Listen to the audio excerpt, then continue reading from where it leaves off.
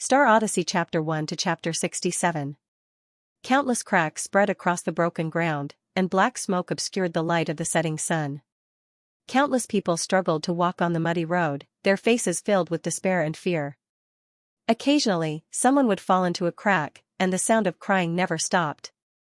Tens of thousands of people were lined up in a long line. On both sides of the line, there was a strong warrior protecting them at set intervals. These people were called evolvers. Evolvers had appeared one after another after the cataclysm on Earth half a year ago. At the back of the line, Luin looked up into the distance and heard a scalp-numbing chewing sound. With a growl, a 2-meter-long mutant dog with scarlet eyes rushed out from behind a burning tree. Blood dripped from the corner of its mouth as it snarled and charged towards the line. Many of the survivors in the line screamed in horror at the sight. Lu Yin's gaze turned cold as he pulled out a strange weapon from his waist. It looked like an iron rod, but one side was sharpened like a blade. Lu Yin jumped up and chopped down with one hand, easily beheading the mutant dog. Blood sprayed onto the ground and dyed the grass red. Seeing the mutant dog die, the line quieted down and continued forward in fear. Lu Yin pulled back his iron rod and looked at it. There were a few cracks on it. Looks like this won't last long. As the sun set and the earth fell into darkness, all of the evolvers lit fires and spread them along the line. They tried to use this method to drive away the mutant beasts, but the line stopped moving. Going to an unfamiliar place in the dark was suicide. The hoarse sound of electricity rang out as a voice came from the walkie-talkie at Lu Yin's waist. Evolvers ending with number 3 are looking for food. Range 1 kilometer. Lu Yin's evolver code was 103. He looked up at the dead mutant dog and threw it in front of the line. Eat it. There was a clamor from the line, and a few men stepped forward to deal with it. They were already used to it, even though the mutant dog still had human bones in its mouth.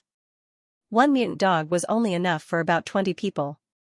Lu Yin walked out of the fire, gripping his iron rod tightly as he walked into the distance. The chewing sounds never stopped, and in the darkness, pairs of glowing green eyes stared at Lu Yin. These were mutant rats. Although they looked ugly, their meat was edible. Lu Yin swung his iron rod and killed more than 10 of them before throwing them to the line. He had enough on his side. Suddenly, there was a scream. Lu Yin didn't need to look to know that it was an evolver who had died, but he didn't plan to save them. Who knew what attacked them? Perhaps it was a poisonous snake, a blood-sucking mosquito, or a mutant rat that could crush steel. These creatures were not difficult to encounter in the wild. The team was very quiet. Everyone hid behind the flames, as if the thin layer of flames could really protect them. Lu Yin looked at them with pity before looking up at the sky. The sky was bright and resplendent, and the polluted air had been completely restored half a year ago. Along with it, countless creatures had mutated, including humans themselves. The changes weren't drastic, but they could become stronger by consuming the crystals of mutant creatures. The blood-stained newspaper rustled under the weight of rocks. Lu Yin picked it up and read the headline. February 3, 2200. A date that will go down in history. On that day, China's Skyward 5 landed on Neptune. Bai Qian became the first astronaut on Earth to explore Neptune. Neptune was a gaseous planet. That day, Lu Yin tossed the newspaper aside, and a little girl carefully handed him a roasted beast leg. He took it and smiled. Thank you. The little girl smiled shyly and ran back to the line. The beast leg tasted disgusting. Although it had been seasoned, it still tasted awful. But Lu Yin was satisfied with it. He only had strength when he was full. The flame suddenly flickered, and Lu Yin took out his iron rod and smashed it down viciously, killing a mutant mantis that had passed through the flames. This type of mantis would cause a lot of casualties if it charged into the group. Its blades reflected a red light, not inferior to Lu Yin's iron rod. Lu Yin only rested for 2 hours throughout the night, and during that time he killed more than 10 mutant creatures that had tried to attack the group. There weren't many casualties on his side, but it was a different story in the other areas. Dozens of survivors and cultivators had been slaughtered by a giant mutant boar. The beast could shoot out its tough mane, and a single round of attack could take away many lives. If not for the help of a few stronger cultivators, the casualties would have been even greater. As the sun rose, the group continued south. They were heading to Jinling, the largest gathering place in the Su province. There was an army there, many cultivators, and Zhou Shan, known as China's executioner. The apocalyptic cataclysm that lasted for half a year had given birth to many evolvers, including the peerless powerhouses known as the Seven Sages. Although information was not flowing smoothly, they could still communicate with each other. Not long ago, evolvers had been clearly divided into levels. They were divided into ordinary evolvers who had just swallowed a crystal, human-level powerhouses who had the power to crush ordinary evolvers, and above them were those who had the power to destroy cities. They were called earth-shaking powerhouses, or earth-level powerhouses. At the very top were sky shakers. As the name implied, they could fly, and were known as sky shakers. The 7 sages of China were 7 sky shakers. Half a year after the apocalypse, it could only be divided like this. Perhaps after a period of time, there would be a more systematic division. However, as long as those 7 experts who could fly in the sky didn't die, they would forever stand at the top. This was also the origin of the word saint. Perhaps it was also because countless survivors hoped for their protection, so they were called saints. The Jinlin colony had a saint, the executioner Zhou Shan. The group continued forward. They were still more than 100 kilometers away from Jinling. A journey that would have taken several hours in peacetime would now take several days. Several kilometers away from the long line, countless wandering zombies slowly approached, as if they had caught the scent of living creatures. The evolvers on both sides of the team were on high alert. Many of them had fear in their eyes.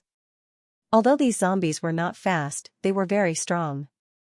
Their blood contained a deadly poison, and if they came into contact with it, even the evolver's skin would fester until they lost their consciousness.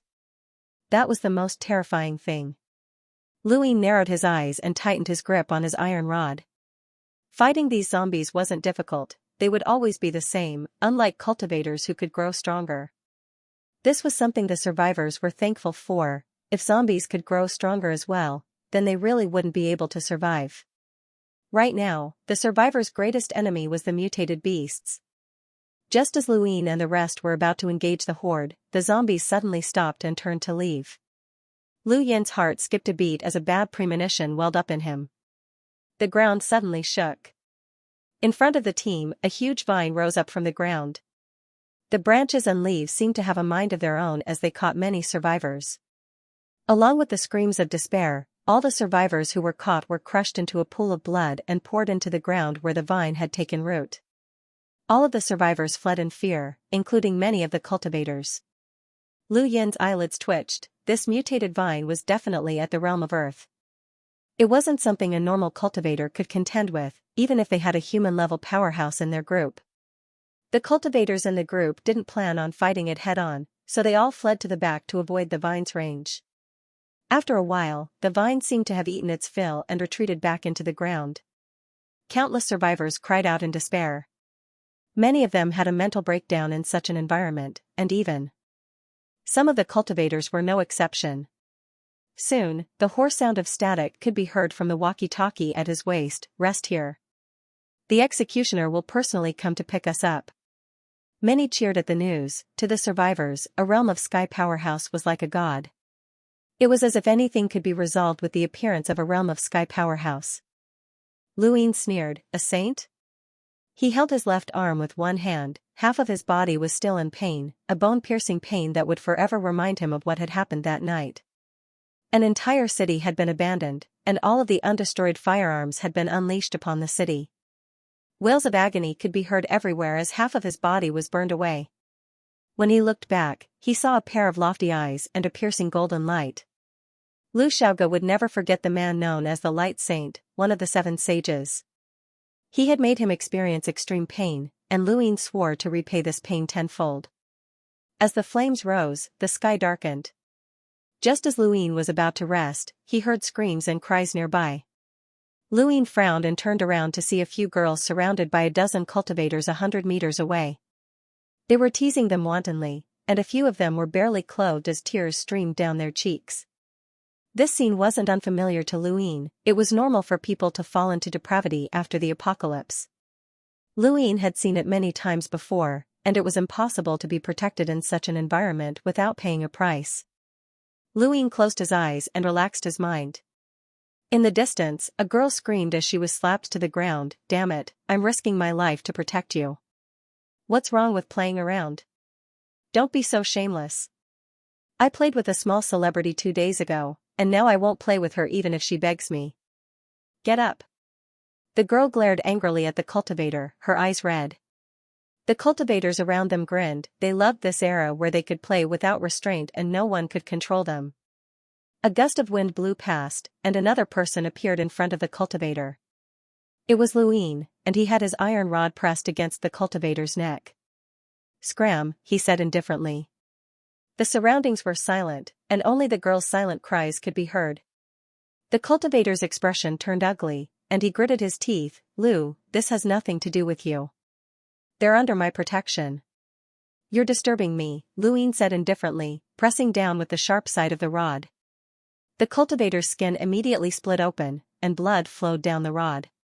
The cultivator was aghast. Fine, you're ruthless. They're yours, I won't touch them." Lu Ying put away the rod and walked back to his original spot. Many people in the group watched this scene quietly, already used to it. Even when the girls had been killed, no one had helped. Lu Ying seemed very strange to them. The cultivators glared at each other angrily, but they didn't act rashly. They knew that Lu Ying was very strong.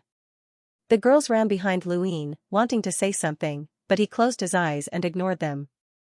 They could only look at him gratefully and carefully sit down. Not long after, a beautiful young woman in revealing clothes smiled as she walked over to Lu Yin's side. Her sharp gaze swept past the girls, scaring them into backing away and lowering their heads in fear. Only then was the beautiful woman satisfied. She sat down beside Lu Ying and blew into his ear. Lu Ying grabbed her neck, opened his eyes, and said coldly, "If there's a next time, you'll die." The girl's gaze was cold, but she forced a charming smile. "You're still so heartless." Lu Ying let go and stared at her coldly. "What's the matter?" She rubbed her neck and rolled her eyes. "You've offended someone, don't you know?" Lu Ying didn't reply.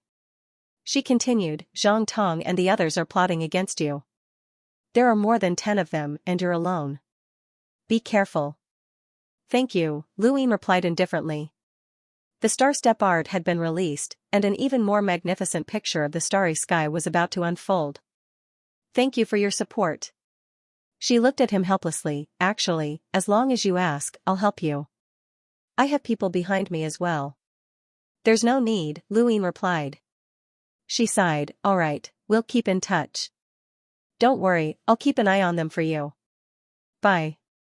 She smiled at him and left, leaving behind a fragrant wind. Lu Ying closed his eyes once more. Her arrival didn't affect him at all. In the middle of the night, she arrived once more and smiled at him. "Congratulations, there's no more trouble." Lu Ying looked at her suspiciously. She replied, "I asked my brother to help. Zhang Tong was captured, and he wants you to discuss how to deal with them." Lu Yin's eyes flashed, and he stood up. "Let's go." She smiled and led the way, passing through the flames until they were about 300 meters away from the team. Although this place wasn't safe, it wasn't too far away either. When Lu Ying arrived, Zhang Tong, the cultivator who had bullied the women, and a dozen others beside him were all kneeling on the ground. A tall man stood in front of them with his hands clasped behind his back. "Brother, Lu Yin's here," the woman said sweetly as she walked up to him. The man turned around and smiled at Lu Ying. "Are you Lu Ying?" Lu Ying nodded. "I'm Lu Xing, one of the captains of this team," the man said with his head held high, looking at Lu Ying proudly. "I know," Lu Ying replied. Lu Xing frowned, not liking Lu Yin's attitude. "What do you plan to do with these people?" "I'll leave them to you." Lu Ying looked at him. "What are your conditions?" Lu Xing's lips curled up as he stared at Lu Ying. "I won't beat around the bush. I've heard about you and observed you. You probably haven't absorbed any energy crystals from mutant beasts, but you're very powerful. Can you tell me why?" The woman looked at Lu Ying expectantly from the side, as did Zhang Tong and the other cultivators kneeling on the ground. Lu Ying smiled. "Is that why you lured me here?" Lu Xing smiled and looked at the woman. The girl took a few steps forward and walked to Lu Yin's side. She blew at him and asked, "Brother Lu, can you tell us? Is there another path to evolution?" Telling us is the same as telling the entire human race. The entire human race will be grateful to you, and I can accompany you. Luin turned to look at her. I've said it before. If there's a next time, you'll die. As soon as he finished speaking, the iron rod flashed, and she clutched at her neck. Blood flowed down her fingers and dyed her clothes red. She fell to the ground in disbelief. She had not taken Lu Yin's words seriously, nor had she thought that Luin would dare to kill her in front of Lu Xing. Lu Xing was one of the captains, a mortal rank powerhouse. Lu Xing was stunned as well, as he had not expected Luin to be so bold. Luin swung his staff. You guys are really annoying. You've been eyeing me ever since this team was formed. Let's end this tonight. He then charged towards Lu Xing and swung his staff down. You're courting death. Lu Xing was enraged. He pulled out a long sword from his waist and used it to block the iron staff. He had thought that this attack would not only block Lu Yin's attack, but it would also severely injure him. However, reality was the complete opposite of what he had expected. His sword was split in two, and the iron staff's blade even left a deep gash on his right shoulder that was so deep that his bones could be seen. Lu Xing was in disbelief. He was a mortal rank powerhouse who could take on many ordinary cultivators, but he had been defeated in one move by Luin. How was this possible? Luin did not stop after injuring Lu Xing and swung his iron rod again. Lu Xing hurriedly dodged and flipped to the side, throwing the hilt of his sword at Luin. Luin deflected the hilt with a swing of his staff, the force of his attack leaving a small crack in the ground. What are you looking at? Attack together and kill him. Lu Xing roared, glaring at Zhang Tong and the rest. Zhang Tong and the rest did not hesitate and pulled out all sorts of weapons to attack Luin. Lu Yin's gaze was cold as he flipped the metal rod over and kicked out forcefully. Shockwaves that could be seen with the naked eye caused the ground to crack as his body traversed a distance of more than 10 meters. Zhang Tong and the rest looked at their chests as blood dripped down. Soon, they lost all consciousness and collapsed to the ground, dead. Lu Yin's heart was as hard as steel. This was the worst era with no restrictions, but it was also the best era where evil could be eliminated. Lu Xing stared blankly at Luin. How is this possible? You're an Earthrealm powerhouse. You're definitely one. A mortal rank powerhouse can't be this strong. Lu Yin's gaze was cold. Lu Xing trembled and knelt on the ground. Luin, no, Master Lu, please let me go. I'll be your dog, I'll kill for you, I'll find women for you. I'll do anything you want. Luin raised his head and looked at the sky. Lu Xing's gaze was ruthless as he pulled out a blade and stabbed it at Luin. The blade successfully pierced Luin, but the Luin in front of him slowly faded away. Lu Xing's pupils shrank as he stared at the scene in disbelief. What was this? This is called the roving step. It's a battle technique that comes from outer space, Luin said indifferently as the iron rod swept past. Lu Xing's head drooped as he knelt on the ground, dead. Luin sighed and put the iron rod away, still looking at the sky. I'm just a guest, but I'm stealing the show. Luin quickly took the energy crystals from Lu Xing and the rest and approached the ring on his finger. Suddenly, the crystals disappeared as if they had never existed. This was a cosmic ring, a precious storage ring that was similar to battle techniques in that it also came from outer space. No one cared about the disappearance of Zhang Tong and the rest, but Lu Xing was different. He was a captain, and now that he had disappeared, it attracted the attention of the other captains. However, because Lu Xing wanted to steal Lu Yin's method of evolution, he had purposely hidden his whereabouts, so no one came looking for trouble. It could be said that Lu Xing had brought this upon himself. At noon the next day, tens of thousands of people looked up into the sky. They had just received news that the executioner, Zhou Shan, was about to arrive. Not long after, a black dot appeared in front of everyone's eyes, followed by a muscular man who was over 2 meters tall with short hair. He held a mountain-splitting axe in his hand that was over 3 meters long, towering in the sky with a domineering aura. Everyone stared blankly at this scene. Could humans really fly? Was this a realm of ascension? One of China's 7 sages? Zhou Shan didn't say a word as he raised his hand and pressed downwards. The shockwave kicked up a cloud of dust that made it hard for everyone to open their eyes. All of the cultivators looked forward with burning eyes. This was the power of a realm of sky powerhouse, enough to destroy mountains and rivers. Giant vines snaked out of the ground and viciously swept towards Zhou Shan. Zhou Shan snorted, his voice exploding in everyone's ears. Then, he raised his giant axe up high. The air behind him rippled and vaguely turned into transparent wings. Storm slash. With a loud shout, Zhou Shan's body tumbled down with the giant axe and slashed at the vines.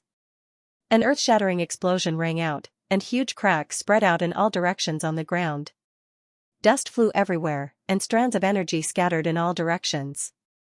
Fortunately, there was the Evolver captain blocking the front, otherwise, just the energy alone would have caused huge casualties to the survivors. Luin stared ahead. Yesterday, they had all guessed that the vines were of the realm of sky, but he was the only one who felt that they were of the realm of sky. This was why Zhou Shan had gone all out. A gust of wind blew past, and when the dust settled, Zhou Shan's domineering figure appeared before everyone's eyes. The vines had been completely pulverized, and there was a huge crater in the ground that was filled with green liquid. Tens of thousands of people looked up at Zhou Shan in reverence and cheered. Zhou Shan raised his axe and soared into the sky, shouting, "Let's go back to Nanjing, it's safe there." "Thank you, Executioner." "Long live the Executioner." "Executioner." Tens of thousands of people chanted Zhou Shan's name. Heroes were needed in these apocalyptic times. Zhou Shan was a hero, and so was the 7 sages. Luin gripped his staff tightly. His current strength had yet to reach the realm of sky, and just as Lu Xing had said, he hadn't absorbed any energy crystals. He wanted to walk another path of evolution, the true path of evolution in the heavens. Thinking about it, he looked up. Soon, they should be here soon. With Zhou Shan's protection, the group advanced smoothly. There were definitely powerful creatures in this world that were far stronger than Zhou Shan, but they were too rare to encounter. A day later, tens of thousands of people arrived at Nanjing. Only then did many of them put down their bags and burst into tears. Nanjing was under martial law, and there were huge earthen walls outside. Rows of cultivators stood on top of the walls, silently watching the tens of thousands of survivors enter. Their eyes were filled with sorrow. This group had lost at least a tenth of their population from the start to the end. Luin had been to Nanjing during the era of peace, and the city had been beautiful with ancient trees lining the streets. Now, however, the city had shrunk significantly, and the outer perimeter had been abandoned. Countless wandering zombies filled the outer city, and if not for Zhou Shan opening the way, they would have had to fight a bloody battle to enter. The survivors would be taken care of, while the cultivators would be taken care of by another group. There were more than 500 cultivators in this group, and compared to the tens of thousands of survivors, one cultivator had to protect nearly 100 people. This ratio was relatively small, and it also proved that mutant creatures were not easy to kill. It was a pity that the zombies didn't have energy crystals, or there would be many more cultivators. Zhou Shan, the executioner, had set up an organization to manage all cultivators.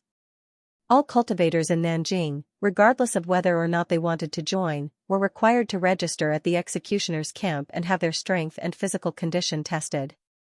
Lu Yin's group was brought there. It wasn't just a single camp, but a huge one that occupied Nanjing's Xianxia mountain. Legend had it that when it was first established, there were countless zombies and mutant beasts. Zhou Shan had led all the cultivators there for a month to conquer Zhongshan, and that was only because Zhongshan had once been a tourist area in Nanjing that didn't have many wild mutant beasts. Zhongshan Mountain was the center of the camp, and it radiated outwards, gradually helping the survivors conquer Nanjing and making it one of the largest settlements in the East China region. The Zhongshan camp was solemn and dignified, and the cultivators around looked on enviously at the uniformed soldiers. They would be here in the future as well. It's only been half a year, and the executioner has already established such a huge organization. It's unbelievable, someone sighed. Someone else immediately agreed, many people are still hiding when the apocalypse comes, but the executioner has already established this camp. It'll definitely dominate all of China in the future. Many people agreed with this statement. Luin walked among the cultivators, looking around at the soldiers that passed by from time to time. His eyes flashed, these soldiers were real soldiers. Logically speaking, with the arrival of the apocalypse, no matter how charismatic anyone was, they would not be able to create such an organization. Zhou Shan was even more unlikely. However, the camp still appeared. There could only be one reason. The people here were true soldiers. China hadn't collapsed because of the apocalypse, but it had stabilized in another way. Zhou Shan was part of the military, and perhaps even the Seven Sages. Otherwise, it would have been impossible to reach the realm of sky in just half a year. Lu Yin wasn't sure if he should rejoice, but the apocalypse hadn't caused a complete breakdown in communications. Otherwise, even the country wouldn't have been able to stabilize itself in such a short time. Mount Zhongshan had been hollowed out, leaving behind a huge space filled with modern facilities that amazed the hundreds of cultivators. Groups of soldiers walked past, carrying standard steel knives on their backs. It was a strange sight, like a combination of modern and ancient times. As cultivators grew stronger, ordinary firearms were no longer as useful as cold weapons. Many of the armory had been destroyed, but the fact that they were still equipped with standard steel knives proved that the camp wasn't simple. Lu Yin and the rest were led to a huge plaza, surrounded by a circle of soldiers. There were also many female soldiers looking at them with solemn expressions. There was a layer of transparent glass about 10 meters above the plaza, revealing a huge space behind it. At this moment, a few men and women were standing near the glass, laughing as they looked down. I wonder if we'll be able to recruit some useful people this time. Even if they can't reach the human realm, they shouldn't be too weak, a middle-aged man said in a low, muffled voice. Don't get your hopes up. It's not that easy to reach the human realm. The captains of this group have already been assigned by the executioner. You and I didn't get a single one, a charming woman said unhappily. It's not impossible. It's not easy to protect tens of thousands of survivors from so far away. I value these people, so why don't you give them all to me? A young man laughed. Stop dreaming. Let's see how Feng Hong arranges it. He'll be the instructor this time, so he'll definitely take the lion's share. They were all captains of the camp. There were 80,000 cultivators in the camp, and only those who reached the Earth realm could become captains. Once they became a captain, they would become an overlord in Nanjing, only second to the executioner, Zhou Shan. To the millions of survivors in Nanjing, executioners were rare, and captains were like gods. I heard that the Luo sages' snow maidens are coming to Nanjing and will be sparring with us. Who do you plan on going up? The charming woman suddenly asked, smiling at the people beside her. They remained silent, not intending to answer. The charming woman laughed. Rumor has it that the Luo sage has declared the snow maidens to be invincible in the Earth realm. Are you sure you don't want to meet them? They still didn't speak. The charming woman pursed her lips into a smile and didn't say anything else. Luo Sage Bai Shui was the founder of Camp Blue. Although she was ranked alongside the executioner as one of the 7 sages, her status was higher than his. In the eyes of outsiders, the 7 sages of Huaxia were of equal status, but only a small number of people knew that the 7 sages were divided into the 3 upper sages and the 4 lower sages. Luo Sage Bai Shui was one of the 3 upper sages, while Zhou Shan was one of the 4 lower sages. In the square, the evolvers were being examined one by one. The main reason was that many viruses had mutated after the apocalypse, especially the virus from zombies, which was very difficult to treat. The camp had to ensure that none of the evolvers were infected by the virus, otherwise it would be very dangerous. Soon, it was Lu Yin's turn. Looking at the sample bottle that contained his blood, the nurse began to fill in his personal information. Lu Yin's eyes flashed, and he exerted force in his legs. His figure blurred, but in the next moment, he returned to normal. No one saw it clearly, but the color of the blood in the sample bottle changed a little. It seemed to have a tinge of purple, but it quickly returned to normal. Lu Yin, is it? Please wait for a moment, it'll be ready soon, the nurse said with a smile. Lu Yin nodded. Thank you. He then walked to the other side. After a period of time, nearly 500 evolvers had finished their random inspection. There were no problems. Not long after, a middle-aged man wearing a dark military uniform walked over.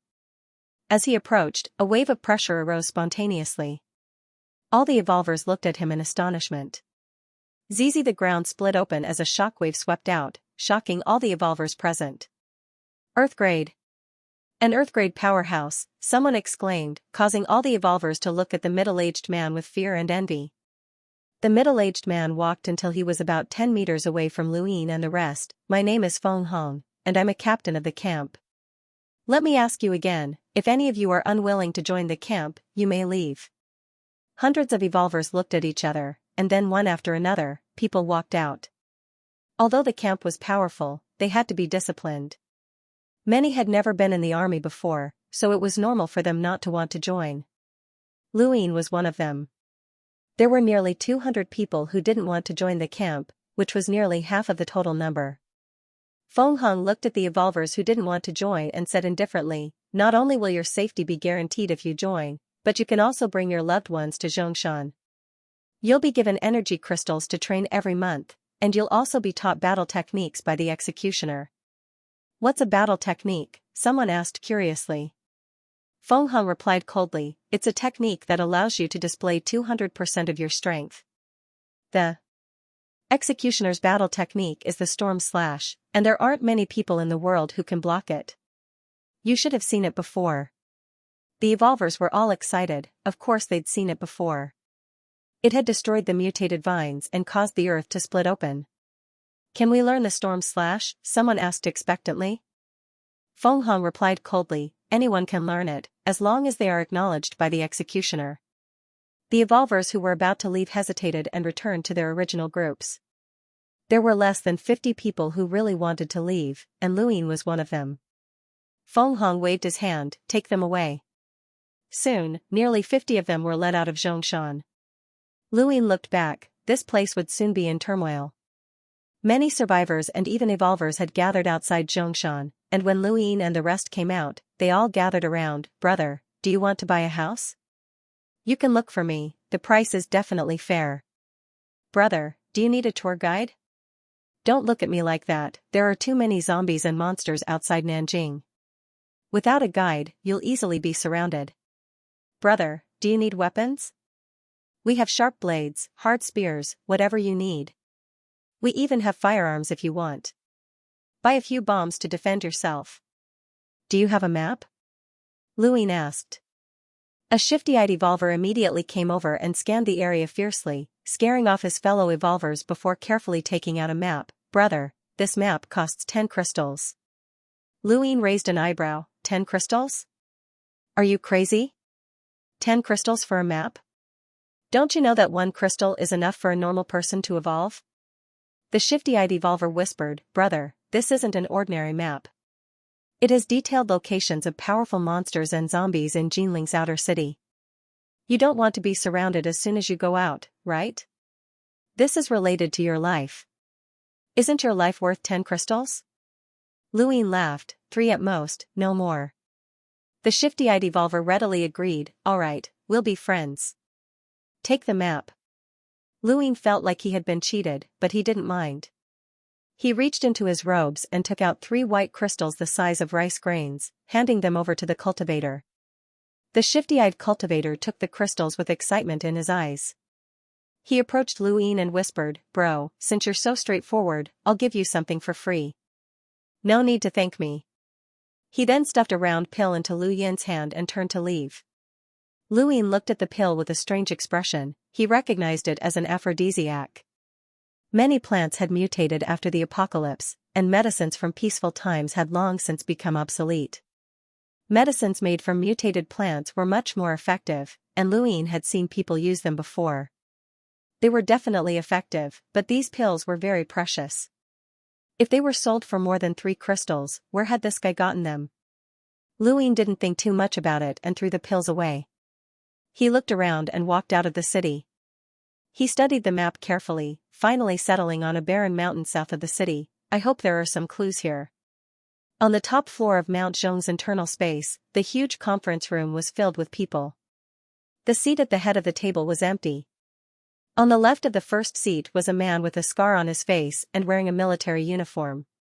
On the right of the first seat was a beautiful girl wearing glasses. Most of the people sitting here were captains of the prison camp. After a while, Zhou Shan entered the room and naturally took the seat of honor. He looked around at everyone and finally at the girl with glasses. "How's the plan coming along?" The girl pushed up her glasses. "According to initial estimates, it will take at least 2 months to expand the Jinling colony, and the loss of combatants may reach 2 to 3,000. If we want to expand the territory of Jinling into the colony during peacetime, the loss will increase by 3 times. Zhou Shan frowned. "We have to expand the colony. The push north is going smoothly, and we'll be able to connect to the capital in a few months. Then, the entire country will be connected, and it'll be easy to reclaim our territory. We can't fall behind and become a laughingstock." "Executioner, we've just received news that a realm of sky powerhouse has been born in India," the bitter monk, the scarred man suddenly said. There were only 7 realm of sky powerhouses in all of China, and the difficulty of reaching that level was obvious. No one had expected one to appear in India. Zhou Shan's gaze turned cold. "The bitter monk? Check his information. Logically speaking, it's impossible for anyone to break through within a year." "Understood. Is there anything else?" Zhou Shan continued. One of the evolvers was just about to speak when he suddenly looked out of the window in a daze. The others followed suit and also looked out of the window in a daze. Zhou Shan abruptly turned around and looked out the window, his eyes narrowing. Dozens of meteors streaked across the sky, leaving long trails of flame behind them. One of them was headed straight for Nanjing, landing south of the colony and causing the ground to shake. At this moment, countless survivors and evolvers saw this scene. The meteors in the sky were like dazzling fireworks and disappeared in the blink of an eye. Outside Nanjing, Lu Yin, who had followed the map to the barren mountains south of the city, also saw the meteor that had crashed not too far away from him. Violent shockwaves swept across the sky, blowing away the clouds and causing the ground to crack. He kicked aside a steel frame that had smashed into him and looked south. After thinking for a moment, he rushed over.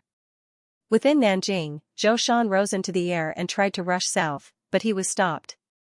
"Executioner, countless zombies are attacking the city walls." Zhou Shan turned to the east and saw a black mass of zombies roaming towards them. Nanjing had already been sealed off, and many of the survivors were still trapped outside, crying out in despair. Zhou Shan flew out of the city with his mountain-splitting axe and swung it at the ground, slicing through countless zombies. "Open the gates and let them in. I'll protect them." South of Jinling City, where the meteor landed, smoke and dust rose into the sky. A huge cone-shaped crater with a radius of 1,000 meters was located at the bottom of the crater. It was 2 meters in diameter and emitted white smoke. The air around it was distorted. Lu Yin approached the crater and hid in an abandoned factory not far from it. He looked at the white sphere through the wooden planks, his expression changing slightly. Although he had guessed that it would be there, he still hadn't expected it to actually appear. "It's a spaceship," he muttered. With a soft sound, the door of the white spacecraft opened, and a hand reached out. After a pause, a young man walked out of the spacecraft. He had short hair, and he wore white light armor and battle boots. He slowly walked out of the spacecraft, looked up, and stretched lazily. "So tiring. If it's a trial, then so be it. Why did they choose such a distant place and even make us fly here? How disgusting." After saying that, the youth took out a short knife from the spacecraft and a wristwatch that he wore on his left wrist. He tapped the wristwatch, and a beeping sound could be heard. The youth's eyes narrowed as he looked in Lu Yin's direction. As he spoke, he leaped up and pulled out his dagger to slash horizontally. With a huge slash, the factory was split into 2. Lu Yin stooped to avoid the blow, fleeing a dozen meters away. The factory had been reduced to rubble. The youth soared into the sky and looked at Lu Yin with arrogance. "You're a native of this planet?" Lu Yin's gaze turned solemn. "A realm of sky powerhouse. I'm asking you a question, didn't you hear?" The youth growled, casually slashing out with his sword. A visible slash cut through the ground, kicking up a cloud of dust. "Are you an alien?" Lu Yin asked solemnly. The youth sneered and landed on the ground, glancing at his watch. "Only 8 power? Wait, that's not enough to dodge my attack." He looked at Lu Yin in astonishment. "You specialize in physical training? You're an alien, aren't you?" The youth frowned. "Natives like you can call us that, but we prefer you call us masters." "Masters?" Lu Yin frowned. The youth looked down. Your planet has long been under the surveillance of the Great Yu Empire. To us, you're just natives in captivity, so of course we're masters. Alright, tell me, did you specialize in physical training and reach the Seeker realm, or even close to the Sentinel realm? I don't know what you mean, Luin replied. The youth narrowed his eyes and thought about it. How could this native planet know about the realms? His eyes flashed coldly as he stared at Luin. Attack me, show me your strength. Luin clenched his fists. Are you sure? The youth sneered. Vesta, won't be injured by a native like you.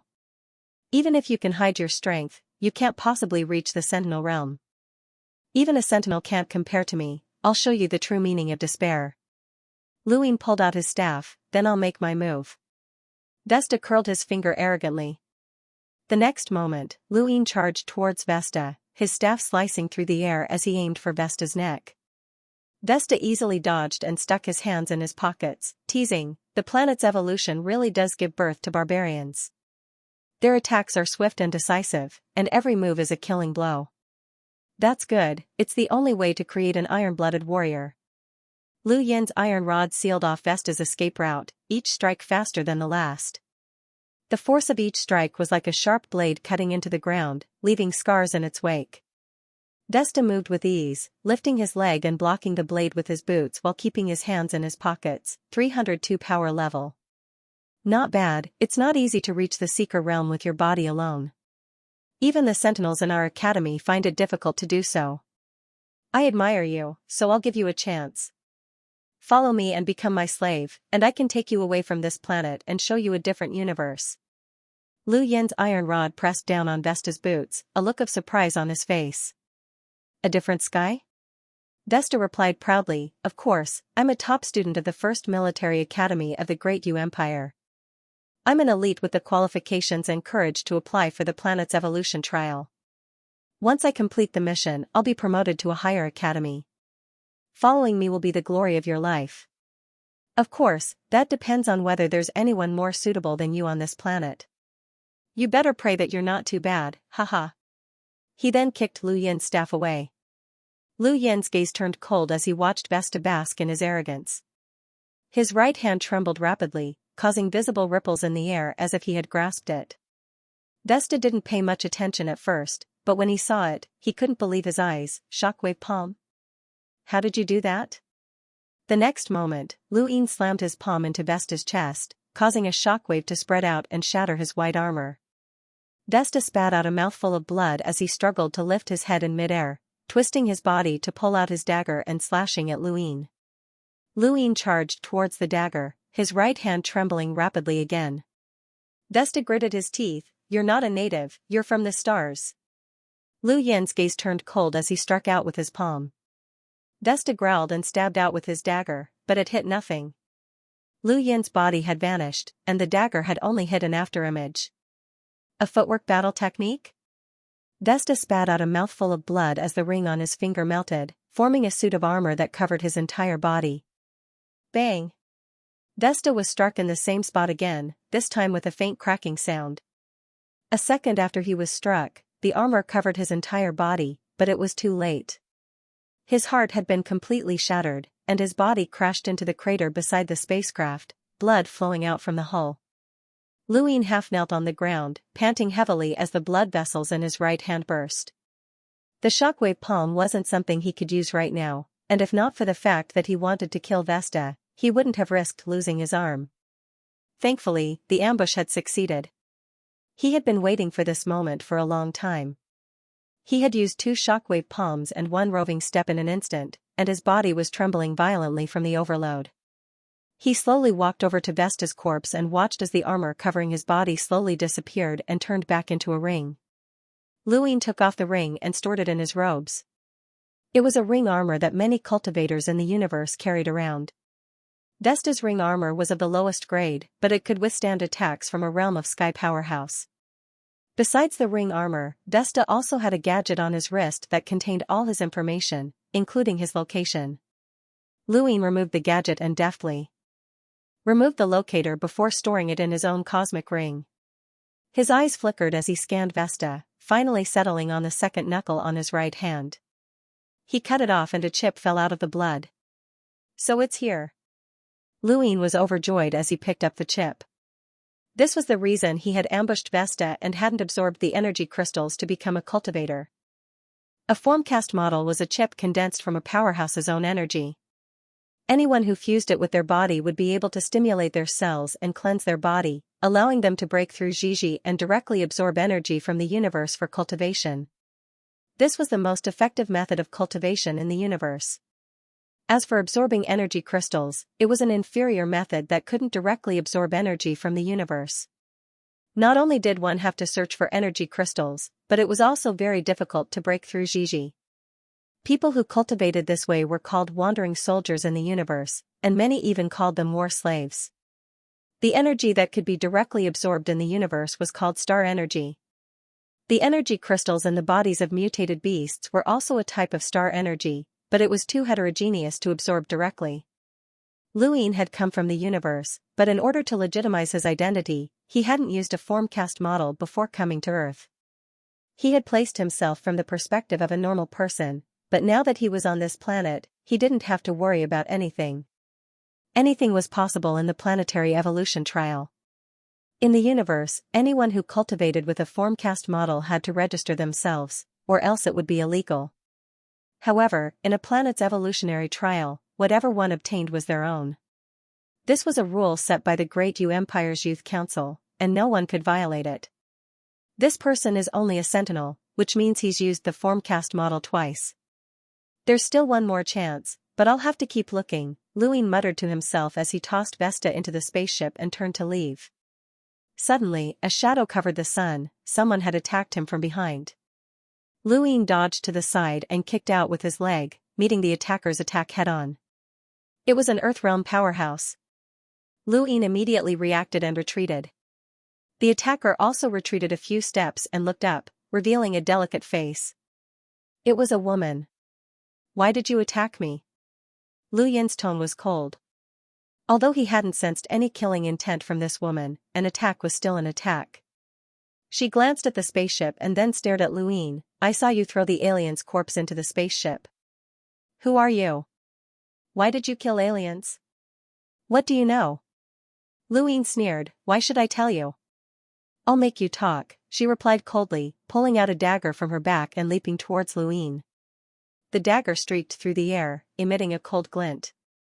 Luin easily dodged, but the woman wasn't slow at all. Her dagger flew through the air, whistling as it tore through the air, each strike aimed at a vital point.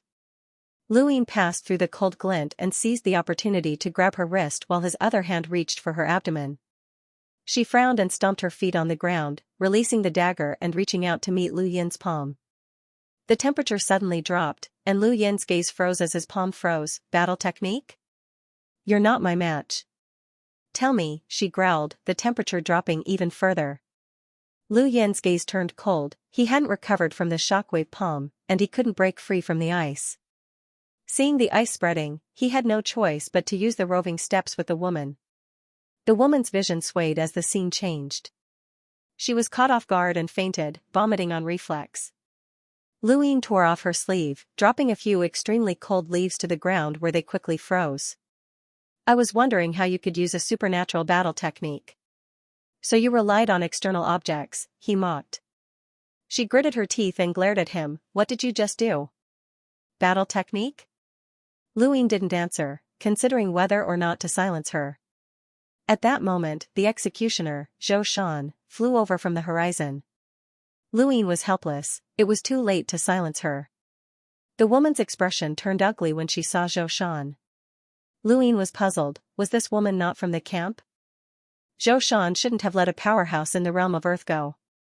There was a whoosh as Zhou Shan descended from the sky. His dignified gaze swept over Luin and the girl before finally landing on the white spacecraft. His eyes were filled with bewilderment. Can someone explain this to me? He asked in a low voice. Luin thought for a moment before replying. The spacecraft landed, and someone inside wanted to kill me. Perhaps the impact was too severe and he wasn't my match, so I killed him instead. Zhou Shan stared at Luin for a moment before looking at the woman. He wasn't in a hurry to check the spacecraft and smiled. Long time no see. You're the only snow lady here? She bowed. Snow Lady Zhao Yu greets the executioner. Luyin looked at her in shock. Snow Lady? He had heard of her before. She was a powerhouse under Luo Xing's Blue Battalion in the Changbai Mountains. Why would a Snow Lady appear in Nanjing? We haven't met since the cataclysm. Who would have thought that things would change so quickly? Zhou Shan sighed. Zhao Yu respectfully replied, Luo Xing sent me to congratulate you. The executioner has dominated the Su province. Congratulations. Zhou Shan smiled bitterly. What's there to congratulate me for? I can't compare to Luo Xing. I know how strong the 3 upper sages are, and you're stronger than all of my captains. Zhao Yu smiled. You flatter me, executioner sage. I just lost to this major of yours. He's really strong. Zhou Shan pointed at Luyin. Him? I don't know him. Zhao Yu was shocked. He's not a major general under your command? Zhou Shan understood that Zhao Yu had been defeated by Luyin. He stared at Luyin in astonishment. This person had actually defeated the Snow Lady. Luyin lowered his head and fell into deep thought. From Zhou Shan's tone, it seemed that they had known each other before the apocalypse, but they had not met after. This meant that Luyin had witnessed the strength of the upper 3 sages before the apocalypse. Indeed, the 7 sages had started training before the apocalypse. Luyin had once heard rumors that their exploration of Neptune had not been fruitless. They had actually found a warblade and a corpse. It was said that this discovery had almost led to a world war, but in the end, China had to compromise and give the other countries some things before the apocalypse had ended. In that case, the reason why the 7 saints were able to cultivate was because they had obtained something from that corpse. Luyin clenched his fists. He hadn't guessed wrong, and the direction he'd been searching in had been correct. It was impossible for the 7 sages to know about formcast models. In that case, if the corpse belonged to a peerless expert, then there might still be a formcast model left in his body that could be used. That was his true target. Soon, the army arrived. The leader of the army was a beautiful woman wearing glasses. Zhou Shan had the army seal off the area as he watched a few researchers in white lab coats explore the spacecraft. He then looked at Luyin. Little brother, what else do you know about this alien? Zhao Yu looked at Luyin as well. Luyin thought for a moment before answering. I heard a few things from him, such as the Academy's assessment, the trial of a primitive planet's evolution, and a mission. Zhou Shan's eyes flashed. That's all? Luyin nodded. He didn't say much, just wanted me to be his slave. He called us savages. Savages? Zhou Shan sneered and looked up at the sky. Looks like Earth won't be peaceful for long. Dozens of spaceships just landed, which means dozens of aliens. I never thought that the day of contact would come so soon. Luyin looked at Zhou Shan, who didn't seem surprised. Executioner, the spaceship is about to be transported back to Jinlin for analysis. The alien's heart was shattered and he died. According to our investigation, he should have a weapon, but we couldn't find anything after searching the area, the bespectacled woman reported. Luyin had destroyed the scene of the battle while searching for Vesta's body, so they couldn't even restore it. Zhou Shan looked at Luyin. Little brother, the alien's body is very useful for research. Can you hand it over? Don't worry, I'll return it to you once the research is complete. Luyin muttered to himself for a moment before pulling out the dagger. This is his weapon, I didn't take anything else. He then tore open his shirt to show Zhou Shan. And the rest. Everything he had was stored in his cosmic ring, but Zhou Shan and the rest couldn't recognize it. They couldn't imagine a ring that could store space, so they naturally didn't care. Zhou Shan took the dagger and waved it casually, slicing through the ground. How sharp, this material really isn't from Earth. With that, Zhou Shan tossed the dagger to the bespectacled girl and scanned Luyin with a sharp gaze. When he saw that there really was nothing on him, he stepped forward and patted Luyin's shoulder, praising him. Not bad, little brother. What's your name? Are you interested in joining the camp? Are you interested in becoming a captain? Luyin agreed without hesitation. He had no choice but to do so. Zhou Shan seemed calm, but he had never let go of his suspicions. It wasn't just him, everyone was wondering if Luyin was hiding something from the alien. Since they wouldn't let him go under such circumstances, Luyin might as well agree to avoid conflict. A realm of sky powerhouse wasn't something he could deal with right now, and Vesta wouldn't have been killed if he hadn't been too careless. Lu Yin was sure that the same method wouldn't work on Zhou Shan, and there were so many cultivators around. Zhao Yu frowned, I can't contact the Luoxing. All communication lines were cut off the moment the aliens arrived. Zhou Shan nodded, the alien spacecraft destroyed all communication lines. I'll send people to repair them as soon as possible. Don't worry, even if aliens appear in the northeast, Camp Blue will be fine. The Luoxing is very strong. Zhao Yu nodded silently. Research on alien spacecraft wasn't something that could be done overnight. Fortunately, the spacecraft wasn't large, and the army managed to transport it back to Nanjing in secret. Lu Yin was authorized to reside in Zhongshan, becoming the 14th captain of the camp. There were 80,000 soldiers in the camp, and his position was only a title. He didn't have an army under his command, but he didn't care. What he wanted most right now was to remodel his body and become a true cultivator. At the peak of Zhongshan, Zhou Shan looked towards the south as the bespectacled girl approached him. Executioner, we've searched the area around Tianqing. There's nothing hidden. That person wasn't lying. Zhou Shan sighed, all right, you can go now. There's something I need to report. We found traces of battle around Tianqing covered up. This Lu Yin might not be as simple as he seems. He might be very strong, the bespectacled girl said solemnly. Zhou Shan smiled, I know. His right hand and leg were injured, but he was still able to defeat the Snow Lady. His true strength is at the peak of the realm of Earth, or else he wouldn't have been able to kill the aliens. Also, he doesn't seem to have absorbed any energy crystals. This person is very interesting. Should we monitor him? The bespectacled girl asked. Zhou Shan shook his head, no need. Humans should be as united as possible right now. Besides, even if he's hiding his strength, he's only in the realm of Earth. Understood. Within the captain's tent at Zhongshan's camp, Lu Yin sat cross-legged on his bed and slowed his breathing. 10 minutes later, he opened his eyes with clear eyes and took out a formcast model from his cosmic ring. His eyes burned with passion as he bit his index finger, causing blood to gush out. He pressed the formcast model onto his injured index finger, and it slowly melted into his fingertip before disappearing. Lu Yin waited expectantly, but a moment later, intense pain spread from his fingertip to his entire body. Lu Yin's gaze sharpened as he gritted his teeth and endured the pain. The pain surged through him like a tidal wave, as if his body was being torn apart. All of his cells were being reassembled and refined, and his blood vessels squirmed on the surface of his skin. He felt as if he was being roasted by fire, crushed by an invisible hand. This was the power of a peerless powerhouse. All of his formcast models had come from such a powerhouse. At this moment, Lu Yin could truly feel the greatness of this power. Pfft. Lu Yin spat out a mouthful of blood, but his eyes grew brighter as he looked into the void. Countless impurities were cleansed from his body before being incinerated by energy, causing the air around him to distort. After an unknown amount of time, Lu Yin spat out another mouthful of blood. Shockwaves rippled out from his body, overturning the tents for several hundred meters.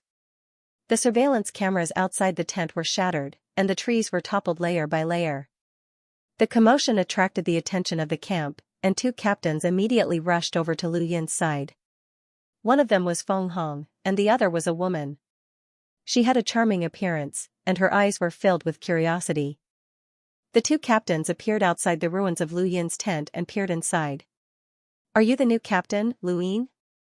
Feng Hong asked loudly, and the cultivators behind him were on high alert. Lu Yin quickly walked out of the ruins, his face pale and his steps shaky. Sorry to disturb you too, but I am Lu Yin. Feng Hong and the charming woman looked at him in shock. Why are you so weak? Lu Yin smiled bitterly. I saw the executioner use a battle technique before, and I was itching to try it out myself. However, I failed and ended up with some injuries. Feng Hong smiled. Brother Lu, you're too impatient.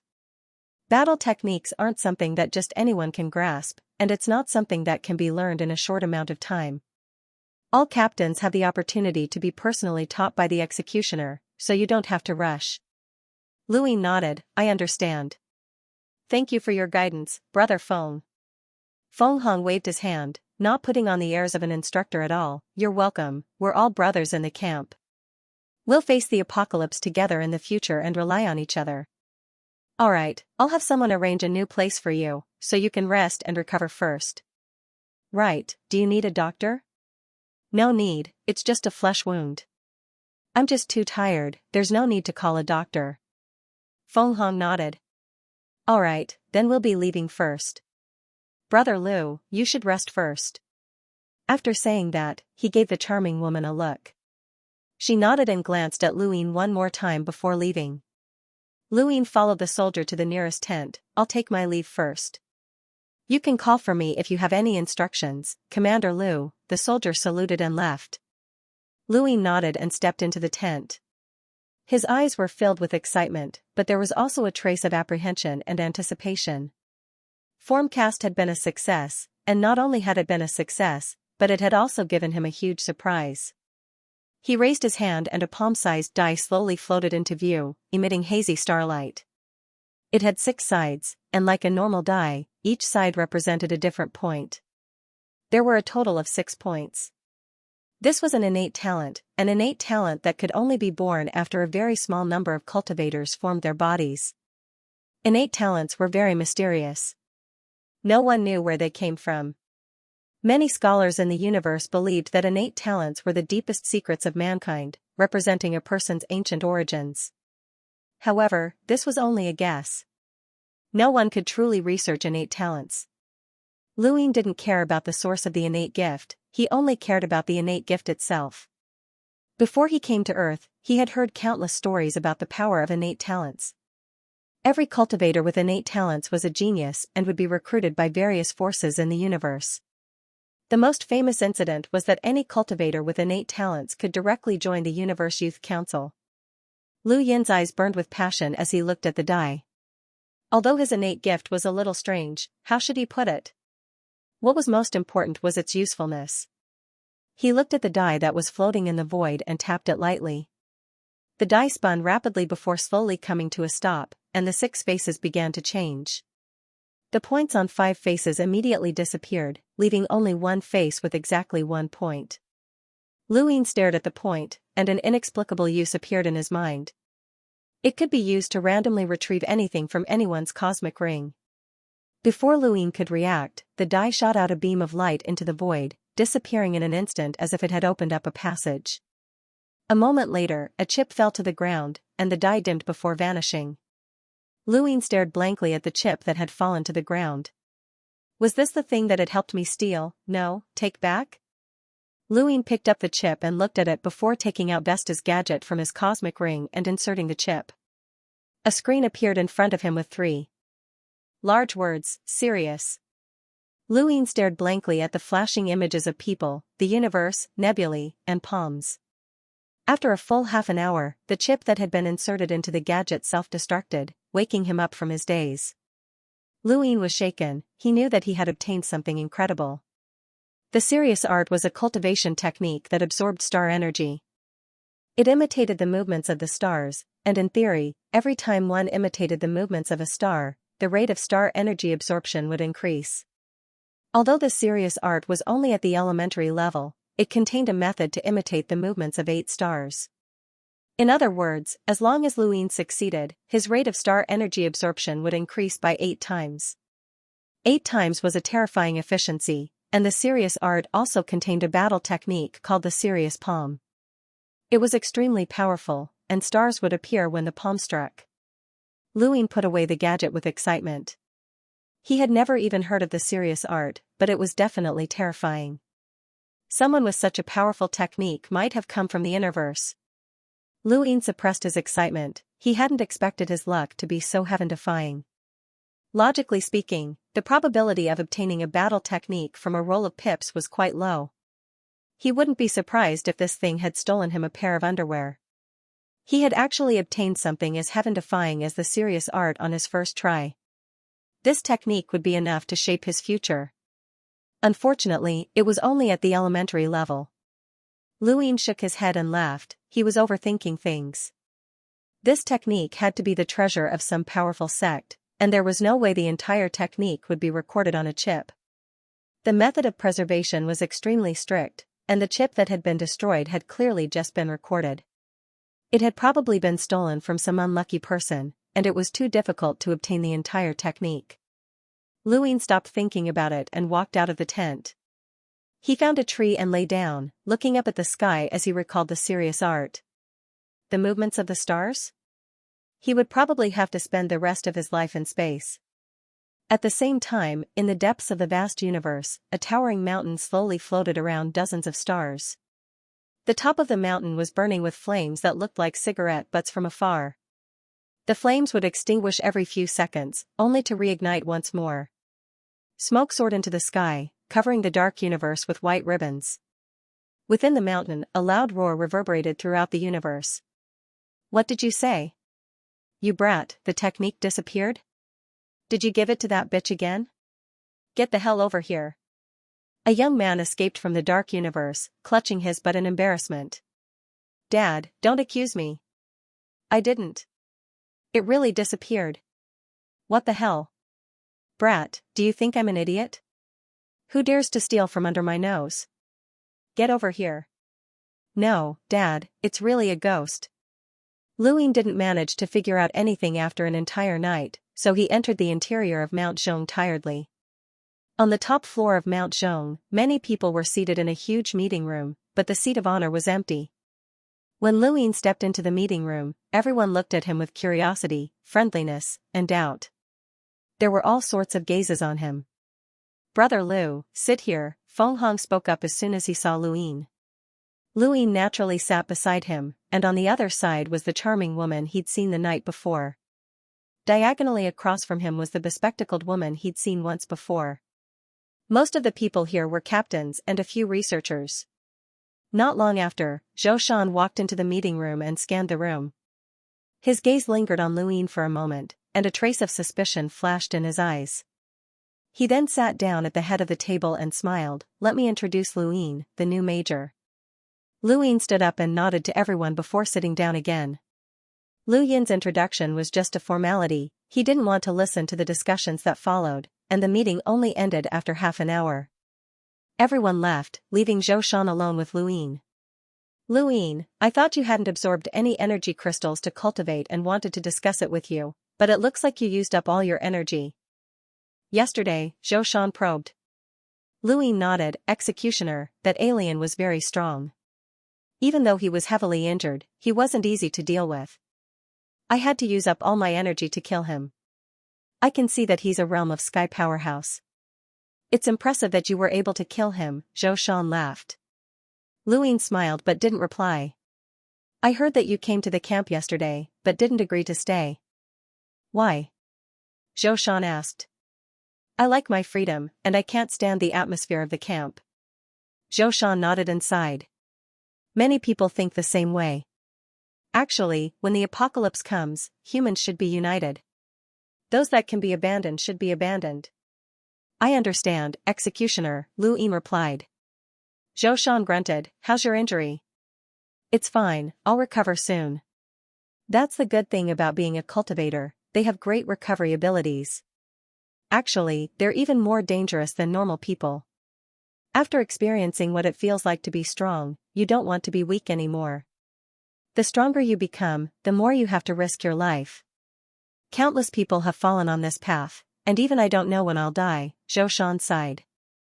Luin glanced at Zhou Shan. He was speaking the truth. The so-called 7 sages of Huaxia were just ants in the vast universe, and even a random student could reach that level. The realm of heaven was known as the Sentinel realm, but it was only the second step of cultivation. The first step was the Seeker realm, and Luin was a seeker.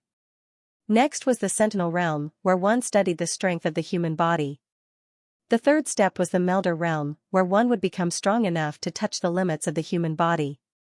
The fourth step was the Lamiter realm, where one could break through the limits of the human body and traverse the void. Above that were the explorers, who could traverse the void with a wave of their hand. Explorers, on the other hand, were still unable to reach the level of being able to create formcast models. The path of cultivation was long and vast, and it was almost impossible for Zhou Shan, who used energy crystals to cultivate, to become an explorer. The stronger he became, the more insignificant he felt. Why am I telling you all this? Come, let's go take a look. Zhao, you should be fighting one of my captains by now, Zhou Shan smiled and led Luin out of the meeting room. Luin followed them silently, and they soon arrived at the plaza where they'd been before. Through the glass, he saw a captain defeated by Zhao Yu and beaten to the ground. Zhao Yu was dressed in martial arts clothes, and her attacks were swift and decisive. Luin had seen this before, and she was currently suppressing Feng Hong. Zhou Shan looked down and shook his head. There are strong and weak earth ranks as well, and the gap between them is huge. Zhao Yu didn't even use a battle technique, but she easily defeated my captains. Luin looked down and said in a low voice, her battle technique is powered by a plant. Zhou Shan smiled, of course, whether it's the Snow Lady or the Luo Sage, they need to use external objects to freeze the human body. The human body can't produce such an effect. Lu Yin's eyes narrowed, unable to produce such an effect? No, powerful battle techniques and innate gifts could change the weather, but Earth couldn't. Lu Yin's serious art could even imitate the movements of the stars, but no one would believe him even if he told them. Feng Hong was quickly defeated, and 2 more captains followed suit. No one was willing to step up. Zhao Yu raised her head and looked around. I heard that captains are all iron warriors. Why, no one wants to spar with me? The faces of Feng Hong and the others turned ugly. Above them, Zhou Shan couldn't help but laugh. The Luoxing's 3 snow maidens are considered invincible in the Earth realm. They really do have some ability. At this moment, Zhao Yu looked up and stared straight at Luin. She raised her hand and crooked her finger, looking rather valiant and formidable. Feng Hong and the others looked up in surprise. Luin raised an eyebrow. This was a provocation. Zhou Shan smiled. Looks like she's not convinced that you defeated her yesterday. It was a draw yesterday, Luin replied.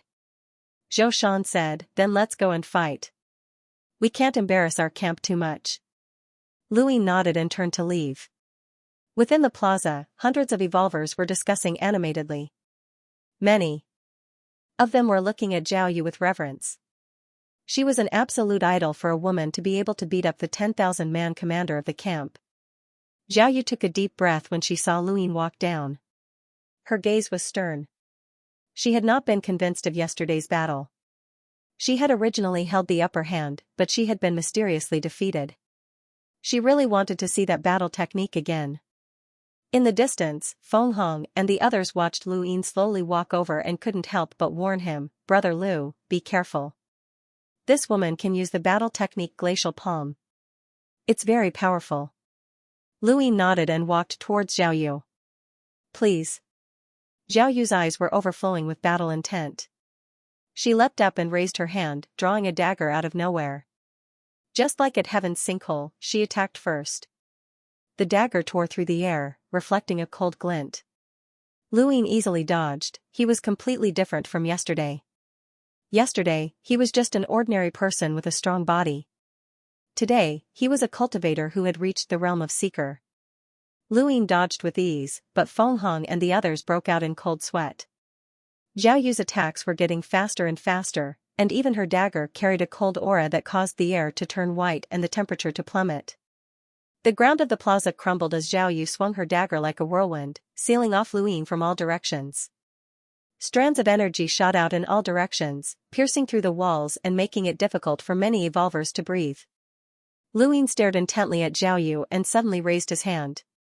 Their bodies crisscrossed past each other, and in his hand was a dagger that emitted a cold aura. No one dared to breathe as they quietly watched the battle. There, Zhao Yu was stunned, her hand was empty.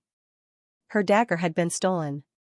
Feng Hong and the others were shocked, but they quickly became excited. Good job, Brother Lu. Brother Lu, you're amazing. Luin turned to face Zhao Yu and casually tossed the dagger back. Do you want to continue? She stared at him. How did you do it? Luin shrugged. Eyesight and hand speed, I can't do without either. Nonsense, that was the only word that popped up in everyone's minds. Zhao Yu said with mixed feelings, you win. You stole my dagger without a single injury. No one in the realm of Earth should be your match. You're very strong.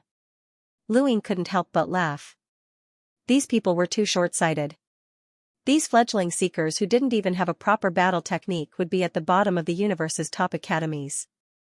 They didn't have the right to say such things, but Zhao Yu was right. Luin was confident that no one in the realm of Earth was his match. Zhao Yu dejectedly put away her dagger. Only then did she realize that Luin was different from the day before. Did you run out of energy yesterday? Luin didn't explain and simply turned to walk outside. He wanted to go out for a walk, but there wasn't anything in the barren mountains that he was looking for. Perhaps it was hidden somewhere else. Zhao Yu watched him leave. She wanted to ask about the battle technique from yesterday, but it was a personal matter and she couldn't bring herself to do so. Feng Hong and the others were rather surprised. They hadn't expected the new captain to be so powerful. It was rumored that he was the one who had killed the alien, which should be true. That alien was a realm of heaven powerhouse, even if it was heavily injured. Although Luin didn't have any real power after becoming a captain, the camp still assigned him a team of 100 soldiers for him to use. Walking out of Zhongshan, Luin waved for a young cultivator to step forward. Captain, please give your orders. Do you know where Jinling's former thermal weapons warehouse is? Northwest, the soldier replied. Luin took out a map. Mark it for me. The soldier took out a pen and drew a circle on the map. Luin took a look. You guys can go back, I'll walk around by myself. Captain, the arsenal was destroyed at the beginning of the apocalypse, and the remaining firearms have been moved away. If you need them, you can request them from the executioner. Luin nodded. All right, I got it. You guys can go back. With that, he walked towards the northwest alone. These soldiers had been assigned to him by the camp.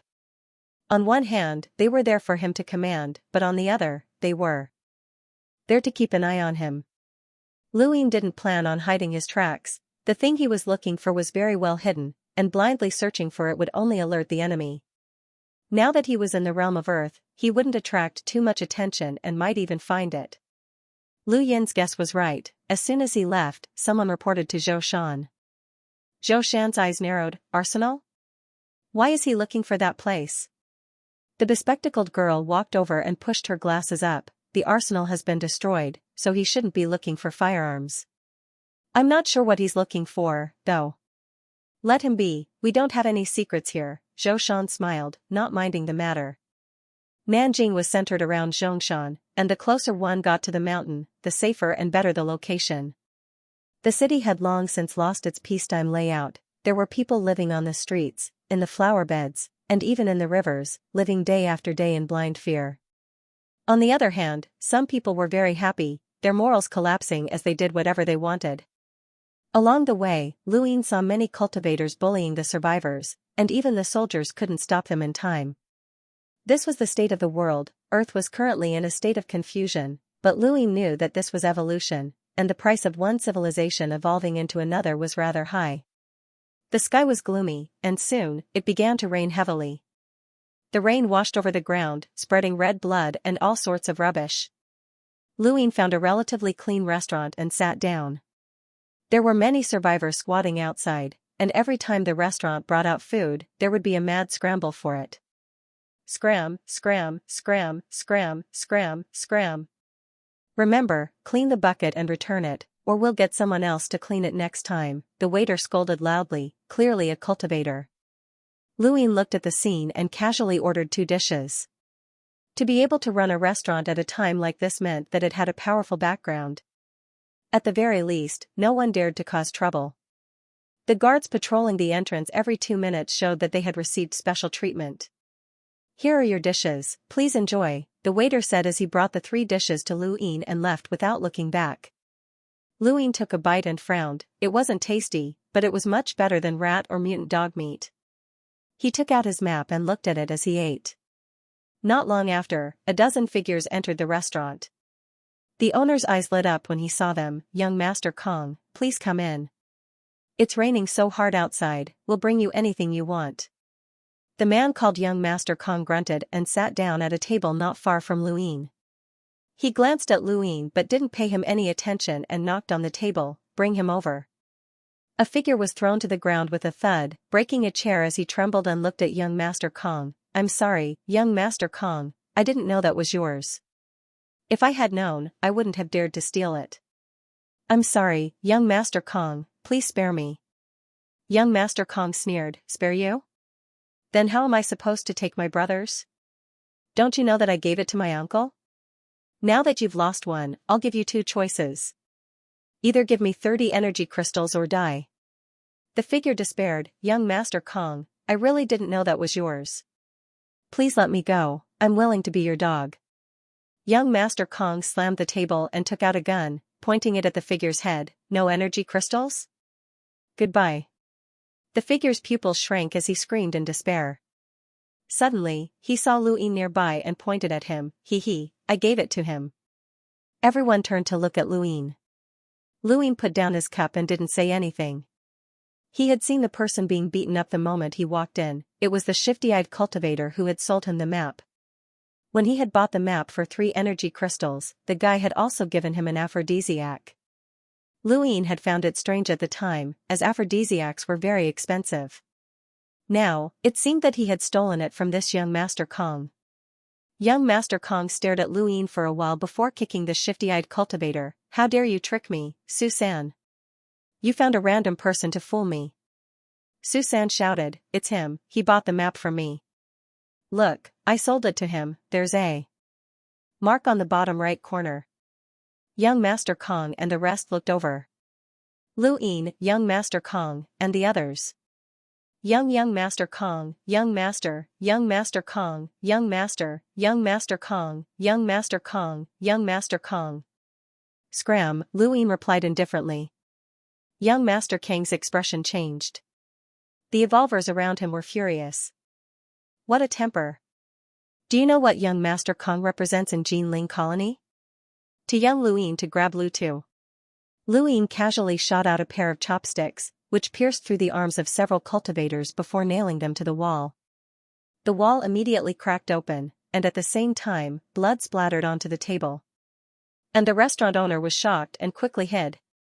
Young Master Kong pointed his gun at Lu Ying. My uncle is a captain of the camp, don't do anything rash. Hand it over and we can talk. Throw it away, Lu Ying said. Young Master Kong didn't believe him. I'll say it again, hand it over or I'll let you know what despair is.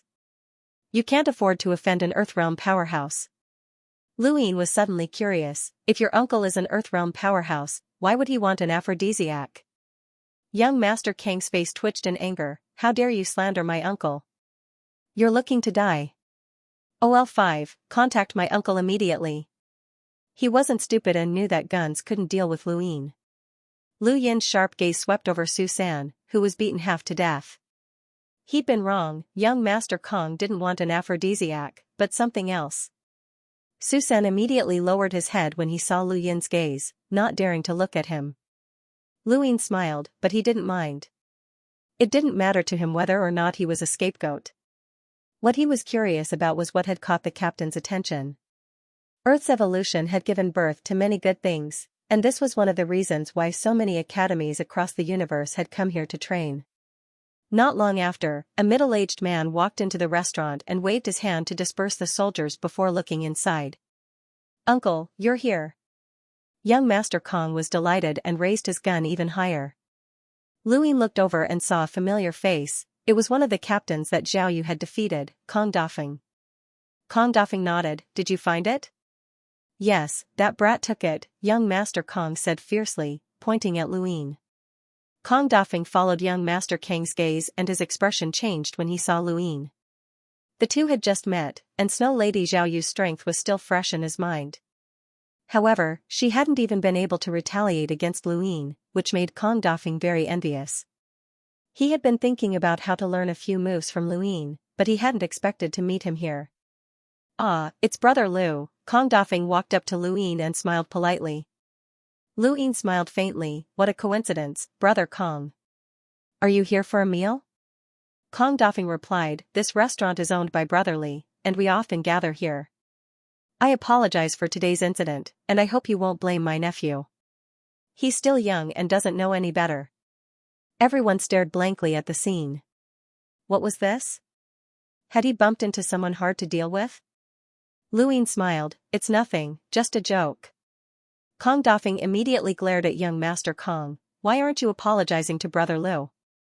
Young Master Kong wasn't stupid, and he quickly put on a smile and bowed respectfully. It's my fault for not recognizing you. Please don't blame me, Commander Lu. Luin waved a hand, it's fine. Kong Dafeng waved for young Master Kong and the rest to leave before exchanging a few more words with Luin. This wasn't a good time to say too much, but Luin did ask Susan to stay before he left. After Kong Dafeng and the rest left, the restaurant owner personally refilled Lu Yin's glass of water and served him a few exquisite dishes, saying that they were free. Outside the restaurant, young Master Kong was puzzled. Uncle, why were you so polite to that person? Is he a major too? Kong Dafeng whispered, remember to be polite when you meet him in the future. He's very strong. Aren't you a major too, uncle?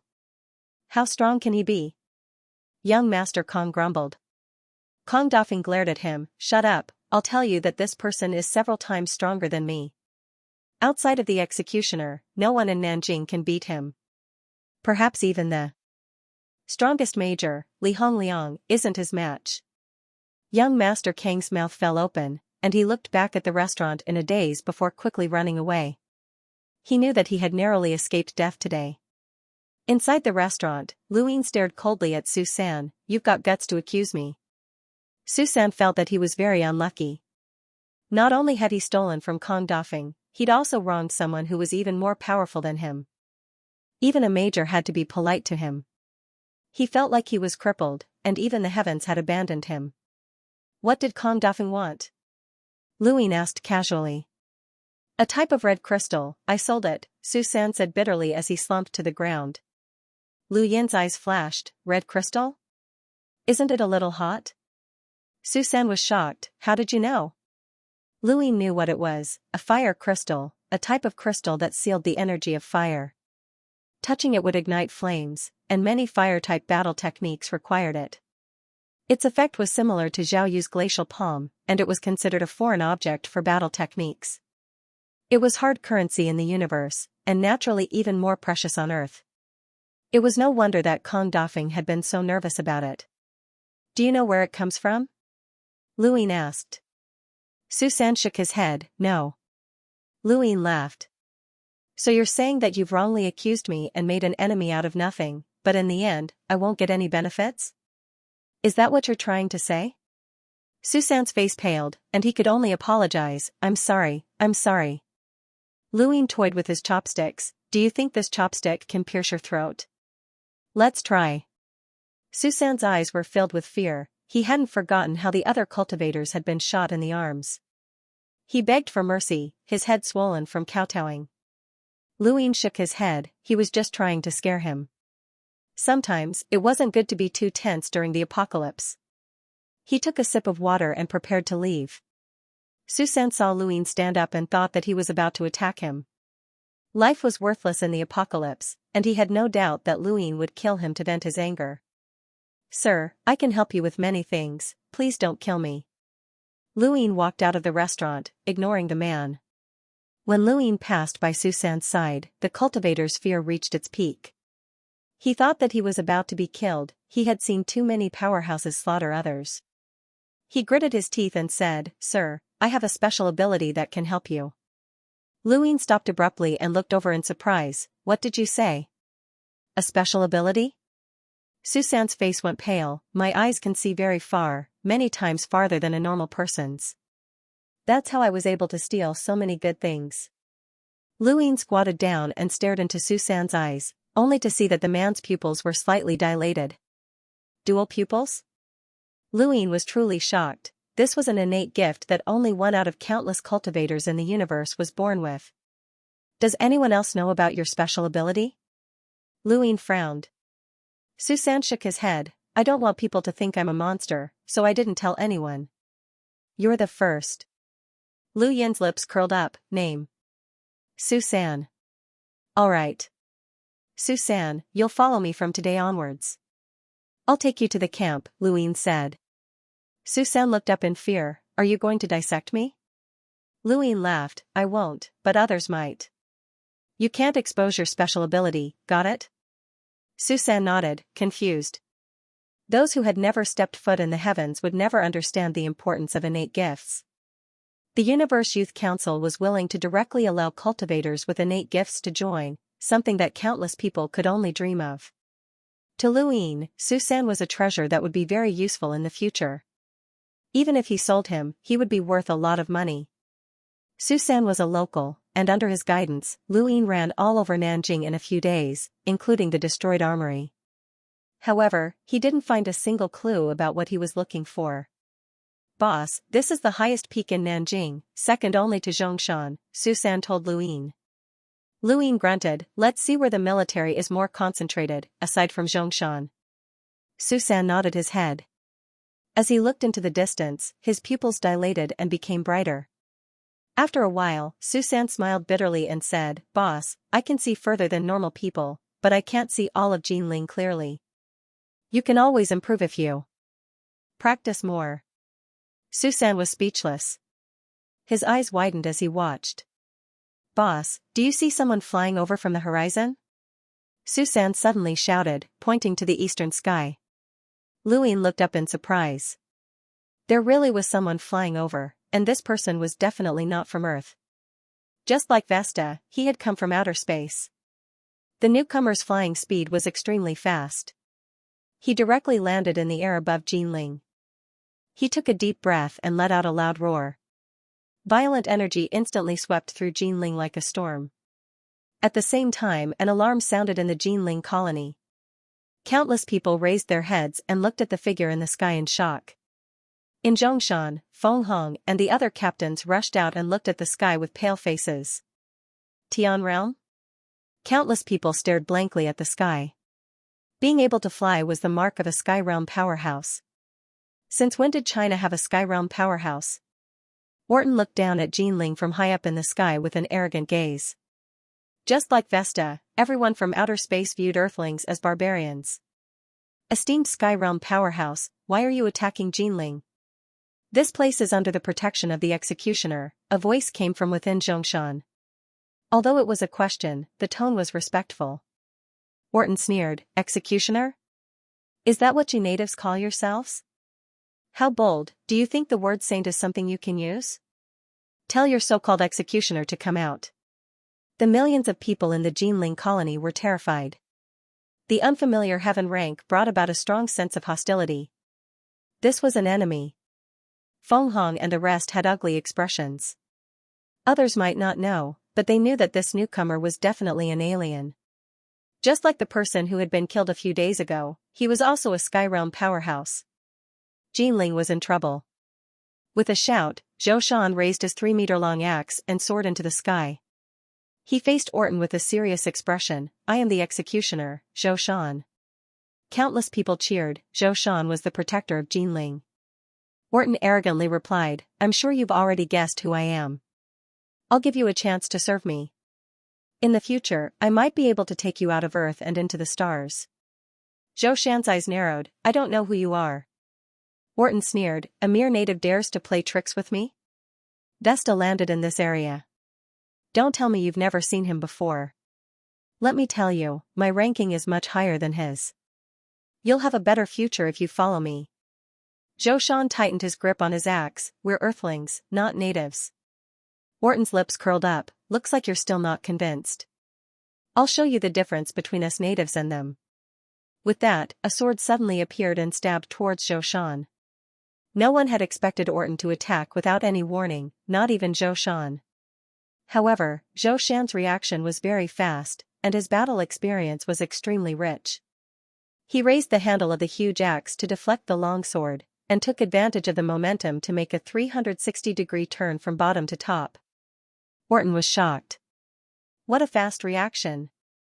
He couldn't help but pay more attention to Zhou Shan. His longsword surged and blocked the attack of the huge axe, but his body was knocked back 100 meters, and his hands were numb. The shockwave from the collision of sword and axe slashed into the colony, creating a 100-meter-long crack in the ground. Many people were caught in the shockwave and fled in fear. What strength! Orton was shocked. Zhou Shan swung his axe at Orton. Orton sneered. Energy surged out from his body as he blocked with his sword, firmly blocking Zhou Shan's axe. Zhou Shan's eyes narrowed as he attacked again. "You want to push me out of this colony? Whatever, I'll convince you." With that, Orton's sword and axe clashed once more. His body was pushed back by the huge force, and he was sent flying out of the colony. Although the exchange had been brief, it had shocked countless people. Humans could actually fight in the air, and every move was powerful enough to split the ground. This was the power of a god. Feng Hong and the rest were worried. The aliens had dared to land on Earth, so they must have made preparations. On another mountain peak, Susan was trembling. This was the first time he had seen a battle between realm of sky powerhouses, and it was an eye-opener. Luin looked outside the city and frowned as he heard the faint rumbling sounds. Every descending student had a ring armor that could defend against a realm of sky powerhouses' attacks. This made Orton invincible, but Zhou Shan was one of China's 7 sages. These 7 had definitely obtained the inheritance of the corpse on Neptune, and even if it wasn't much, Orton couldn't underestimate them. The fact that they could stand on Neptune meant that the corpse had the power of an explorer. Such people had unfathomable foundations. He could underestimate all of Earth's cultivators, but not the 7 sages of China. They had been cultivating since before the apocalypse. Zhou Shan hadn't been too surprised when he'd seen Vesta's corpse and the spacecraft a few days ago. Luin had observed the scene carefully, and Orton might not have won. Not long after, a deafening rumble came from outside the city. Countless shockwaves shot into the sky and tore through the clouds before everything returned to normal. Zhou Shan quickly flew into the sky. Although he looked a little pale, he wasn't injured. He raised his axe high, and the millions of survivors in Nanjing cheered him on. "Stay here," he ordered before rushing out of the city. The battle between Zhou Shan and Orton wasn't far, only about 20 kilometers outside the city. By the time Luin arrived, he was greeted by the sight of ruins and burning skyscrapers. Slash marks were clearly visible on the ground, extending into the distance. The zombies and mutant beasts in the area had long since fled or turned to dust. Luin squatted down and touched the marks. There were still traces of sharp energy on them. This was the power of Zhou Shan's battle technique. He hadn't even used his full strength to kill the mutant vines that day. Not far away, a white fragment reflected light. He picked it up and narrowed his eyes. It was a fragment of Orton's ring armor. Orton had been defeated miserably, and even his ring armor had been shattered. He didn't know if Orton was still alive, but he probably wasn't. Otherwise, Zhou Shan would have brought his corpse back to Nanjing. Luin reassessed the strength of the 7 sages. He didn't know how strong the 3 high sages were, but Zhou Shan might have the power of a peak sentinel. The fact that he could shatter the ring armor was proof. A commotion came from the distance. The other captains had probably arrived. Luin didn't want to meet them, so he left immediately. That night in Zhongshan, Susan was sent away. Luin returned to the tree outside his tent and looked up at the sky. The apocalypse had cleansed the Earth's air, allowing him to see more stars. He had been practicing the cosmic art for the past few days, but it wasn't easy to imitate the movements of the stars. He hadn't had the slightest clue before, but today, he had touched Zhou Shan's slash mark and faintly sensed the strength of his battle with Orton. His heart was stirred, and he stared intently at the night sky. As time passed, the noise in his ears gradually faded away, and the stars in his vision disappeared as well, leaving only the moon shining brightly. This beam of light illuminated the night sky as well as Luin, making it so that nothing else could be seen. Luin subconsciously raised his hand, causing ripples in the air as energy was absorbed into his body at a speed visible to the naked eye. A hazy star twinkled in his palm. It was the moon, and it revolved around his palm. This was the Sirius palm. Lu Yin's body swayed as he came to his senses. He stared at the star in his palm in shock. At that moment, he could feel how terrifying the power of this star was. Even though there was no comparison, Lu Yin had a feeling that this palm strike of his could shock even Zhou Shan. Lu Yin dispersed the star and felt the vigorous star energy in his body. This was the energy he'd absorbed, and it wasn't limited by energy crystals. He could absorb it anytime, anywhere, and twice as fast as Vesta and the others. This was the serious art. He'd finally mastered it. The moment Lu Yin dispersed the star in his palm, Zhou Shan suddenly opened his eyes. He felt his heart palpitate for a moment, but then he couldn't feel anything. Was it an illusion? Today's battle was too tiring. The next day, Lu Yin received news that the executioner had personally ordered him to reinforce the northern front lines. The northern front lines were the battlefield that led from Nanjing to the capital. Zhou Shan had always wanted to connect Nanjing to the capital, then connect with the other sages to reclaim China. It was a good idea, but it was too difficult. Just a small path had taken several months, and not even a tenth of the journey had been completed. The front lines were very important to Zhou Shan, and no matter how difficult it was, his focus was always on them. Nearly half of the 14 captains were there, showing his determination to connect to the capital. This time, Lu Yin, Kong Dafeng, and Luoyi were heading to the front lines. Luoyi was the charming major, and she had always been curious about Lu Yin. Lu Yin led 10,000 soldiers out of Jinlin and headed north. Rather than saying that we're supporting the front lines, it's more accurate to say that we're repairing the roads, Luoyi said tiredly. Tens of thousands of troops had already walked for a day and rarely rested. No wonder Luo Yun complained. The journey was bumpy, and the car had to be repaired from time to time. Plus, the road was paved, so the speed was not fast. In another armored vehicle, Lu Yin was resting with his eyes closed, occasionally looking up at the blinding sunlight. He wondered if he could simulate the sun's orbit. If he succeeded, his star energy absorption rate would double, and he felt like he wasn't far from the Sentinel realm. However, it wasn't easy to simulate the sun. Perhaps he should start from Earth. He didn't have to look at the starry sky. He could also look for pictures of the galaxy in peacetime. Simulating the movements of the stars was to find a way to conform to the movements of the universe, and Lu Yin wanted to continuously experiment. They passed by a city with flames burning on both sides of the road. Zombies roamed the streets and attacked the convoy from time to time, but they were wiped out by the army's firearms. "Restrain yourselves, we only have so many bullets," Kong Dafeng scolded, and the frequency of gunfire decreased significantly. Su San sneered in the armored vehicle, "The longer the apocalypse, the less effective firearms will be. If we don't use them now, when will we? After a while, they'll be nothing more than scrap metal." Lu Yin looked out the window and saw more and more zombies gathering. He frowned, "Tell the others to speed up. Don't waste time getting surrounded by zombies in the city." "Yes, boss," Su San replied and walked out of the armored vehicle. The convoy quickly picked up speed. Lu Yin had defeated Zhao Yu, and his status was high among the majors. Kong Dafeng and Luoyi didn't dare to refute him. Speaking of Zhao Yu, Lu Yin admired her from the bottom of his heart. She had actually dared to cross the Hell Domain alone and arrive at Nanjing safely. Not long after, the convoy stopped. The road ahead had been destroyed and was being repaired. Lu Yin closed his eyes and tapped the void with his fingers, occasionally rotating them to imitate the orbits of the stars. Suddenly, there was a shout as Kong Dafeng attacked, cursing and killing zombies. Lu Yin glanced at him impatiently, but didn't pay him any attention. Su San praised, as expected of a major, those zombies were scared away. "Tell Kong Dafeng to come back and continue forward. There are too many zombies to kill," Lu Yin said coldly. Su San nodded and was about to get out again when he helplessly turned back. "Boss," Kong Dafeng chased the zombies into that abandoned building. Lu Yin looked up and stared for a while before getting out of the car with a solemn expression. "What's wrong, boss?" Su San asked. Lu Yin narrowed his eyes. "There's no sound." Su San thought about it. "Yeah, there's no sound of fighting." "Brother Lu, where did Kong Dafeng go?"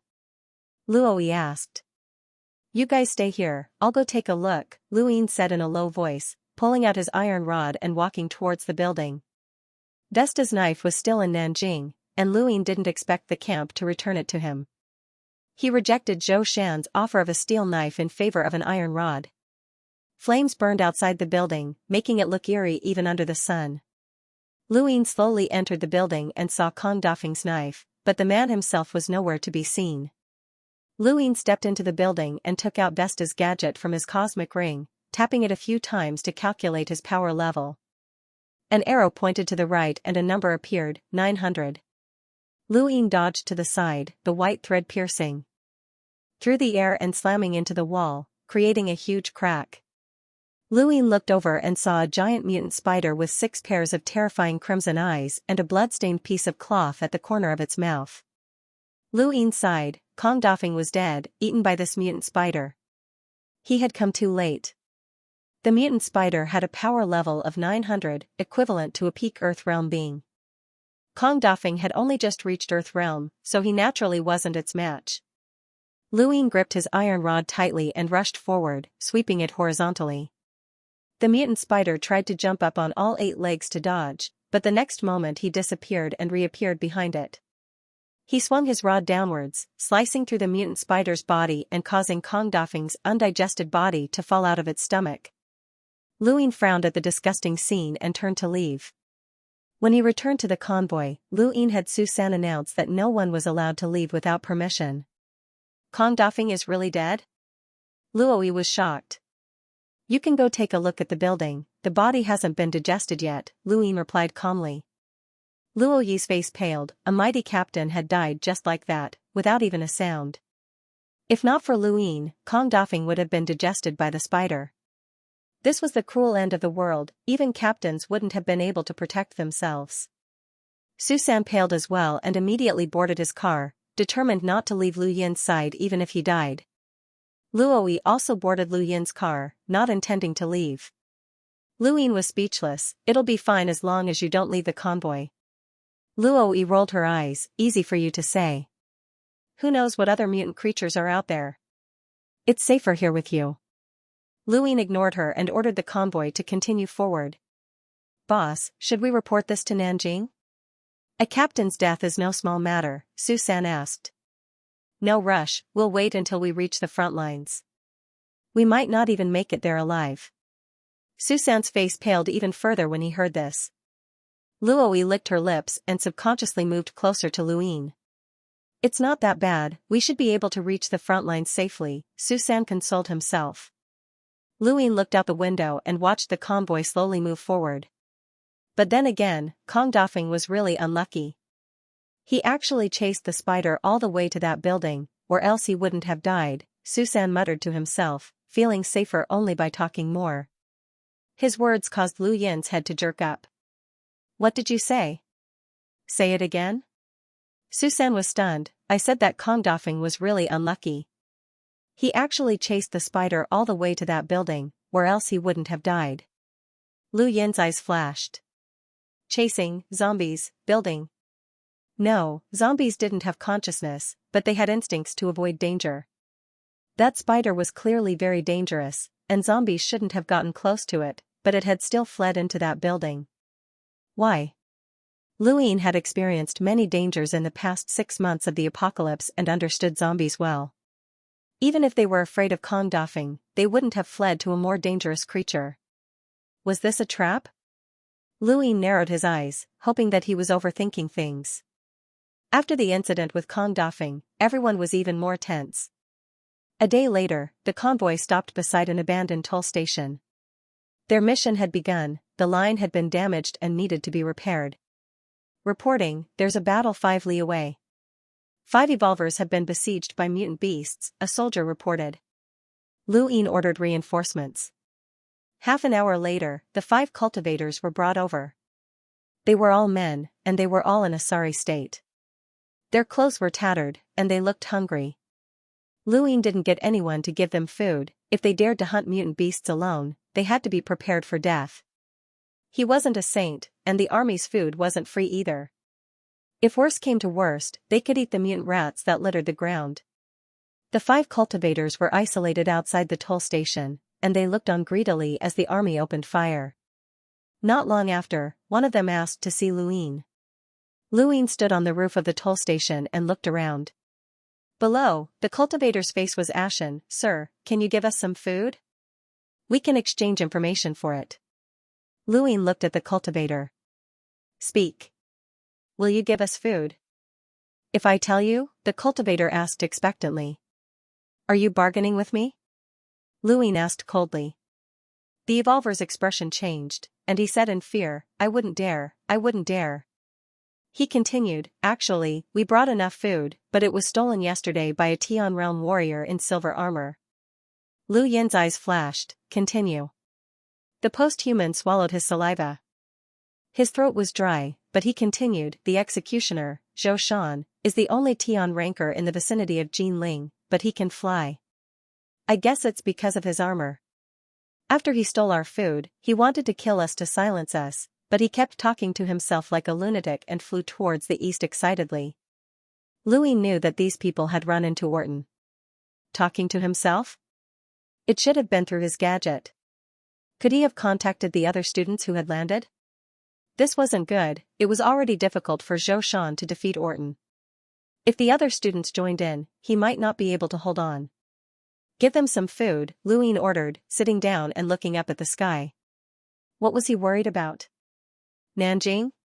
Or the survivors? After all, he was an outsider, not a native of Earth. To put it bluntly, he was just like Vesta and the others. But after living on Earth for so long, he gradually accepted his new identity. He only had 2.5 years of memories. His previous memories were blank. Most of his 2.5 years of memories were of Earth. Earth could be considered his home. Louis took a deep breath. It was a pity that he wasn't an absolute powerhouse and couldn't save Earth. However, he could still save a few people within his capabilities. He connected to Zhou Shan's communicator and told him about his speculations about Orton. Zhou Shan replied solemnly, I understand. Repair the circuit as soon as possible. I want to know how the others are doing. Those students aren't simple. Louis hung up. The others? The other 6 sages? I hope Lu Xiaoge doesn't die. Otherwise, who am I supposed to take revenge on? Louis muttered to himself. Tonight, the sky was covered by dark clouds and there was no starlight. Disappointed, Louis slept in the armored vehicle. In the middle of the night, a cry of surprise woke everyone up. Boss, a zombie wave. A zombie wave. Susan shouted anxiously. Louis walked out of the armored vehicle and jumped onto the roof of the toll station to take a look. Countless wandering zombies were closing in from all directions on the dark ground. Everyone, activate your defenses. Ignite your flames and throw them out. Louis shouted. Not long after, the zombie wave began to attack the toll station. The ground was set ablaze as countless flaming objects smashed into the ground. The flames burned and the heat waves covered the sky. Be careful. Don't let the flames near the toll station, or you'll all be burned. Louis shouted. Machine guns fired in all directions, the originally silent night filled with deafening sounds. Nearly 10,000 soldiers massacred the zombies at the outermost perimeter. Only their steel swords were left. From time to time, a soldier would be scratched or dragged into the zombie horde, disappearing in the blink of an eye. The 5 rescued cultivators looked around in shock. This was a military battle, and it was far more tragic than they had imagined. Louis brandished her steel knife. An Earth-rank warrior was not something a normal evolver could compare to. With one swing of her knife, the sharp Qi Jin was enough to tear apart dozens of zombies. Although she was timid, she was still very brave in battle. Louis also brandished his iron rod and rushed into the zombie horde, wiping out a large number of zombies with each swing. The best way to deal with this kind of zombie wave was to use firearms. Unfortunately, there were too few of them left in Nanjing. If the arsenals hadn't been destroyed, there wouldn't have been enough to kill all the zombies with missiles. As Louis slaughtered the zombies, a panicked voice came from the walkie-talkie at his waist. Boss, the southwest area is about to collapse. Louis was shocked and jumped up, stepping on the heads of zombies as he rushed towards the southwest. Sure enough, countless soldiers were being massacred there. What was going on? Boss, there's a strange zombie that's very powerful. Even the human class captains can't handle it, Susan reported. Louis landed on the ground and aimed at the intersection between the soldiers and zombies. He viciously swung his iron rod down, a visible slash cutting through the air and tearing the earth apart. He killed dozens of zombies at the same time, creating a clear dividing line in the ground. Within the dividing line, countless soldiers retreated and looked ahead in fear. More than 50 of them had died just then. With a bang, the iron rod in Lu Yin's hand broke in half. As Lu Yin's strength increased, the iron rod naturally couldn't withstand a single blow from him. Be careful, Captain, someone cried out. A tide of zombies surged in from all directions, their numbers uncountable. There were at least 100,000 of them, and they covered the mountains and plains. Lu Yin circulated his serious art, his star energy forming a shockwave that shook everything within a 10-meter radius. All the zombies were pushed back, and only one long-haired zombie was able to withstand the shockwave. It stood firmly on the ground and stared at Luin. "Boss, it's him. He killed a lot of soldiers," Susan's voice sounded from the walkie-talkie. Luin looked at the zombie in front of him in shock. This was no ordinary zombie, it was intelligent. It was almost impossible for a zombie to gain intelligence, but it had indeed happened. Luin stared at the zombie that was less than 2 meters away from him in shock. Its scarlet eyes didn't give him the impression that it was in a daze, but rather that it was in deep thought. Before Luin could think any further, the long-haired zombie charged forward and clawed at Luin with its claws. Luin dodged, but the wind from its claws tore apart the zombies 10 meters away. It was a realm of earth, and far stronger than Kongdafeng and Luoyi. It was on par with Xiaoyu. Luin stared closely at the long-haired zombie's attack trajectory. Although it was chaotic, it was airtight. If he hadn't seen it with his own eyes, he wouldn't have believed that he was being attacked by a zombie. After several fruitless attacks, the long-haired zombie growled and turned to flee. Luin stared at the white threads on the zombie's back. "What's this? Spider silk?" Suddenly, Luin thought of the possibility that he had guessed earlier in the day. This zombie had lured Kongdafeng to the building, so it definitely had intelligence. Luin didn't have time to think. He threw out the broken half of his iron rod and pierced it through the air into the zombie's abdomen. The zombie roared and turned back to glare at Luin before fleeing towards the south. The surrounding zombies suddenly roared as if provoked, blocking Lu Yin's path. Luin shouted, "Susan, tell me where that zombie is." Susan's voice came from the walkie-talkie, "Boss, it turned 100 meters away and fled towards the west." "That's the way we came." Luin exerted strength in his legs and disappeared, leaving behind only an afterimage that was swallowed up by the countless zombies. Susan looked on in shock. Was this a battle technique? It was too amazing. Luin rushed out of the zombie horde at full speed and chased down the path they had come from, but there was no trace of the long-haired zombie. "Boss, I can't see it," Susan said. Luin stopped in place and turned his back to the toll booth. He took out his gadget and tested his power level. The screen kept flashing, and the closest ones were all from the surrounding mutant beasts. However, there was one that was very strong, with a power level of 990. It was definitely the long-haired zombie. Luin chased after the long-haired zombie. As long as he dealt with it, the zombie horde would end.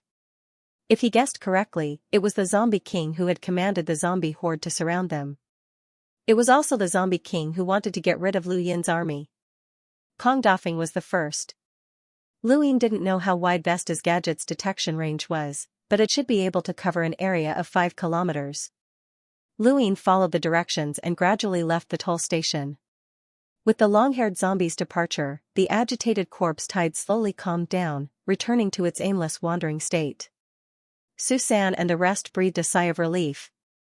The smelly ditch meandered into the distance, green eyes occasionally appearing from the grass before disappearing. Luin walked through the grass, glancing at his gadget from time to time. This was the location indicated. If he didn't get rid of the long-haired zombie, Nanjing's army would be in great danger in the future. A zombie king with intelligence could even bring disaster to the city. Crunch, crunch, crunch. The sound of chewing resounded in his ears. He followed the source of the sound and looked down at the bottom of the ditch, where a dark red light flickered. The dark clouds in the sky were scattered, and the moonlight shone down, illuminating a red glow that was accompanied by 2 scarlet eyes. Lu Yin's eyes narrowed. Fire crystals? Was this zombie king eating fire crystals? Roar. With a roar, the long-haired zombie leapt high into the air and clawed at Luin. Its arm was dark red and emitted a scorching aura. Luin dodged in surprise, but the grass was torn apart by the zombie king's attack and a burnt smell filled the air. The next moment, several fire crystals fell from the zombie king's body and smashed into the grass, igniting a blaze that illuminated the land. Luin used the roving step to circle behind the zombie king, pulling out the iron rod that was still stuck in its back and stabbing it viciously into its brain. The zombie king remained motionless for a moment before its body trembled and slowly collapsed. Dark red flames surged out of its body, devouring it from the inside out. Luine hadn't expected the zombie king to be able to obtain an innate gift by eating all sorts of energy crystals. It was extremely rare for a human to obtain an innate gift, but the zombie king could eat it. Just who was the product of evolution? Luine was at a loss. The zombie king was quickly incinerated, and the surrounding flames gradually extinguished. Luine walked over to where the zombie king had eaten the fire crystals and found a hole. He turned on the light and saw a dark red. What's this? A fire crystal mine? Luine was shocked, but then excited. Energy crystals were very popular in the universe, whether they were pure star crystals, fire crystals, or water crystals, they were all very valuable. He hadn't expected to find a fire crystal mine here. Although he didn't know how much there was, it was definitely a treasure trove. Luine was rather excited, as he had never thought that killing a corpse king would result in such a harvest. As he thought about it, he took some of the stones and covered up the hole again. He also made some preparations to ensure that no one would discover it. This place was a treasure just like Susan's, and it was a capital that Luine was saving for the future. Just as Luine was about to leave, something dark red appeared beneath his feet. He crouched down and brushed aside the dirt to find a scarlet vertical eye. It wasn't a real eye, but rather a scarlet vertical eye that had been forged from a strange material. Luine picked up the eye and felt a chill run down his spine. He turned around to see a sinister skull staring straight at him. His scalp went numb the moment he saw the skull, and he subconsciously wanted to throw it away. But in the end, he didn't do so and instead stored it in his cosmic ring. It was only after Luine put it away that he came back to his senses. His eyes were filled with disbelief. Just what was that? Why are you here? It was obviously a man-made product. Had someone been here before? Luine felt that he had picked up an incredible item that could cause him to shiver in his current state. He exhaled and quickly left. After returning to the toll station, he found that the corpse tide had receded a lot, and there were still many more. It took an hour for all the corpses to recede. Corpses piled up outside the toll station, emitting a foul stench that attracted many mutated rats to nibble on them. "Brother Lu, where have you been?" Luo immediately scolded him. "I found an intelligent zombie king. It's the one that attracted the corpse tide." "What? For real?" Luo was shocked. Luine continued, "Report this to the executioner right away. The appearance of a zombie king means that it's no longer just a matter of numbers that can give birth to powerhouses. At least 50 of our soldiers died at its hands tonight." Luo knew the severity of the situation and immediately reported it to her superiors. "How are you, boss?" Susan asked. He wasn't worried about Luine, but without him, he had no status in the camp. "Take care of the rest, I'm going to rest." "Got it, boss," Susan replied.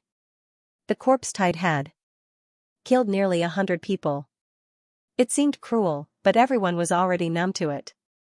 No one knew how many people had died since the apocalypse, and the soldiers were used to having their comrades change out one after another. Lying on the roof of the toll station, Luine couldn't help but touch his cosmic ring. The vertical eye inside made him uneasy. The material and the feeling it gave off definitely wasn't from Earth. Did the students bring it here?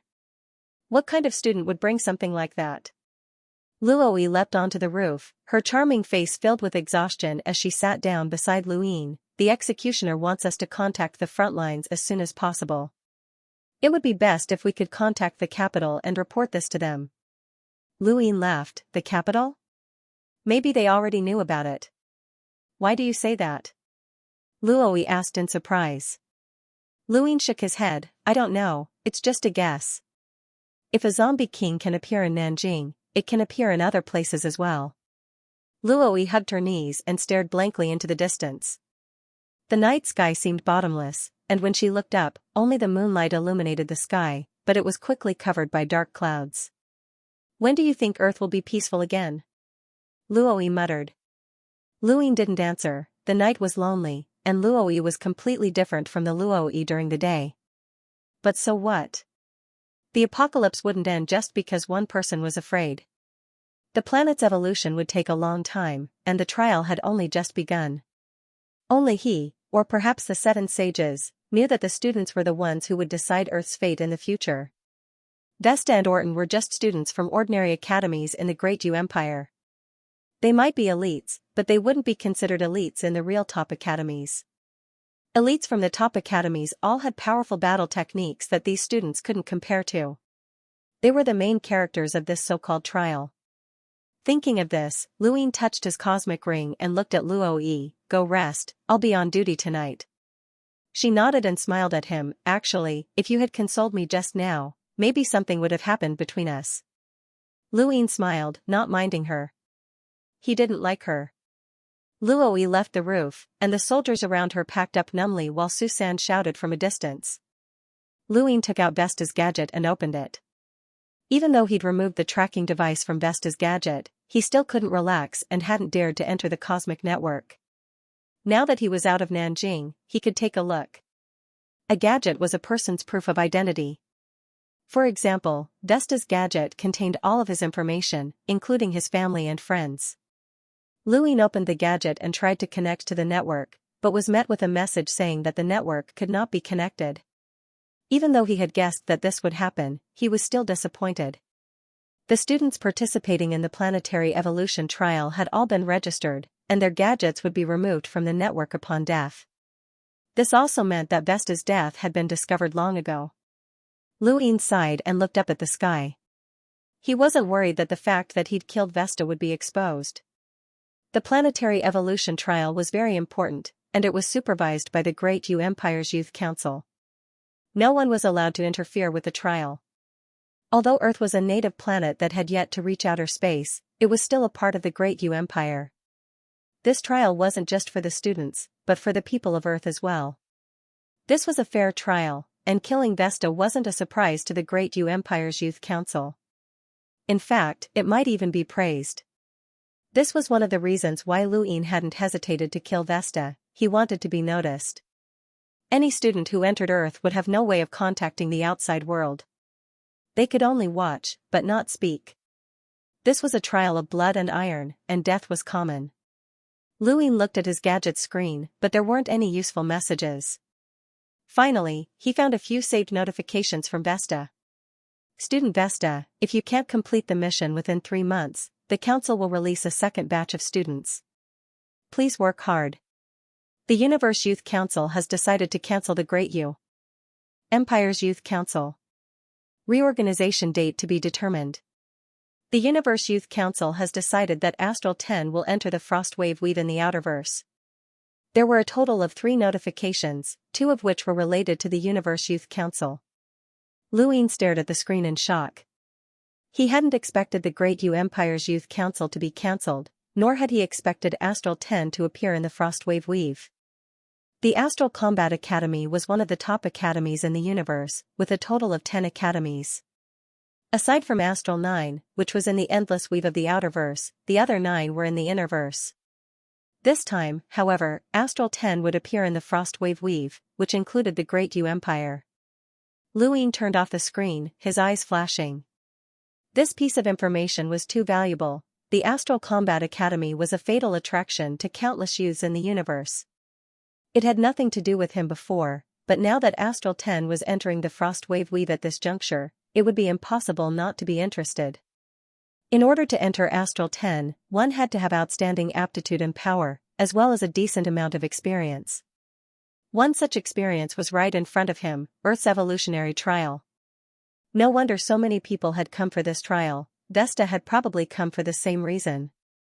Luin had a bad feeling. He didn't know what Vesta's mission was, and if no one completed it in 3 months, the second batch of students would descend. With Astral 10 about to appear, many people wanted to gain experience and increase their qualifications, including those from powerful clans and famous families.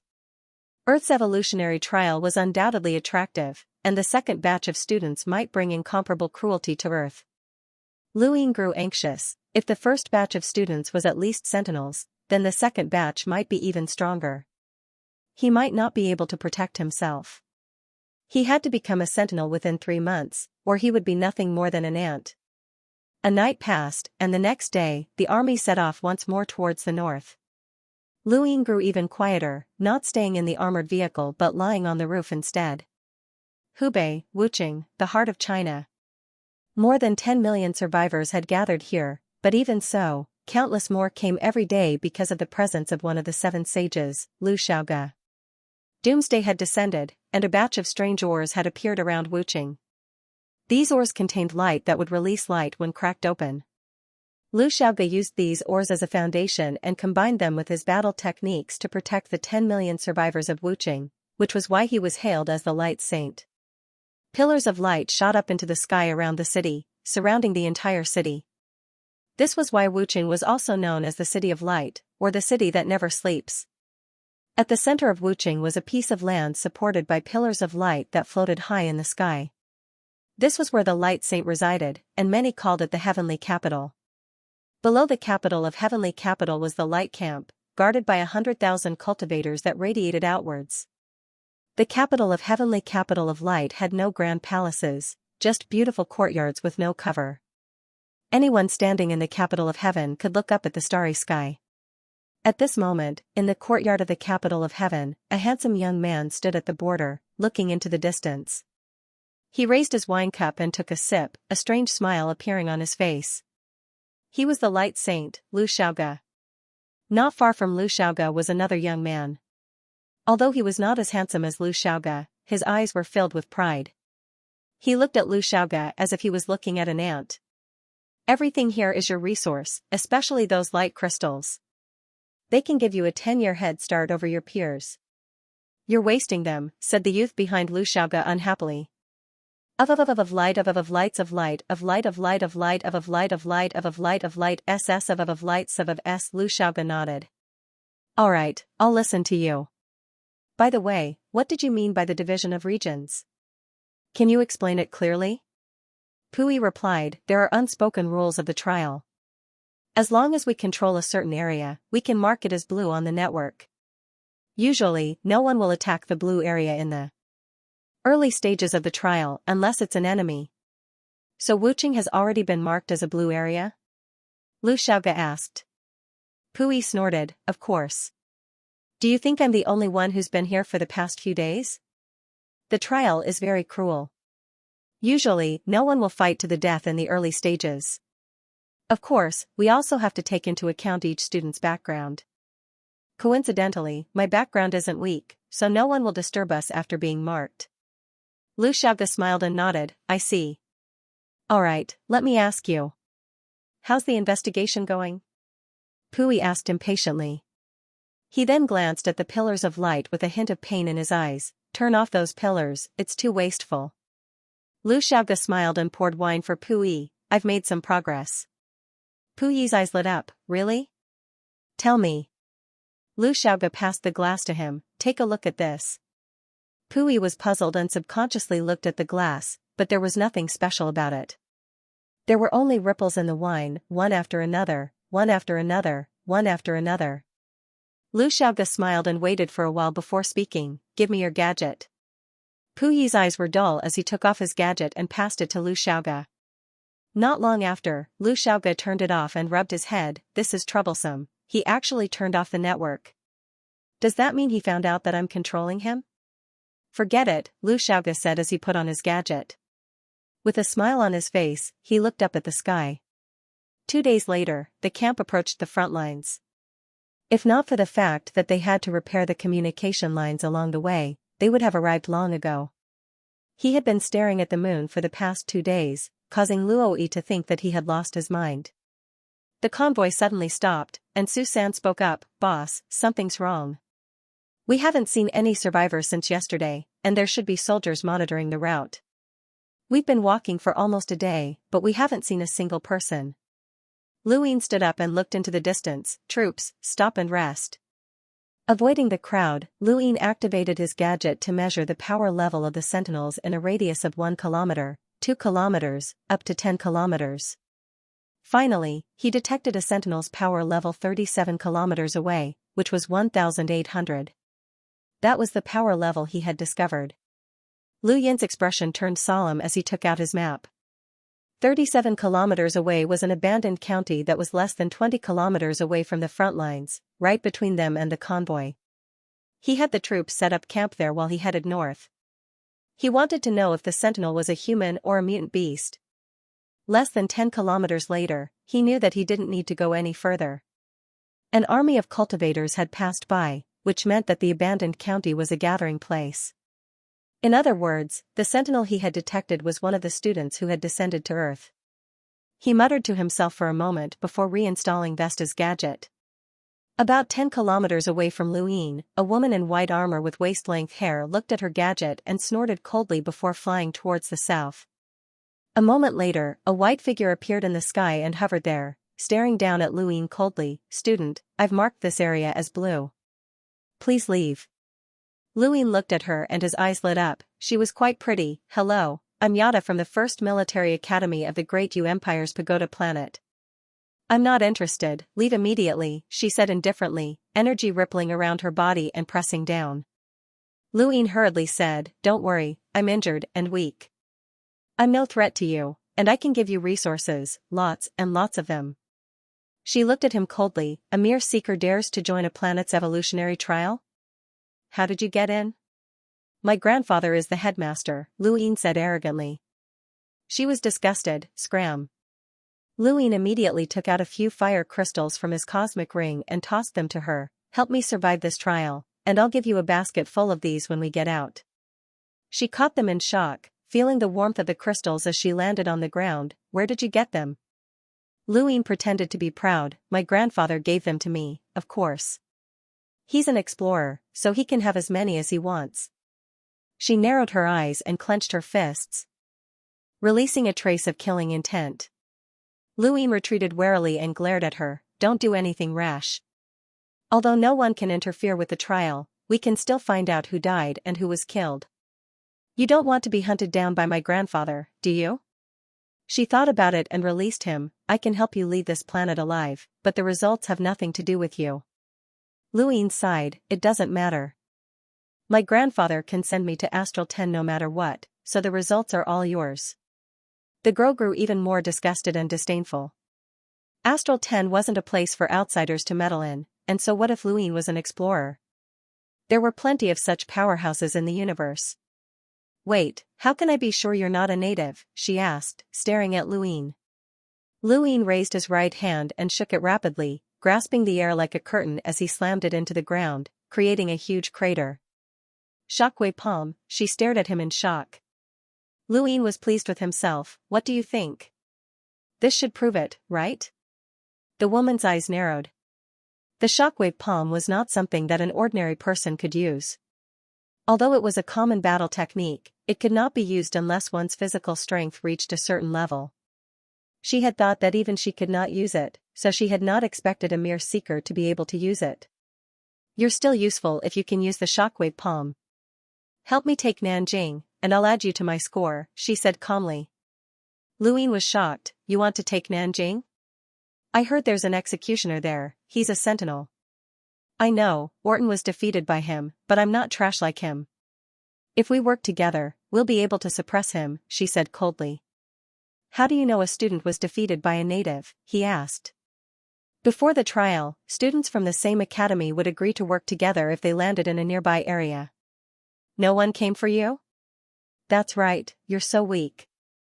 He secretly rejoiced that he hadn't impersonated Vesta. If this woman knew Orton, then she might know Vesta as well. Since she knew Orton, then why had he fled north after losing to Zhou Shan in the first place? But why had he gone east midway? Luine didn't ask any more questions. The more he asked, the easier it would be to expose himself. This woman wanted him to work with her, which meant there was a conflict between her and Orton. Either way, Nanjing was in danger. "Alright, I'll help you, but I need to get stronger first," he said. She frowned. "No need. Then I'll have to recover from my injuries." She stared at him, grabbed him, and flew back to the gathering point. Vesta's formcast model could only be used 3 times, and he himself had used it twice to break through from a normal person to a seeker, and then to a sentinel. He needed a new formcast model to break through to the sentinel realm, which was why he had tried to get close to this woman in order to break through. There were not many survivors in the small colony in the county, only about 200,000. However, there were many soldiers in the army. Most of them were wearing the uniform of the prison camp. These people should be frontline soldiers under the control of this woman. The executioner from Jinlin is quite capable. He had 80,000 cultivators under him, and 20,000 of them were sent to the front lines in an attempt to establish contact with other regions. 6 of them were seekers, but I killed 2 of them and 1 died in the mouth of a mutant beast. There are still 3 left, the woman explained as she brought him to the top of a building. I still don't know your name. Geraldine, the woman said calmly. At that moment, a figure arrived at the top of the building and reported respectfully, "My lord, there are troops from the prison camp 30 kilometers away." Luin turned around and saw the newcomer, and his expression changed. The newcomer also saw Luin and looked at him suspiciously. Luin suddenly rushed towards the newcomer and struck out with a shockwave palm. Before Geraldine could react, the palm landed on the newcomer's chest, causing him to spit out a mouthful of blood as his body was sent flying off the roof and smashed into the ground. "What are you doing?" Geraldine glared at Luin. "It's him," Luin replied angrily. "He's the one who ambushed me as soon as I landed here. If not for him, I wouldn't have been injured." "When?" Geraldine asked coldly. "The day we arrived," Luin answered without hesitation. "Where?" "About 100 kilometers south," Luin replied before looking at her. "Are you suspecting me? Or are you unwilling to part with this native?" "Watch your words," Geraldine snorted. "I don't care about a mere native, but you can't kill my people." "Isn't he just a native?" Luin didn't care. "He's also one of my people," Geraldine said angrily. Luin was helpless. Fine, I know. It won't happen again. By the way, the troops 30 kilometers away are mine, should I bring them over? Geraldine turned around and looked in the direction of Nanjing before looking at her gadget and ignoring Luin. Luin looked down and sighed. This person was called Li Hongliang, and he had been present when Vesta was killed. He knew that Luin was an earthling and had even killed Vesta. If Luin hadn't acted, Li Hongliang would have recognized him. This woman wasn't Vesta, and Luin could sense that she was stronger than him. His ambush might not succeed, so it was better to wait. The front lines were already gone, and Geraldine's presence had caused them to crumble. The soldiers had either been absorbed or fled, and he hadn't been able to contact Nanjing since that morning. He brought Luo Yi, Su San, and nearly 10,000 soldiers to the base and sternly warned the 2 captains who had sided with Geraldine. That night, he went to find her again. "What? You want to borrow my star crystals?" Geraldine looked at him in shock. Luin nodded. "Don't worry, I'll pay you back tenfold when I get back." Geraldine sized him up. "You have fire crystals, but no star crystals?" "I've used them all up." Geraldine hesitated. Star crystals weren't like the energy crystals found in mutant beasts on Earth. Every planet or ecosystem had its own energy source, and it wasn't exactly the same as star energy. There were countless ways to cultivate, but in the end, one had to cultivate the universe. Star crystals, on the other hand, contained star energy that could be absorbed. This type of energy crystal could be absorbed and cultivated by anyone. Normally, it could only be produced in an ecosystem that was integrated with the universe's ecosystem. Currently, Earth could produce fire crystals, ice crystals, and other strange crystals, but it couldn't produce star crystals, which was what the students needed the most. "You don't trust me? How about this, I'll make a trade." Geraldine looked at him. "How?" Luin poured out a pile of fire crystals from his cosmic ring. "I'll trade with these." Geraldine's eyes lit up as she tried to recall the exchange rates for different types of energy crystals in the universe, but she couldn't find a uniform one. Different locations in the universe had different exchange rates, and now that they were on Earth, she had to adjust the exchange rates for someone like Luin who desperately needed star crystals. "I can give you 5 star crystals," Geraldine said flatly. Lu Yin's eyes widened. "You're too greedy. These fire crystals are worth at least 20 star crystals, and you're only giving me 5? That's a 4-fold discount." "It's up to you," Geraldine said arrogantly. Luin had no choice but to grit his teeth. "Fine, but I have a condition. Let me test the power of my battle technique." "Anytime," Geraldine scoffed. "Anytime." He took the 5 thumb-sized crystals and turned to leave. After he left, Geraldine excitedly put away the fire crystals. These strange crystals could be used to aid in the cultivation of battle techniques, and they could also increase the power of battle techniques. They were treasures that countless people dreamed of, and to her, they were even more valuable than star crystals. She needed them for her battle techniques, so she had struck it rich. Pagoda planet? Why haven't I heard of it before? Is it a planet that produces these strange minerals? Geraldine was puzzled.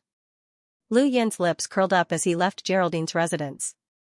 Although the exchange was a loss, it was all for nothing.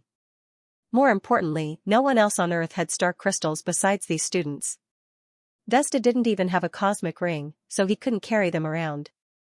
Geraldine's family was much better off than Vesta's, so perhaps he could get something from her. Lu Yin returned to his own residence, which was actually an abandoned villa. He buried the fire crystals around the perimeter to prevent anyone from sneaking in. He returned to the living room and threw away all the furniture before taking out an energy crystal and crushing it. Star energy immediately surged and filled the room. Using formcast models to cultivate allowed one to directly absorb star energy from the void, but the rate of absorption depended on one's cultivation technique. Many powerful organizations would collect star crystals in order to increase their rate of absorption, allowing the star energy to explode in a small space. This was one of the reasons why many organizations fought over star crystals. Lu Yin hadn't expected to be able to use this method on Earth. With the serious art doubling his cultivation speed, his rate of energy absorption far exceeded that of students like Geraldine. He was probably one of the best even in the Great Yu Empire. It didn't take long for an entire star crystal to be used up, and the amount of star energy he could absorb increased significantly. Following that, he crushed another one and began to absorb it. Having enough star crystals didn't mean he could reach the peak of his current realm. There were still impurities in the crystals that needed to be condensed, something only those who trained with formcast models could do. Only melders could remove the impurities by directly absorbing star crystals for cultivation, so their energy density wasn't high and their combat power wasn't stable. They also had to rely on star crystals to cultivate, but these crystals were hard to come by. This created a vicious cycle, which was why they were called war slaves and wandering soldiers. He had absorbed a total of 5 star crystals, and only then did he feel the surging energy within his body. He had reached the peak of the realm of Earth, the peak of the realm of Earth. He was only one step away from the Sentinel realm, but that step required a formcast model. Lu Yin rested on the roof of the villa for the night and went straight to Geraldine the next day. "Let's spar." Geraldine was speechless. "You want to spar with me so early in the morning? I may be a cultivator, but I'm still a woman. What kind of man would pick a fight with a woman so early in the morning?" Lu Yin also felt that something was off, but he really wanted to know the difference between himself and an elite sentinel. "Then I'll come find you in the afternoon." "No need, just spar if you want," Geraldine said. She didn't think much of Lu Yin. If not for his shockwave palm, she wouldn't have even asked to work with him. The two found an open space 10 meters away from each other, the faint roars of beasts coming from both sides and the faint smell of blood drifting in the wind. "Go ahead, I won't retaliate," Geraldine said calmly with a proud gaze. Lu Yin clenched his right fist and released it, tearing the air apart like a curtain. He kicked out with both legs, the shockwave splitting the ground as he rushed in front of Geraldine and struck out with his palm. This was a pure shockwave palm, his full-strength attack. Geraldine was surprised by the shockwave palm. She had planned to block it with one hand, but ended up raising both. Boom! The shockwave swept across, the huge pressure crushing the ground and shattering it. Lu Yin's palm pressed Geraldine's legs into the ground, creating a crater that was several meters wide.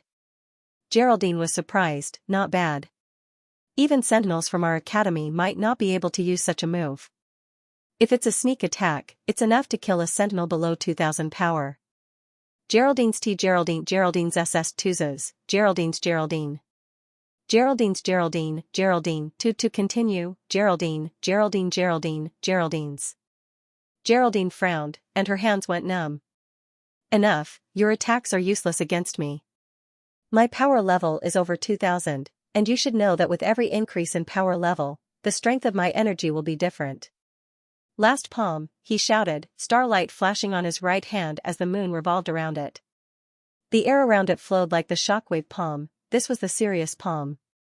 Geraldine's heartbeat quickened the moment his final palm landed, and her body turned into an afterimage as she disappeared from the spot where she'd been standing. The ground within 100 meters was pulverized, and a shockwave spread out in all directions. There was a deafening boom, and even the air itself was distorted by the shockwave. Geraldine's figure appeared a few meters away, shocked by the scene. What's that? My grandfather taught me this, the extreme shockwave. Palm. Geraldine's eyes narrowed, she couldn't recognize the serious palm at all, but the shockwave palm was so powerful that she felt a sense of danger. I heard people say that shockwave palms can be stacked. That should have been a double shockwave palm, she said solemnly. Luine shrugged, maybe, it's a different name. Geraldine looked at him, her gaze no longer arrogant and instead solemn. A double shockwave palm requires a high level of physical strength, and not many sentinels can achieve it. Our academy doesn't even have one. You're very powerful, you'll be able to compete with any elite once you reach the Sentinel realm. You might even be able to enter the Empire's top academy, U Academy. Luine was shocked. U Academy? Me? Geraldine said, maybe. With your physical strength, it's not impossible. Alright, I'm tired. Let's go. After saying that, Geraldine left. Luine looked at Glanny's departing figure and raised his hand to look at it. Exchanging pointers was one thing, but more importantly, he wanted to see if he could defeat her. This woman's reaction was very fast, and at the critical moment, she had used her footwork battle technique to dodge his attack. She was worthy of being an elite of the academy. However, he wasn't too bad himself. Sirius had retracted its power the moment she dodged. If she thought that was his full strength, she would be disappointed. Since he couldn't contact her in Nanjing, he had Luoyi and the rest stay in the colony. Geraldine didn't care about them, saving him the trouble of explaining. However, after 2 days, Luoyi came looking for him. Brother Lu, how long are we going to stay here? Luoyi asked, staring at him.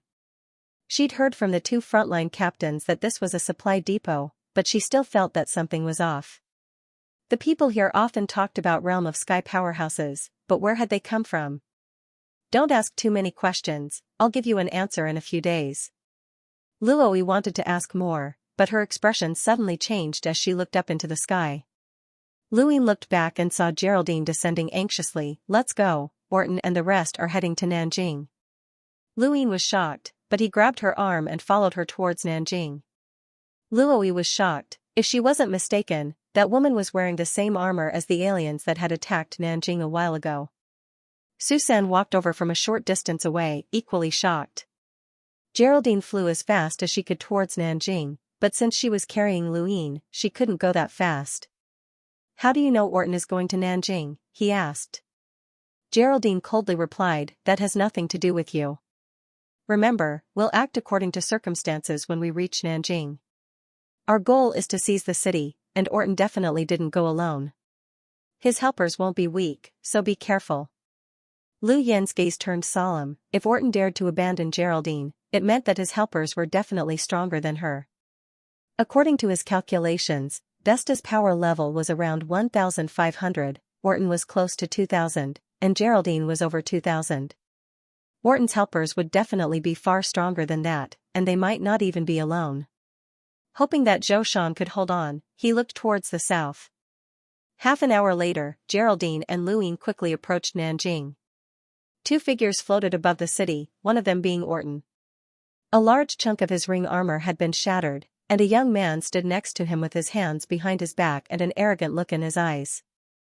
All of the survivors in Nanjing looked up in fear. 2 Realm of Sky powerhouses? Zhou Shan soared into the sky and stopped 100 meters away from Orton and Zhou Shan. His expression was solemn as he said, "You again?" Orton sneered, "Isn't it a pity that you didn't kill me last time?" Zhou Shan's eyes narrowed, "Very much so." "Humph, too bad you'll never have the chance." "This is my senior, Terence," Orton said proudly. Zhou Shan glanced at Terence, sensing the energy fluctuations emanating from his body. His heart sank. This person was far stronger than Orton. Terence looked at Zhou Shan and said coldly, "I didn't expect there to be someone as strong as you among the natives. I can help you reach the heavens, follow me." "Senior Terence, there's no need to talk to him. He's stubborn and won't agree," Orton said. Terence glared at Orton. "It's not your place to interrupt when I'm talking." Orton hurriedly nodded, gritting his teeth as he glared at Zhou Shan, hatred flashing in his eyes. Zhou Shan tightened his grip on his axe. There's no way I'll follow you. You aliens want Nanjing, don't you? You'll have to defeat me first. He then flew towards the north of Nanjing, not wanting to fight in the city's airspace. Unfortunately, it wasn't up to him to decide. Zhou Shan flew less than a kilometer away before Orton slashed at Zhongshan, the sword chi slicing off a corner of the mountain and causing countless screams. You're courting death. Zhou Shan roared as he swung his axe at Orton. Orton sneered and raised his sword to attack. A few minutes later, Geraldine arrived at Nanjing with Luyin. She immediately saw the destroyed Zhongshan and the wailing of the survivors. Countless people had fled outside the city, and the earth had cracked open, swallowing everything in its path. Void energy rippled and destroyed countless buildings. Even the clouds in the sky were blown away. Within Nanjing, Zhou Shan spat out a mouthful of blood and stared at the sky with great difficulty. Terence and Orton looked on coldly. Not bad, enough to rank in the top 15 of the military academy. Unfortunately, you met me, Terence said coldly. Suddenly, a beam of light shot into the sky from the west of Nanjing. Orton slashed out with his sword, but the two collided and exploded. Technological weapons? Orton sneered. The only reason they didn't fight outside the city was because they were wary of technological weapons. Even this native planet had the technology to step into the heavens, enough to create weapons that could threaten them. Outside the city, Geraldine and Luyin landed. It's Terence? This is bad, Geraldine exclaimed.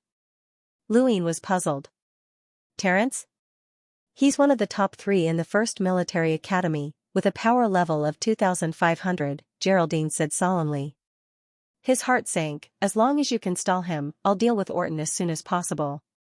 Geraldine thought about it, sure, but not for too long.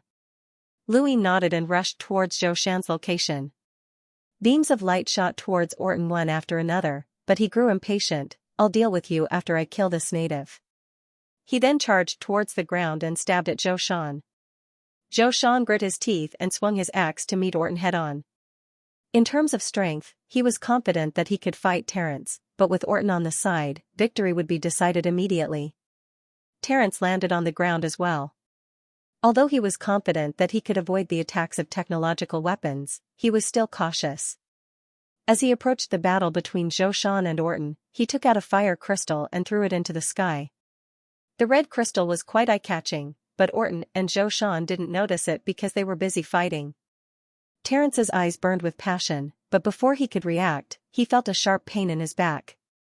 Twisting his body like a leaf in the wind, he avoided Geraldine's second attack. It's you? Geraldine did not say a word. Instead, she took out a flame crystal from her cosmic ring and crushed it, causing the scorching flames to burn the ground. Blazing palm. Geraldine growled as she struck out with her palm. Flames gathered in the center of her palm and transformed into an even darker color as she attacked Terence. Terence was furious and coughed up blood. You're courting death. His right palm shook rapidly, grabbing at the air as he used shockwave palm. Boom. The two palms collided, flames and shockwaves sweeping across the land and destroying all buildings within 100 meters. Huge flames were swept up by the shockwaves, dancing in the air like a fiery snake. Geraldine took a few steps back, her face pale. Terence's shockwave palm was much stronger than Lu Yin's, and even if she used a battle technique, it would still be difficult for her to block it. Terence wasn't having a good time either. Fire battle techniques were originally very powerful and destructive, and Geraldine had even borrowed the power of the flame crystal. This palm strike wasn't any weaker than his. Geraldine, this is my territory. Terence roared. Geraldine didn't say anything. The ring armor on his body reflected a red light under the illumination of the flames. Terence clenched his teeth.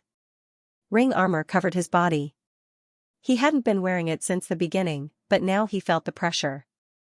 More importantly, he was injured. In the distance, Orton turned around in shock. Geraldine? Why are you here? Zhou Shan roared and swung his axe at Orton. Orton did not dare to be careless. He raised his sword and swung it at Zhou Shan. A sharp chi swept out and cut the ground open. Luin suddenly made his move, using the roving step to rush to Orton's side. He struck out with a palm that caused stars to appear. This was serious palm. Neither Orton nor Zhou Shan had expected someone to be hiding nearby. The moment they saw Luin, Orton froze while Zhou Shan was puzzled. But in the next moment, serious palm struck Orton's chest. Orton's heart was shattered before he could even scream. The majestic energy even penetrated his chest and blasted into a house, destroying it. The ground couldn't withstand the pressure and immediately shattered. Zhou Shan looked at Luin in shock. You. Luin turned around and swept his leg towards Zhou Shan, his back facing Geraldine and Terence. Attack me, he whispered. Zhou Shan's eyes flashed, but he still attacked Luin. He didn't hold back at all, using a storm slash. Luin used the roving step to avoid the attack. Although he wasn't injured, his clothes were still torn. Push me over there, Luin ordered. Zhou Shan roared and swung his axe horizontally. Luin borrowed the force of the axe and was thrown towards the battle between Terence and Geraldine. Boom! A violent tremor spread into the distance. Geraldine's face paled and her right hand trembled. She had been heavily injured by Terence. Terence wasn't faring any better either, his armor had been scorched and cracked by the flames. Coincidentally, Luin crashed into a wall not far from Terence and slowly fell to the ground. Terence glanced at Luin and then at the dead Orton in the distance. His expression changed and he was about to say something when Zhou Shan flew off into the distance. You can't escape. Terence leapt up and chased after Zhou Shan, his back facing Luin. Luin used the abandoned house to leap into the air and attack Terence with a palm. Sirius' palm spun like a star as it slammed into Terence's back. Terence didn't care about Luin at first, but the attack made him feel an intense sense of danger. He instinctively dodged, but it was too late. The star exploded as Terence was sent crashing into the ground, creating a huge crater. Terence had reacted in time and sent flying backwards, spitting out a mouthful of blood before crashing into a wall. Vesta's ring armor had been completely shattered, and Lu Yin's was also heavily injured. Geraldine clutched her arm and walked over to the crater to look at the bottom. Terence was lying on the ground, his face pale as he coughed up blood. Geraldine stared at Luin in shock, unable to imagine how he had managed to injure him so severely. But before she could think any further, the dying Terence suddenly opened his eyes and pulled out a strangely shaped gun. He aimed at Geraldine and fired a shot. A strand of energy pierced through her shoulder, and Geraldine countered with a blazing palm, once again landing on the spot where Terence had been struck by Lu Yin's cosmic palm. This palm completely shattered Terence's organs and killed him. Geraldine collapsed to the ground and stared at Terence's corpse in shock, a chill running down her spine. Although there was no limit to the number of deaths in the planet's evolutionary trial, too many deaths would cause disgust. Both Orton and Terence had died in this battle, especially Terence. He had been one of the top 3 students of the military academy and had held high hopes for him. Now that he was dead, Geraldine was nervous. Luin dragged his heavily injured body to her side and said weakly, "Don't worry, I'll ask Grandpa to transfer you to Pagoda Planet." Geraldine stared at him coldly. "What's with the palm you hit Terence with? Even a double shockwave palm shouldn't have been able to injure him." "You're overthinking it, he was injured by you." "I just happened to hit the same spot," Luin replied. Geraldine clearly didn't believe him. How could someone with a power level of 2,500 be injured by a seeker? Even if it was a coincidence, it couldn't be that simple. Suddenly, there was a shout from behind them. Zhou Shan, who they thought had escaped, appeared once more and swung his axe at Geraldine and Luin. Geraldine instinctively grabbed Luin and used him as a shield, but Zhou Shan hurriedly changed direction when he saw Luin being pushed out. The axe missed Luin and instead slammed into the ground beside his ear. Luin turned around and slammed his palm into Geraldine's body. His injuries weren't as severe as Orton's, but it was still enough to heavily injure her. Geraldine's face paled as she endured the pain and kicked Luin, sending him flying and landing beside Terence. Zhou Shan roared again and swung his axe at Geraldine, but Geraldine picked up Terence's gun and fired. The beam pierced through Zhou Shan's axe and his shoulder, sending him flying more than 10 meters before crashing to the ground. It was unknown whether he was dead or alive. The scene was silent for a moment, with only the flames burning on the ground. The battle between 4 sentinels and a seeker had destroyed half of Nanjing, drowning it in a sea of flames. Geraldine took out some healing pills from her cosmic ring and swallowed them, recovering from her injuries. A few minutes later, sounds started coming from all around her. Geraldine's expression changed as she crawled out of the crater. Her body was heavily injured, and her shoulder had been pierced through by a beam of light. It took her a lot of effort to reach Zhou Shan's side, who was unconscious on the ground. Soon, Feng Hong, Xianxia, and the others surrounded Geraldine. "Surrender immediately, and we can spare your life." Geraldine was disdainful. "You natives want to spare my life? What, you don't want this native's life?" She pointed her gun at Zhou Shan's head. "Release the executioner!" Feng Hong shouted. "Retreat 5 kilometers, or I'll kill him." Geraldine snapped. Feng Hong and the rest looked at each other, but didn't move. Geraldine's eyes flashed coldly as she picked up a rock and smashed it into Zhou Shan's head, causing blood to gush out. Feng Hong shouted, "Stop, we can retreat, but we have to treat the executioner, or he's dead." Geraldine agreed. Soon enough, a doctor walked over to Geraldine and Zhou Shan and checked his body before performing emergency treatment. It took a full 20 minutes to stop Zhou Shan's bleeding. "The executioner's injuries are too severe, we can't delay any further. We need comprehensive treatment as soon as possible," the doctor said. Geraldine ignored them. "Retreat 5 kilometers, I'll leave in 3 hours, or I'll kill this native." "Can the executioner last 3 hours?" Xianxia asked, glaring at the doctor. The doctor nodded, "Yes." Soon, all the soldiers in the surrounding camp retreated. There was no one around, and Geraldine heaved a sigh of relief. 3 hours was just an insurance number. She only needed 2 hours to fully recover, and without a sentinel around, no one would be able to stop her. Geraldine glanced at Terence and then at Orton. Wait, where's Orton?" Geraldine's expression changed, and she wanted to get up to check on him, but the slightest movement caused intense pain throughout her body. She sat down helplessly, but there was no need to rush. Even if Orton wasn't dead, his injuries would definitely be worse than hers. That Yada also had to be taught a lesson for daring to attack her. 1,000 meters away from Geraldine, Orton's corpse lay quietly on the ground.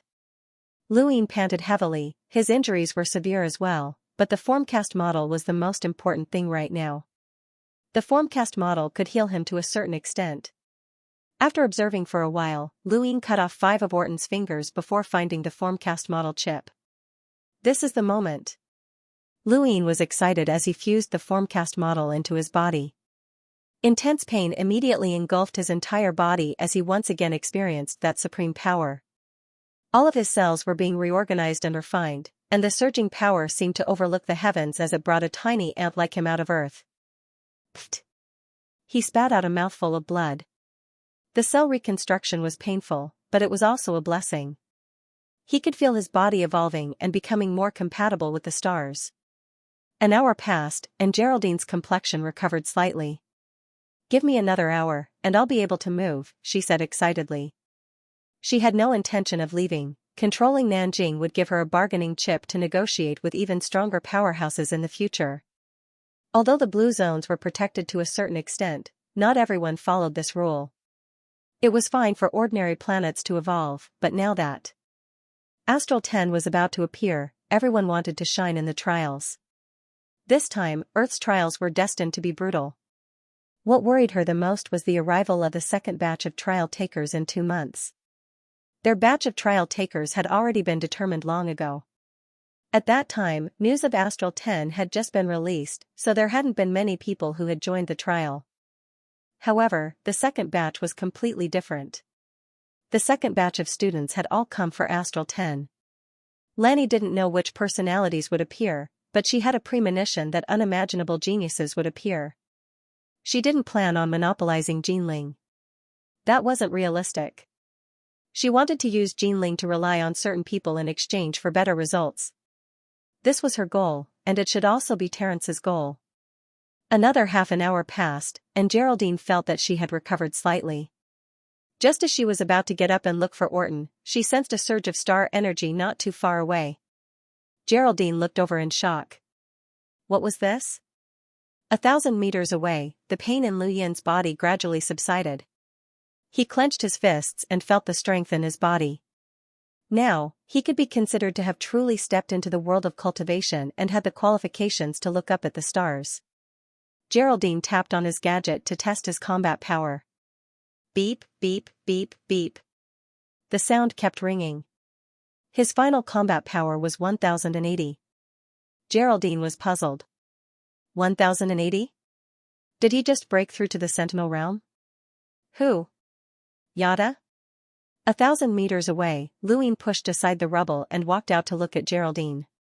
Geraldine was shocked, her heart sinking as her eyes flashed. You broke through to the Sentinel realm?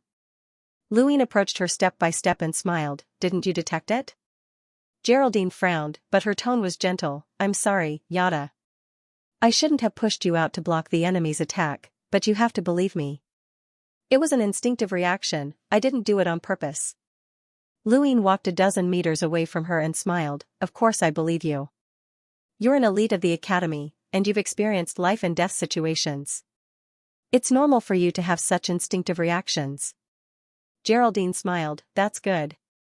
Yada, Terence, and Orton are all dead, and this native is heavily injured. From now on, Jinling is ours.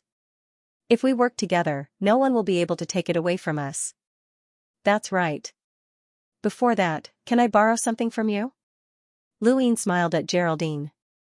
Geraldine's expression changed, but she forced a smile. What? Nothing, just some energy crystals. Geraldine's gaze turned sharp. What did you say? Lu Yin stared at her. Let's put it this way, hand over your cosmic ring. You want to rob me? She shouted. Lu Yin shrugged. Don't make it sound so dark, I'm just taking a look. Geraldine stood up and glared at him. Don't think that you can suppress me just because you've healed some of your injuries, Yada. You haven't fully recovered yet, and I've also healed some of my injuries. If we really fight, it's hard to say who will win. Don't forget, you just became a sentinel with a power level of 1080. Lu Yin's lips curled up. Is that so? If you really believed in my power level, why would you waste so much time talking to me? Geraldine's gaze flickered, but she didn't reply. Lu Yin continued, power level is just the influence of one's star energy on the outside world. It doesn't represent one's true strength. Isn't that the first sentence of the Academy's textbooks? Wrong, the textbooks just don't want to discourage commoners. The stronger one's power level, the stronger their star energy. It has a suppressive effect on those with lower power levels. Why else do you think Terence is stronger than me? The difference between our power levels is almost double, and no battle technique can make up for it, Geraldine said coldly. Lu Yin raised his foot and approached her once more. Make your move, if you're confident. Geraldine's gaze turned fierce as she stared at the approaching Lu Yin. She took out a flame crystal from her cosmic ring and crushed it, causing flames to soar into the air. Blazing palm, she was forced to use. Even if she could defeat Lu Yin, she would be injured again, but she had no choice. Seeing Geraldine's palm strike coming at him, Lu Yin raised his hand, the moon revolving around his palm as he unleashed the cosmic palm without hesitation. The moment they made contact, the moon exploded with a terrifying force that completely destroyed the flames, sending Geraldine flying 100 meters away. Her arm was broken, and she fell to the ground in a sorry state as she stared at Lu Yin in disbelief. She had never imagined that Lu Yin would be able to injure her so severely with a single palm. What battle technique was that? It definitely couldn't have been the shockwave palm, it was no match for the blazing palm. Their power levels were almost double, and ordinary battle techniques couldn't make up for it. Lu Yin looked at his right palm with a burning gaze. This was the serious palm. After reaching the Sentinel realm, the serious palm's power had increased once again. Stars would appear in his palm, and they would explode with enough power to crush everything. And this was just one star. What if there were 2? 10? 20? How powerful would it be? Lu Yin didn't even dare think about it. This battle technique couldn't be leaked. The commotion attracted Xianxia and the rest, but when the army reappeared, they only saw Lu Yin standing on the ground. Brother Lu? Feng Hong was shocked. Xianxia and the rest were shocked as well. They had all retreated far away during the battle and hadn't seen anything. Lock that woman up and save the executioner, Luin said. Geraldine was quickly taken away by the army, and Zhou Shan was rushed to the treatment room by the doctors. Wait, Zhou Shan called out weakly. Everyone gathered around. Zhou Shan looked at Luin. I'll leave Nanjing to you while I'm treated, please. Luin nodded, don't worry. Thank you, Zhou Shan said before fainting. Today's battle had caused great damage to Nanjing, and Luin ordered the army to rebuild the destroyed colony and pacify the survivors. He also ordered Luoyi and the rest to rush back to Nanjing. There were many things that Luin didn't have to worry about as the camp had its own way of dealing with them. He went to the lowest level of the prison to find Geraldine. Her limbs were tied up, and there were many high-tech weapons hidden around her. If she made any strange movements, they would immediately shoot. Luin dismissed the guards and walked over to her. He took her cosmic ring and cut her finger, using the genetic code in her blood to unlock the ring and pour out everything inside. Cosmic rings were very precious, and not many people could afford them. Vesta and Orton didn't have them, and only Geraldine and Terence did. Terence's ring had been taken by Luin, and he'd gotten quite a few good things. Who are you? She asked. Luin smiled, what do you think? You're definitely from outer space, you're definitely not from Earth, Geraldine said with certainty as she glared at him. Luin nodded and took all the energy crystals. He put the rest of the undergarments into the ring and returned it to her. Without the genetic code, the ring was useless, and there was no need for him to steal it. My name is Luin, don't get it wrong. Is that your name on Earth? She asked.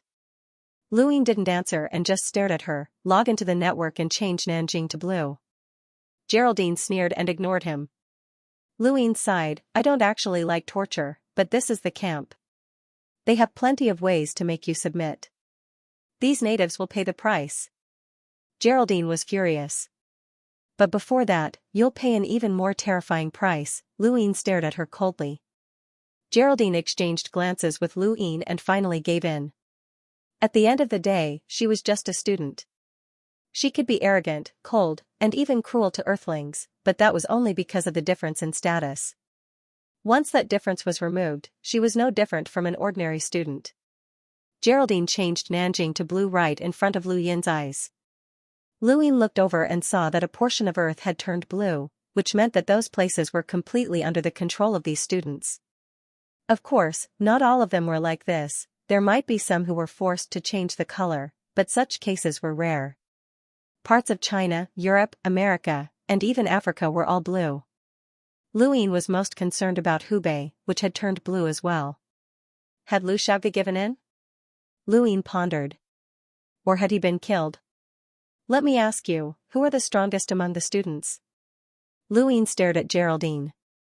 Geraldine shook her head, I don't know. The planetary evolution trial was organized by the Great Yu Empire, and there are students from various academies. I only know about the first military academy, and Terence should be very strong. I really don't know about the others. Luin didn't press the issue, the true test would be in 2 months, and he was confident that he could handle the first batch of students.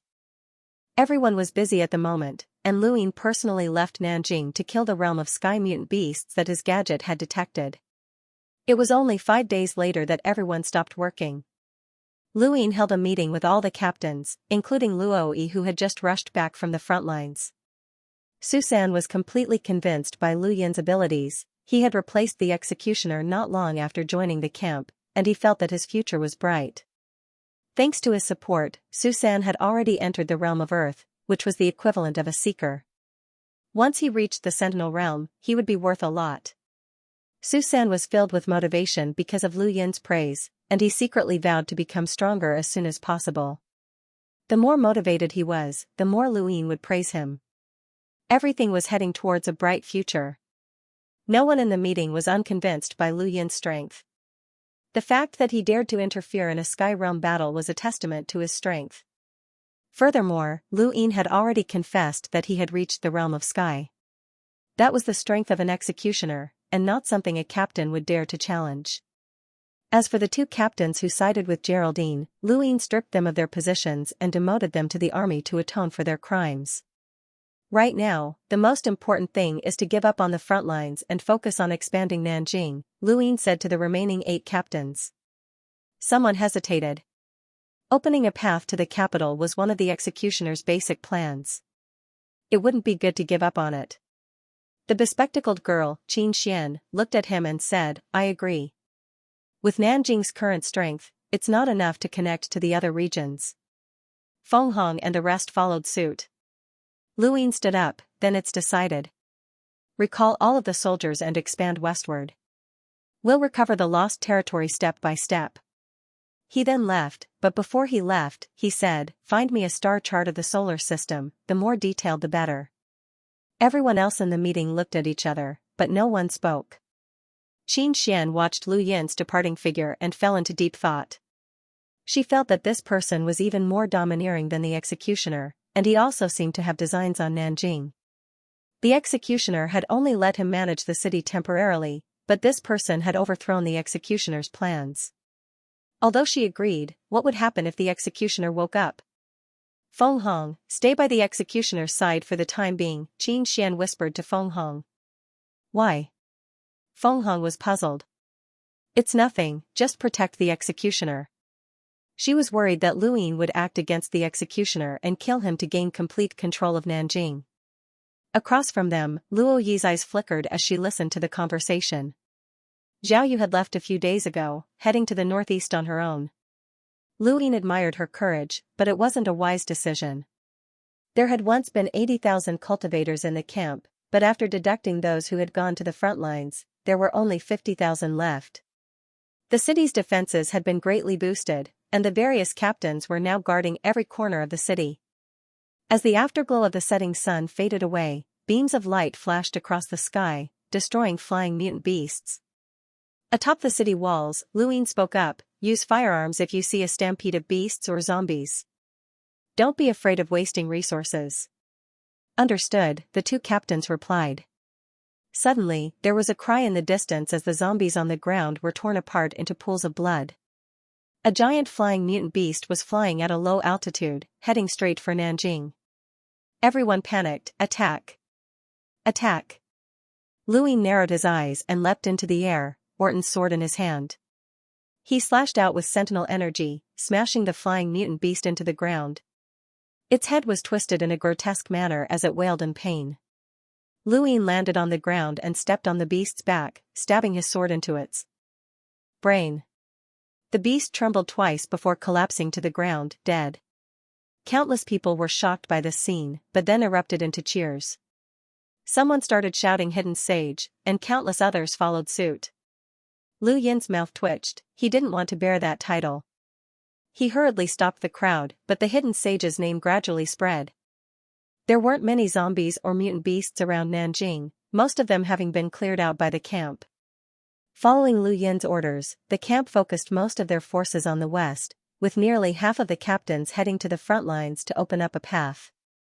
More and more survivors arrived in Nanjing, and naturally more cultivators. Half a month passed quickly, and there were less than 70 days left until the second batch of students arrived. During this time, Lu Yin had absorbed a portion of the star crystals and raised his power level to 1,500. He still had half of them left. The main purpose of star crystals wasn't to speed up the absorption of energy, but rather to train battle techniques and act as a power source for powerful technological weapons. They could also be used to replenish energy when energy was lacking. Most cultivators who used formcast models rarely absorbed energy from star crystals. Training battle techniques required energy, and battle techniques were the foundation of a powerhouse. Powerful battle techniques could increase a person's power several times over, and the higher one's power level was on the surface, the more likely they were to be feared. Of course, the higher one's power level was, the more energy one had. The same attack could cause a greater effect. For example, Terrence's shockwave palm had been able to match Geraldine's battle technique, but he had still kept a portion of his star crystals to train his battle technique. It was a pity he hadn't succeeded, or the battle half a month ago would have ended differently.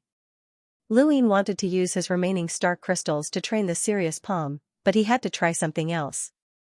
After half a month, Geraldine finally gave in and asked to see Lu Yin. Luine wasn't merciful to Geraldine. Although he hadn't tortured her, he had locked her up in a dark dungeon with no one to talk to and no one to accompany her. Although she was provided with food, it was of poor quality, with only mutant rat meat. These 2 weeks were the darkest days of her life, and she finally couldn't take it anymore. I am willing to help you. Please, please let me go. Geraldine's face was pale, and her eyes were cloudy. Her body was covered in an unpleasant stench, and she looked at Luine pleadingly. What can you help me with? He asked indifferently. I can help you protect Nanjing, and I'll do anything you want. Let me go, I can't take it anymore. Luine stared at her. Let me ask you something. What is your final mission for this trial? Her eyes flashed. You're really not a student? Then how did you get to Earth? This place is under the surveillance of the Great Yu Empire, you can't just come and go as you please. Luine turned to leave. Geraldine shouted, Wait, I'm just curious, I won't ask any more. Our mission is to hunt down a fugitive. Luine turned around curiously, a fugitive? Geraldine nodded. We were notified the day before the trial that a fugitive had entered Earth through the surveillance network and caused the planet to evolve. The Empire originally didn't want us to come to this planet for the trial, but since Earth has evolved, they had no choice but to change the location. That's why we were delayed for a few months, otherwise we would have arrived a few months ago. You weren't the one who caused Earth's evolution? Geraldine shook her head. No, the planet we were supposed to train on is quite far from Earth. Luine hadn't expected to receive such information. Earth's evolution hadn't been caused by the Great Yu Empire, but rather from within. The fugitive, Neptune. Could it be that corpse? What's the fugitive's identity? Geraldine coughed a few times. No, I don't know. His identity is top secret, no one knows his face or name. Then how are you going to find him? That's a mission, a trial mission can't be that simple. Even if you do find the fugitive, do you think you students can catch him? Luine was puzzled. He escaped from the innerverse to the outerverse and was heavily injured long ago. It's impossible for him to retain strength beyond the Melder realm. Everything on him has been destroyed, and he's lost all means of survival. 10 minutes later, Geraldine was released, and Luine had someone bring her to a bath and treat her injuries. Geraldine didn't appear in front of Luine for an entire day, and it wasn't until the afternoon of the second day that they met again. Although half a month had been painful, her injuries had all healed except for her right shoulder. This was the power of the universe's special healing medicine. When they met again, Luine brought her to a spacious grassland in Zhongshan. You've recovered except for your shoulder. How about it? Do you want to try and defeat me and let me have a taste of the pain of being imprisoned? Geraldine glared at Luine, her hands and feet still bound by chains. Luine smiled. Stop pretending, these things can't bind you with your strength. She broke free of the chains with a bang, but a piercing pain shot through her right arm. Her face paled as she sighed. I said I'd help you. Luine took out Terrence's gun from his waist and tossed it to the ground. You shouldn't be afraid now that you don't have this gun. Geraldine looked at the energy gun that Luine had tossed to the ground in astonishment. It was Terrence's life-saving weapon that could threaten even sentinels, which was why Geraldine was wary of Luine. But now, Luine had voluntarily given it up. Come on, you can try to defeat me. If you win, Nanjing will be yours, and you'll even get your revenge. How great would that be? Geraldine's eyes lit up, and with a flick of her long hair, she charged towards Luine. She was going to go all out, even if she could only use one hand. She was confident that she could at least fight to a draw, even if she couldn't defeat this person easily. Sparks flew from Geraldine's feet as she approached Luine. Sparks flew as her left palm swept across the ground. Blazing palm. Luine saw Geraldine's blazing palm coming at him, but he easily dodged it with a roving step and casually tossed out a fire crystal. That's not enough. Again. Geraldine was astonished, but he did not hesitate. Since he had already made a move, he would go all out. The fire crystal shattered, creating a raging inferno that soared into the sky. Geraldine leapt over the flames and turned his left palm. The flames seemed to have a mind of their own as they gathered together. Then, an even darker flame appeared in the center of his palm, and he slammed it towards Luine. Lu Yan's gaze turned cold. He retreated half a body's length and raised his right palm. Stars appeared in his palm as he slapped towards Geraldine's flame palm. Bang! The shockwave split the ground apart as a wave of heat surged. The flame swept high into the sky before exploding into countless sparks. A powerful shockwave erupted between the two, and Geraldine spat out a mouthful of blood as she was sent flying. She crashed heavily onto the ground and spat out another mouthful of blood. Luin did not move from his spot, and his expression did not even change.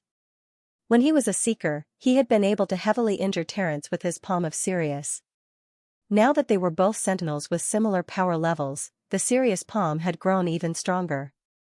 He had shown mercy by not killing Geraldine. Geraldine collapsed to the ground and stared at him in shock. How is this possible? She knew how powerful this person's battle technique was. He had defeated her blazing palm when he had just become a sentinel, but she had still been injured at the time and had not been able to use her full strength. This time, however, she had used her full strength, and this person had not even taken a single step back. The soldiers from the camp quickly rushed over, but Luin ordered them to retreat. He walked over to Geraldine. Do you still want to resist? Blood flowed from the corner of her mouth, her beautiful face pale. What battle technique? Luin sneered. Triple shockwave palm. How is this possible? It's not a shockwave palm at all, she said weakly. Luin smiled as he picked up the gun. Haven't you heard of a legend? A powerhouse once used a 100-fold shockwave palm to shatter a star. A triple shockwave palm can easily defeat you. Geraldine was still immersed in shock and disbelief. It was hard to accept that someone who had once been able to suppress her so easily had now defeated her. Go heal yourself. From now on, you're my personal bodyguard. Luin smiled at Geraldine before turning to leave. Geraldine felt bitter and spat out another mouthful of blood. No wonder this bastard had asked her to act. He had wanted to subdue her. Luin was excited when he returned to his residence. Although his power level was only 1,500, with the Sirius palm, even Terence would not be a match for him. He finally had the ability to protect himself. Luin had Susan stand guard outside and announced that he was going into seclusion. He took out a star crystal from the sealed training room in Xianxia and crushed it. Instead of absorbing it, he took out his die. The die had been dim ever since its last use, but he had observed it a few times and found that it was slowly recovering. He guessed that it needed star energy to do so. As soon as the die was taken out, the star energy that filled the training room surged towards it and was absorbed by it. The dim glow on its surface gradually recovered as Luin took out star crystals one by one. Finally, when there was only one star crystal left, the die returned to its original appearance. It was shrouded in a hazy radiance. Luin wiped his forehead. This thing required too much star energy. He calculated that the star crystals that Geraldine had stored and the energy that Terence had absorbed over the past few days would require close to half a cubic meter of star crystals, and that wasn't even counting the burst of energy that Terence had given Geraldine when he broke through to the Sentinel realm. If everything was added up, it would probably require a cubic meter of star crystals. The amount of star crystals that Terence had brought with him for this trial was already his limit. Even a rich student wouldn't be able to get a single cube of star crystals, which showed just how precious this thing was. Every time it was used, it would consume a cube of star crystals. Luin felt that he would be very poor in the future, and he had to find a way to become rich or he would not be able to afford this. He would not give up on the die. It had given him the heaven-defying Sirius art on his first use, and who knew what it would bring him in the future. Most importantly, there were no repercussions, and no one would know that he had taken, the die was a cheat for many people. Even if it was 10 or 100, he would still use it, let alone a cubic meter of star energy. Luin looked at the die floating in the air and gulped, rubbing his hands together. Come on, it's time to show off my luck. I hope it'll bring me something good this time. He tapped the die lightly as if he was on a pilgrimage, causing it to spin rapidly. The numbers on the last 5 faces disappeared, leaving only a single face, 4. 4? Luin was puzzled, but before he could think any further, his surroundings changed. The training room was gone, and Mount Zhong was gone. All he saw was an endless gray space with no end in sight. He looked up and saw endless darkness, and the ground beneath his feet seemed to be made of some unknown material, but it seemed to be quite sturdy. Behind him, a series of numbers slowly changed, 25920, 25919, 25919, 25919, 25,919. Luin inexplicably thought of the use of this space. It was the time-stop space. Luin was shocked. What the hell was this? This was a name he had only heard of in legends. How could his die have such a function? 4 meant that he could stay in the time-stop space for 3 days, and the numbers behind represented the number of seconds. In other words, the time in the outside world would not change even if he stayed in the space until the last second. Luin sighed as he looked at the slowly changing numbers. Was his innate gift a little too terrifying? He shook his head and shook off these distracting thoughts. He raised his hand and the die appeared once more, but this time it was dim and lightless. Luin finally understood why this thing had consumed so much star energy. He felt like the amount of star energy he had consumed was too little compared to the space he had obtained. He took out the last star crystal and threw it at the numbers. It instantly turned into a stream of light and disappeared, and the number increased by 5 seconds. Lu Yin's face twitched. 5 seconds was too little. He was speechless. The initial space would last for 3 days, and if he wanted to use more star crystals to increase his time, the cost would be huge. A fist-sized star crystal would only increase his time by 5 seconds, and a cubic star crystal would only increase his time by 80 minutes, which was equivalent to 20 minutes per hour. His cultivation, battle techniques, weapons, energy sources, dice, time, and so on. He realized that he needed star crystals for everything, and his premonition was growing stronger. Perhaps he would need to do something bad in the future for star crystals, such as robbing people? Interstellar pirate might be a good career. Luin looked around. He had to stay here for 3 days, which was a rather awkward time. He didn't have enough time to train in the Sirius Palm, and he had no star crystals to absorb. As for other things, he could only train in one battle technique, the Space Render Palm. The Space Render Palm was an advanced version of the Shockwave Palm. It was also a common battle technique, but it was far more demanding on the physical body than the Shockwave Palm. There weren't many melders who could use the Space Render Palm, but it was perfect for Luin. He had no energy, and he was confident in his physical body. The Space Render Palm was stronger than the Shockwave Palm, and more importantly, it was a long-range attack that could make up for Lu Yin's shortcomings. Although Luin hadn't trained in it, he had never stopped training his body. Fortunately, the Shockwave Palm didn't have a high star energy requirement, or he wouldn't have been able to kill Vesta with it. Star energy filled the entire universe, but every planet had its own ecosystem that was different from star energy. A battle technique like the Shockwave Palm that relied on the physical body was even rarer. It was a pity that many people didn't have access to powerful battle techniques, but they didn't know that most of the time, such techniques couldn't be used at all. The numbers in the time-stop space dwindled, and Luin continued to sweat profusely. 3 days passed by quickly. When the countdown ended, the scene in front of Lu Yin's eyes changed, and he reappeared in the training room. His surroundings hadn't changed at all, but he quickly checked the time. Indeed, only 1 second had passed after 3 days of hard work. Luin took a shower and rested for the rest of the day before meeting Geraldine again the next day. At this moment, Geraldine was looking at Luin with a hint of dread. "Do you know your duty?" he asked casually. "Your bodyguard," she whispered. "Let's go, the executioner should be waking up soon." Zhou Shan had been receiving intensive treatment all this time, and his injuries were far worse than Geraldine's. If not for Lu Yin's intervention, he would have been killed by Orton, and before that, he had been attacked by Terrence. After half a month of treatment, Zhou Shan lost a lot of weight. When Luin brought Geraldine out of the room, Feng Hong hurriedly stood up. "Brother Lu, no, the executioner is awake." He didn't want to be called the hidden sage, especially when the second batch of students was about to arrive.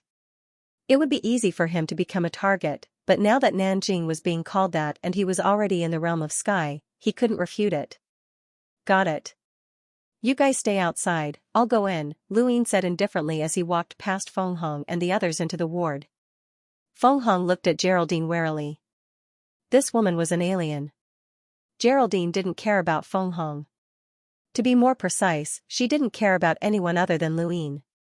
If Luin hadn't come from outer space, it would have taken some time for her dignity to submit to him. Other than Zhou Shan, Xianxia was also in the ward.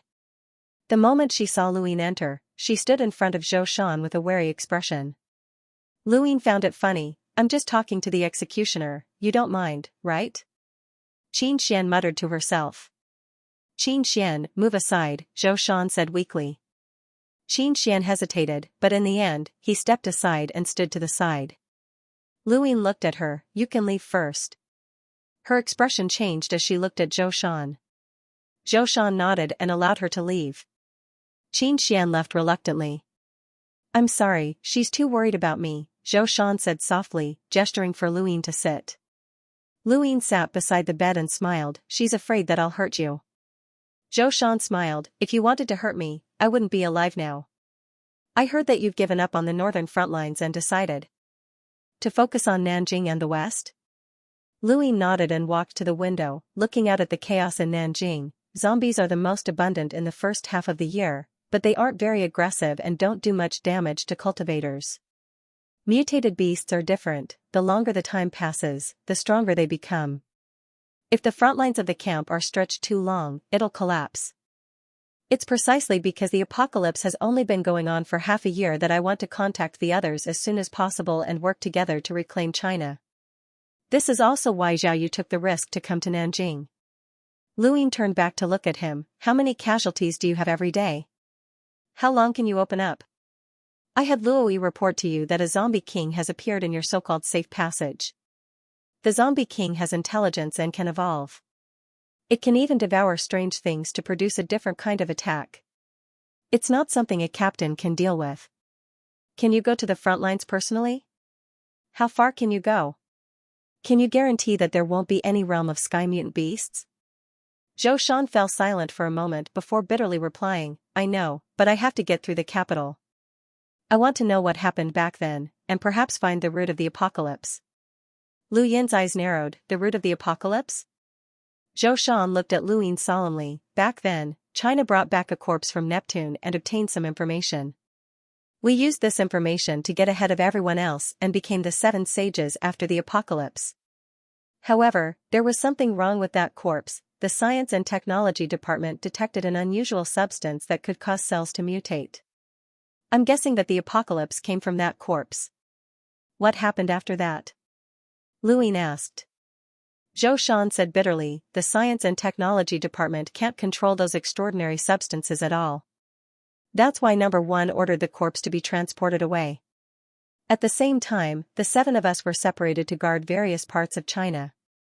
Perhaps Number 1 had already guessed something at that time, but on the day the corpse was transported away, the end of the world came. Luin stared at Zhou Shan. Zhou Shan stared blankly at the ceiling. We don't know what happened, only that the world changed in an instant. The researchers of the Science and Technology Department, Number 1, and many others died in an explosion. We tried our best to contact them, but we didn't know what happened. Even Zhang Dingtian in the capital didn't know. What about the corpse? Luin hurriedly asked. The corpse was the most important thing to him. It contained a formcast model, and it was likely to be the fugitive from the Innerverse that the students had been searching for. Zhou Shan shook his head. I don't know, there was only a crater filled with lava at the scene. All information was lost in the explosion, and it brought about the apocalypse. Luin turned around and saw that Zhou Shan wasn't lying. He had worked hard to find the corpse and had even traveled all the way from Hubei to Nanjing, but even the 7 sages didn't know where it was. It seemed that he had to make a trip to the capital. Have a good rest, I'll be leaving, Luin said. You're leaving Nanjing? Zhou Shan asked. Luin looked at Zhou Shan. Do you want me to leave? Of course not, Nanjing can only be defended if you stay. I can sense that you're very strong. You were able to injure the strongest alien when you were only in the realm of Earth. Now that you're in the realm of Sky, you're definitely stronger than me. I want you to stay. The camp will listen to your orders, and even I will listen to them, Zhou Shan said solemnly. Luin was surprised. Why? Even if I leave, Nanjing will still be your world, and you'll still be the executioner. Zhou Shan laughed bitterly. Do you think we want that title? I'm only protecting Nanjing because Number 1 ordered me to. I'm a soldier, and I'll carry out my orders regardless of whether glory exists or not. The survival of the millions of people in Nanjing is more important than anything else, so I want you to stay and protect them. Lu Ying stared into Zhou Shan's eyes, and Zhou Shan met his gaze without backing down. After a while, Lu Ying nodded, "I'll stay for the time being," and walked out of the ward. Zhou Shan heaved a sigh of relief and looked out the window. The battle half a month ago had left an unforgettable impression on him. The so-called executioner was nothing more than an ant, and the pressure of protecting the lives of millions of people was too great. He sincerely hoped that Lu Ying would stay, only by living would there be a future. Everything he had told Lu Ying was top secret, but it was also a sign of his sincerity. Xianxia hurried in after leaving the ward. Lu Ying nodded to Feng Hong and left with Geraldine. A soldier was a heavy term that represented a sense of responsibility. This responsibility was too great, and Lu Ying didn't want to shoulder it. He respected Zhou Shan, but that didn't mean that he would stay and help him forever. He had already obtained Terrence's formcast model, so he didn't have to worry about breaking through to the Melder realm. He could stay for now, but he would leave as soon as there was any news about the corpse. Smoke rose into the sky from Jinling. The battle never stopped. Every few days, there would be a beast tide coming from the west. It came out of nowhere. In the sky, flying mutant beasts swarmed towards the settlement. Geraldine soared into the sky, her flames condensing into a blazing palm that shook the sky and sent sparks flying everywhere. Lu Ying stood on the city wall and looked towards the west. The beast waves had been too frequent these past few days. Had a powerful mutant beast appeared? "Geraldine, support the southwest," he shouted. In the sky, Geraldine was gloomy. She was a genius from outer space, yet she was being ordered to do so. She wanted to refuse, but when she saw Lu Yin's cold eyes, she wisely carried out the order. She couldn't help but recall the scene from a few days ago. The day after visiting Zhou Shan, Lu Yin had suddenly suggested a spar and promised not to use the shockwave palm. Geraldine had only agreed when he'd promised not to use the shockwave palm, but the bastard had actually used the space render palm and almost crippled her. She was so angry that she swore never to spar with him again. Of course, she was also shocked by Lu Yin's strength. The shockwave palm wasn't too rare, but the space render palm was completely different. She knew of only one person of the same age who could use it, Baron, the strongest student in the first military academy.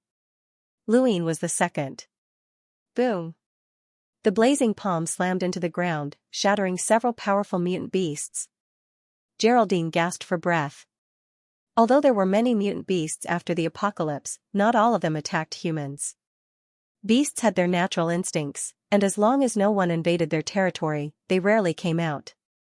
This was one of the key reasons why so many survivors were still alive. But now, the beast waves were becoming more frequent. Roar! Two mutant beasts rushed towards Geraldine from the front. Geraldine once again used a scorching fire palm and killed the two mutant beasts. Atop the city walls, Lu Yin frowned. This girl relied too much on battle techniques, which was actually limiting her development. Once she stopped using the blazing palm, her battle prowess would immediately drop by half. She would probably only be considered above average in the academy, far from Terrence's level. She was only slightly stronger than Orton. Suddenly, Lu Yin's eyes widened and he roared, "Stop!" He pressed down with his palm, grabbing at the air and creating a ripple that shot towards Geraldine like an air cannon. Geraldine turned around in shock, only to see Lu Yin's space render palm flying towards her. Her expression changed drastically. "This bastard is actually attacking me." Geraldine suddenly felt a chill run down her back. Someone was trying to ambush her. Geraldine reacted quickly and instinctively bent down. The space render palm brushed past her and landed on her back with a bang.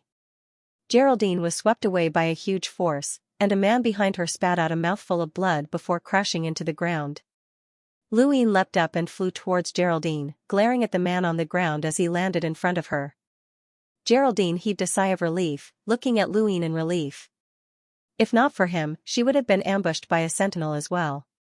If the ambush had succeeded, she would have been heavily injured or even killed. A huge crack appeared in the ground, and the man clutched his chest as he looked at Lu Yin in shock. Space render palm? How is that possible?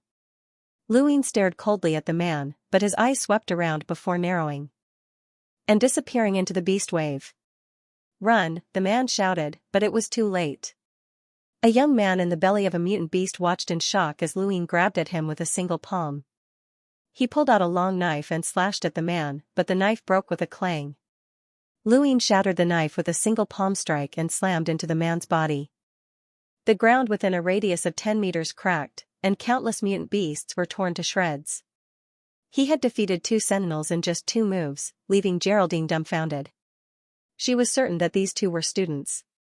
Although they weren't from the first military academy, they definitely weren't weak if they could participate in the trial. Yet, they had been defeated so easily. This was Lu Yin's current strength, his true power far exceeded his combat rating. With the 2 defeated, the beast wave strangely retreated. Luin immediately knew that these 2 had been the cause of the beast wave. "Who are you?" Geraldine asked loudly, having almost been ambushed. The 2 men looked at Luin fearfully, but didn't answer. Luin waved away the soldiers and stared coldly at them. "If you don't speak, I'll cut you up and feed you to the mutant beasts." "We're all students, you can't be so cruel," one of the men said fearfully, his face pale. Luin shrugged. "Sorry, I'm not a student. I'm from Earth." "Impossible," the 2 exclaimed, looking at Geraldine at the same time. She fell silent. The 2 were shocked. How could a mere native defeat us so easily? He even knows the space render palm? "Enough, cut the crap. Speak or die," Luin said coldly. 10 minutes later, Luin ordered for the 2 to be locked up. They were from the Great Yu Empire's Blue Mountain Academy, which was located on a planet filled with wild beasts. They knew some beast-taming techniques, but they could only control weak mutant beasts. As for attacking Nanjing, they had the same goal as Geraldine, they wanted to take over the city. However, they were different from Geraldine, they had people backing them, and they weren't far from Nanjing. Geraldine was furious. "Why don't you kill them? They want to take over Nanjing." Luin looked at her. "You kill them." Geraldine was startled and turned away. "I can't do it." Luin coldly replied, "Although the trial doesn't forbid death, it's not good to kill too much. Don't try to be smart in front of me in the future. This is the first and last time." He then turned and left.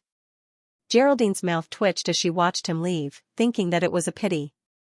She had wanted to push Luin into the enemy's position so that she could escape his control, but she hadn't succeeded. This bastard was smarter than she had imagined. "Boss, the beast tide has retreated," Susan excitedly reported, his eyes shining. Luin knew what he was thinking. "Have you used up all the energy crystals I gave you?" Susan was embarrassed. "Yes, I've become a lot stronger." "Don't rush to break through to the realm of sky, you don't have the ability for now. Try to immerse yourself in refining the energy in your body." "Okay, boss." Susan could feel Lu Yin's concern. As for Luin, he didn't want this person to lose his potential by absorbing too many impurities. That would make him worthless. Many large powers had ways to disperse their energy and cultivate again, and the current Susan was worth it. However, the higher one's strength, the higher the price. Thus, the stronger Susan was, the lower the price Luin would receive in the future. Being in the realm of Earth was just right, as long as it could protect his life. Zhou Shan's injuries had recovered considerably, and Luin gave him some of Geraldine's healing medicine. "What do you plan to do with those 2 aliens?" he asked. "Lock them up for now, they'll definitely be useful. You can also interrogate them and learn more about them." Zhou Shan nodded. "I heard they're from Anhui? They're in the direction we're heading, so we might as well get rid of them."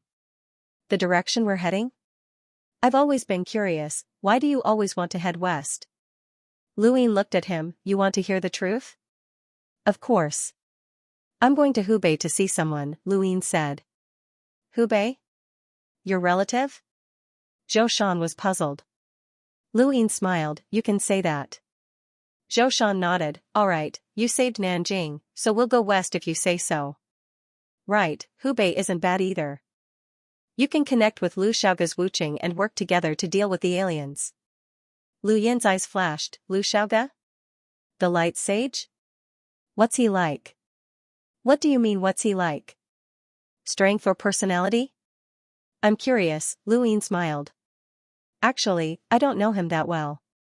Although we've worked together before, we haven't interacted much."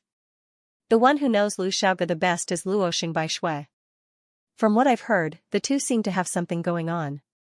Lu Ying frowned. Something going on? Are they married?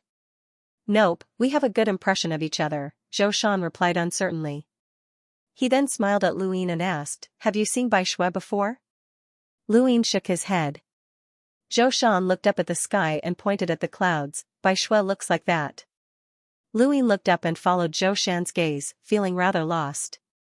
Bai Shui, a hibiscus from clear water, and natural sculpture, the goddess of the Luo River, a picturesque beauty. Lu Ying stared at Zhou Shan as if he had seen a ghost. You know how to use idioms? Zhou Shan rolled his eyes. That's not something I said, it's something everyone agrees on. Bai Shui is known as the most beautiful woman in all of China, bar none. Celebrities, internet celebrities, socialites, and school beauties can't even compare to a single finger of hers. Zhou Shan laughed strangely. I didn't believe it at first, but after seeing her, I'm convinced. This woman was born to be worshipped, and it's not an exaggeration to call her a goddess. Lu Ying laughed. Is it that exaggerated? Goddess? What arrogance, a native will always be a native. If you see Star Sibyl, you'll kneel and lick her feet, Geraldine suddenly interrupted. Lu Ying sneered. I don't want to hear the word native coming out of your mouth again. Go guard the door. Geraldine snorted and left, not daring to challenge Lu Ying again. Zhou Shan felt awkward. It wasn't good to be overheard by another woman. Brother Zhou, please continue, Lu Ying said. Zhou Shan coughed. There's not much to say. Lu Xiaoge is handsome, and Bai Shui is beautiful. They're a perfect match. What about their strength? Lu Ying asked curiously. Zhou Shan shrugged. Lu Xiaoge and I are both 4 lower sages, while Bai Shui is one of the 3 upper sages. Although it's said that Lu Xiaoge is cautious and good at hiding his strength, he can't be much stronger than me. Lu Ying nodded in understanding. Zhou Shan's words implied that he didn't know much about Lu Xiaoge, but Lu Ying could tell that he had a good impression of Lu Xiaoge.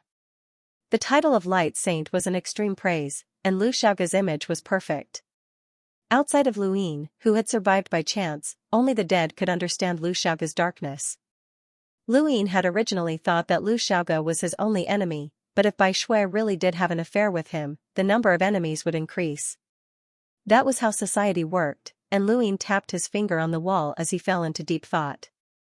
It wasn't until evening that the beast tide completely retreated.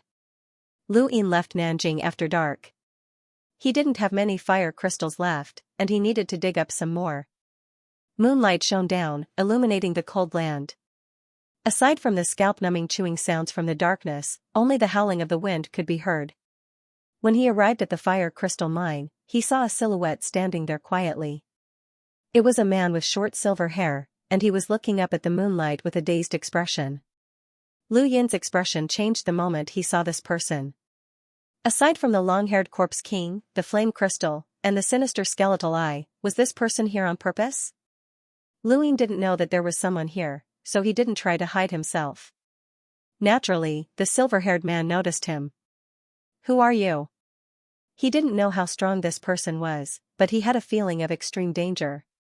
He didn't want to get too close to this person, and the skeletal eye kept circling in his mind. The silver-haired man looked at Lu Yin and smiled faintly. Coincidentally, the moonlight was covered by a layer of clouds at this moment, causing the land to sink into darkness. In that instant, Lu Yin felt his scalp go numb. A white light flashed in the darkness, and he used the roving step to quickly retreat. At the same time, he punched out with his right palm, causing stars to appear. A pair of cool eyes flashed with surprise as the white light spun rapidly and collided with Lu Yin's right palm. Vaguely, Lu Yin saw that the white light had come from a beautiful butterfly knife. The blade tore through the air at a speed that was difficult to see with the naked eye, completely repelling the power of Sirius' palm. There was a loud bang, and the air distorted as the two retreated at the same time. Moonlight peeked out once more, illuminating the land and illuminating the two. Lu Yin's expression turned serious. This person had blocked Sirius' full-force attack. The silver-haired man was surprised and scratched his head. I'm sorry, I thought you were a zombie, so I attacked. Sorry, haha. Lu Yin narrowed his eyes and stared at the man, his lips curling up. You're welcome, I also thought you were a zombie, so I attacked. Fortunately, I didn't use my full strength, so I didn't hurt you. The silver-haired man raised an eyebrow. No, no, how could you hurt me? Although I barely used a third of my strength, it was more than enough to block your palm, haha. Luin looked at his own palm and smiled. Sorry, I remembered wrong, I only used a quarter of my strength. Fortunately, I didn't hurt you. The silver-haired man laughed. Well, I also remembered wrong, I only used a fifth of my strength. Is that so? I don't believe you, want to try again? Luin challenged. The silver-haired man quickly waved his hands. No, I'm an elegant gourmet, I don't fight. By the way, what are you doing here? Looking for a classmate, I arranged to meet her here, Luin said indifferently. The silver-haired man grunted. Me too, I remember there's a Jinling nearby, but it's marked blue. Could it be your classmate's doing? Luin nodded. It's her. The silver-haired man sighed regretfully. I see, I wanted to go and have some fun, but forget it, you can continue waiting, I'll be off. With that, he turned and left, quickly disappearing. Luin looked at his gadget and confirmed that the silver-haired man had left before letting out a sigh of relief, his expression unprecedentedly solemn. His serious palm had been blocked, and he had used his full strength after breaking through to the Sentinel realm. He had no time to hesitate, he had indeed used his full strength, but it had still been blocked. Just who was this person? Such a powerhouse had actually appeared in the first batch of trial takers. Luin walked to the side of the ditch and looked at the location of the flame crystal mine. That person had been standing there since the beginning, and this was where he had picked up the eye. This person was likely the owner of the eye. Luin recalled all the symbols he had seen in the universe, but there was no such thing as a vertical eye. When he had first picked it up, he had felt that he had come into contact with something incredible, and this feeling was even stronger now. Although the silver-haired man was a sentinel, Luin could tell that he hadn't used his full strength in that exchange. He was unfathomable. On the other side, the silver-haired man was flying under the moonlight, a strange expression on his face. His killing blow had been blocked, a sentinel student actually managed to block my attack. Interesting.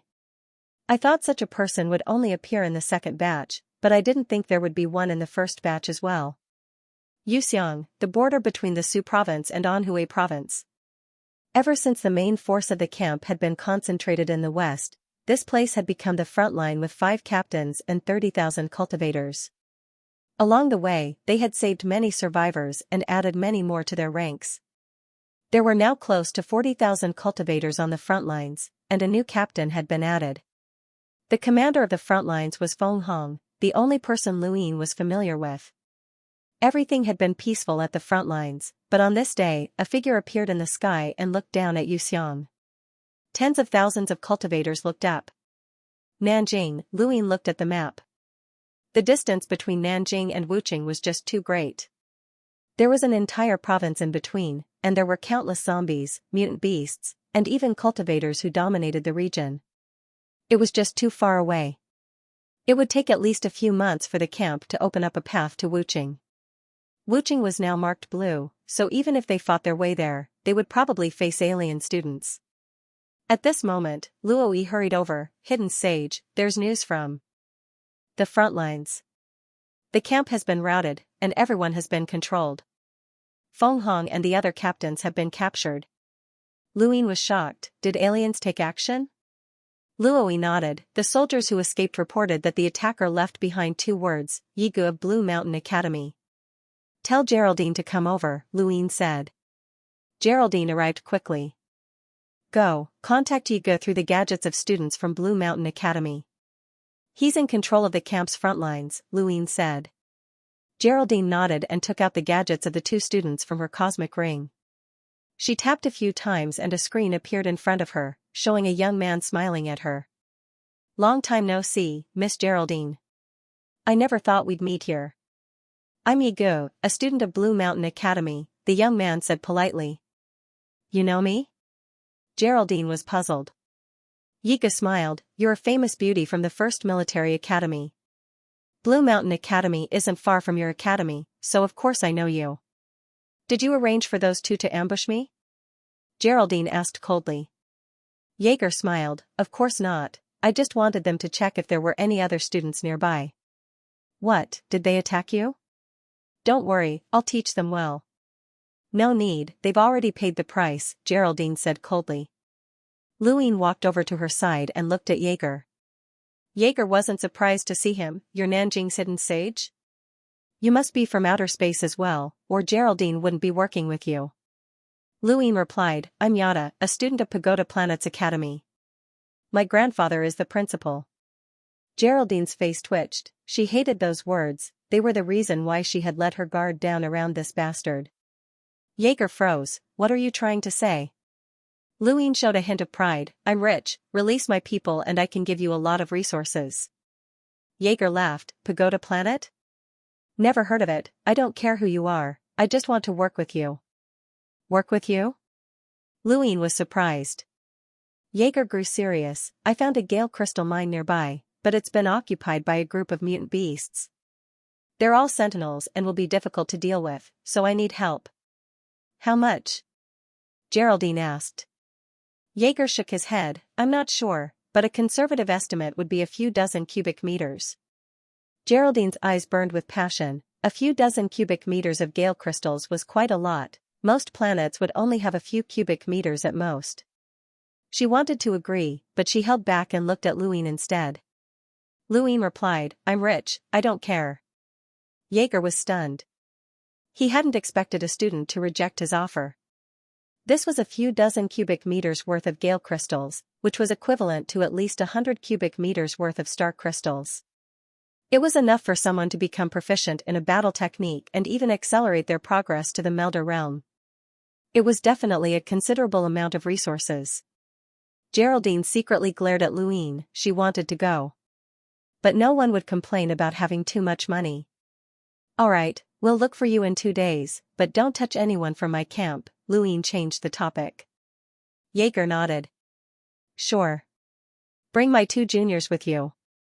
The more people, the easier it is. Geraldine immediately hung up after Luine agreed. Is this Jaeger the powerhouse on the same level as Terrence? Luine asked. I've heard of his name before. He's one of the top 3 students in Blue Mountain Academy. He might even be stronger than Terrence. What's his family background like? Geraldine was startled. Family background? I don't know. Lu Yin's eyes twinkled. He wasn't going there for the Gale crystals. No matter how many of them he had, they couldn't be exchanged for star crystals on Earth, and they might end up in the hands of the Great Yu Empire. What he lacked right now were star crystals, and Jaeger should have some on him. Jinling wasn't far from Yuxiang. Luine had Geraldine carry the 2 students from Blue Mountain Academy upside down, and it only took them half a day to reach their destination. Tens of thousands of evolvers from Yuxiang were trapped in the camp. Their weapons were confiscated, and they were being monitored by another group of evolvers. He saw Feng Hong, the pitiful captain, hanging from a tree. A powerful wave of energy rippled through the entire camp, and when the 2 arrived, it swept out and caused the sky to tremble. Luine knew that this was Jaeger's show of strength, but he also wanted to test his own strength. Not only was such a show of strength useless, but it would also expose his own strength. Jaeger's energy wave was powerful, even slightly stronger than Terrence's, but Luine didn't mind. A barking dog didn't bite, and only the silver-haired man's methods of killing were terrifying. Geraldine stepped forward and blocked Jaeger's energy wave, causing the air to distort and an invisible crack to appear in the ground that separated the camp from Lu Yin's group. Feng Hong and the other captains looked up and saw Luine, their eyes filled with shame. Luine didn't care about them, instead focusing on the man who was slowly rising into the air. Clap. Clap. As expected of the belle of the military academy, Geraldine's strength is amazing, Jaeger praised, his eyes filled with undisguised greed. Geraldine snorted, is this how Blue Mountain Academy treats its guests?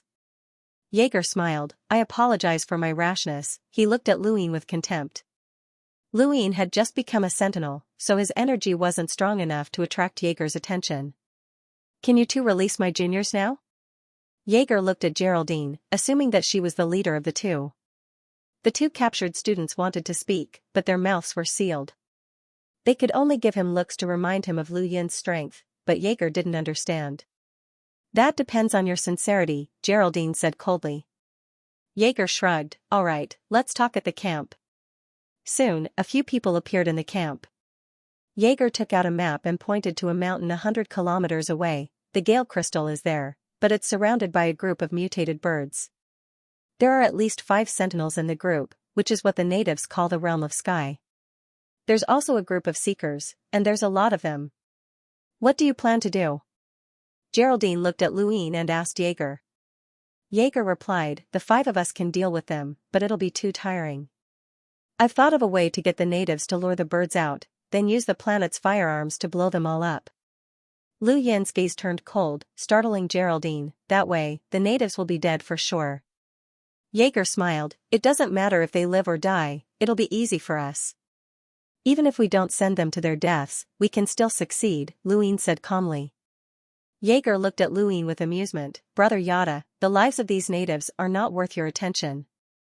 Once the trial is over, the evolvers among them will be sent to the battlefield. Some of the more talented ones might even become the slaves of influential students, while the pretty ones might become maids. The rest will just be cannon fodder, so there's no need to worry about them. Actually, it's better for them to die here, and they might even thank us. Luine did not say anything, as Earth's fate had already been decided long ago. From the moment the trial began, everyone on Earth had been under the observation of the Great U Empire and the Universe Youth Council. Only an extremely small number of people with innate gifts would be treated fairly, while the rest would be cannon fodder. Jaeger was right. Jaeger looked at Geraldine. All right, I've shown my sincerity. Can you let them go now?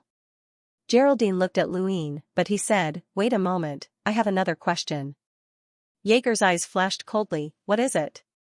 Luine looked at Jaeger. You're a top powerhouse of Blue Mountain Academy, so why are you staying here instead of completing your mission? Jaeger was shocked, and he looked at Luine and then at Geraldine. He laughed. I almost forgot. It's normal for people at your level to not have access to such information. Alright, I'll explain it to you. He then sat down and asked for several cups of tea to be served. Luine and Geraldine sat down as well, accepting the tea and looking at Jaeger. Jaeger took a sip of tea and said in a low voice, the students are divided into 3 classes.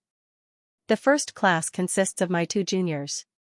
The purpose of their trial is just to show off to some people. It's like gilding. As long as they can survive the trial, their future will be glorious. The second class consists of us. Us? Geraldine was shocked. She had thought that Jaeger, a top powerhouse of Blue Mountain Academy, wouldn't be in the same class as her. Jaeger nodded. You, me, and even Terrence. From your military academy are all in this class. Our goal is to achieve some results, such as conquering a territory, marking it blue, discovering precious minerals, and so on. Geraldine, ever since you landed, has anyone told you to complete a mission together? Geraldine shook her head, her expression solemn. Jaeger smiled. That's right, we're not qualified. Only one type of person is, and that's your academy's Varen and mine's Boris. The strongest in the academy? Geraldine was shocked. Jaeger nodded. There's no such thing as fairness in this universe. We need to be notified of the trial, but they're already aware of it. Plus, the strongest students in each academy have their own way of contacting each other. This is their sphere of influence, and we can't reach them. They've already formed an alliance before the trial began to complete their mission. Darren isn't in this area, right? Geraldine looked bitter. I didn't see him before the trial started. Jaeger smiled. I know a little more than you, so I managed to get some information about that circle. Darren, Paris, and Parlai have teamed up to investigate the cause of this planet's evolution. They might have already gone to the capital, but that's not a place we can set foot in. I'll be satisfied with just occupying an area and finding a mine. There's no need to fight those monsters. Parlai? Parlai from planet 3rd gravity? Geraldine exclaimed, her face pale. Jaeger's gaze turned serious. That's right, Parlai. He's famous among the Great U Empire's youths, and he almost joined the Great U Youth Council. He's a peak sentinel with a power level of 3,000. Luine was shocked. He hadn't expected this group of students to have been unprepared. They had been silently assigned to different tasks, and only the top powerhouses would complete the missions. Vesta and Orton were at the bottom, while Geraldine was barely at the level of Terrence and Jaeger. The top powerhouses weren't even in the Sioux province, they were closer to the capital, where the cruelest training grounds were. As far as I know, there are 3 top teams in the Chinese region on this planet. One is Parley's team, and I don't know who the other 2 are, but they're definitely top experts from the various academies. They're monsters that can compete with the second batch of students. Their goal isn't the planet's trial, but the legendary territory's trial. Right now, it's just a warm-up, Jaeger said solemnly. Geraldine was silent. She knew too little and her level was too low. All right, I've told you everything you need to know. It's time, Jaeger suddenly said. Time for what? Jaeger laughed. Jaeger laughed strangely. Time to make you happy. Geraldine's heart sank when she saw Jaeger smile. You poisoned the tea? Of course not. It's not that easy to poison someone. Gadgets can detect the composition of substances to a certain extent. What I used is good stuff. Strength enhancement powder. Jaeger retrieved a crystal bottle from his cosmic ring.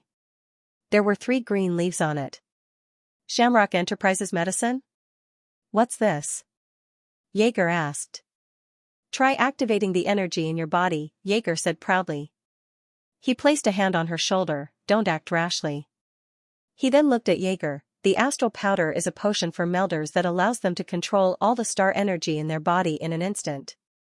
A sentinel would be drained of star energy if they used it, and they'd be seriously injured by the backlash. Jaeger was surprised. You know? Oh, you said your grandfather was the headmaster? Looks like he has some background. Lu Yin's gaze turned cold.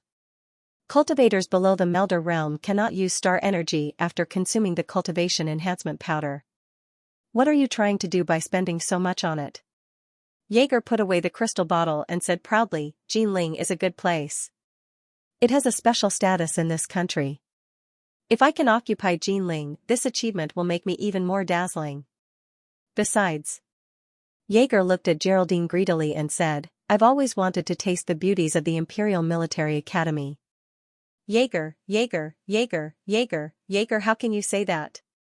I gave you a tonic. You can only blame yourself for not being able to take it. In the corner, the 2 students from Blue Mountain Academy were writhing and making noises. Jaeger glanced over and frowned. Useless things, you still need me to save you. He waved his hand and tore their chains apart with a gust of wind. Senior, watch out, the 2 yelled. Jaeger turned around, and his pupils shrank. A powerful impact accompanied by an intense pressure from his abdomen had blasted him out of the barracks and into the abandoned fields behind the barracks. Lu Yin leaped out and raised a hand, causing ripples to form in the air. He pressed down with a single palm, causing a terrifying shockwave to bombard the ground. Jaeger fell to the ground and was struck again. He barely managed to raise his hands to block the attack, but he was still blasted into the ground. Both of his arms were broken, and he spat out a mouthful of blood before fainting. Jaeger fell to the ground and looked at him coldly. The shockwave palm and space render palm only required physical strength and did not require star energy. Countless cultivators surrounded the camp and stared at the half-dead Jaeger in shock, not daring to move. Jaeger glanced at them coldly before looking at the 2 students from Blue Mountain Academy. Their faces were pale, but they obediently stayed where they were. Jaeger heaved a sigh of relief, but at the same time, she was shocked. She knew that the space render palm was powerful, but she hadn't expected it to be able to crush Jaeger. Jaeger's physical strength alone was enough to fight the top 3 powerhouses of the various academies. Let me ask you, are the Gale crystals real? Jaeger asked the 2 students. He had asked them before, and their answers had been the same as Jaeger's, but he didn't believe them now. They looked at each other and whispered, the Gale crystals do exist, but the mutated birds are not to be trifled with. There's a huge strange bird that might be a melder, and one of our classmates died under its claws. Jaeger glared at Jaeger. She didn't want to provoke a melder. The effects of the drug will dissipate in half an hour. Bring these people back to Jinling then, Lu Yin said to Geraldine before walking out of the barracks. Feng Hong and a few other captains were already waiting outside. A group of cultivators from Anhui were under Jaeger's control, but they weren't sad about Jaeger's death. Instead, they heaved a sigh of relief. Jaeger's control over them came from his strength. Let them go. Those who are willing to join the camp can stay. Those who don't can leave, Jaeger said. Feng Hong nodded and immediately made the arrangements. Not long after, Feng Hong returned and whispered, I'm sorry, Hidden Sage, we still need you to save us. Jaeger smiled, he's a Realm of Sky powerhouse, so there's no other way. Tell me about the cleanup. Yes, the zombies from Nanjing to Yuxiang have all been cleared out. We also cleared out a group of mutant beasts, but not all of them. They're very strong, so we can only mark some of their territories on the map as a warning. Anhui is further west, and that's where the Realm of Sky powerhouse came from. Feng Hong reported. Jaeger listened for a while before sending Feng Hong away. He realized that he had been wrong. He had seen the ambition in Lu Tiange's eyes when he had bombed the city. Before the students had arrived, Lu Tiange hadn't understood the heavens, and his ambition had been limited to this land. But now that the students had appeared more frequently and he had understood the heavens, would he still be limited to Earth? Lu Yin was certain that Lu Tiange wasn't someone who would easily submit to others. Wuqing had been marked blue, and there was a 90% chance that it was the same as Nanjing. Lu Tiange had suppressed the students and understood everything about the heavens, so he definitely didn't have much desire for China or Earth. His ambition had shifted to the heavens, but Jaeger had still wanted to use the camp to attack Wuqing. Not only would it take a long time for the camp to pass through Anhui to reach Hubei's martial city, they would also have to sacrifice a lot. Moreover, everything would have changed by then. The arrival of the second batch of trial takers would bring about a huge change in the situation. Everything would no longer proceed in the direction he had imagined. Lu Tiange might not even be able to withstand the attack of the second batch of trial takers. Lu Yin exhaled and looked towards the west. He had decided to put aside his hatred for Lu Tiange for now and focus on the corpse. He had to complete his mission. A mission for a student could also be a mission for an earthling. Once he completed his mission, it would be possible for him to enter Astral 10 with the help of his previous plans. Half an hour later, Geraldine dragged Jaeger and the other two out. The two students had been tied up again, but Jaeger was in a worse state. His organs had been damaged and he couldn't even move. Lu Yin unceremoniously took Jaeger's cosmic ring and used his bloodline password to unseal it before pouring out everything. Jaeger was just a student, so he didn't have much good stuff. He only had a few Gale crystals, some unknown medicines, and a few dozen star crystals. Lu Yin put everything away. Let's go back to Nanjing. Geraldine nodded and obediently left with Lu Yin. Most of the students who had arrived around Nanjing were from the 1st Military Academy and Azure Mountain Combat Academy. They had either died or been captured, and there was even one who had been captured by Lu Yin. Until the second batch of trial takers appeared, Nanjing should be fine. The only person he was worried about was the silver-haired man. This was the first time he'd felt such a chilling sense of danger, and he was also the first person to completely block the cosmic palm. He was far stronger than Jaeger and Terence. Lu Yin had tried to ask Geraldine if she knew the man, but she had been confused. Back in Nanjing, Lu Yin formally told Zhou Shan that he wanted to go to the capital. Why the capital? It's the same everywhere, Zhou Shan didn't understand. Lu Yin didn't mention anything about the mission, only saying, I want to find the truth about the apocalypse and that corpse. Zhou Shan shook his head, there's no need for that. The explosion turned everything within 10 kilometers of the capital to dust. Even though the apocalypse descended, there were still people who rushed to the scene to investigate, but they didn't find anything. Do you think it'll be useful after so long?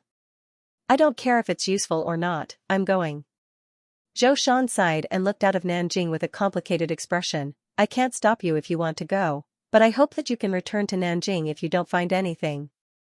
Lu Yin nodded, I will. Zhou Shan took out a document. This is the document I use in the National Army, and it's also my token. The 7 sages made an agreement that seeing this is the same as seeing the real person. Take it to the capital and find Zhang Dingtian, he'll help you. Zhang Dingtian? One of the 7 sages? Lu Yin was puzzled, as he didn't know much about the 7 sages. Their communications during the apocalypse had been intermittent, and his attention had been focused on Lu Tiange. If he hadn't come to Nanjing, he wouldn't have even known that the executioner was called Zhou Shan. Zhou Shan's face lit up at the mention of Zhang Dingtian. Luyin, I know that you're very strong and can even suppress the aliens, but I still have to tell you that you shouldn't underestimate the 7 sages. Don't judge them by my strength, especially the 3 high sages. Zhang Dingtian is one of them, and he's publicly acknowledged as the leader of the 7 sages. Luyin was stunned. The leader of the 7 sages? That wasn't a normal title. Zhou Shan said solemnly, ever since that corpse was brought back to Earth, Huaxia secretly selected countless people in an attempt to inherit some of the legacies. In the end, the 7 sages succeeded, and Zhang Dingtian was recognized as the strongest of them all. His blade could suppress everything. Those students were very strong, but I don't believe that anyone at the same level could defeat Zhang Dingtian. Even the arrogant Luoxing Bai Shui couldn't compare herself to Zhang Dingtian. Many people call him the Sword Sage, but his full name is the Frenzied Blade Sage. As he listened to Zhou Shan's words, a blade and a domineering man suddenly appeared in Luyin's mind. 1 man and 1 blade had suppressed the entire capital. How are you compared to him? Luyin asked. He wanted a direct comparison. Zhou Shan smiled wryly and raised a finger. Other than the 3 high sages, everyone else can only deal with him with 1 strike. Zhou Shan's true strength surpassed Orton and Geraldine's, and he could even fight Terence. This meant that Zhang Dingtian could defeat someone at Terence's level with a single strike. According to Jaeger, he should be one of the strongest students in the various academies. How could there be someone like him on Earth? Luyin believed that if he used the Space Render Palm or Sirius Palm, he would be able to defeat Zhou Shan in 1 move. So, who was stronger between him and Zhang Dingtian? Zhou Shan had done him a favor in hopes that Luyin would return to Nanjing in the future, but Luyin was destined to disappoint him. His future lay in the heavens. There were still 2 months before the second batch of trial takers would arrive, and Luyin hoped to find the corpse and confirm its identity within those 2 months. He was in a hurry. What? You want me to go to the capital with you? Impossible. Geraldine exclaimed, refusing at once. You don't have the right to refuse. Didn't you hear what Jaeger said? Those going to the capital are all the strongest students, and they're freakishly strong. I saw Varen crush Terence with my own eyes. He's not someone who can be defeated with a sneak attack. I told you, you don't have the right to refuse, Luyin said. Geraldine was speechless and implored helplessly, Yada, no, Luyin, you don't understand what it means to be the strongest student in the academy. Terence was heavily injured by Varen during the inter-academy tournament. The difference is too great. Jaeger was also heavily injured by me, Luyin said. Geraldine wanted to retort, but she suddenly realized that he was right. She had always placed herself below Terence, and this had unknowingly lowered her evaluation of Luyin's strength. But now that she thought about it, he was also a freak. A Seeker had heavily injured Terence, and Jaeger had been heavily injured without being able to use star energy. Geraldine took a few steps back and sized Luyin up. She suddenly felt that he might really be comparable to the strongest student in the academy. Luyin had never used his full strength against Geraldine, so she didn't understand his true strength. Even so, the few things he had displayed were enough to shock her. I'll leave tonight for the capital, Luyin said indifferently before leaving, not giving her any room to refuse. Geraldine was helpless, the universe was boundless, and there were countless academies. Even the Great Yu Empire had many, and these so-called trial missions weren't something she could handle. But now, she was being forced into a different circle, one that was known as the strongest.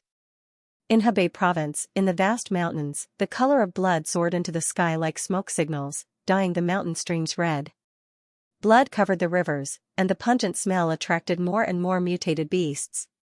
In the blink of an eye, all the beasts were slaughtered. The stream was dyed red, and a short man stood in the water as he washed his body. The scars on his back had long since scabbed over, and his sturdy muscles bulged. On the shore, a man and a woman quietly sized him up. Parlay, there won't be any more mutant beasts in these mountains if we let you play.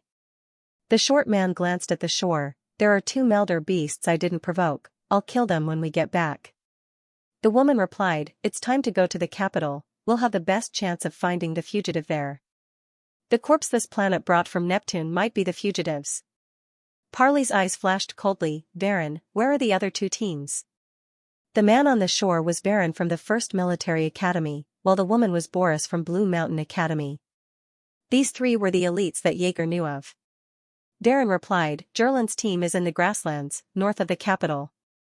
Eddie's team is in Xianxia, not far from the capital. Parley walked ashore, energy rippling out from his body as his body instantly dried up. Let's go to the capital. The three left, leaving behind the corpses of countless mutant beasts, including quite a few sky beasts.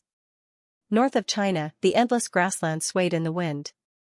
From above, it looked like green waves dancing under the sun, exceptionally beautiful. On the grasslands, a woman raised her hands and breathed in deeply. It's so fresh, this is the smell of the grasslands. Not far away, a 2-meter-tall man with green skin glanced at her. What's so good about the smell of feces? You're sick. Ballerer, what did you say? The woman's ears were sharp, and she immediately glared at him. The green-skinned Ballerer smiled. Nothing, it smells good, it smells good. The woman was pleased, at least you know your place. Let's go to the capital. I heard that the people of this planet found a corpse from a primitive planet. It should be a fugitive. Alright, Ballerer replied, looking up as the endless grass ahead suddenly parted, as if it had a mind of its own. In Xianxia, 2 people wrapped in black robes slowly walked through the endless yellow earth. From time to time, strange and ferocious mutant beasts would charge out of the soil and disappear. Under the black robes, one of the men with scales on his forehead had a cold gaze. With every step he took, the yellow earth became incomparably dry, as if all the moisture had been sucked away. After 100 meters, the ground he had walked through had cracked and turned into dust. All the mutant beasts inside had been sucked away, leaving only their skins behind. I don't like this place, we should have landed in the ocean. There's no other way, we have to come to the capital to complete the mission. I know you were born at the bottom of the sea, but get over it. We can leave soon. I've sacrificed so much, anyone who dares to stop me from completing the mission will be killed. Even if all the natives of this planet die, they can't stop me. Of course, no one can stop us. In the northeast, snow and ice covered the horizon, and the white world stretched as far as the eye could see. In this endless white, a pair of red boots slowly stepped forward. Her back was facing the wind and snow, revealing a devastatingly beautiful face. Her eyes were as bright as the stars, and they almost melted this frozen world. She was Bai Shui, the Luoxing of China, the Luo River. This was the Blue Camp, the Luoxing's Blue Camp. On the snowy ground, 3 figures were kneeling on the ground. Their faces were twisted, and they seemed to be in extreme pain. One of them forced himself to raise his head and look at the beautiful woman before him in fear. His lips trembled as he asked, You, a mere native, how can you be so strong? Bai Shui's back was to the snow as she calmly looked at the trio. Students from the heavens, your battle techniques aren't bad. Who are you? You can't be a native, there's no way a native can crush us. We're all elites of our respective academies. Bai Shui's eyes shone brighter than diamonds. Please mark the northeast as blue, I don't want to be disturbed here. The student closed his eyes in agony and activated his gadget. Not long after, the area in the northeast turned blue.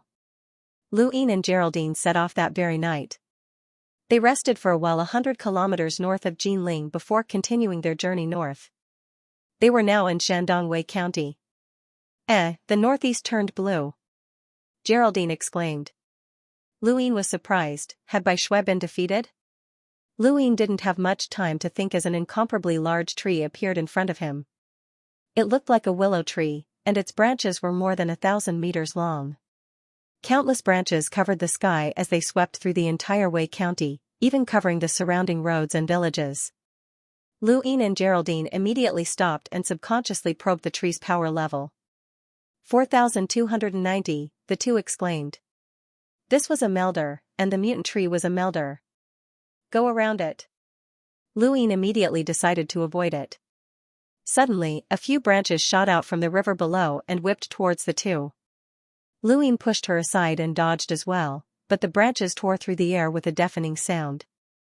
Geraldine was terrified. If not for Lu Yin pushing her aside, she would have been attacked by a melder. Go around it, he shouted.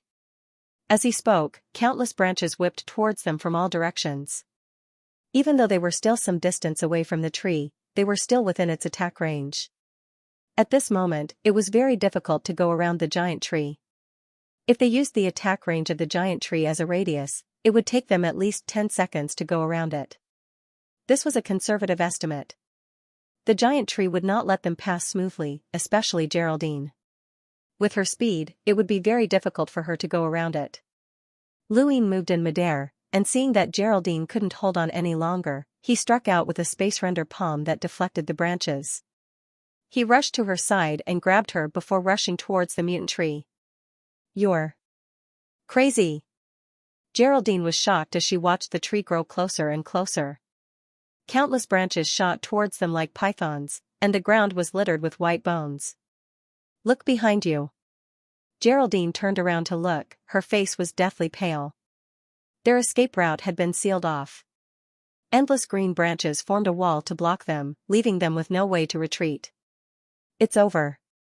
Imelda, we're doomed," Geraldine lamented.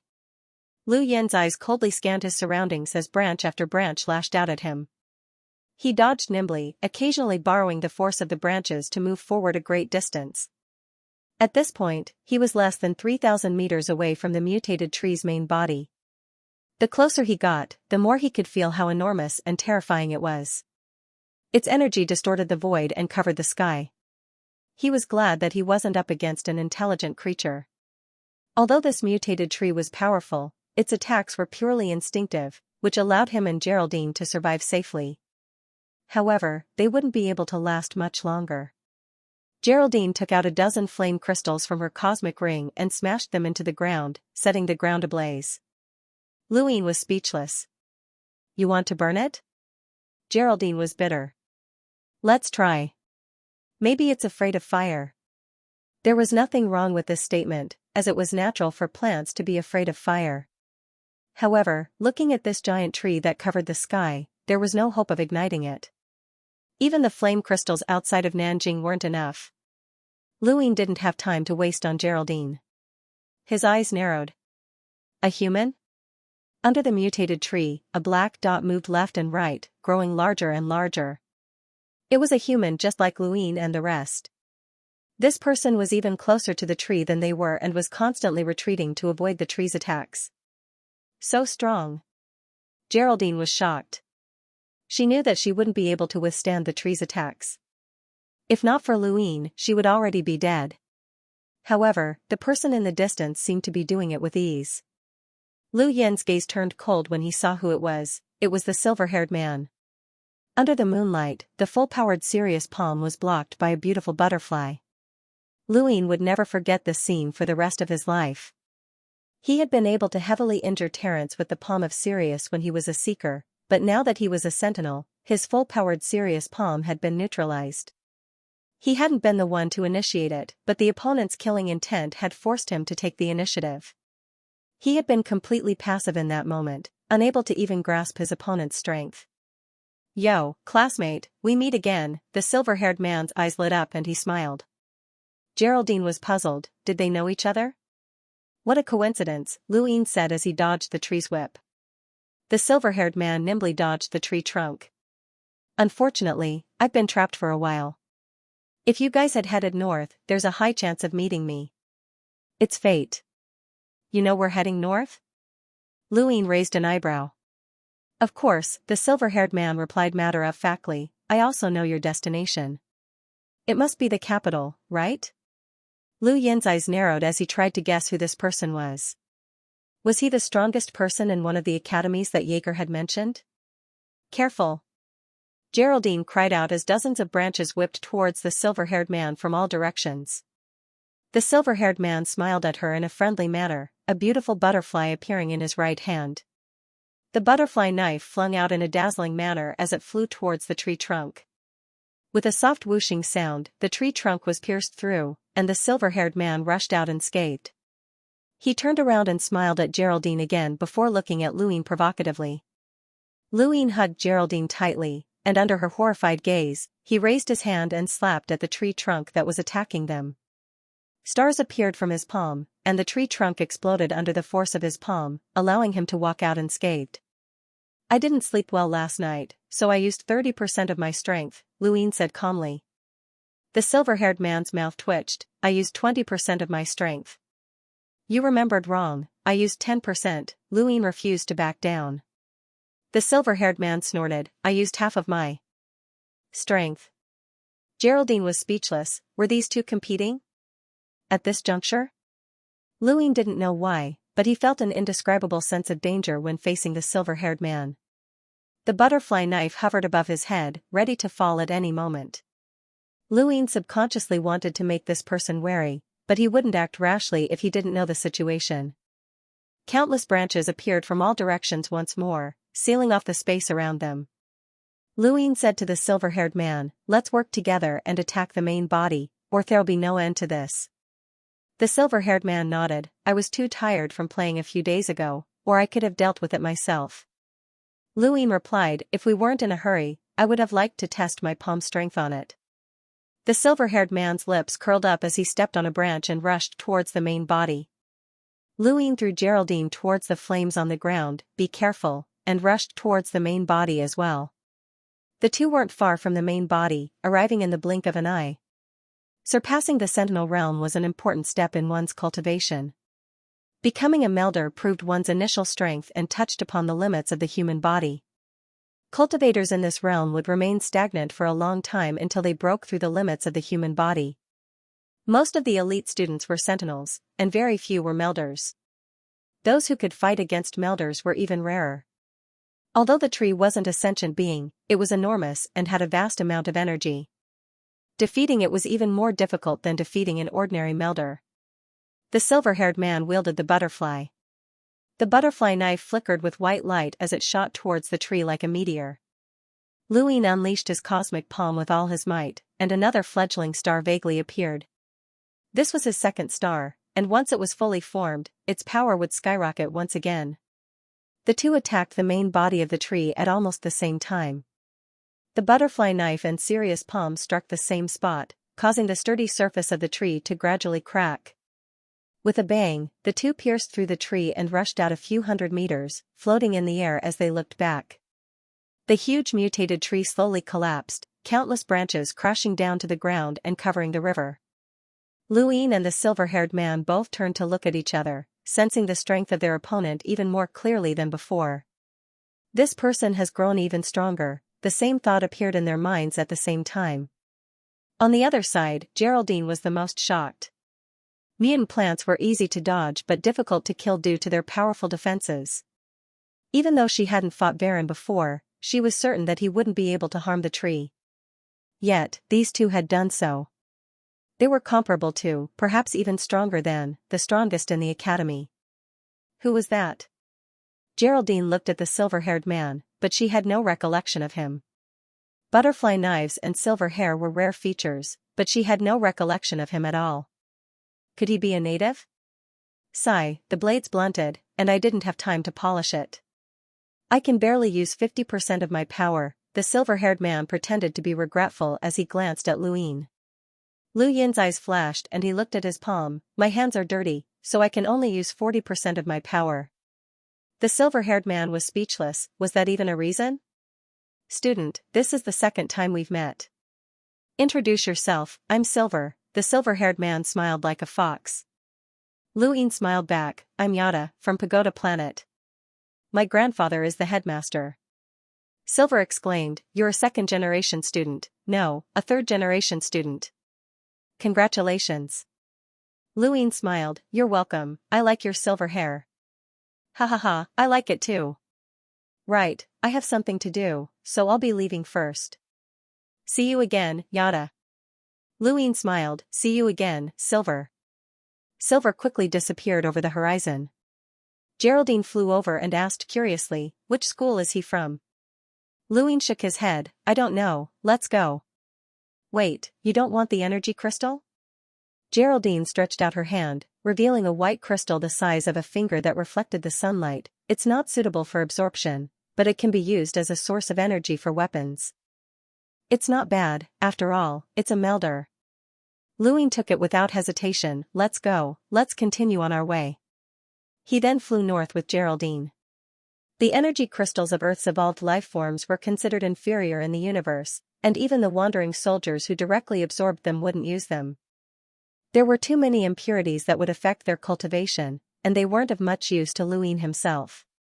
Dai was also very picky about its food and wouldn't absorb inferior energy crystals. Luin planned to accumulate more and sell them for star crystals later. Silver flew towards the east and stopped after a certain distance, looking back with a puzzled expression. What battle technique is this? You've only just broken through to the Sentinel realm, and yet you're able to block me. It's an unfamiliar battle technique, but it's strong. I'll have to check it out when I get back. Doomsday had arrived, and countless ordinary people in Beijing had turned into zombies. The country's top management had all died in a huge explosion, leaving Beijing without a leader. Fortunately, the head of the Seven Saints, Zhang Dingtian, had appeared to suppress the chaos and disperse the zombies, thus saving Beijing.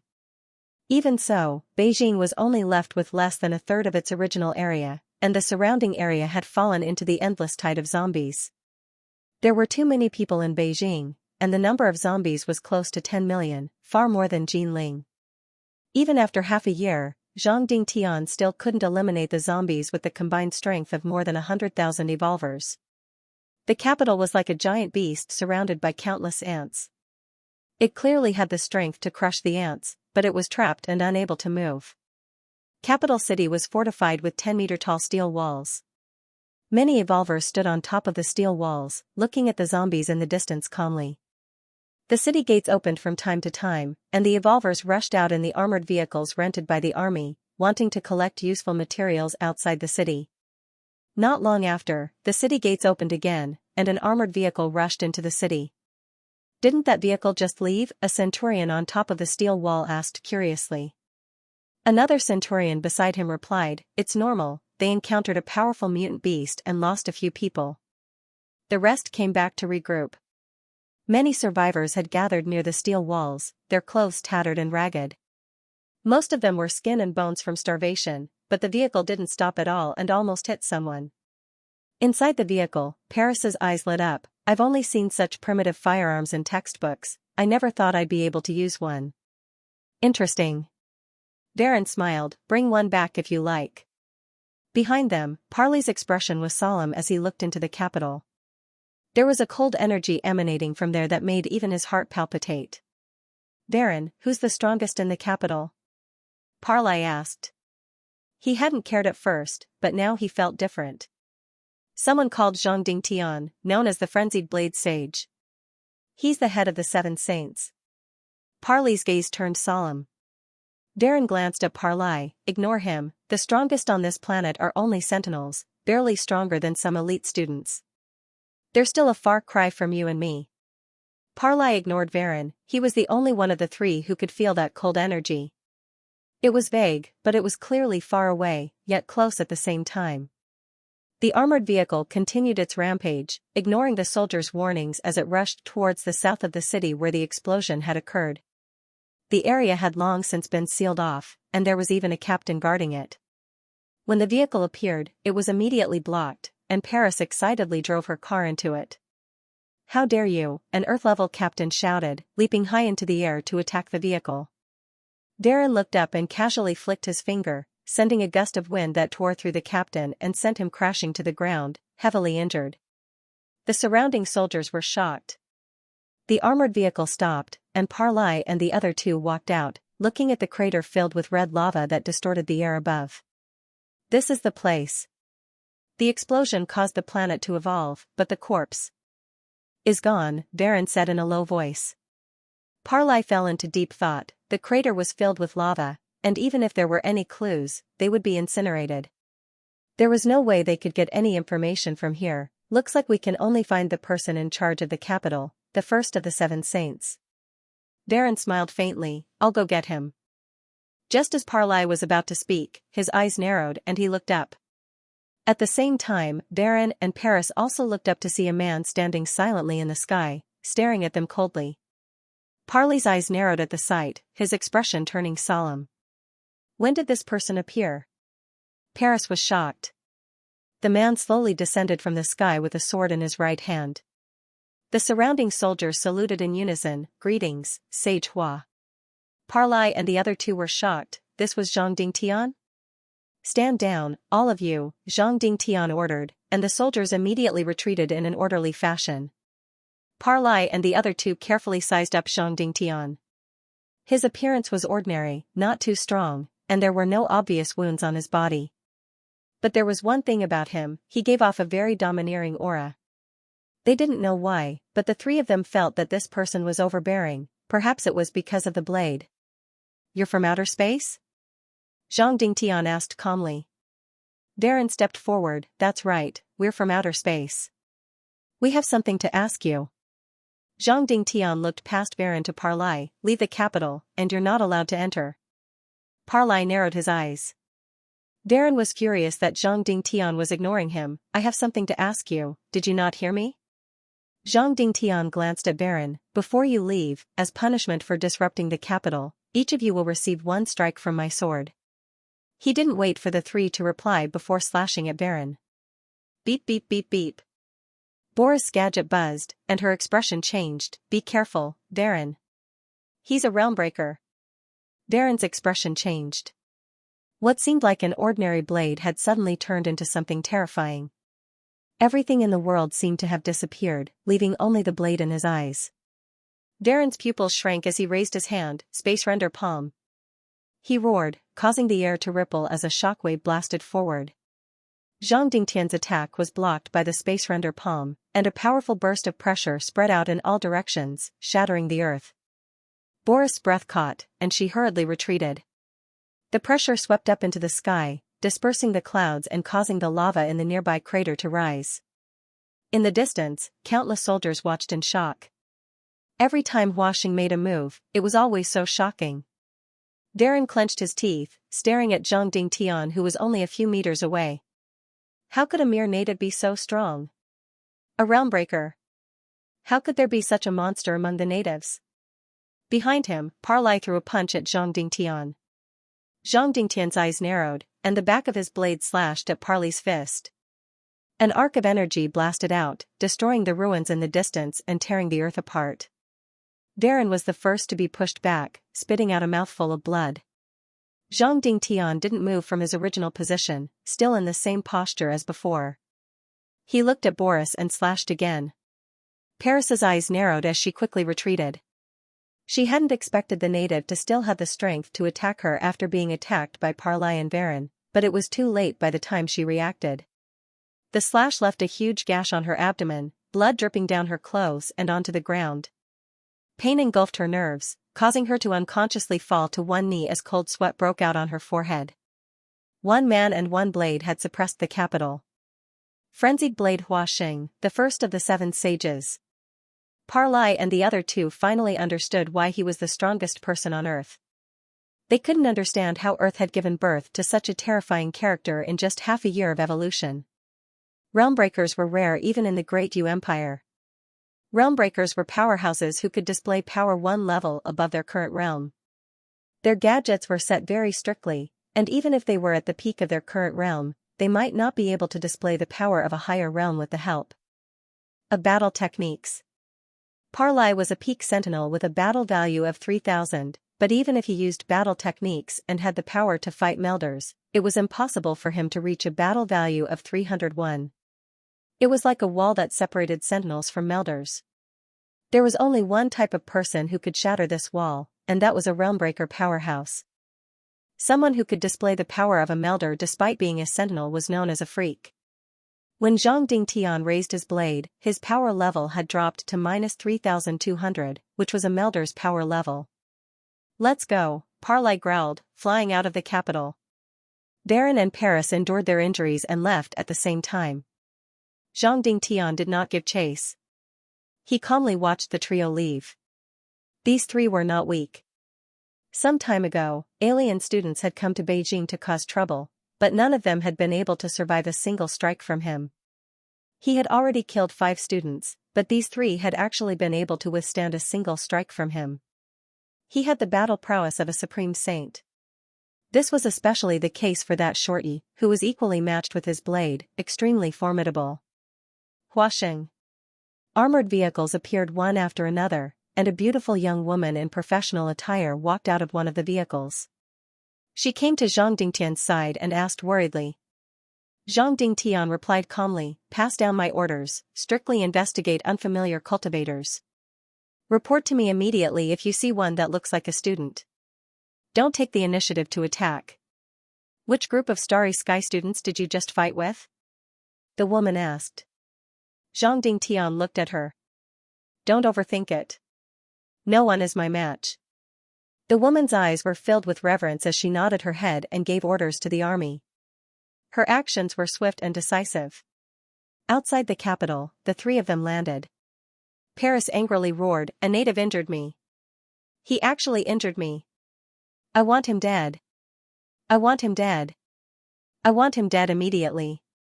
Darren wiped the blood from the corner of his mouth. "I can't believe the natives have realm breakers." Parlay replied in a low voice, "Don't worry about it. Combat statistics are the most unreliable means of detection. Victory or defeat still depends on the person and their battle techniques." Darren frowned as he looked at the capital. "Unreliable?" "That's right. Generally speaking, the combat value was indeed unreliable. Many experts did not intend to increase their combat value at all. They wholeheartedly focused on their combat skills. This kind of person was quite powerful. However, the combat value for breaking through the current realm was different. The Great Yu Empire had even decreed that realmbreakers could directly join the 13 imperial squadrons. That was the highest authority in the empire, and realmbreakers were respected as much as talents. He had just experienced the terror of a realmbreaker. That native didn't seem to have used any battle techniques, only a single blade had been enough to overwhelm him. Although Parlay spoke casually, he couldn't hide the envy and jealousy in his voice. He was a peak sentinel with a combat level of 3000, and had even defeated Melders with his battle techniques. But so what? He still couldn't break through that barrier and raise his combat level to 301. That level had trapped countless geniuses, and now he was seeing it in a native. "I won't let him go, a native actually dared to injure me."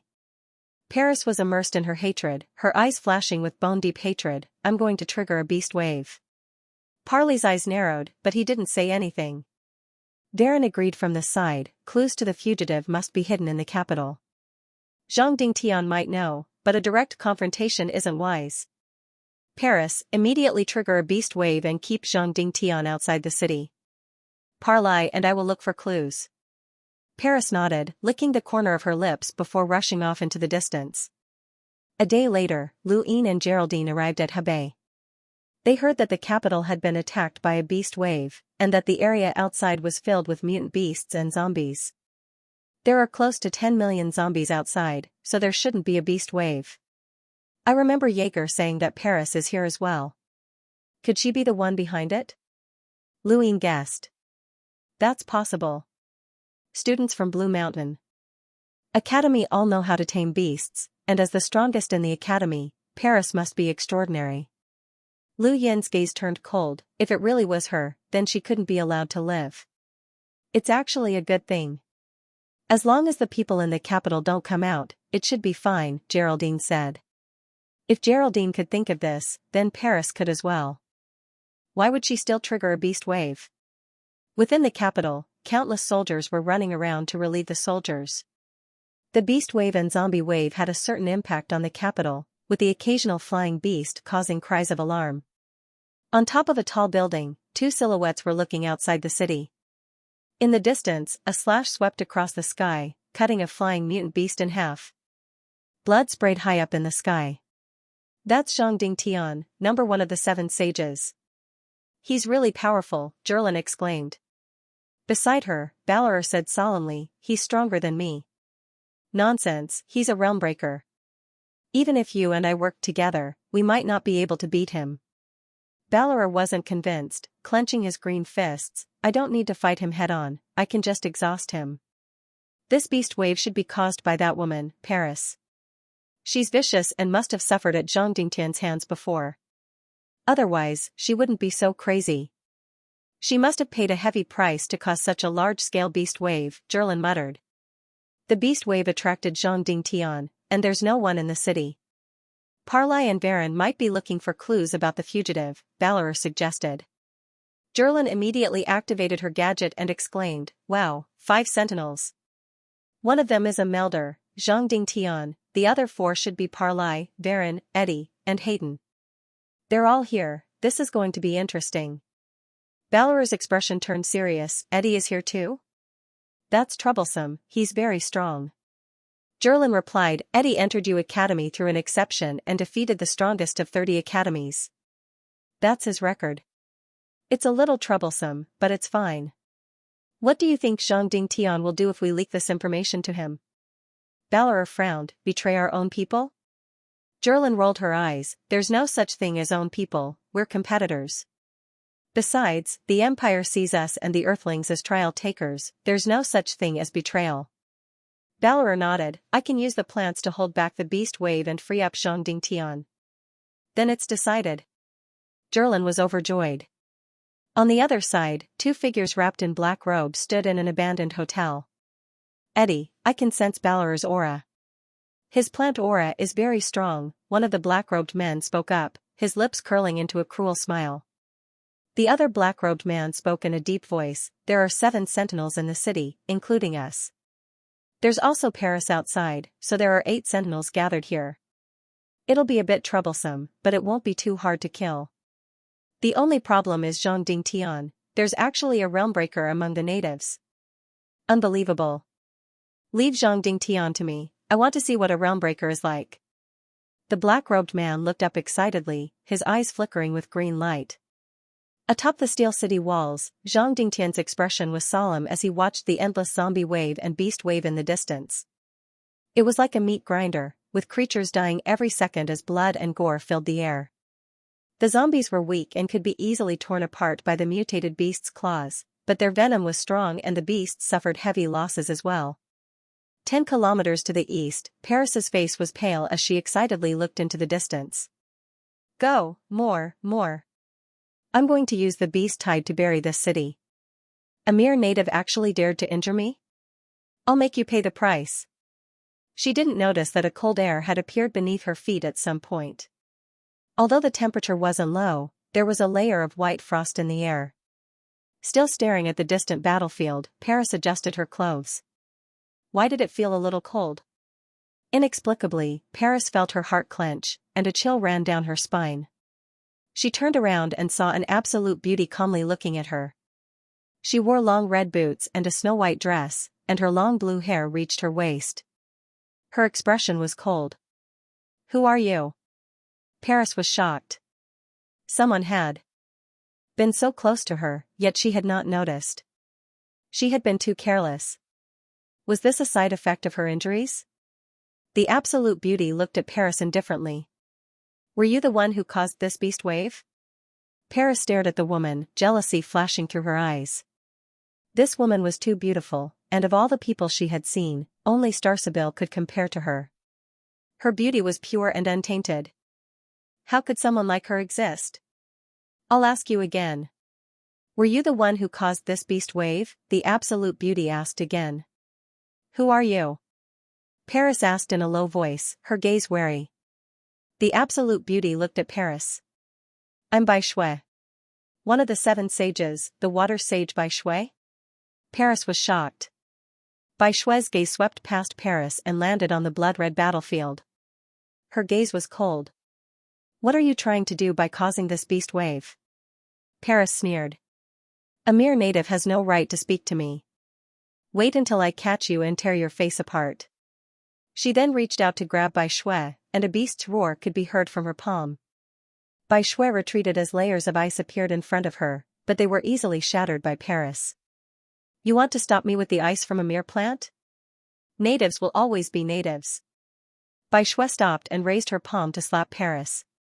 Paris sneered. "You're courting death." Her palm collided with Bai Shui's, and a cold aura swept out in all directions, freezing the ground as Bai Shui's ice extended towards Paris. Paris did not care. Although her injuries had not healed, she did not care about Bai Shui at all. "I've already said that the ice from a plant is useless," Paris growled. The ice shattered, and even Bai Shui's sleeve was shattered. A few icy blades of grass fell to the ground, and they were exactly the same as the ones that had been on Zhao Yu's body. It was precisely these blades of grass that allowed Zhao Yu to use her glacial palm, which had the same effect as the fire crystals. Paris looked at Bai Shui arrogantly, wanting to see the latter's expression of despair. However, in the next moment, extreme coldness enveloped the surroundings. The ground was instantly frozen, and a layer of white ice suddenly appeared all around, freezing the air. Paris's pupils shrank rapidly, and all the blood drained from her face. Impossible. This is an innate gift of ice. You have an innate gift? White Snow's gaze didn't change. Boundless coldness once again enveloped Paris, instantly freezing her right arm. Paris screamed and tried to retreat, but it was too late.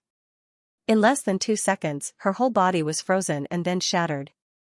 The most powerful person in Blue Mountain Academy was dead. Following Paris's death, the beast horde on the bloody battlefield regained consciousness, and many of them began to retreat. Bai Shui heaved a sigh of relief. This woman was very strong. If it weren't for her injuries, she might have been able to break free. She had underestimated herself too much. But even so, she still managed to force out her innate talent of ice. Within the city, Baron and Parlai searched Zhang Dingtian's residence, as well as his former office, but found nothing. Lu Yin and Geraldine arrived outside the capital, passing through the battlefield and entering the city. At this moment, the atmosphere in Beijing was solemn, but it was not chaotic. Although the survivors were terrified, they still maintained their confidence in the Chinese camp. No matter how prosperous a city was during peaceful times, it was the same after the apocalypse. Bridges were broken, buildings were abandoned, and houses had collapsed. It was already good enough to have a place to stay. Lu Yin found a map of the capital and brought Geraldine directly to Zhang Dingtian's residence. He had the same idea as Baron and Parlai. If there was anyone in the capital who knew the whereabouts of the corpse, it was most likely Zhang Dingtian. Atop the steel walls, Zhang Dingtian's gaze was fixed on the white rising into the sky. It was the cold air of Bai Shui. Hua Sheng, look, someone cried out. Everyone looked into the distance at the battlefield where countless mutant beasts and zombies clashed, dyeing the earth red. But at this moment, a flash of white suddenly appeared and froze the ground. A beautiful woman slowly walked across the battlefield, freezing everything in her path, be it mutant beasts or zombies. It's the Luo Sage Bai Shui. The 7 sages were the protectors of the apocalypse, and white snow was the symbol of the 7 sages. She was the only female among the 7 sages, and at the same time, the most beautiful woman in China. Her appearance caused countless evolvers to become excited. Beauty was a kind of power that could stimulate one's potential and make them ignore physical pain and suffering. Bai Shui undoubtedly possessed this power. When she appeared on the walls, everyone in the Chinese camp roared, causing the countless mutant beasts on the battlefield to tremble in fear. Zhang Dingtian calmly looked at the battlefield, gripping his sword tightly. Bai Shui walked over to his side. I've dealt with the ones who started the beast wave. They were alien students. Thank you, Zhang Dingtian replied. You're too merciful. Even if you didn't kill them, you should have at least captured them. These people don't even see us as humans. I killed 5 of them, Zhang Dingtian replied in a low voice. These few will be difficult. Bai Shui was shocked. Difficult? Even you can't kill them? Zhang Dingtian looked at her. The 7 sages are divided into 3 upper sages and 4 lower sages, so the alien students are naturally divided as well. The one you just killed isn't simple, is it? Bai Shui fell silent. That woman had forced her to use her innate gift, something that even the lower sages couldn't do. She had the power to fight the upper sages. You said several, so that means there's more than 1 alien student? What about the others? Bai Shui suddenly asked. Zhang Dingtian's eyes narrowed. I don't know.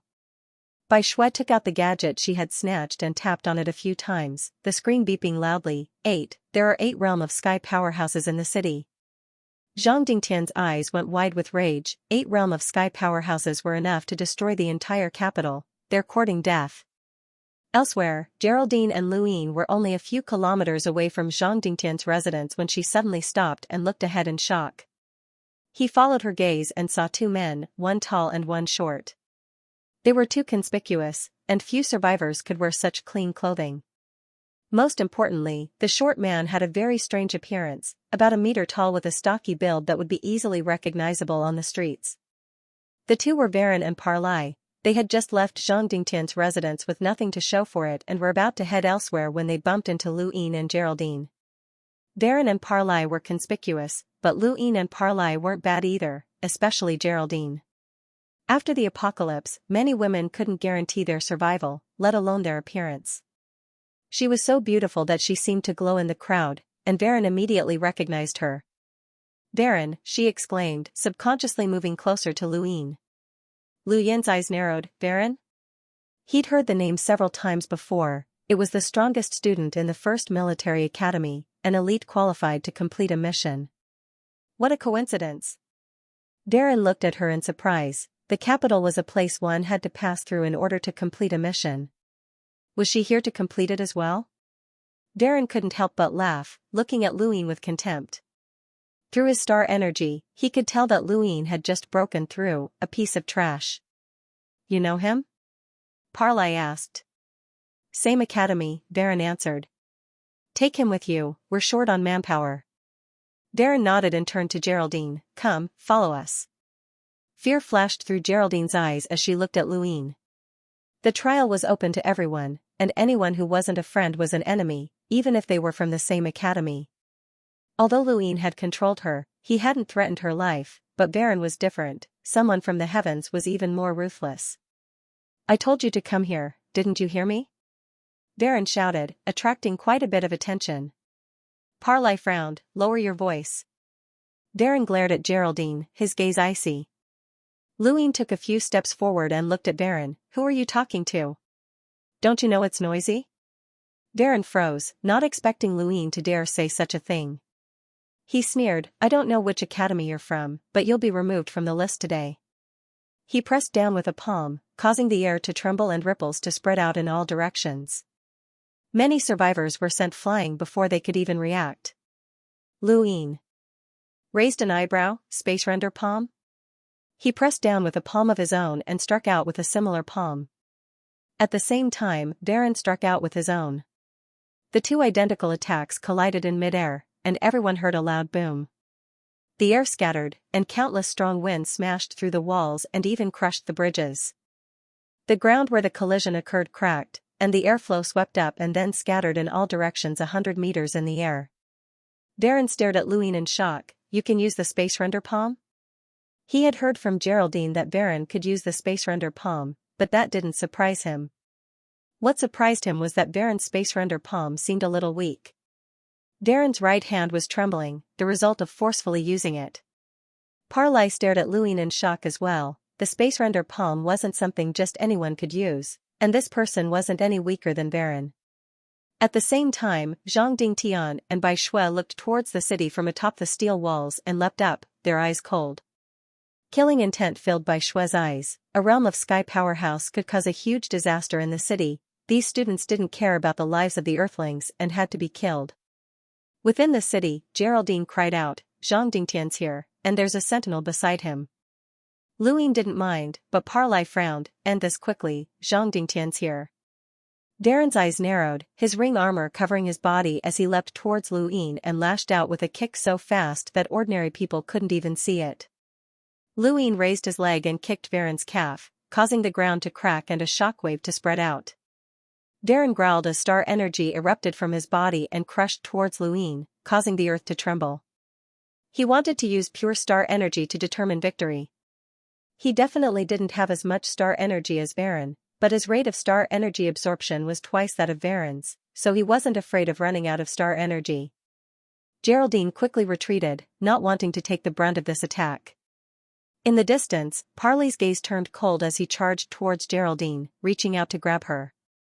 She grit her teeth and crushed several flame crystals, causing a surge of flames to spread across the ground, blazing palm. Flames gathered in her palm and shot towards Parlay. Parley's gaze was cold and arrogant, but he didn't change his stance. Geraldine's blazing palm was scattered by a single palm. The difference was too great. Her flames were too weak for Parlay. He punched out with his right palm, causing a visible shockwave to blast towards Parlay. Parlay turned around and punched out, shattering the space render palm. Varen, go.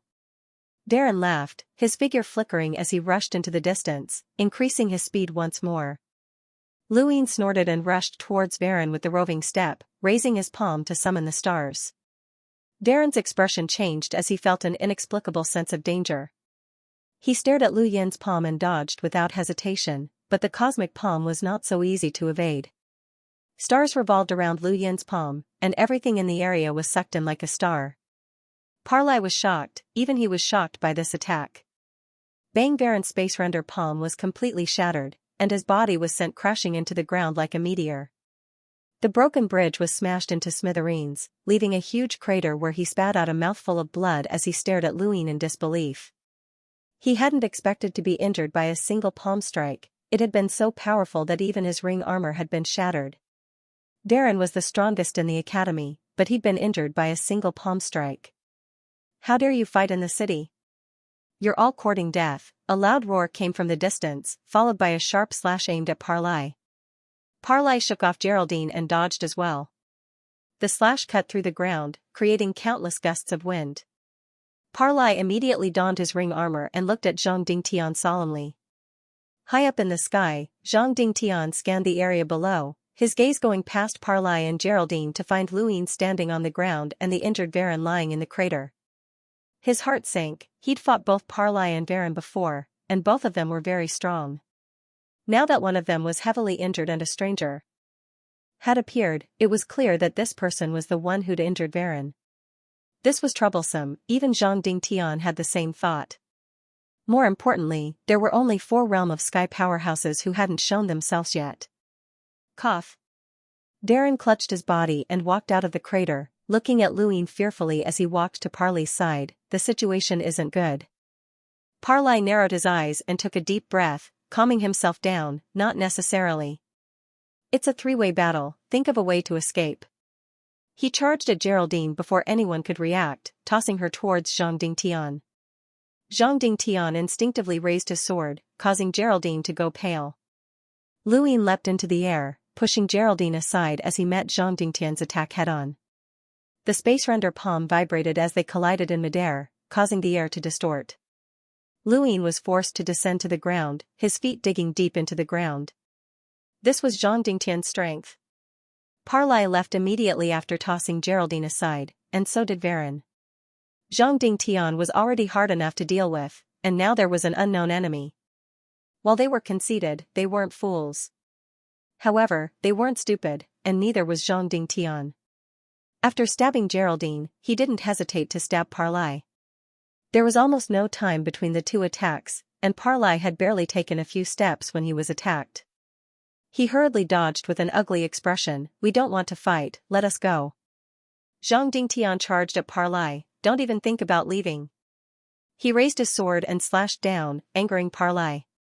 Heavy punch, he growled, clenching his right fist and punching out. Boom. The ground trembled as heavy punch was Parlay's battle technique. He thought it would be enough to injure Zhang Dingtian, but the result was shocking. Zhang Dingtian wasn't injured at all, and instead pressed forward with even greater ferocity, forcing Parlay into the ground. Shockwaves swept out in all directions like a tsunami, destroying everything within a kilometer. Varen had no choice but to attack, sending a space render palm at Zhang Dingtian. Zhang Dingtian slashed at Parlay with his saber, tearing the palm apart. He was fighting 2 people by himself. Luin was about to attack Varen when ice appeared beneath his feet, freezing Geraldine's legs. Bai Shui walked out from behind her, staring coldly at him. Don't act rashly. Lu Yin's eyes flashed with amazement, he couldn't believe that such a beautiful woman existed. You're the Luo sage, he guessed. Bai Shui snorted, looks like you extraterrestrials have done your homework. Zhou Shan told me. He said that your beauty is recognizable at first glance. You touched Zhou Shan? Bai Shui's gaze frosted over. Just as Luin was about to explain, Zhang Dingtian tried to pull him into the fray as well. He dodged, only to see Bai Shui freeze Geraldine from the corner of his eye. He frowned and moved to Geraldine's side. He grabbed Bai Shui's hand, which was slippery and cold to the touch. You want to kill her? So what? Bai Shui snorted, a chilling aura emanating from her body. Lu Yin's expression changed. Innate gift, you have an innate gift of ice. Bai Shui didn't speak, but her hand froze and spread to his arm. She wanted to freeze both Lu Yin and Geraldine as well. His eyes grew cold, and his frozen palm erupted with star energy. Stars could vaguely be seen revolving around his palm, and the cosmic palm shattered the solid ice. Lu Yin used a bit of force to push Bai Shui away and sent her flying back more than 10 meters. Bai Shui's arm hurt, but she was shocked. This was the first time someone had shattered her ice so easily. Zhang Dingtian abandoned Parlai and Varen when he saw Bai Shui being pushed back and slashed at Lu Yin. Lu Yin grew impatient and dodged the attack, tossing Zhou Shan's ID to him. I'm Zhou Shan's friend, not an alien. You're from Earth? Zhang Dingtian caught the ID with surprise. Lu Yin nodded, but his expression changed as he glanced around. Not good, they're trying to escape. After them, he used roving step to chase after Varen, who was closest to him. Zhang Dingtian didn't have time to think and slashed at Parlai. Zhang Dingtian seemed to be the strongest of them all, even Parlai was at a disadvantage. Although Lu Yin's serious palm was powerful, it still hadn't allowed him to break through to the Melder realm. His power level was still too low at a little over 1,000, and Sirius Palm only had 2 stars. If it had 3, he might have been able to break through. Varen wasn't Lu Yin's match in the first place, and he was heavily injured in the fight with Zhang Dingtian. Parlai had also been defeated by Zhang Dingtian's relentless attacks, falling to the ground with a slash to the chest. The battle hadn't been extensive, but it had been shocking. The students were the strongest in their respective academies, and such battles were rare even in the Great Yu Empire. An elite like Geraldine couldn't even interfere. This battle had allowed him to recognize his own strength. He had the power to suppress Varen, one of the strongest students in the academy. Zhang Dingtian raised his sword to cut down the 2 lying on the ground, but Parlai was stopped by Zhang Dingtian. These people can be used as bargaining chips in future negotiations. Zhang Dingtian was puzzled. Chips? Negotiations? Lu Yin nodded and solemnly said, you should know that these students came to Earth for the trial. Although the trial doesn't prohibit life and death, the students who dare to participate all have extraordinary backgrounds. We can use their lives to negotiate with the upper echelons of the Great Yu Empire. Bai Shui stared at him coldly, their lives in exchange for Earth's freedom? Lu Yin nodded, planetary evolution sounds nice, but it's actually a way for the Great Yu Empire to recruit. As long as Earthlings aren't valued, they'll be sent to the battlefield. Whether it's between the Great Yu Empire and other empires, or in the Outer Realms, it's far crueler than the trial. Even space-exploring powerhouses might not be able to survive there. These students can increase the number of survivors on Earth. Zhang Dingtian fell silent and sheathed his sword. A trace of sorrow flashed through Bai Shui's cold eyes. They had thought that Earth was the only intelligent life form in the universe, but everything had changed after the corpse on Neptune. Earth was just a primitive planet under the Great Yu Empire's surveillance. So what if they could explore outer space? They had just learned how to walk, and everything was under surveillance. Now, they were facing a terrifying apocalypse, not from mutant beasts or zombies, but from the Great Yu Empire. Countless people would be sent to the battlefield at the end of the trial, and even the 7 sages were probably just high-ranking soldiers. Geraldine stared at him in shock. She hadn't expected him to have such a plan. It wasn't just asking a tiger for its skin, but he also dared to negotiate with the Great Yu Empire's upper echelons. No native had ever dared to make such a request, but she had to admit that it might be useful. She didn't know about the others, but Varen had a powerful background. Someone from his family even held a position in the 13 Imperial squadrons. Ahem, you're thinking too simply. The Great Yu Empire's military is renowned throughout the universe for its iron fist, and it won't accept threats from natives, Parlai mocked. Lu Yin looked at him. You don't have to worry about that. Just stay alive. All of you are bargaining chips. Parlai smiled disdainfully. These natives had no idea what the Great Yu Empire was like. Bai Shui looked at him suspiciously. Using students to threaten the Great Yu Empire might be useful, but doing so would put this person at the center of the storm, and there was no way the Great Yu Empire would tolerate him. Did he have something to rely on? No one would selflessly contribute to others, and Bai Shui was secretly wary of Lu Yin. Boom! Suddenly, a loud explosion came from the north. Zhang Dingtian looked to the north, and his expression changed. Science and Technology Department. Not good. He then rushed north. At this moment, two figures flew towards the west in the sky. Parlay looked up at the sky, gritting his teeth. Eddie, Hayden. Zhang Dingtian took to the skies and immediately saw the two flying west. At the same time, two others also took to the skies from another direction, following closely behind Eddie's group. Zhang Dingtian's eyes turned cold, energy rippling out from his body as he raised his sword. The energy that had shaken the sky disappeared at the same time, and the sword itself caused countless people's scalps to go numb. A sharp aura rose from the depths of his heart, threatening to cut the world apart. The clouds in the sky were torn apart, and the world fell silent. Luin was shocked. A battle technique? No, this was his strongest attack. In the west, Eddie and the rest turned back, their expressions changing. Zhang Dingtian had been hiding his strength, and although it wasn't a battle technique, it was very close. Don't hesitate, run. Eddie barked. Jerlin and Balor were shocked. This native is going against the heavens, run.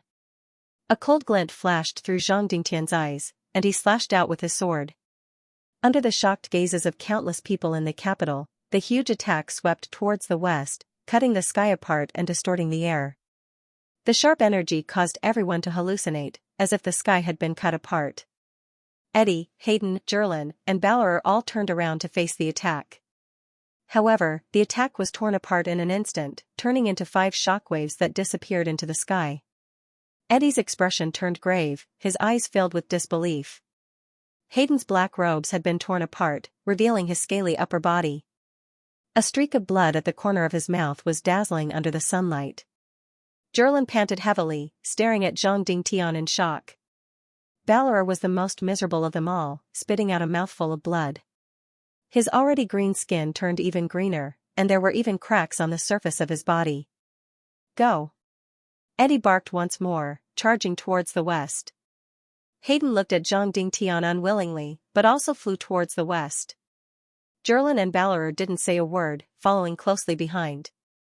Zhang Dingtian stood tall in the sky, his domineering aura radiating from him. One man and one blade caused the entire area to fall silent as countless people cheered in reverence. Geraldine was stunned. There were actually such a powerful native, a realmbreaker. This was definitely a realmbreaker, a monster that few sentinels in the Great Yu Empire could match. Luin narrowed his eyes. Zhang Dingtian's attack had left him in a state of shock. He didn't know how strong his serious palm with 3 stars would be, or if it would be enough to defeat Zhang Dingtian. Bai Shui exhaled and smiled, as expected of the leader of the 7 sages. Parlay and Varen were stunned. This was a realmbreaker. They had underestimated Zhang Dingtian. If they had known he was this strong, they would never have attacked him in the capital. Zhang Dingtian turned and flew towards the capital's Institute of Science and Technology, one of the most important places in China. Luin and Bai Shui hurriedly chased after him. Geraldine also grabbed Parlay and Varen and chased after him. The Institute of Science and Technology was located in the north of the capital. The corpse brought back by Neptune had been handed over to the Institute for safekeeping, but for some reason it needed to be moved.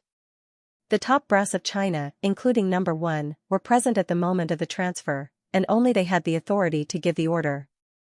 It could be said that the Institute of Science and Technology was the origin of everything. Parlay and Varen had been so focused on searching for Zhang Dingtian's residence and number 1 that they hadn't even thought of the Institute of Science and Technology. Only Eddie had thought of it. When they arrived at the Institute of Science and Technology, the first thing they saw was wreckage and corpses. Zhang Dingtian clenched his fists and ordered the army to seal off the area and search for survivors. Huasheng, President Lian wants to see you, a soldier reported. Zhang Dingtian was delighted. He's still alive? He had the soldier lead the way. There was a depression a few kilometers away from the ruins of the Institute of Science and Technology, the entrance to the Institute of Science and Technology. It was also sealed off by the army, and an old man in a white lab coat was leaning against the wall, drinking water. Beside him was a beautiful woman in a black business suit. Xianxia, how's the president? Zhang Dingtian asked. He's fine, just a little frightened, she replied. What frightened? I just sprained my ankle, the old man grumbled unhappily. Yes, it's just a sprained ankle. Zhang Dingtian looked at the old man. What happened, President? Lu Yin's group appeared at the same time. Bai Shui looked at him strangely. He'd just searched through Parlai and Varen's cosmic rings in front of her, taking everything that could be taken. Lu Yin took it as a matter of course. He had contributed to this battle and was poor, so he couldn't afford to waste anything. Parlai and Varen's star crystals added up to 1 cubic meter, so he could roll his die again. Lu Yin grew excited at the thought, wondering what he'd get this time. President Lian had Zhang Dingtian disperse the army, but he waved his hand and shooed Huan Sha away, leaving only Geraldine, Lu Yin, and Bai Shui behind. Geraldine was reluctant to leave, but Eddie had rushed west after leaving, so she wanted to know what he'd discovered. Lu Yin glared at her, and only then did she leave unwillingly. Bai Shui stared at Lu Yin from the side, clearly wanting him to leave. Ignoring her, Lu Yin looked curiously at President Lian. And this is? President Lian looked at Lu Yin and asked. I'm here on behalf of Zhou Shan. Bai Shui was speechless. Zhang Dingtian was taken aback as well. He's Zhou Shan's friend and also in the realm of sky. President Lian was shocked. Realm of sky? Earthling? Lu Yin nodded. President Lian was even more shocked. I didn't expect anyone to reach the realm of sky outside of the 7 of you and the Indian monk. How did you do it, kid?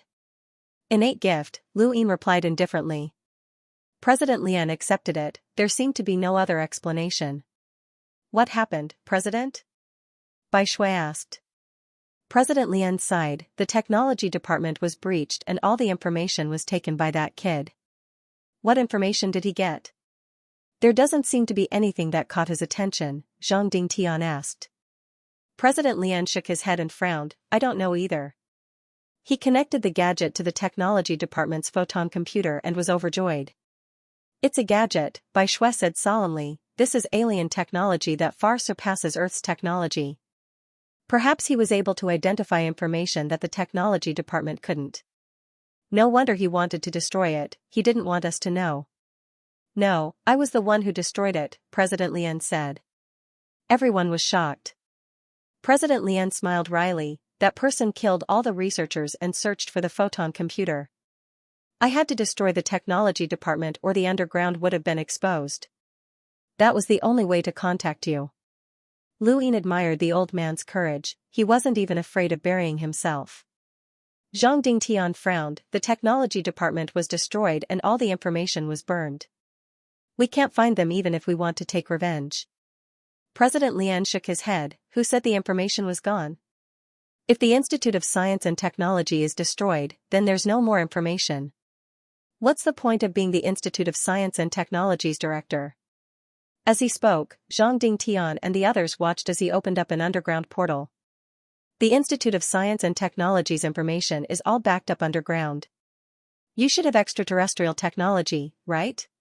Zhang Dingtian, Bai Shui, and Lu Yin immediately went down. It didn't take long for them to see a screen on their gadgets, their faces filled with shock. The screen was showing the explosion from half a year ago. On the screen of the Science and Technology Department, there was nothing special about the explosion. Everything was destroyed. However, under the analysis of the gadget, a black shadow rushed towards the west and disappeared in the blink of an eye. Other than the gadget, Earth's technology could not analyze this scene at all because the black shadow was too fast. Zhang Dingtian and the other two looked solemn. President Lian was shocked. What is this black shadow? Humans? Half a year ago, the 7 sages hadn't even reached the realm of sky yet. If I'm not wrong, then it should be that corpse. That's the only possible explanation for this. President Lian was shocked. Are you saying that it's not a corpse? That person isn't dead? Lu Yin nodded. Using energy to cover the body and stop all of the body's functions from functioning. It's no different from being dead, so it's normal for Earth's technology to not be able to tell. It looks like I'm right, this corpse is the fugitive from the student trial mission. Everyone was silent as they stared at the screen. Lu Yin looked at President Lian. Excuse me, but why did you move that corpse? Zhou Shan told me that he can't control anything. President Lian glanced at Zhang Dingtian and Bai Shui. We analyzed that there was a strange substance in the corpse that would cause unimaginable consequences if it were to explode. We couldn't control it, so we had to move it. Back then, number 1 was worried that there would be an explosion during the transfer, so he spread the 7 of us out as a precaution. Who would have thought that it would come true, and the apocalypse would come? Luckily, the 7 of us were in charge of one area, so we were able to protect the survivors, White Snow said. Luin sighed, number 1 is truly a noble person. If he had let the 7 of you protect him, he might not have died. President Lian sighed, there's nothing we can do, no one expected this. Now it seems that the culprit is that corpse. He was the one who caused the explosion and brought about the apocalypse. Luin frowned, feeling that something wasn't right. Why would that corpse want to bring about the apocalypse? The apocalypse was an evolution for Earth, wasn't he afraid that it would attract the attention of the Great Yu Empire? When we were researching the corpse, we planted a nano-tracker in his skin. Let me see if I can find any information about his location, Dean Lian said as he fiddled with his optical computer. After a while, he opened the world map and said in surprise, I found it. The last place where the tracking signal disappeared is here. Everyone looked over, Europe, the Mediterranean Sea. That's where the student is heading, Zhang Dingtian said. Should we go? Bai Shui asked. Zhang Dingtian stared at the screen, no. Luin replied, that corpse used to be an explorer. Even if he's on the verge of death, he should still be able to survive. It's too dangerous for us to go. Don't worry, he'll definitely come back if those students don't catch him. Luin looked at President Lian in confusion. His things are in the technology department, he won't give them up. What things? Luin asked. When the corpse had been brought back to Earth, no one knew what else had been brought back, only that it had been a warblade. President Lian was about to speak, but Bai Shui stopped him, this is a national secret, it can't be revealed. Luin was amused, the apocalypse is here, and the highest authority in the country is the 7 sages. What secrets are there? Bai Shui stared at Luin, we don't know much about you, who knows if you're an alien student? Zhou Shan can vouch for me. I was in the camp before the students arrived, Luin frowned. Bai Shui's lips curled up beautifully, I remember those students saying that Earth was under the Great Yu Empire's surveillance, so it's not impossible for them to have entered before us. You're twisting words and forcing logic, Luin was annoyed, this woman was always going against him. He'd even heard that she had an affair with Lu Xiaoga. I'm just speaking the truth, Bai Shui replied. I have to tell you that those students were only the first batch. The second batch will arrive soon, and there will definitely be enemies that you can't handle. I can help you, so don't be ungrateful. Bai Shui snorted, if you're from Earth, then you should help us. Otherwise, you're a traitor. If you're not, then there's no point in us begging you. Luin felt his teeth ache, this woman's analysis was quite reasonable. Zhang Dingtian looked at Luin, your identity is unknown, and Zhou Shan can only speak for himself. If you want to know any secrets, then you'll need a vote from the 7 sages. Luin waved his hand, forget it, communication has been cut off. How can I vote? Besides, this woman's appeal isn't bad, so I'll be the one at a disadvantage. Zhang Dingtian stared at Lu Yin's back, deep in thought. Bai Shui commented, this person is very strong. I don't understand how someone else, other than the 7 of us and the few foreigners who accepted the inheritance, could break through to the realm of sky. It's not impossible. The Indian monk was the first to break through without accepting the inheritance. He's only the second. Bai Shui nodded. She wasn't targeting Luin, but she did find him suspicious. His strength was a little strange, and he was also a little greedy. She felt uncomfortable when she recalled how he had stolen the cosmic rings of the 2 students right in front of her. Luin walked out of the underground with a solemn expression. Earth was in a state of Armageddon, and the alien students were running wild. There was also a fugitive whose strength was unknown, and the second batch of trial takers was about to descend. Earth was becoming more and more lively, and his own strength was growing a little too slowly. The Great Yu Empire was just one empire in the Frostwave Weave, and there were many other weaves in the Outerverse that gave birth to countless geniuses. He couldn't even deal with students from the Great Yu Empire's ordinary academies, let alone the 13 Imperial squadrons. He had to speed up. "Geraldine, come here," Luine shouted. Geraldine walked over from a distance. "What is it?" "Release the news that the fugitive is in the Mediterranean of Europe." Geraldine was shocked. "Really?" Luine nodded. "Go." She frowned. "If you know, then why don't you go yourself?" "Just do it, why ask so many questions?" Luine said impatiently. Frustrated, Geraldine activated her gadget and sent a message to the astral network. The most important thing right now was the star crystals, followed by the fugitive. He had Terrence's formcast model, which could allow him to remodel his body a third time and reach the Melder realm, but anything beyond that would be troublesome. A normal formcast model could only remodel his body 3 times, and only a stronger one could remodel his body a 4th time. Even Baron and Parley didn't have such models, so he had to find someone stronger. The fugitive was his only hope on Earth.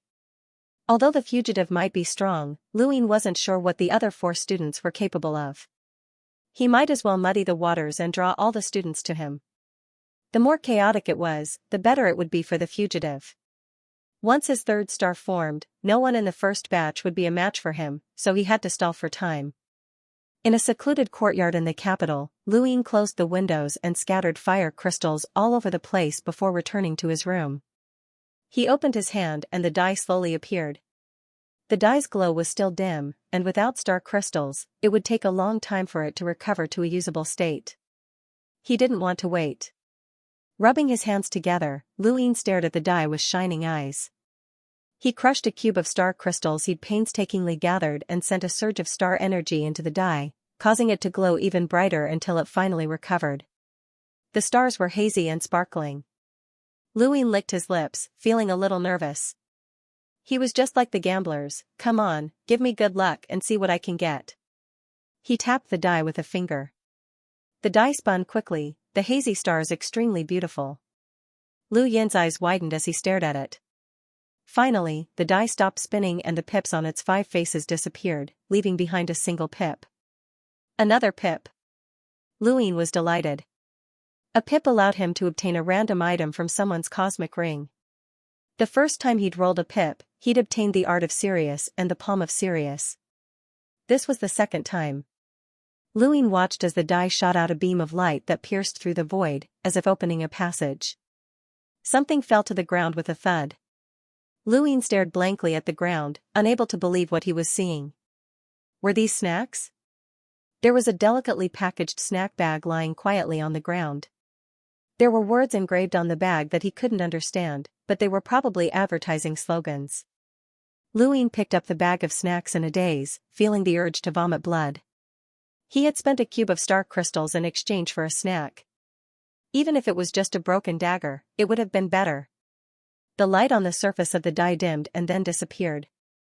Everything in the room returned to normal, leaving Luine speechless as he clutched the bag of snacks. His heart was bleeding. This was too much of a scam. Luine stayed in the capital for 10 days, and it was much quieter than before. The corpse tide outside the city had decreased significantly after the clash with the beast tide, and more cultivators dared to venture out. While Beijing was peaceful, Europe was in chaos. 10 days ago, Luine had asked Geraldine to spread the news that the fugitives were in the Mediterranean Sea. No one had believed the news at first, but as Eddie and the others' whereabouts were exposed, many students began to believe it and rushed to the Mediterranean Sea. A few days ago, a huge battle had broken out in the Mediterranean Sea, and a layer of the surface of the sea had evaporated. It was rumored that the fugitive had the strength of a Melder and had killed several students before fleeing. Eddie and a few others had been injured. Eddie's group wasn't the only strongest in the academy. There were 3 teams from China, 2 from Russia, and 2 from Europe. With the addition of Africa and other countries, there were quite a number of top students in the academy, and all of Europe was in chaos. Luine was satisfied with Geraldine's report. Everything was fine as long as the fugitives hadn't been caught. His simulation of the stars was going smoothly, and the 3rd star was faintly visible. It would take him at most half a month to complete it, and then it would be time for him to act. Outside the capital, countless zombies roamed the streets, occasionally walking out of the shops with unknown objects in their mouths. Countless gunshots rang out as a convoy of cars drove over, not slowing down at all as they ran over the zombies, leaving behind a trail of blood and a pungent stench. Suddenly, there was an explosion, and a strong gust of wind blew over the convoy. All the cultivators in the vehicles fled and looked on in confusion. This gust of wind was too strange. "What's going on?" a tall man asked as he patted the dust off his clothes, a cigarette dangling from his mouth. "Captain, we don't know where the wind came from, but it flipped the cars," someone reported. The man frowned as he looked into the distance, but the surroundings were calm. Where had the wind come from? At that moment, the shops in the distance were destroyed by an invisible attack, and all the cultivators stood there in a daze, their upper bodies falling flat to the ground. They had all been killed by an invisible attack.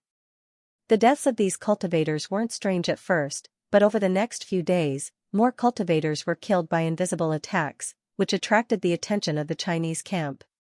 When an earth-grade expert from Huaying was killed, Zhang Dingtian walked out of the capital city. The earth-grade expert that was killed was second only to the heaven-grade experts in the capital city. If he didn't make a move, no one in Huaying would dare to.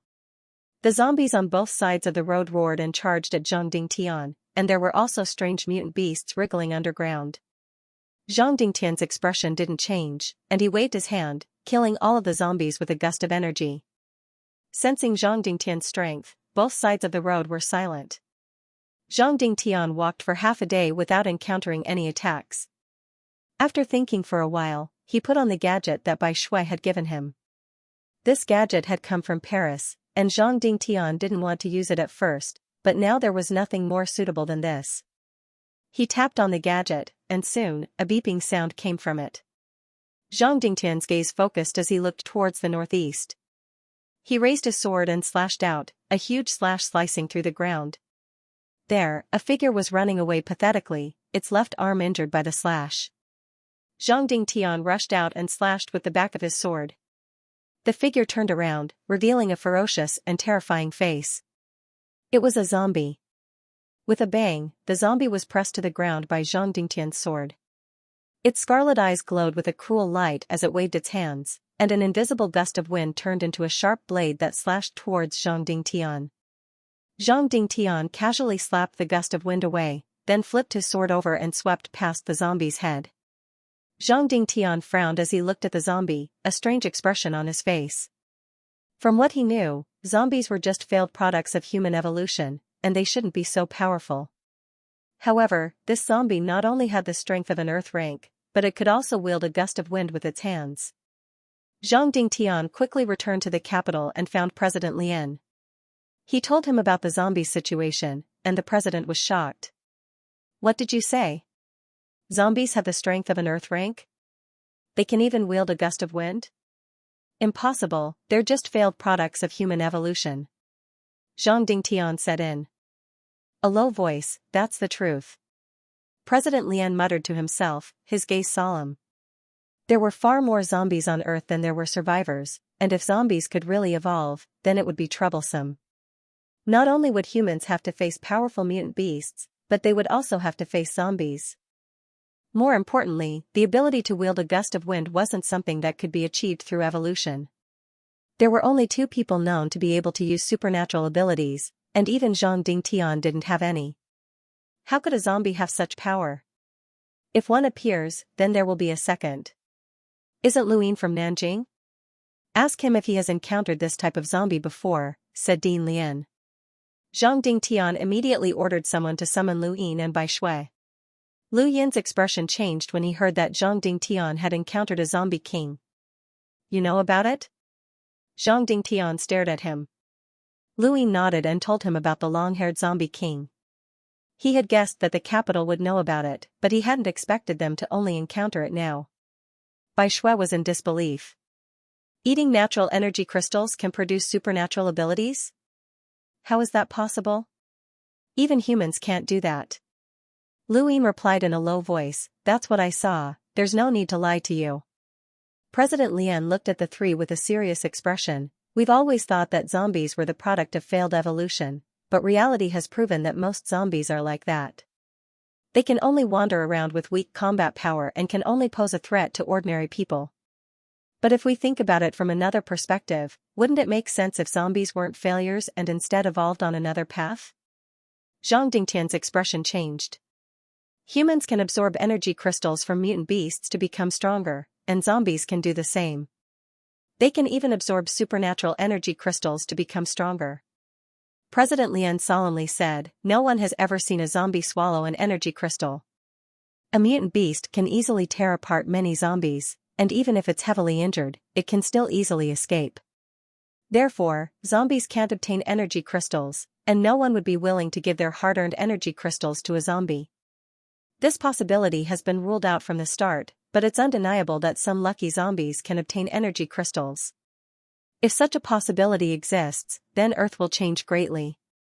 I'm going to catch a zombie and experiment on it," Zhang Dingtian said before leaving. Not long after, Zhang Dingtian threw a zombie to the ground and threw an energy crystal into its mouth. The group stared at the zombie for a moment. Even after a while, there was no reaction. Zhang Dingtian and Bai Shui heaved a sigh of relief. "One isn't enough, let's catch a few more," Luyin said. Zhang Dingtian nodded and ordered his men to capture more zombies. Half an hour later, more than 50 were tied up and brought over. Zhang Dingtian tossed more than 50 energy crystals into their mouths one by one. Roar! Suddenly, one of the zombies growled, its face contorted in pain as it glared at Zhang Dingtian with its scarlet eyes. Energy tore through its skin, causing it to explode with a bang. Aside from this one, the rest of the zombies remained the same. President Lian looked on in shock. The energy crystals have a reaction to individual zombies, which proves that this path of evolution is feasible. Luyin looked at the mangled flesh on the ground and suddenly thought of Silver and that scarlet eye. Just thinking about it made his scalp go numb, and he didn't dare take it out. "This has to be kept a secret," Bai Shui said coldly, looking at Luyin. "It looks like the planet's evolution isn't as simple as we thought. Zombies are also a part of the evolution process. Are they qualified to participate in the trial?" "Zombies don't have intelligence," Bai Shui said. Luyin laughed. "Don't have intelligence?" "Not necessarily." Zhang Dingtian immediately ordered everyone outside the city to return, using whatever firearms they had left to bombard the zombies. Zombies couldn't be turned back into humans, and now that they knew they could evolve, they couldn't be allowed to live. The fact that they could consume energy crystals to gain strength was intolerable. President Lian agreed. There were too many zombies, and even if one successfully evolved out of tens of thousands of them, it would still be terrifying. That kind of supernatural power wasn't something a normal person could deal with. Bai Shui was proof of that. If not for her innate gift of ice, she might not have been Paris's match. It was precisely because of her innate gift of ice that she had been able to easily kill Paris and control Geraldine. That night, an earth-shattering explosion rang out outside the capital. Luyin looked up and saw missiles raining down outside the city, sweeping across the land. Zombies were not scary. What was scary was their numbers. This was the consensus of everyone. Firearms were the best way to deal with numbers. The bombardment lasted less than 2 minutes before it ended. Luyin was puzzled. There shouldn't be so few firearms left in the capital. Just as he was about to continue gazing at the stars, a figure flew towards his residence. He looked over and was surprised to find that it was Bai Shui. This outrageously beautiful woman had always found him an eyesore. Why was she looking for him in the middle of the night? Luyin watched the alluring figure approach under the moonlight. He didn't mind cuckolding Lu Xiaoga. Bai Shui landed at Lu Yin's residence, and she heaved a sigh of relief when she saw him. "What's the matter?" Geraldine walked out of the room and looked at Bai Shui strangely. Bai Shui calmly replied, "Nothing, I was just passing by." Luyin was speechless. "Are you sure?" Bai Shui muttered to herself for a moment before replying, "The people who fired the weapons are all dead. All the weapons have been destroyed and can't be used." Luyin was shocked. "Who did this?" Bai Shui stared at him in silence. Luyin laughed, "So you came here to prove that I wasn't at the scene. I hope you didn't do it, or we won't let you go," Bai Shui said coldly. Luyin was puzzled. "You seem to be on guard against me, why?" Bai Shui didn't answer and turned to leave. "Wait, don't think you can leave so easily." Luyin appeared beside Bai Shui and reached out to grab her hair. Bai Shui's eyes were cold, and her body emitted an extremely cold aura that swept towards Luyin. Luyin shook his right hand to disperse the aura and continued to grab her.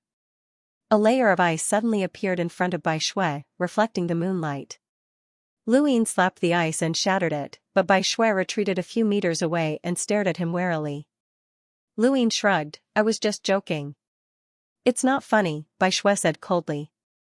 "You barged into my house and threatened me, that's not funny either," Luyin said coldly.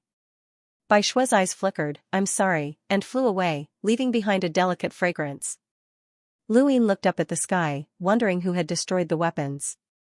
Did they not want the corpse tied to be bombed? Geraldine sighed as she watched Bai Shui's departing figure. "I'm stunned every time I see her."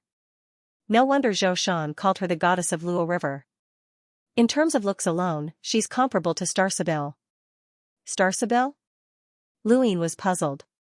Geraldine looked up at the sky. Star Sibyl is one of the most beautiful women in the universe. Rumor has it that she can wander the stars and often appears in the trial grounds to find fated people. There are also legends that she can predict the future and look into the past. She's the dream of countless people in the universe. Luyin was speechless. "You're a girl, but she's also your dream?" Geraldine rolled her eyes at Luyin. "She's my idol, and I've heard that she comes from one of the most powerful and mysterious sects in the universe. Any random disciple from that sect can sweep through the entire younger generation of the Great Yu Empire, and Star Sibyl is even on the astral combat rankings." She. Geraldine paused and pursed her lips. "You wouldn't understand even if I told you." "Forget it." Luyin didn't pay attention to her words. The universe was boundless, and even the smallest of things could be exaggerated to the extreme. There was no such person in the universe who could predict the future and look into the past. He looked up at the night sky and 2 stars appeared on his right palm. A 3rd star was faintly visible. The bombardment of the corpse tide was temporarily halted. Luyin didn't know how Zhang Dingtian and the rest had dealt with it, but he didn't care. He glanced at his gadget and saw that there were about 40 days left until the second batch of trial takers arrived. The 100,000 cultivators from the Chinese camp left the city in batches. Under Zhang Dingtian's orders, they didn't need to face the mutant beasts and only needed to kill the zombies. This mission wasn't difficult, as zombies were much easier to kill than mutant beasts. Zhang Dingtian and Bai Shui stood atop the city walls. "Even if we clear out all the zombies around the capital, it's just a drop in the ocean," Bai Shui said helplessly as she watched the soldiers walk out. Zhang Dingtian replied, "It's better than doing nothing. I've already sent people to Nanjing, Hubei, and other places to inform them of the situation. They'll do their best to eliminate the zombies and prevent any uncontrollable factors." Bai Shui's eyes flashed at the mention of Hubei. "Is he all right?" Zhang Dingtian looked at her and replied, "I don't know." Bai Shui fell silent. The cleanup of the zombies was going smoothly. The 100,000 cultivators from the Chinese camp were able to kill nearly 2 million zombies a day, and in just a few days, the area outside the capital had become much emptier. Countless zombies had been slaughtered and burned, and thick smoke billowed around the capital. Zhang Dingtian returned to the west side of the capital, where the weapons were fired. He had been investigating the culprit for the past few days, but he hadn't been able to find him. The killer's methods were clean and efficient, and he'd killed more than 500 people in less than a minute. "Do you think it's Luyin?" Bai Shui asked from a distance. "Didn't you see it with your own eyes?" Zhang Dingtian asked in a low voice, his gaze sweeping the ground. Bai Shui pursed her lips. "It's best to contact Nanjing as soon as possible. His identity is mysterious, and I have a feeling he's an alien student." Zhang Dingtian looked at her. "So what if he is? This world can differentiate between friend and foe, and there's no need to differentiate between races. Earth doesn't have the right to differentiate between races." Bai Shui's gaze dimmed, but she didn't say anything.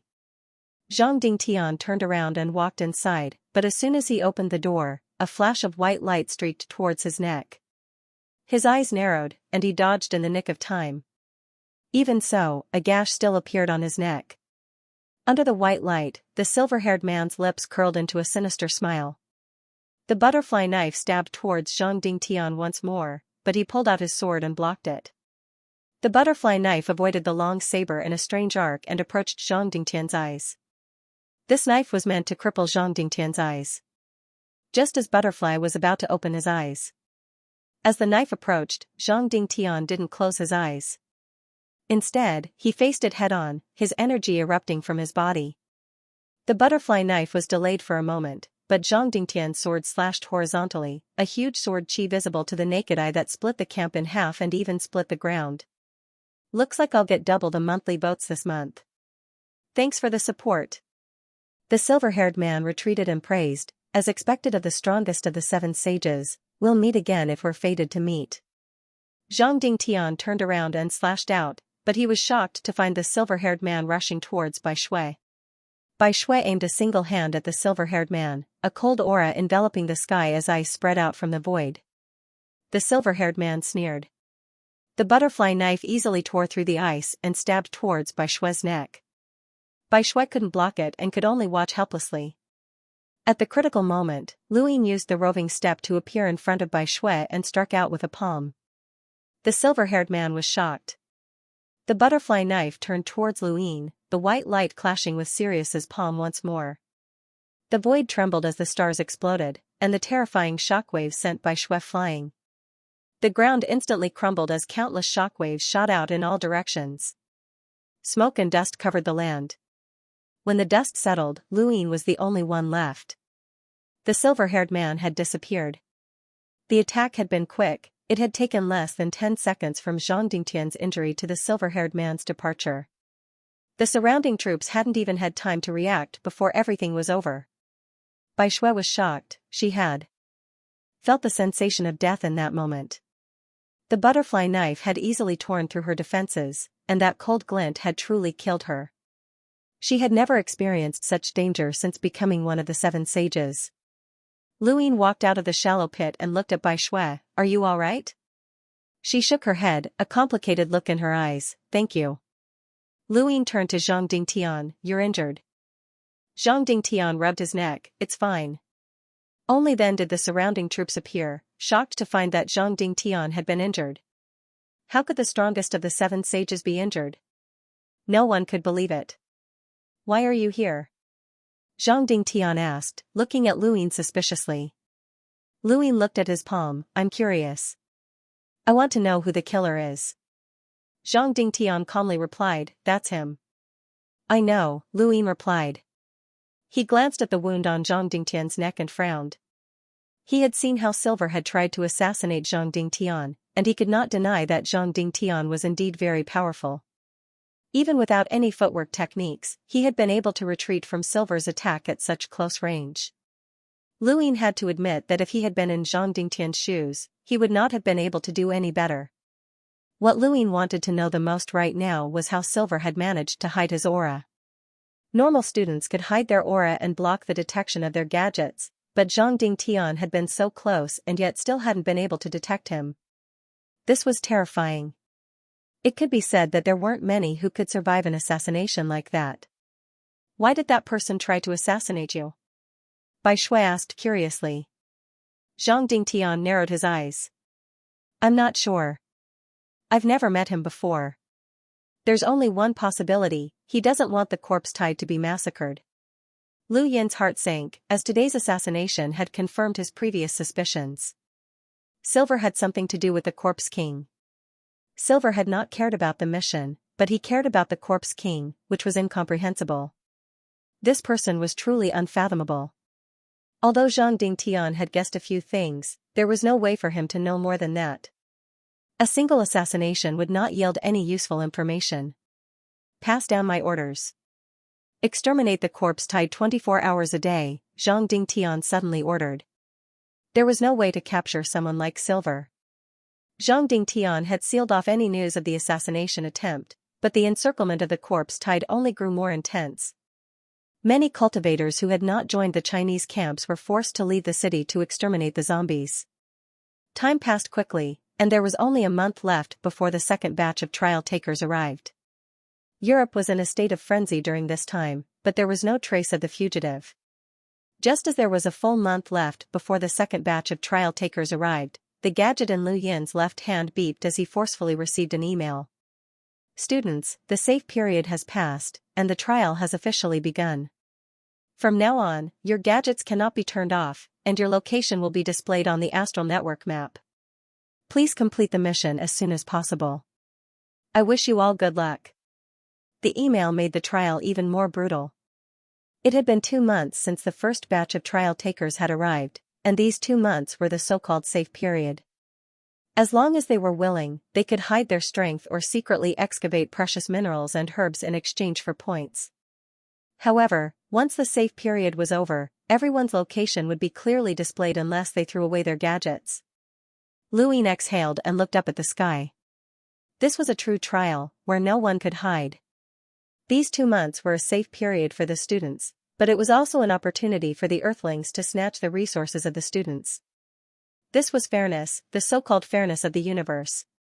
When Vesta had died, his gadget had been unable to connect to the astral network, but now the astral network had set up a local network for him. This network was a model of Earth, and the locations of the first batch of trial takers were displayed on Earth. There's quite a lot of people, Luin muttered to himself. The dozens of meteors he'd seen in Jinlin were only a portion of the total. There were hundreds of students from all over Asia, Europe, Africa, America, and even Antarctica. Europe had the most people, and there were more than 100 of them gathered in a small area near the Mediterranean Sea. At this time, a line of words appeared at the top of the local network map: Earth's Indian monk defeats Hayden. Luin was shocked. Even the results were announced? At the same time, many of the trial students were shocked. Hayden was not a weakling. He was the strongest in the academy, yet he had actually lost to an Earth native. This shocked many students, especially those at Geraldine's level.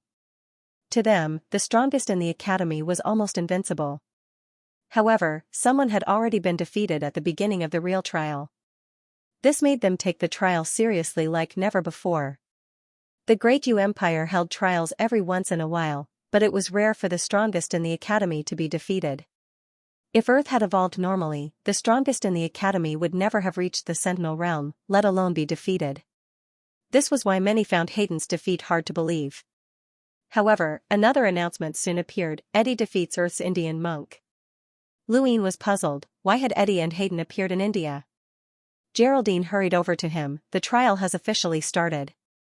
Not only can you see your location on the local network, you can also contact each other. You should know that, right? Lu Yin's heart sank. We can contact each other? Geraldine nodded. The trial students come from all over the Great Yu Empire. The Great Yu Empire is huge, and we don't know each other, so we rarely contacted each other in the first 2 months. But now that the local network has been activated, we can contact each other. Just now, there was news that the fugitive left something important in the capital and will definitely return to look for it. Lu Yin's gaze turned cold. Who released the news? Geraldine shook her head. I don't know. The local network can only detect the location of the gadget, but not the user. Luin quickly ran through the information in his mind. Only the 7 sages knew that the fugitive had left something in the capital. Even Eddie didn't know, so Zhang Dingtian and Bai Shui would definitely suspect him. Suddenly, a surge of energy swept across the land, and Luin immediately flew up to see Zhang Dingtian and Bai Shui. I didn't release the news, Luin said. Zhang Dingtian stared at him. Make me believe you. Luin narrowed his eyes and barked at Geraldine. Release the news anonymously, saying that the fugitive is hiding in India. That's why Eddie and Hayden are here and why the Indian ascetic monk can defeat Hayden. Geraldine nodded and quickly did as she was told. Zhang Dingtian spoke in a low voice. This won't last long. Luin stared at him. I'm just showing my sincerity. It's up to you to believe me or not. Zhang Dingtian took a deep breath and tightened his grip on his sword. Luin was the only outsider who knew the secret. He wanted to control this person, but he wasn't weak. Bai Shui spoke up. Luin, let us check your gadget. Luin was furious. Who do you think you are? Come and take it yourself if you can. You. Bai Shui was furious. She had only wanted to prove Lu Yin's innocence since he had saved her life, but he was too infuriating and didn't know what was good for him. There are 9 people who know this secret, and I'm in the capital right now. Even if I have disloyalty, I'll keep it to myself. Only an idiot would release the news.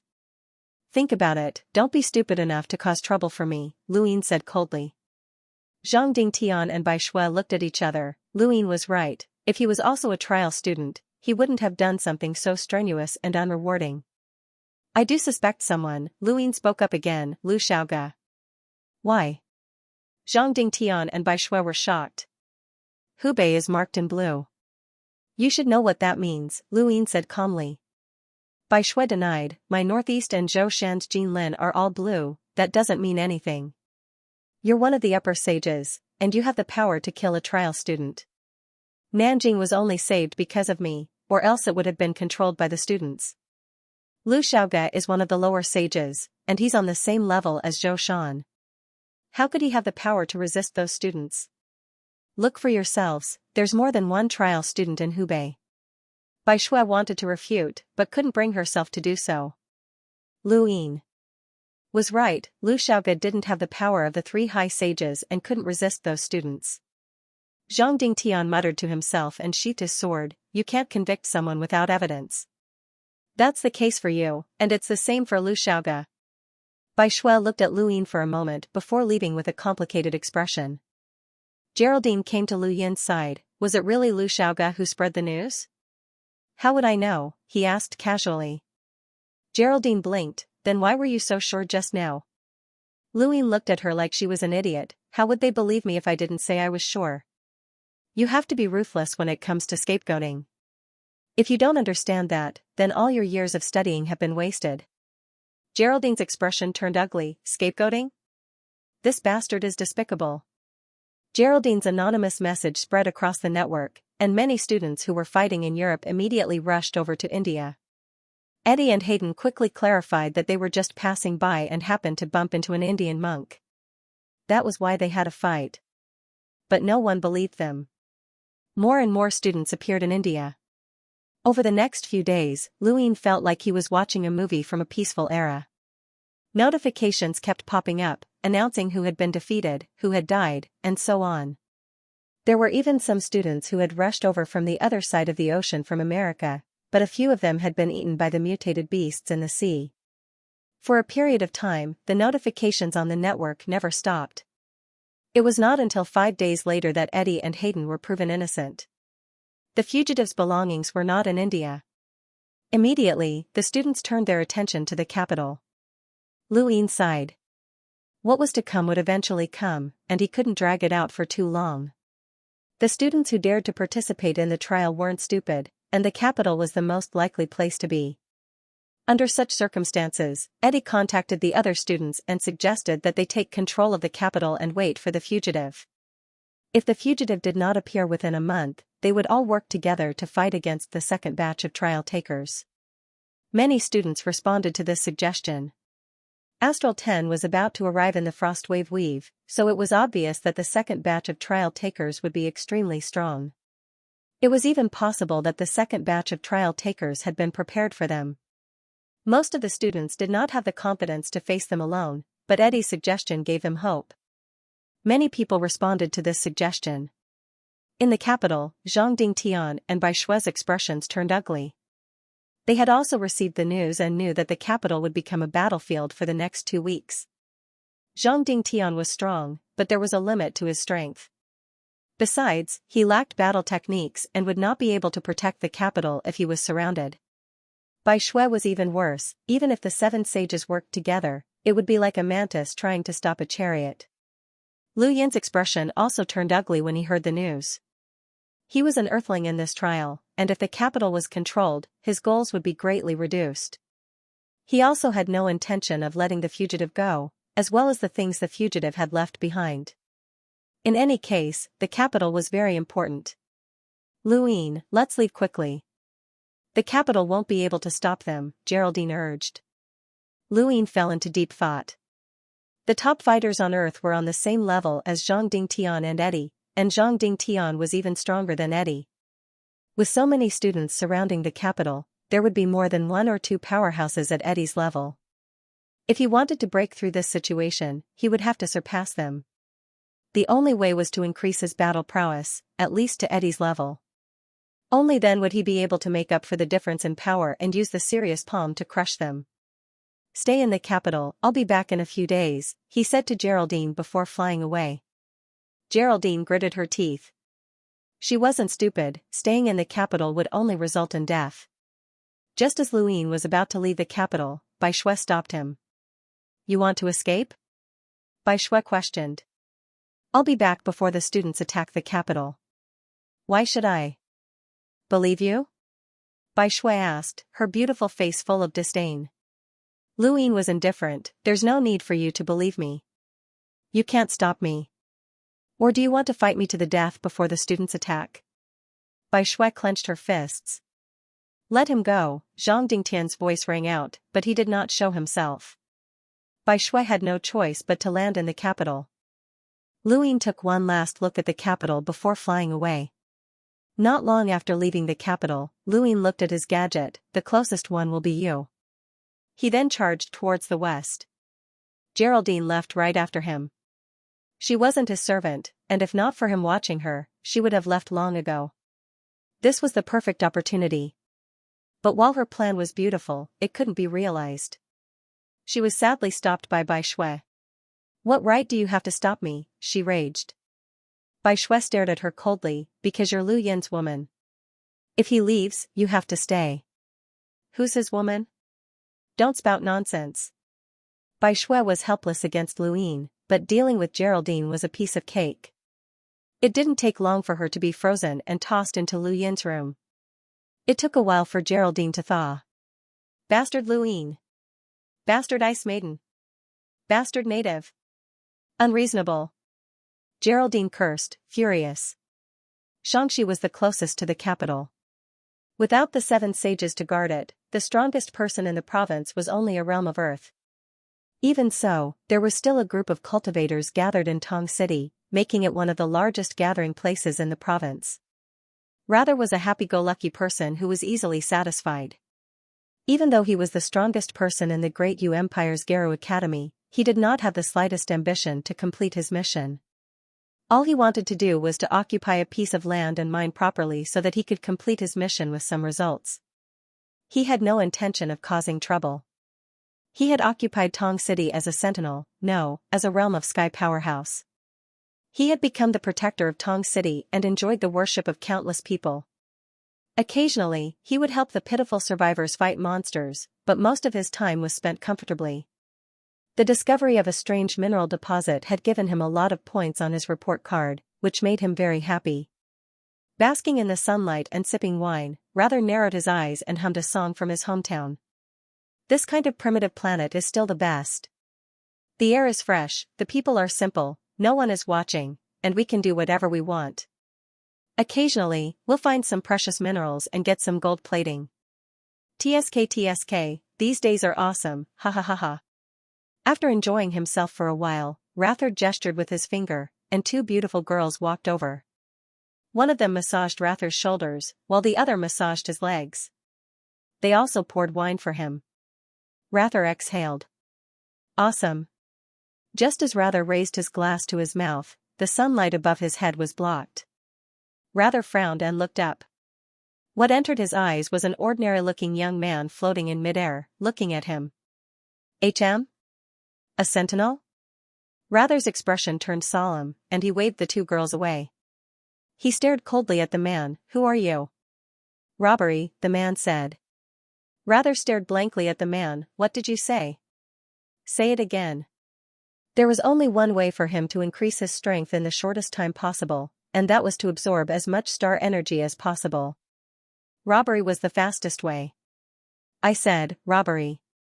Rather was so angry that he laughed. Kid, you're a trial student, but you're so blind. Do you know who I am?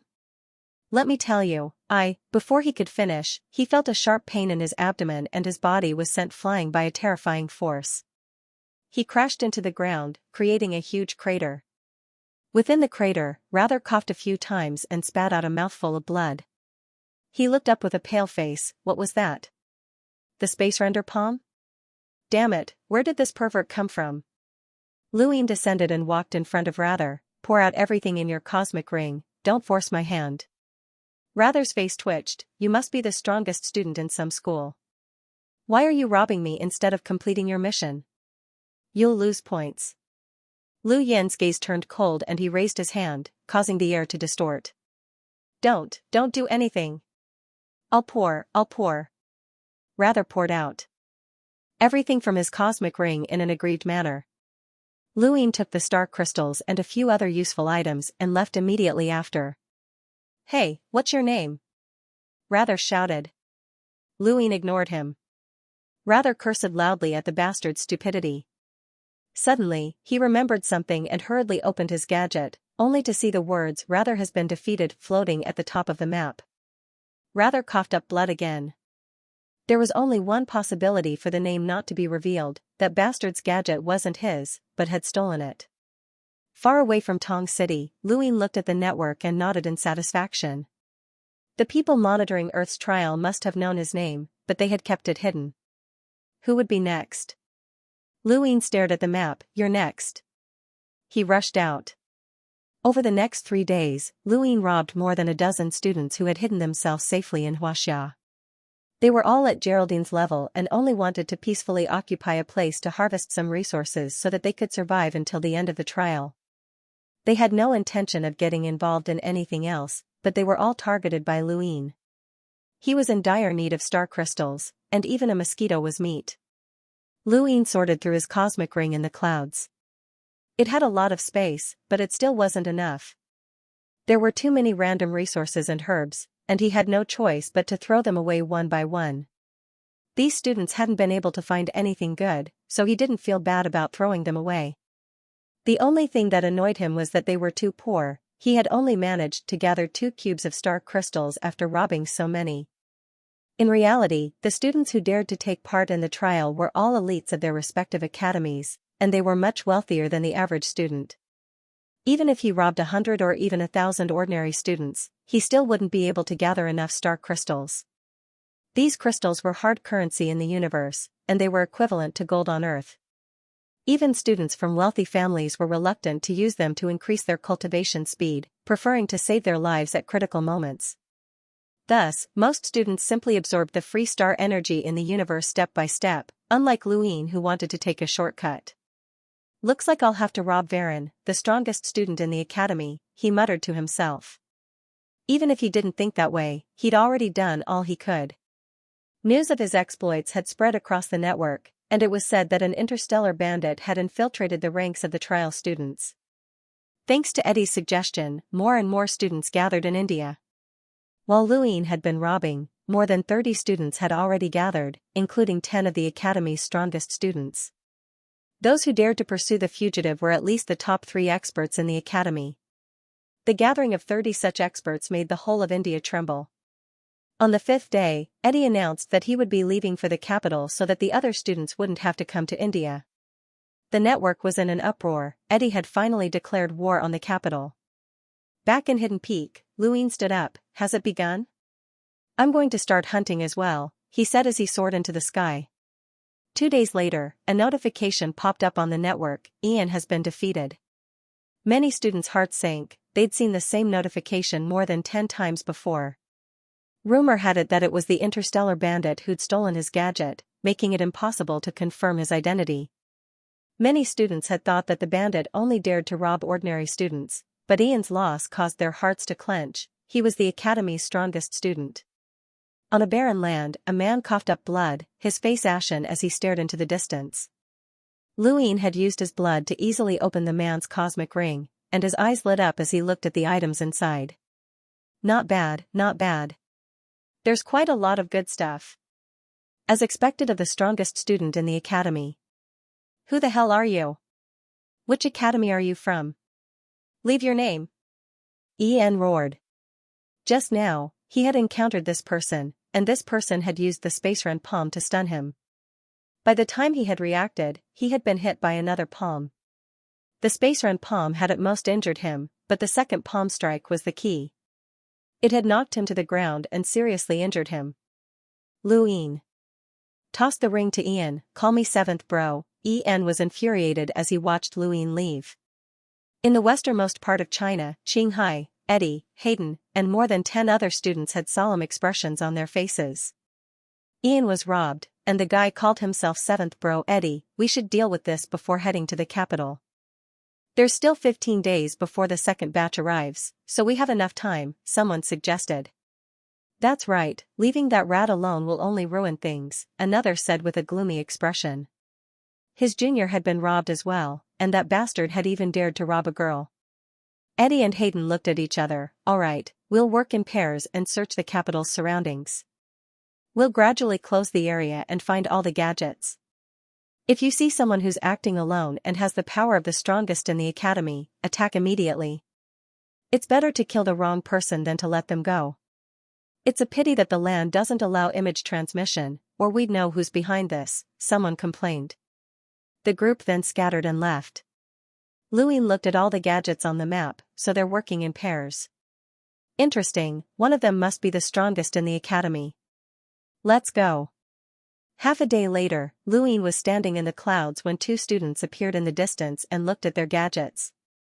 Only 1,700 power, trash, one of them said disdainfully, glaring at Louie as he spoke.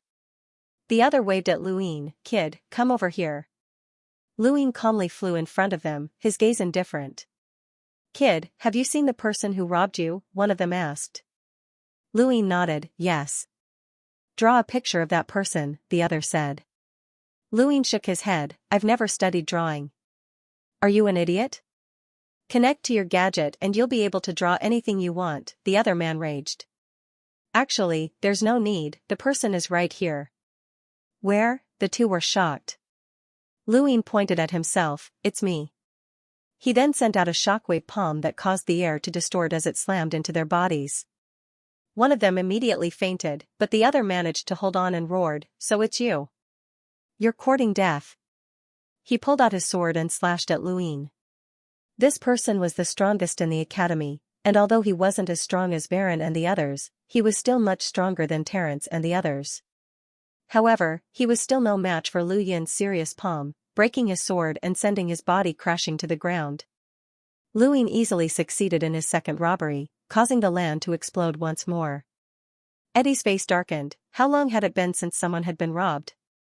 Where had this bastard come from? Remember, don't approach strangers, Eddie sent a message to everyone, but there was no need for him to do so. All the students instinctively stayed away from strangers regardless of their strength. Louie looked at his cosmic ring. There's about 1.5 cubes worth of star crystals here. I can absorb them now. He took off his gadget and tossed it into the mountain stream before rushing to the other side. He found an abandoned farm, crushed the star crystals, and used the cosmic art to absorb them. Far away in the capital, Zhang Dingtian and the rest stared at the land in silence for a long time. I'm sure it's Louie, Bai Shui said confidently. Why? Zhang Dingtian was curious. Who else could it be? Bai Shui explained how Louie had robbed Parlai and Baron. Zhang Dingtian's expression turned strange. This Louie seemed like a normal person, but who would have thought he'd be so extreme? He'd robbed more than 15 people, including several of the strongest in the academy. Just what was he planning? If Bai Shui could guess that it was Louie, so could Geraldine. She was even more shocked than Zhang Dingtian and the rest. When she'd first met Louie, he'd only been a seeker and hadn't even been a match for her. Who would have thought that he'd become so powerful in such a short time? While Louie was leisurely absorbing star energy in the farm, Eddie and the other students were frantically searching for him. They had searched for 5 days without a single clue, and in the end, they found an ownerless gadget in a mountain stream. Keep looking. If you can't find him in 7 days, we'll head straight to the capital. The second batch of trial takers will arrive in 10 days, we can't afford any mistakes, Eddie said darkly. 2 figures floated in the air in the distance, Jerlin and Ballerer, who'd been chasing after Eddie's group. They hadn't joined forces with Eddie. According to Jerlin, they wanted to reap the benefits. I'm so tired, let's go rest. Jerlin flipped her long hair, her beautiful face showing signs of exhaustion. Ballerer looked around at the wide, grassy field that seemed to be a farm. He liked the lush greenery. Beep beep beep beep. Their gadgets beeped the moment they landed. A power level of 2,100, there's a student here. Jerlin looked into the farm in surprise. Ballerer replied indifferently, a student? Only 2,100, let's go take a look. Jerlin nodded and slowly walked towards the farm. Within the farm, Louie was vexed. Going from the Seeker Realm to the peak of the Seeker Realm only required a few star crystals, but going from the early Sentinel Realm to the peak required a few hundred times more star energy. He'd absorbed about a cubic meter of star energy, but to raise his power level to over 2,000, a portion of the energy had to be removed as impurities. He'd need at least 4 cubic meters of star crystals to reach the peak of the Sentinel Realm. With so many star crystals, even robbing the Academy's strongest students wouldn't necessarily be enough. Looks like I won't be able to reach peak Sentinel in the short term. Thankfully, a power level of over 2,000 is enough, Luin muttered as he recalled Parley's strength. Jerlin and Balor were approaching at this point. Luin noticed and looked outside the farm, staring at Balor in shock. What was that? Was it a plant spirit? The person inside, come out. Jerlin shouted, flipping her long hair proudly. Luin walked out and stared at Balor in surprise. Jerlin was displeased. Hey, why are you staring at a man? I'm the one calling you. Luin pointed at Balor, a plant spirit? Impudent. Balor's eyebrows shot up in anger as he kicked Luin. As a top student of the Great U Empire Space Academy and a powerhouse second only to Jerlin, Balor's power level was 2,900, so he didn't put Luin in his eyes at all. Luin used the roving step to evade the attack and appeared on Balor's right side. He pressed a hand against Balor's abdomen and coldly said, "This is a robbery." He then unleashed a huge force from his palm that sent Balor flying like a cannonball. The Space Render palm had cracked the surface of Balor's body. Jerlin's eyes narrowed as a unique bow appeared in her hand. Aiming at Luin, lightning crackled in the air. He instantly felt a sense of danger and dodged with the roving step. The arrow tore through the air as it shot into the distance. The next moment, the earth trembled as thunder shot into the sky and a violent shockwave swept out in all directions. Luin didn't look back as Jerlin's next arrow was aimed at him once more. He raised a hand to grab her, but she looked at him with disdain.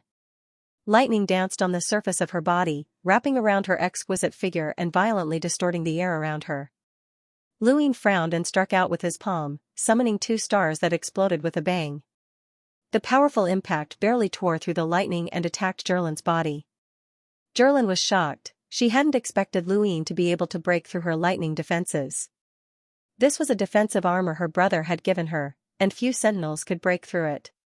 She was sent flying miserably and crashed to the ground, her bow and arrow falling to the side. "Don't touch her," a roar came from nearby as Balor half knelt on the ground, strange green stripes appearing on his body and spreading out in all directions. The next moment, the surrounding plants wriggled as the grass beneath Lu Yin's feet bound him as though it had a mind of its own. The surroundings were filled with hostility.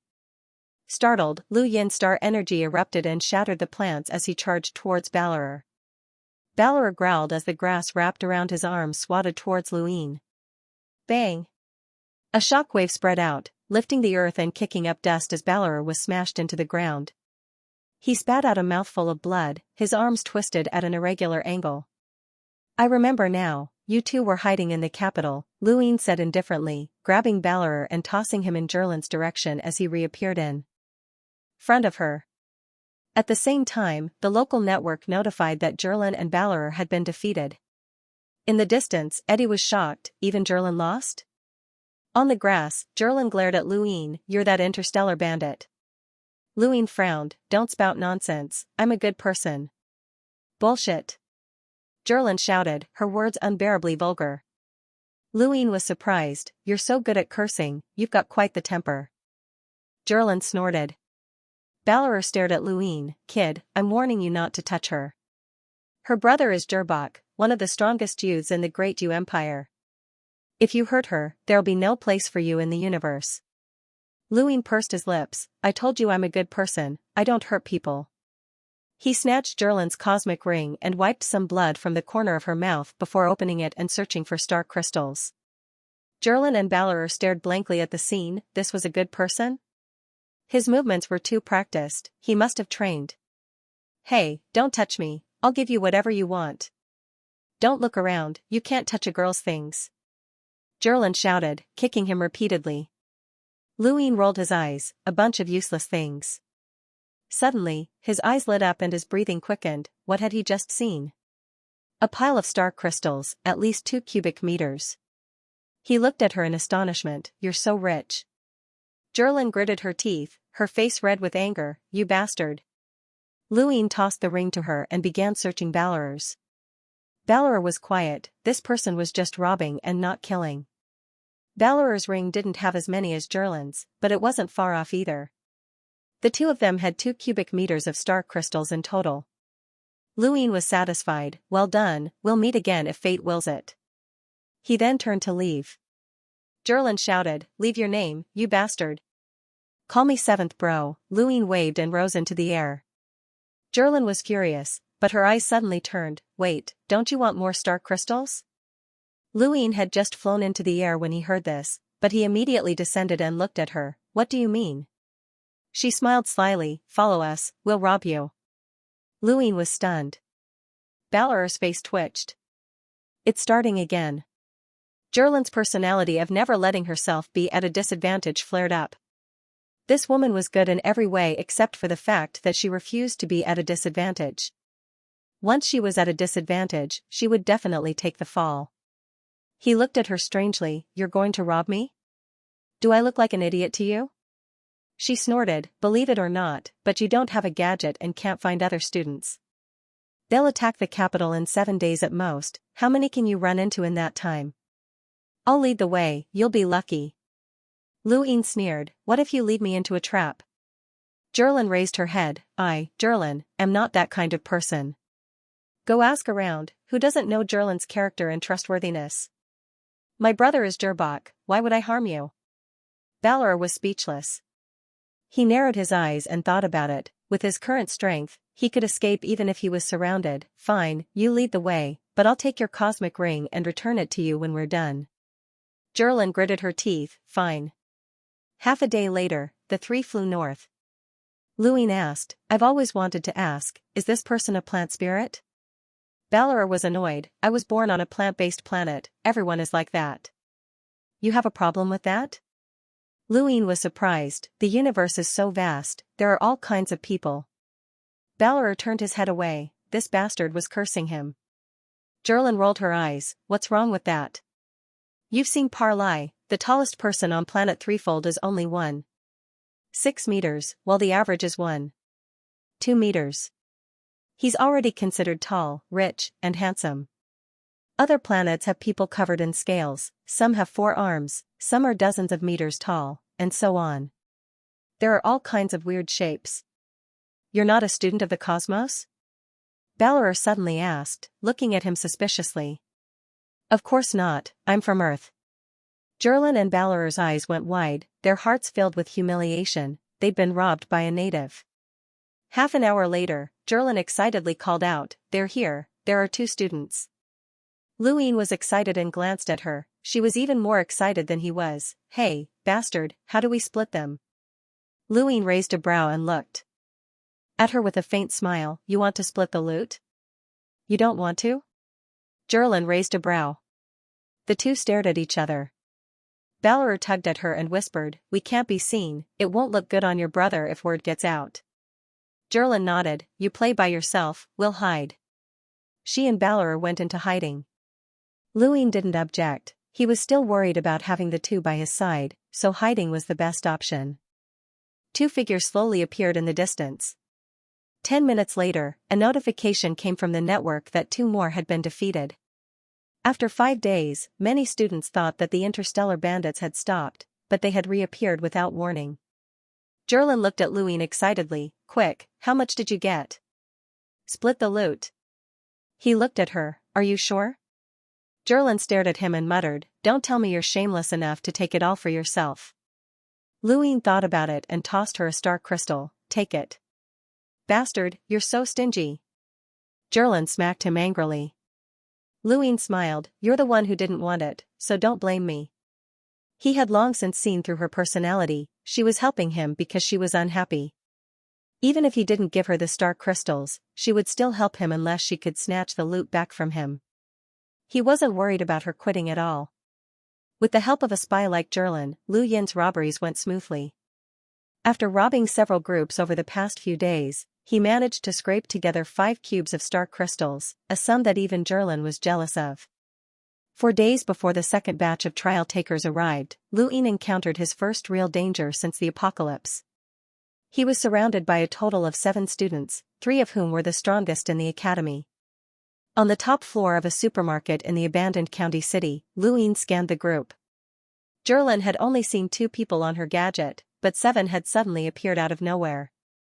The other 5 weren't wearing their gadgets, having hidden themselves like him. These people had gone all out to capture him, even throwing away their gadgets. "You're the interstellar bandit?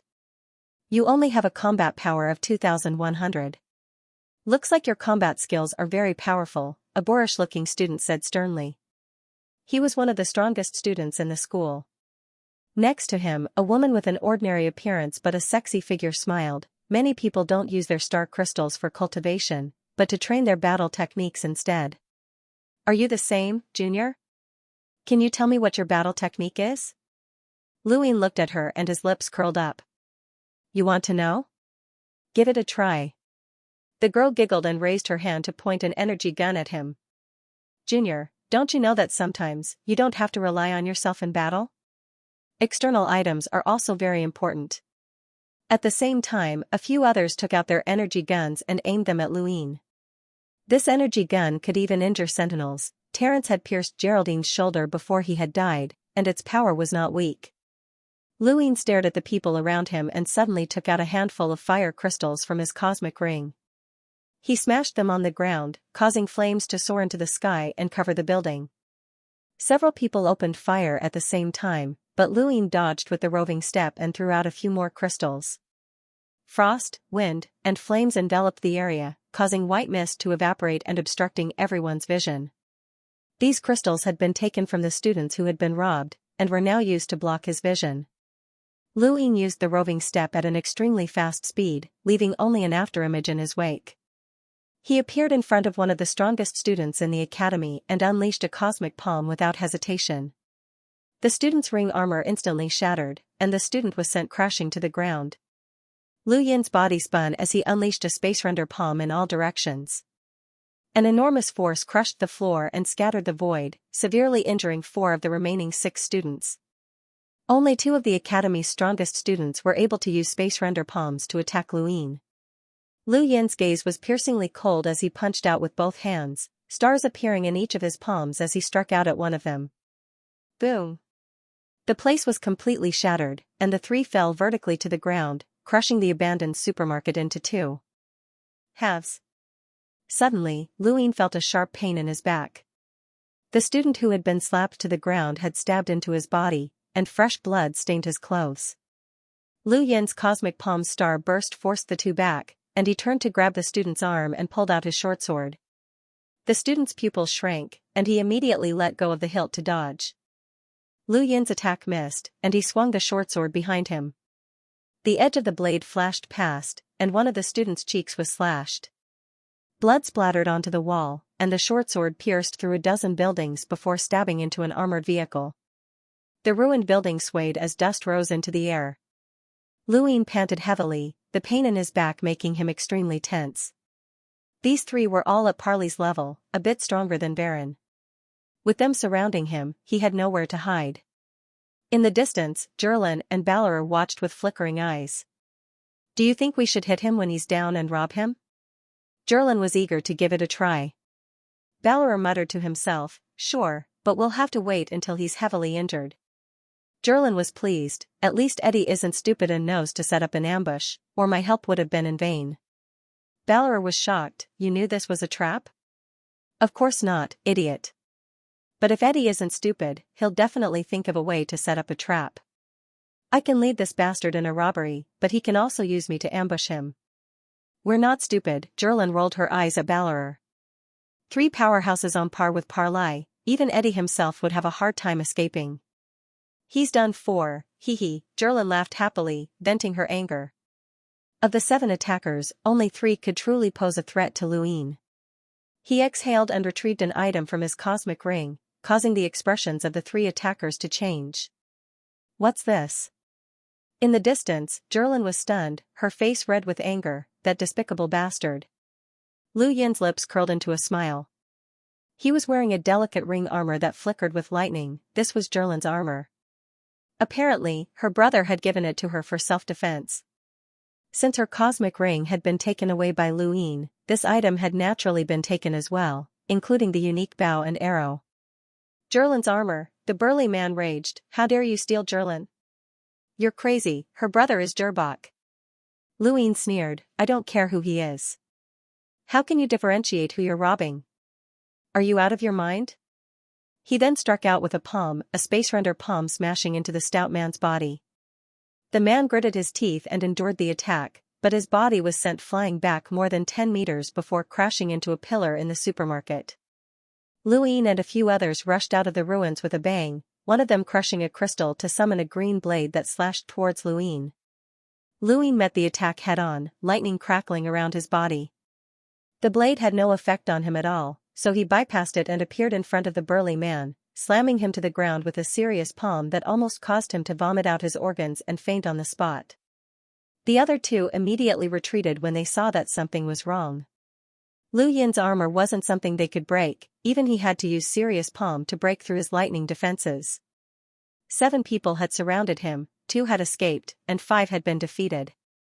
When the results were made public on the network, all the students fell silent, including Eddie. He believed himself to be the strongest of the first batch, but even he would find it difficult to achieve such a result. All the students in the Alliance were notified to give up on the chase and attack the capital in 3 days. Lu Yin casually sat on the ground and stared into the distance. Come out. Zherlin and Balor stared at Lu Yin in shock. This person had become famous after today's battle. The strongest native was Zhongding Tian, who had the power of a realmbreaker. Back then, he had forced the 4 of them back, including Eddie, with a single strike. That power had made Zherlin's heart tremble. Now, Lu Yin's strength had shocked her as well. Lu Yin tossed the medicine to her. Apply it for me. She glared at him and pointed at herself. What did you say? You want me to apply medicine for you? Is it that hard to understand? He asked indifferently.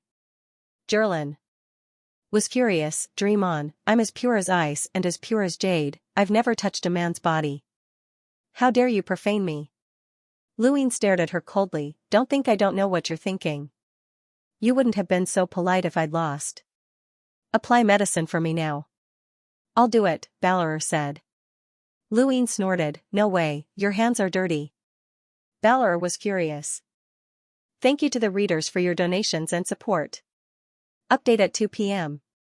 Lu Yin stared coldly at her. I'll say it again, help me apply the ointment. Zherlin gritted her teeth. Fine, I'll settle this with you one day. She then applied the ointment on her hand and pressed it against his back. Lu Yin exhaled as a cool sensation washed over him. The ointment from Shamrock Enterprises was very effective, scabbing over very quickly. Zherlin's small hands were soft, and with the ointment on them, he enjoyed it for a while. His gaze softened as he looked at her. Humph, get up, let's keep robbing, she said. Lu Yin tossed the cosmic ring back to her. No more robbing, that's enough. Go have fun on your own. No, Eddie hasn't shown up yet, we have to rob him. Lu Yin smiled and ignored her. These people hadn't taken him seriously before, thinking that one of the Academy's strongest would be enough to deal with him. Now, however, 7 of them had appeared at once. Only an idiot would try to rob them again. Rummaging through the cosmic rings of the 5 students, he found 2 more cubes of star crystals and waved to Zherlin before flying away. Zherlin suddenly shouted, Bastard, my armor, my bow. Lend it to me for now, I'll return it later. His voice drifted away until it couldn't be heard anymore. Zherlin stomped her feet in anger. Her brother had given her the armor and bow for self-defense, and they were the reason why Eddie had been so wary of her. Now, they had all been taken from her, that despicable bastard. In the capital, Zhongding Tian and the rest saw the results on the network. Bai Shui was shocked. The students from the heavens were all in the realm of sky, and those who dared to complete the mission were at least in the top 3 of their academy. She had personally witnessed the strength of the Academy's strongest, but now, 7 of them had been defeated. How had Lu Yin become so strong in just a few days? Zhang Dingtian suddenly looked towards the south of the capital, a rare smile on his face. An old friend is here. Bai Shui's eyes lit up. That's Zhou Shan? The two quickly flew towards the south, but stopped halfway and looked towards the north. Another old friend. Looks like they all want to get involved in this mess. Bai Shui was pleasantly surprised. Wuxing is here too, that's great. Zhang Dingtian took a deep breath. They shouldn't have come. There are 4 of the 7 sages, 5 against dozens of students. What a disparity in power. In the distance, Luyin found a remote mountain village and set up fire crystals around it. He took out a large handful of star crystals and crushed them, causing a surge of star energy as he used Sirius to absorb. In the west of the capital, Eddie and a dozen other students appeared. Everyone, prepare yourselves. We'll officially attack the capital in 3 days. Our opponents won't be the natives guarding the capital, but the second batch of trial takers. According to the rules, even if there are melders in the second batch, their powers will be sealed and they'll only be sentinels. Even so, they're not something ordinary people can handle. All the students were solemn. It was rare for a second batch of trial takers to appear in the Great Yu Empire's planetary trials. This time it was purely because of Astral 10.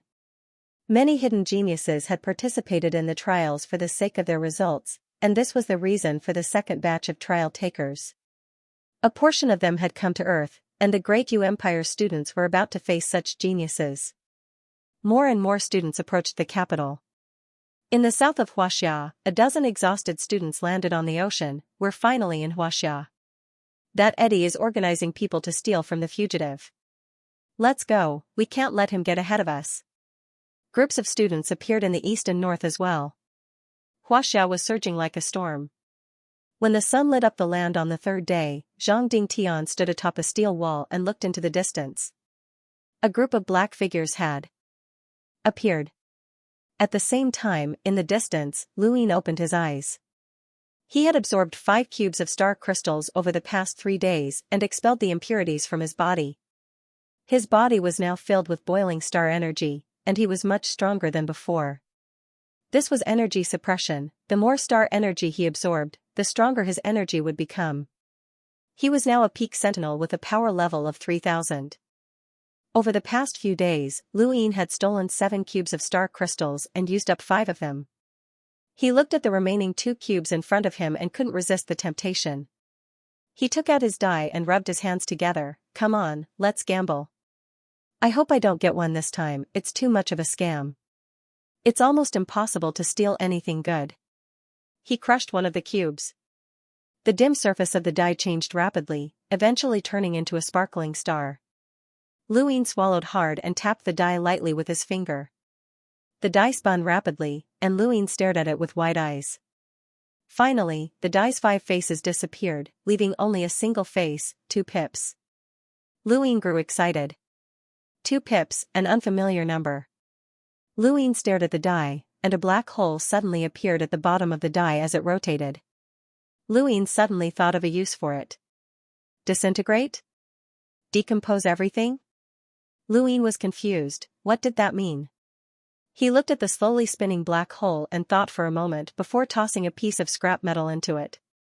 However, the scrap metal fell out of the black hole in an instant. It was no longer scrap metal, but rather a complete piece of metal. Its surface was smooth and hard, and its volume was much smaller than scrap metal. Luyin looked at the metal and understood what decompose meant. Anything that wasn't alive would be decomposed into its starting materials. This wasn't a bad idea, he thought for a moment before tossing in a cosmic ring that he'd robbed from a student. He'd taken quite a few rings and hadn't returned them because they'd gone too far. A fingernail-sized piece of dark red metal fell out of the ring. Luyin was pleasantly surprised. It was dragon gold, a precious mineral used to make cosmic rings. He put the gold away and tossed all of the stolen cosmic rings into the black hole, obtaining a thumb-sized chunk of gold. He thought about it for a moment before tossing it into the black hole. A piece of metal that sparkled with a dark golden light fell out with a thud. Luyin's eyes widened. This was the essence of ancient gold. Its price far exceeded that of ancient gold, and it was a necessary material for making extremely large cosmic rings. He carefully put it away and grew excited. Should I find a junkyard to decompose things in the future? 5 minutes later, the black hole disappeared. Just like the time-stop space, the black hole's duration could be exchanged for star crystals. Luing guessed that the exchange rate would be the same, but he felt a headache coming on. No amount of star crystals would be enough. Forget it, I'll think of something in the future, he muttered to himself as he moved his body, causing it to crack. He looked up in the direction of the capital. It's time to go back. With that, he flew off into the distance. By the time he reached the capital, it was already in chaos. Millions of survivors were looking up at the sky in fear as shockwaves swept across the land from time to time, bringing disaster to the city. Eddie had joined forces with more than 20 students to attack the capital, and by the time news of this spread, the war had already begun. The steel walls were immediately destroyed, and Bai Shui stood outside the ruined walls, panting heavily as she faced the arrogant Hayden and 2 other students. A mere native wants to stop us? She overestimates herself, one of the students said disdainfully as he stared at Bai Shui with burning eyes. She was just too beautiful. The other students' gaze was just as fervent. They were the strongest in their respective academies, and just one of them was enough to deal with Bai Shui. However, her beauty had attracted the attention of 3 other students, and if not for the fact that there were too many of them, there would have been quite a few students looking over from afar. Hayden frowned at her. Woman, I'll give you a chance to submit to us, and I'll take you away from this trash planet and explore the stars. Hayden, you can't be thinking of taking everything for yourself, can you? Hayden was cold and arrogant. There were differences between academies, and he was stronger than the other 2. Only Eddie and Zhang Dingtian could defeat him, and he didn't care about the rest. Bai Shui clenched her fists and slowly exhaled, her blue hair fluttering in the wind as the ground froze over and the surrounding temperature plummeted. The 3 students didn't mind. This woman was at most comparable to the strongest in the academy, and it was unrealistic for her to take on all 3 of them at once. In the distance, Zhou Shan roared in anger as he crashed to the ground with one of the students. He was barely strong enough to deal with one of them. There were still a dozen figures floating in the sky, looking down with cold arrogance. They weren't worried about losing, this was just a native city. What a waste of time. Attack, one of the students arrogantly said, raising his hand and pressing down on the capital. The pressure dropped, and countless people spat out blood as they looked up in despair. Suddenly, the void distorted as a huge slash tore through the air, heading straight for the students. They were all shocked, and they all attacked at the same time. In the distance, Zhang Dingtian rose into the air, his eyes cold as ice. Even though they had heard of him before, the students still felt numb when they saw him in person. There were realm breakers among the natives, which was simply abnormal. With a whoosh, an arrow streaked across the sky and struck one of the students. It was the same student who had attacked the capital, and blood splattered from the sky. This was Wu Xing, one of the 7 sages, the wolf sage. He had been overseeing the grasslands, but he had learned that the capital was under siege through a gadget he had stolen. He had come to help a few days ago. The 4 sages were fighting more than 20 students. The difference in power was so great that even Zhang Dingtian couldn't make up for it. In less than 15 minutes, Zhou Shan spat out blood, his body covered in wounds. Wu Xing's abdomen had also been pierced by a student. Tens of thousands of cultivators from the Chinese camp had come out to fight, but they had been slaughtered like weeds. They couldn't even get close to the students. Geraldine hid in a corner, watching the scene in horror. She wasn't from Earth, so she wouldn't throw her life away.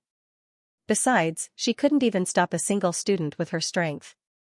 A gust of wind blew past, freezing the world. Many students looked at the ruins of the city walls in astonishment. There, 2 students had been frozen. Hayden was shocked. Innate gift. You actually have an innate gift. The word innate gift shocked everyone, and all the students looked at Bai Shui in disbelief. Her originally beautiful face was now imprinted in everyone's hearts. Bai Shui's lips were red, and blood dripped from her chin to the ground. She breathed heavily, exhaling cold air with every breath. She was already at her limit, and these monsters couldn't be killed. Not many people knew about Bai Shui's innate gift, not even the 7 sages. She had hidden it well, but she was helpless against Hayden's students. The next moment, all the students stared at Bai Shui greedily. Everyone knew the importance of an innate gift, and if they could capture one for the faction behind them, their status would skyrocket. The student who had stabbed Wu Xing casually threw him aside and laughed as he charged at Bai Shui. The student who had been planning to kill Zhou Shan also grinned and charged over. In the sky, more than 10 idle students attacked at the same time. At this moment, white snow was even more important than the capital, or even the fugitive. Geraldine sighed. This was the sorrow of the week. Since Bai Shui's talent was exposed, she could only be captured. No one would waste a talented cultivator. She would be arranged to be married off to some influential figure in order to increase the chances of giving birth to a talented cultivator.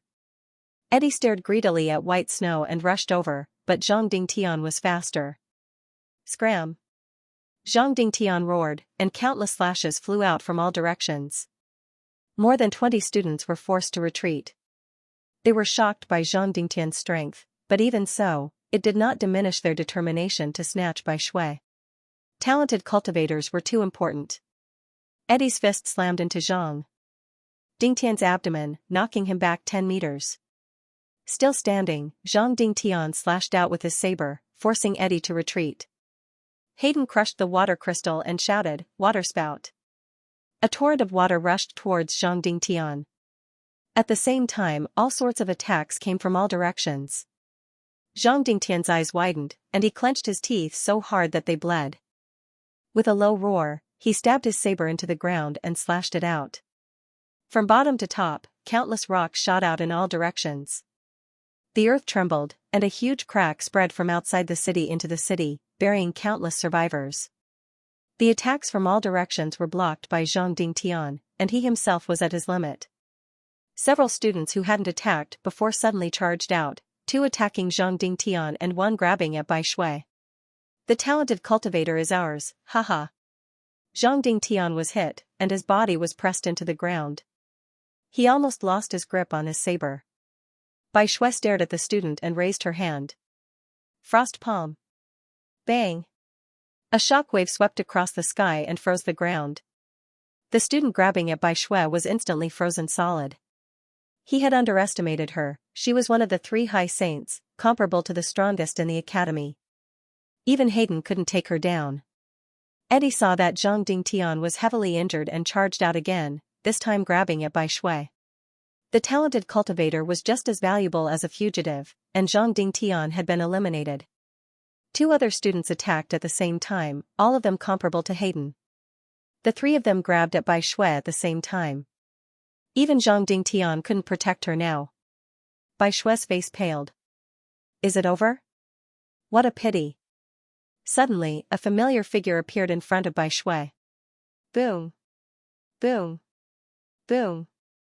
3 loud bangs were heard, and 3 figures were sent flying. It was Eddie's group. All the students stared at the man who had appeared in front of Bai Shui in disbelief. Who was he? He had defeated 3 of the strongest in the academy in a single blow. In the corner, Geraldine's eyes widened. He's back. Back in the city, Zhou Shan laughed bitterly and spat out blood. Bai Shui stared at the figure in front of her in shock. He wasn't tall, but he had shielded her from the wind and rain. This person had really returned, and he seemed to have become even stronger. It was naturally Luin who had appeared in front of Bai Shui. He didn't have a gadget, so he obviously didn't know that the capital had been attacked. I told you I'd be back, he said. Be careful, there's too many of them, Bai Shui said weakly. Luin nodded, his expression turning solemn. Indeed, there were too many people. He was now a peak sentinel, and his cosmic palm was no weaker than Zhang Dingtian's. However, even Zhang Dingtian had been beaten to a pulp, so it would be difficult to fight them head-on. Cough cough. Zhang Dingtian crawled out from the ground, leaning on his sword. He glanced at Luin before sweeping his gaze around, his expression resolute. Luin tossed the medicine to Zhang Dingtian, treat him. Zhang Dingtian violently swallowed the healing medicine. Luin was speechless, he'd rubbed it on himself, but whatever, it should be effective even if he swallowed it. After all, it came from Shamrock Enterprises. In the distance, Eddie and the other 2 stood up and stared at Luin. Who's there? Luin didn't plan on wasting words and put on Jerlin's armor, sparks flying as lightning clashed around his body. Hayden was shocked. That's Jerlin's armor, why do you have it? She gave it to me, Luwine replied indifferently. Impossible. Eddie, Hayden, and a few other students exclaimed at the same time. Jerlin was very famous in the Great Yu Empire because of her powerful and overprotective brother, Jerbok. Whenever he was mentioned, the younger generation of the Great Yu Empire would feel powerless. He was a freak, and because of him, no one dared to bully Jerlin. If that armor had really been given to this person by Jerlin, then it would be troublesome. Was this person related to her family? All the students stared at Luwine in shock. This person couldn't be Jerlin's boyfriend, could he? Luwine took a deep breath, his gaze turning sinister. Stay away, he said, charging straight at Eddie. He was the strongest of the students and the one who had organized the attack on the capital. His goal was to capture the ringleader first. While Eddie was still pondering over Lu Yin's identity, Lu Yin's attack had already reached him. He hurriedly retreated. He had just experienced Lu Yin's power and didn't want to face him head-on. Luwine used the roving step to appear in front of Hayden, who was surprised to see Luwine actually attacking him. Waterspout. Hayden tried to cover himself with water in an attempt to block Luwine, but Luwine rushed in front of him with a smirk. He then struck out with a palm in the direction Eddie had retreated. Space Render Palm? Eddie was shocked and punched back, the shockwave pushing everything aside as Luwine circled around Hayden to attack him again. Eddie gritted his teeth. Kid, don't go too far. Luwine sneered and raised his hand to strike Eddie. Eddie snorted as he sensed danger. He clenched his right fist as he heard the faint roar of a beast. This was his battle technique, the Beast Master's Fist, which he had used to defeat the strongest students from 30 different academies and enter Yu Academy as an exception. Back on Earth, he had only used it against Zhang Dingtian and a fugitive, but now, he was being forced into a corner. Stars appeared in Lu Yin's palm as he unleashed the Serious Palm. 3 stars flickered and then exploded. The first star exploded, causing Eddie's eyes to widen as the Beast King Fist was forcefully stopped. The second star exploded, causing intense pain in his right fist. When the third star exploded, Eddie spat out a mouthful of blood and flew backwards, his right fist shattered and his body smashed into the ground, kicking up a cloud of dust. Against Eddie, Luwine didn't hold back with the Serious Palm and crippled him in one blow. Everyone was stunned. That was Eddie, a powerhouse who'd entered Yu Academy as an exception and was publicly acknowledged as the strongest. He was someone who could fight Zhang Dingtian head-on, but he'd been crippled with a single palm strike. Zhang Dingtian was just as shocked. This person was so much stronger than before that even he wasn't confident in being able to take on that palm. Luwine looked at his right palm, where the third star had appeared. It seemed to be more powerful than he'd expected.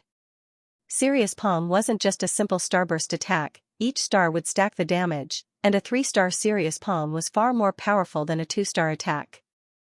Luwine had once guessed that he'd be able to match Zhang Dingtian when the third star appeared, but now he knew that he'd actually surpassed the other man. In the distance, a student stared at his gadget in shock. 3,700 power level, a Realmbreaker.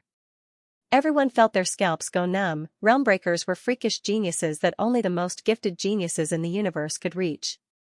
It was inconceivable that 2 of them had appeared on a fringe planet, and there was even a cultivator with an innate gift next to them. Was this really an ordinary planet? Geraldine was stunned. This bastard had actually become so strong. Luwine clenched his fists and scanned the students, grinning as he charged at one of them. That student was one of the strongest in the academy, and he was scared out of his wits when he saw Luwine charging towards him. He didn't even think of resisting and immediately tried to escape, but Luwine grabbed him by the shoulder and crushed his ring armor. Stay put, Luwine growled, punching the student in the forehead and knocking him unconscious. He then continued to charge towards the other students. The scene was strange. Luwine was like a lion charging into a flock of sheep. Serious Palm made him invincible, and the attacks of the other students were useless against him. After Luwine knocked out 8 of them, the rest dispersed in a hubbub. They couldn't fight him, and they couldn't defend against him either. Hayden was the first to flee, but Bai Shui had been keeping an eye on him the entire time. Get out of my way, woman! Hayden roared. He didn't want to be knocked out, and it was obvious that the bastard had a motive for doing so. Thinking back to the fate of Parlai and Varen, he sucked in a breath of cold air. Was the bastard planning to kidnap all of the trial students? Whoosh! Just as Hayden was about to break through the ice and escape, a terrifying slash streaked across the ground, forcefully stopping him in his tracks. In front of him, Zhang Dingtian wielded his saber and stared coldly at Hayden. Did I say you could leave? Hayden was stunned for a moment. Then, he felt a sharp pain in the back of his head and lost consciousness. Bai Shui retracted her hand. Her eyes were filled with excitement. It seemed that doing this was very satisfying. Zhang Dingtian stared blankly at Bai Shui. This was the first time he'd seen Bai Shui use a club, and he had to admit that Lu Yin's actions were quite provocative. Further away, Zherlin and Balor stared blankly at the capital, their faces twitching. Are my eyes playing tricks on me? That shameless bastard is capturing students? Balor smiled wryly. You're not, he really is capturing students. This is probably the first time in the history of the trial that something like this has happened. No matter which trial it was, the students were like gods standing high above the masses, able to look down on the masses. Their only opponent was themselves. But now, all the students participating in the trial, even the strongest batch, were being captured one by one. They were as terrified as rabbits, and in the end, less than 5 of them managed to escape. When the capital finally regained its calm, there were 19 unconscious students lying on the ground in a pitiful state. Lu Yin wiped the sweat off his brow. He was exhausted. The ones who'd escaped were too fast, and their movement techniques were too good for him to catch. 19 here, 21 if you include Parlai and Varin. Zhou Shan brought those 2 from Blue Mountain Academy? That's 23 students, not a small number, Lu Yin calculated, his hands moving quickly as he plundered them one by one. Zhang Dingtian and Bai Shui were speechless. Lu Yin's movements were too practiced. Eddie hadn't fainted, only heavily injured. His eyes went wide. You're that interstellar bandit? Lu Yin glanced at him. Don't spout nonsense, these are my spoils. I can't fight for nothing. Eddie was furious. Geraldine came out at this time to help Lu Yin deal with the spoils. Lu Yin didn't blame her, she was also a trial student, and it was already good enough that she hadn't helped him attack the capital. The battle had been tiring, even with his armor, his internal organs had been shaken up and he needed to rest. Zhang Dingtian and Bai Shui didn't even want to move. Zhou Shan and Wu Xing were heavily injured, so Lu Yin had Geraldine treat them before he was brought back to the capital by the Chinese camp. All of the cultivators from the Chinese camp moved out to clean up the ruins. 2 hours later, all of the students who had been knocked unconscious woke up one after another. When they realized that they were all tied up, they all glared at Lu Yin angrily. They glared at Lu Yin, especially when they found out that they had been robbed. You're that interstellar bandit, the one who robbed Ian, someone shouted. Beside him was Ian. Hey, don't use me as an example, it's embarrassing. You must be the one who robbed Ian, and now you're robbing us? You're a bandit, someone else shouted. Ian was speechless. Lu Yin sneered and walked in front of them, raising his hand. The students jumped in fright and quickly shut their mouths. Lu Yin retracted his hand and was about to say something to Zhang Dingtian and the rest when his eyes narrowed and he looked towards the sky. At the same time, countless people across Earth looked up and saw meteors streaking across the sky. One after another, they streaked across the horizon. Lu Yin was shocked. This was the second batch of trial takers. Why so early? He asked Geraldine in confusion. It's rare for a second batch to appear, so I don't know. Bai Shui walked over with a solemn expression. It should have started from the moment we received the notice. Zhang Dingtian looked at the sky and narrowed his eyes when he saw 3 meteors flying towards them. Lu Yin immediately shouted, bring these people back to the capital, quick. Not long after, a loud explosion rang out in the distance. Countless survivors in the capital were terrified. Today's despair was comparable to the apocalypse. Dozens of realm of sky powerhouses had appeared, and now even meteors were crashing down. Was humanity really in a desperate situation? The Steel City walls had been reduced to rubble, and Lu Yin's group stood atop the rubble and watched as a meteor crashed down. It was only a few thousand meters away from the capital, and they could even see the alien spacecraft surrounded by flames. Boom! The ground shook once more as a huge crack spread towards the capital. Zhang Dingtian waved his hand, and a shockwave tore through the ground to block the crack. The next moment, a scorching heat wave swept across the capital, bringing with it an endless amount of dust. Everyone felt the pressure descend upon them. When the dust settled, a circular spacecraft with a diameter of 3 meters appeared in front of everyone. It was very small, exactly the same as Vesta's, and could only fit one person. A huge cone-shaped crater had appeared in the ground. Another explosion rang out in the distance. Lu Yin's eyes narrowed as 3 meteors crashed down. This was the second batch of trial takers who had come for Astral 10, hoping to do well in the trials. Eddie was held to the side, his eyes glued to the spacecraft with excitement. Come, let these natives see what it means to be a monster, and what it means to be strong. Crack! The circular spacecraft's hatch opened, and hot air spewed out into white smoke. A hand reached out and grabbed the edge of the spacecraft, and a figure walked out into the sunlight. A handsome man with a hint of a smile appeared in front of everyone's eyes. He walked out of the spacecraft and slowly floated to the ground. He didn't look at Lu Yin's group, instead scanning his surroundings with a probing gaze. Lu Yin's eyes narrowed as he looked at the man. He was extremely dangerous.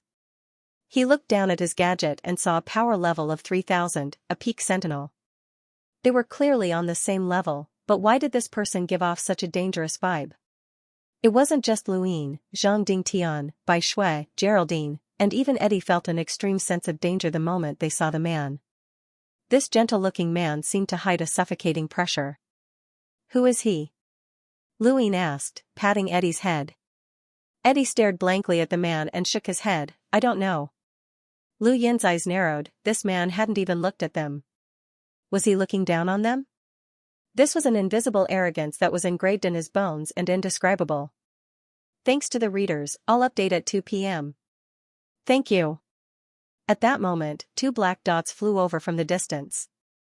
2 more men had arrived, both of them quickly descending. Eddie was excited to see them. Senior Roz, I'm here, Senior Roz. Luin slapped him on the head again. What are you shouting for? Who's here? Eddie glared fiercely at Luin. Your end is here. Student Roz is an expert from U Academy, you're no match for him. Let me go, and I can help you plead with Senior Roz. Luin looked at the 2 men who had just arrived with a solemn expression. U Academy? That was where the true elites of the Great U Empire resided, and it could also be considered an academy that nurtured the best of the younger generation. Outside the capital, the first man who'd arrived was still standing on the ground and looking around. The 2 who'd arrived later looked down at Lu Yin's group from above, and one of them stepped forward and looked down arrogantly. Eddie, you really know how to make U Academy proud. You were actually captured by the natives, you useless thing. Eddie's expression turned ugly as he gritted his teeth and lowered his head. The other man waved his hand and looked down calmly. Who captured Eddie? Let him go, and I'll spare his life. Is he the Senior Roz you mentioned? Luin asked. Eddie was excited. Yes, Senior Roz isn't an ordinary U Academy expert. His father is the vice-treasurer of the Great U Empire, Lord Sicker. He collected all sorts of battle techniques for Senior Roz, and his strength is second only to Melders in U Academy. Lu Yin's eyes lit up. Vice-treasurer? His family is rich? Eddie was stunned, but that wasn't the point. Luin looked at Roz with a burning gaze. He was in dire need of star crystals. The 8 cubes that the students had given him were far from enough, but Roz might be able to surprise him.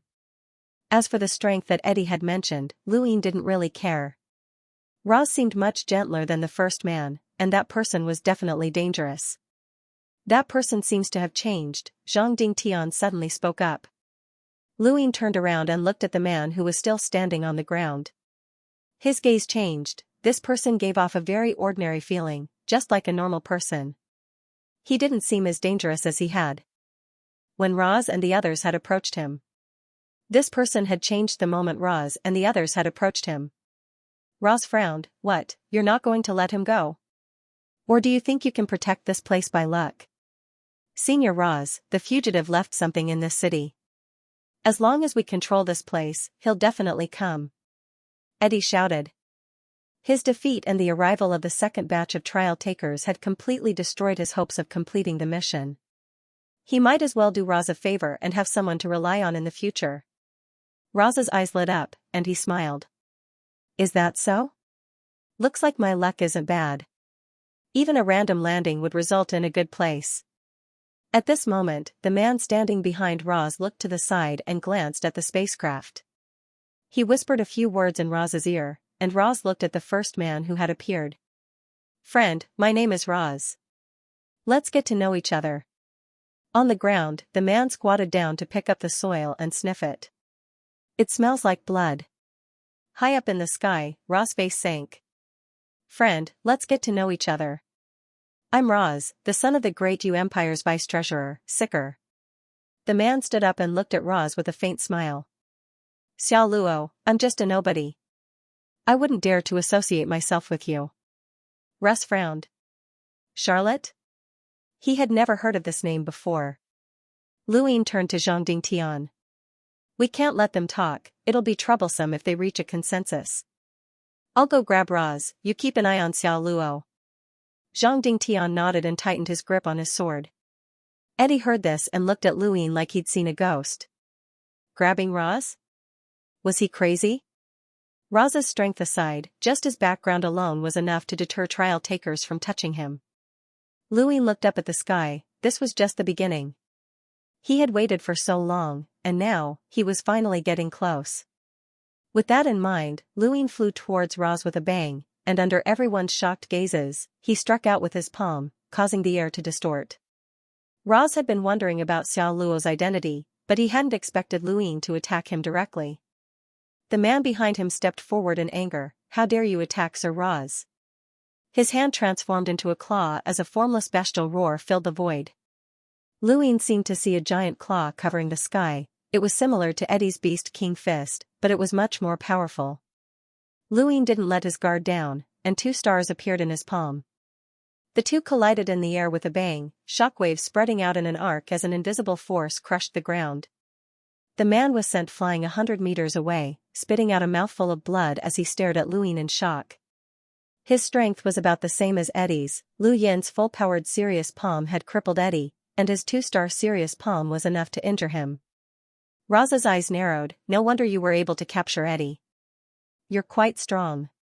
He then raised his right palm and transformed it into a claw, but this attack was much stronger than the one from before. A phantom of a giant claw appeared in the void, as if it had stepped out from outer space to grab Luin. Lu Yin's expression changed. Eddie, that man, and Roz had all used the same battle technique, but each was stronger than the last. Below, Xiao Luo's eyes lit up. "Yu Academy's top battle technique, the Sky Beast Claw. Although this person has only grasped 5 of the 108 forms, it's enough to crush most sentinels. Not bad." Behind him, Zhang Dingtian's eyes went wide while Bai Shui, Geraldine, and the rest were shocked. They had never even heard of such a battle technique before. This was the foundation of the Great Yu Empire. 2 stars revolved in Lu Yin's palm, and a third appeared and collided with Roz's claw. Everyone's expressions changed as a huge shockwave swept out in all directions, the 3 stars exploding at the same time. Roz was shocked by the superimposed shockwave, and the phantom claw shattered. His eyes narrowed as his body vanished, and Luin used the roving step at the same time to vanish from the sky. The next moment, the two reappeared at the same time. Luin struck out with his palm again, but Roz was afraid. His Sky Beast claw had been broken, and there was no way he could block it. He dodged to the side and crushed a gale crystal, a gray whirlwind swirling around his left index finger as he pointed at Lu Yin. This was his strongest battle technique, the Yin Wind Finger, a technique that Sicker had paid a huge price for. Luin felt a sense of danger, and Roz's command caused his entire body to turn icy cold. This was a bone-chilling cold that seemed capable of freezing star energy. Lu Yin's eyes grew cold as he activated the Sirius art, 3 stars appearing around him. The gray whirlwind from Roz's Yin Wind Finger was continuously weakened as it neared Lu Yin's body. Roz was shocked. How was this possible? Lu Yin easily dodged the finger and pressed his left palm against Roz's abdomen, Space Render Palm. He then used a huge force to slam Roz into the ground, not even having time to put on his ring armor. Lu Yin's eyes flashed, and he circulated the Sirius art once more. The man's claw suddenly slowed down as it neared Lu Yin's body, to the point where Lu Yin could clearly see all the variations of this battle technique. Lu Ying used the roving step to dodge the attack, raised his right palm, and clawed at the man under everyone's shocked gazes. There was a thump as the man's right shoulder was injured, and he fell to the ground. Eddie stared blankly at the scene. What had he just seen? That person had actually used the Skybeast Claw, an ultimate battle technique passed down through the U Academy. Only those who had joined the Academy could learn it through the stone walls. How was this possible? Eddie wasn't the only one who was shocked, everyone else was as well, including Lu Ying himself. After defeating Eddie and capturing many students, Lu Ying had suffered countless attacks. Although Zherlin's armor had protected him, his body had still been injured. It was during that time that he'd used the serious art to recover his star energy that he'd unintentionally discovered another use of the serious art. Not only could it accelerate the absorption of star energy, it could also form a strange defensive force field around his body that weakened the enemy's attacks.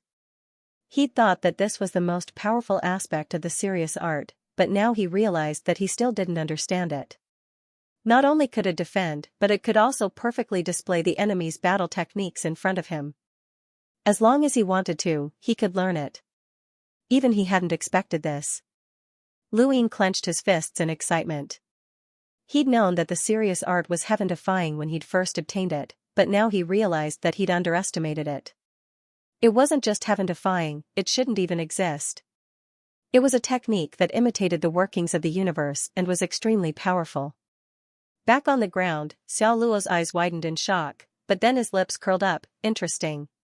Not too far away, Ra stood up with great difficulty with blood dripping from his mouth. The Space Render palm had hit him without any protection, and at that distance, he had been heavily injured. However, this injury wasn't as shocking as Lu Yin's. How did this person know the Skybeast Claw? Who are you? Ra shouted. Lu Ying landed in front of Ra in a single step. Your captor. He pressed down on Ra's shoulder and squeezed. Ra held in pain as his shoulder was crushed. Sorry, you'll resist easily if I don't do this. He then tossed Ra towards the capital. The other person shouted, You're dead. He's Sir Raz, the son of Lord Sicker. Lord Sicker won't let you off. The 12 Imperial squadrons won't let you off. The Great Yu Empire won't let you off. Lu Ying frowned, noisy. He crushed the man's shoulder as well and tossed him towards the capital. After dealing with the two, Lu Ying turned to look at Xiao Luo, who stared back at him. Don't worry, I'm not interested in you, Xiao Luo smiled warmly. Lu Ying nodded, thank you. Xiao Luo smiled, I'm Xiao Luo, let's get to know each other. Lu Ying. Lu Ying? Lu? Xiao Luo was shocked, that's a rare surname in the universe. Lu Yin's eyes narrowed. It was true that the surname Lu was very common on Earth, but in the universe, it represented a different group of people, the primeval surnames. It was a general term for people like him, and the universe had strict checks on people with primeval surnames. No one knew when it had started or when it would end. One of the reasons Lu Ying had come to Earth was to obtain legal status. There were many people with primeval surnames on Earth, and the planet had been monitored by the Great Yu Empire for countless years. Before it was finally legal. What Lu Ying wanted was a legal identity. The surname Xia is also rare in the universe, Lu Ying said, leaping up and flying back to the capital. Xiao Luo smiled, he was one of those with primeval surnames. Outside of Earth, a huge spaceship was quietly floating in space, like a giant beast overlooking Earth. It was brightly lit. The moment Roz was captured, everyone in the spacecraft was in an uproar. There were dozens of people in the huge monitoring room, and they were all staring at the screen. The screen was showing the scene of Roz being defeated, as well as the scene of Lu Ying crushing his shoulder. Someone was furious. How dare you hurt Prince Rao? Death penalty. You must be sentenced to death. This native is dead. He was the one who killed Vesta 3 months ago. He's the first native to kill a trial student. He robbed so many students before, including Zherlin. Then he captured 23 more, and now he dares to harm Sir Raz. This native must be executed, or we won't be able to answer to Lord Sicker, someone shouted. What did he say? I can't hear anything, damn it. Many people were riled up. Of course, there were also a few who praised Lu Yin's actions. The so-called trial wasn't just for students, but also for natives. Many of the Empire's elites came from native planets, and this was the Empire's way of unearthing talents. This person was definitely a talent, but offending Roz was offending Sicker. Sicker was extremely powerful in the Great U Empire, so this native was doomed no matter how outstanding he was. Thump, thump, thump. The sound of footsteps rang out. Although it was very light, it exploded in everyone's ears, causing the originally noisy monitoring room to fall silent. Everyone stepped aside and looked respectfully at the three men who gradually walked over. The leader was a middle-aged man with a solemn expression. He wore armor and had a gaze as deep as the sea. His name was Sigmund Mathers, a general of the Great U Empire and the person in charge of Earth's trial. On his right was a pale-faced young man with weak footsteps and a cold aura. He looked weak, but he was actually the vice-captain of the 9th Imperial Squadron, Toriana. On Sigmund's left was a man with a gloomy expression and cold eyes. His face was branded with strange patterns, and he was 2 meters tall with arms longer than a normal person's. He was Xianxia, the vice-captain of the 12th Squadron. He was also the protector of Roz's trial. These three were the people in charge of this trial, and they were all space-exploring powerhouses. When the three arrived, everyone backed away and stood respectfully on both sides.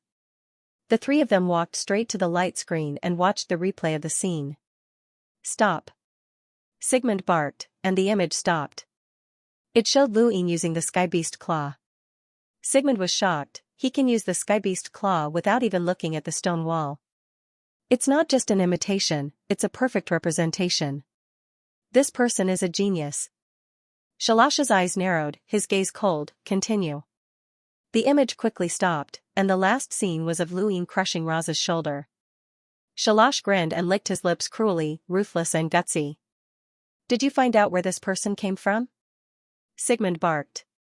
Someone stepped forward and respectfully reported, General, this person is not on the list of students participating in the trial. Nonsense, he killed Vesta immediately, so there's no way he's a student participating in this trial. Go back 10 years and see if anyone crossed the blockade to Earth, Sigmund barked. General, we've checked, and there's not even 30 years in the past. Sigmund frowned, looks like the Empire's monitoring station needs to be reorganized. This person used both the shockwave palm and space render palm, so he's obviously from outer space. He's also quite young, but you said you didn't find anything. The surroundings were silent, and everyone was apprehensive. Most of them were from the monitoring station. Record everything about this person. Once the trial is over, we'll capture him, Xianxia suddenly said. On the other side, Toriana raised his eyebrows. Capture? Why? Xianxia's gaze was cold. Shouldn't he be captured for trespassing on a trial planet? Toriana sneered, Earth may be under the Empire's surveillance, but it's still free. Anyone can enter, and the monitoring station can only blame their incompetence for not discovering anything. Are you going to blame the floor for tripping? Xianxia stared at Toriana, what do you mean? Are you trying to stop the 12th Squadron from carrying out their mission? I've never heard of the 12th Squadron interfering with a trial, Toriana said disdainfully. The surrounding people watched on nervously. Both of them belonged to the 13 squadrons and were vice-captains, so when they spoke, they didn't even dare to breathe. Sigmund waved his hand, all right, Xianxia, I know you're under orders to protect Roz, but a trial is a trial. The results will speak for themselves. Xianxia sneered, fine, you're the person in charge of the trial and have the right to make the decision. I can only report this to the captain and have him decide. Sigmund's gaze turned even colder. At that moment, light footsteps could be heard, just like when Sigmund and the other two had appeared. The footsteps were light, but they exploded in everyone's ears. Everyone looked towards the passage, where a woman had appeared. The first thing they saw was a head of white hair that flowed down to her ankles, accentuating her snowy white feet. She looked pure, her eyes bright, and her pupils slightly red. She wore a cool summer dress, her skin sparkling, and her hair was tied up in a small ponytail. She looked very cute, but the most attractive thing about her wasn't her appearance, but the ring on her finger. It was a black ring with silver edges, and there were engravings of flying wings and swords. Around it were 10 black shadows. This was the ring of authority of the Universe Youth Council. The woman was called Mira, and she was from the Universe Youth Council. She represented the council in the trial of the planet's evolution. Seeing Myra's arrival, Sigmund and the other two looked grim, especially Xianxia. That was because Myra's red eyes were glaring at him, and the immense pressure almost made Xianxia kneel down. Myra turned to Sigmund with a faint smile. I heard that someone tried to interfere with the trial. Is that true, General Sigmund? Xianxia's heart trembled, and he lowered his head. He was a vice-captain of the Great Yu Empire's 13 squadrons and an explorer, but he had to lower his head in front of a young woman. This was Myra's strength, as well as the strength of the Universe Youth Council. Sigmund solemnly replied, "Thank you for your supervision, Miss Myra, but there's no such thing at the moment." Myra smiled, "That's good.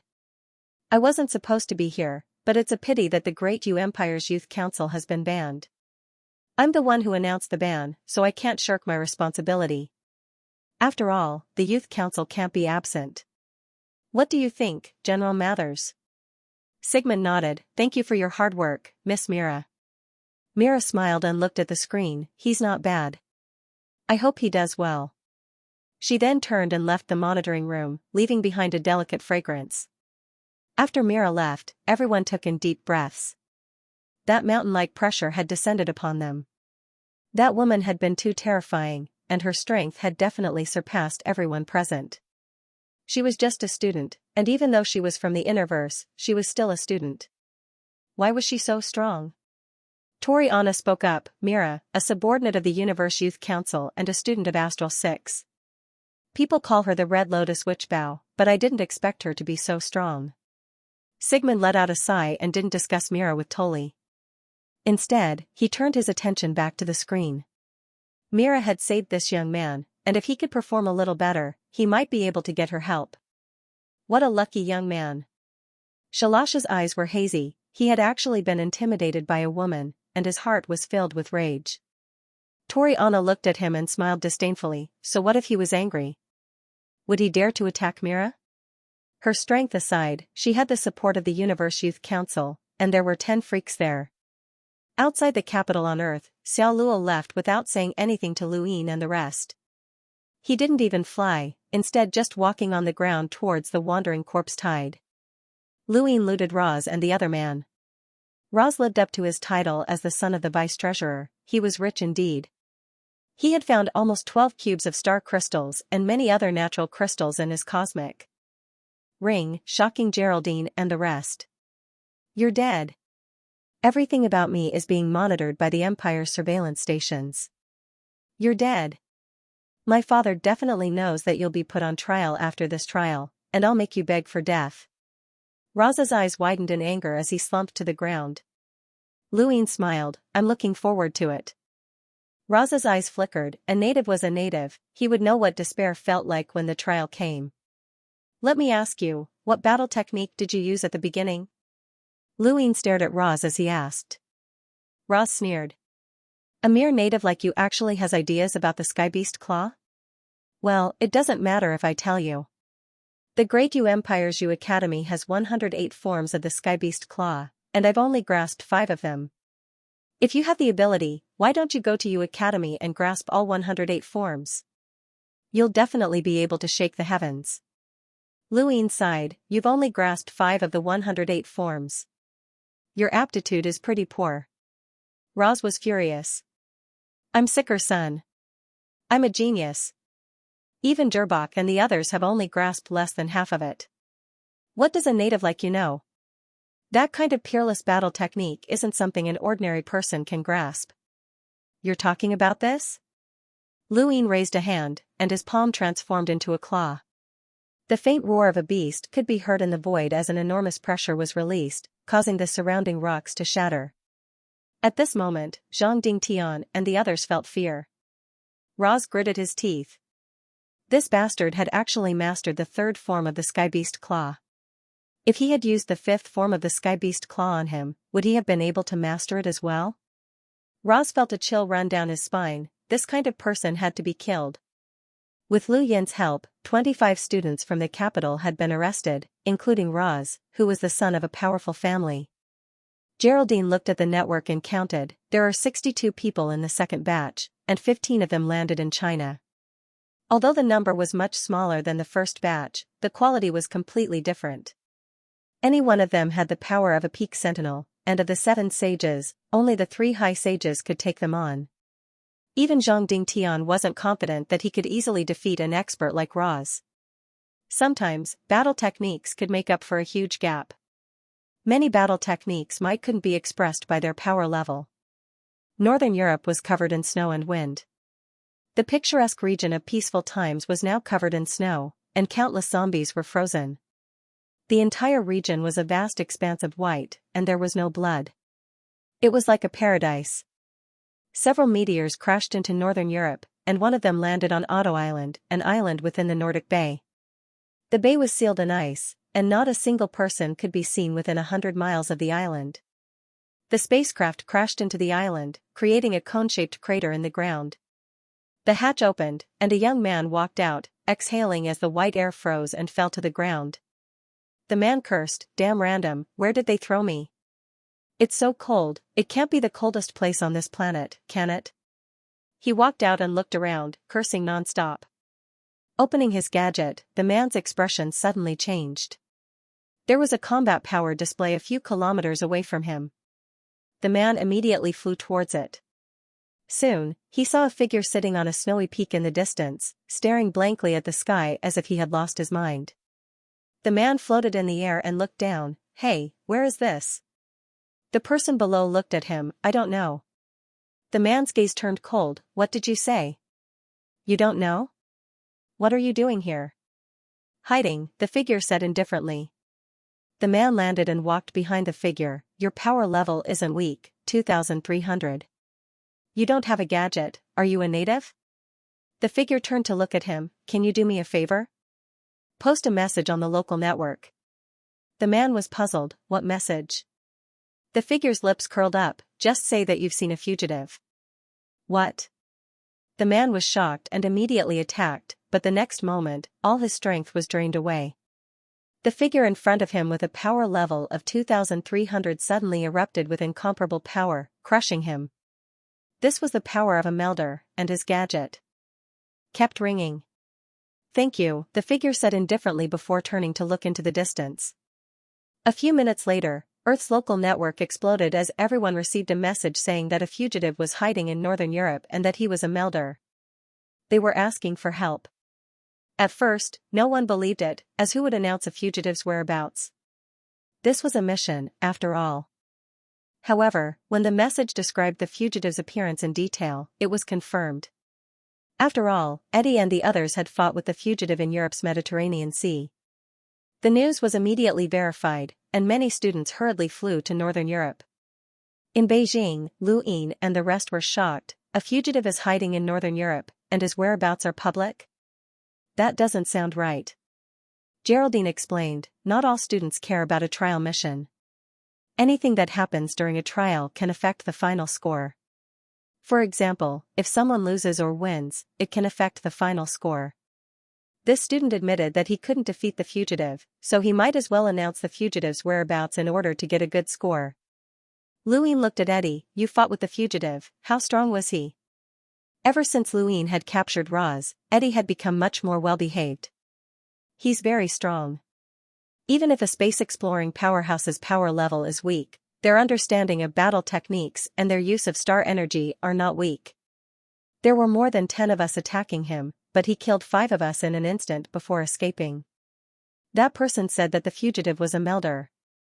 "Is that true?" Geraldine asked. Eddie replied, "Not when we fought him.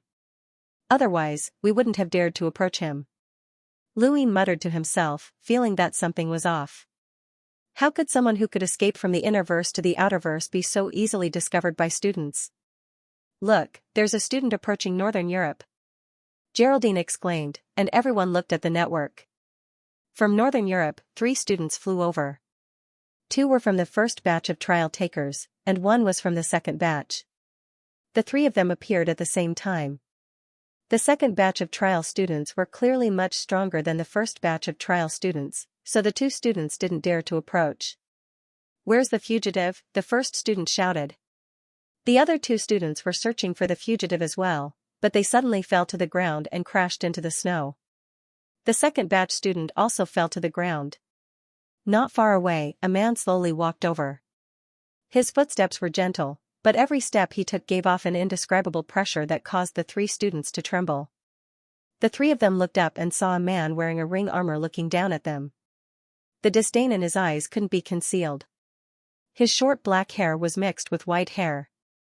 He looked very strange and gave off a gloomy feeling. "Let me introduce myself. I'm Xianxia, the fugitive you're talking about," the man smiled, and under the shocked gazes of the 3 students, his star energy exploded and knocked them unconscious. "4 is far from enough," Xianxia muttered to himself, looking into the distance expectantly. Over the next 2 days, the network shook as no less than 12 students were captured by the fugitive.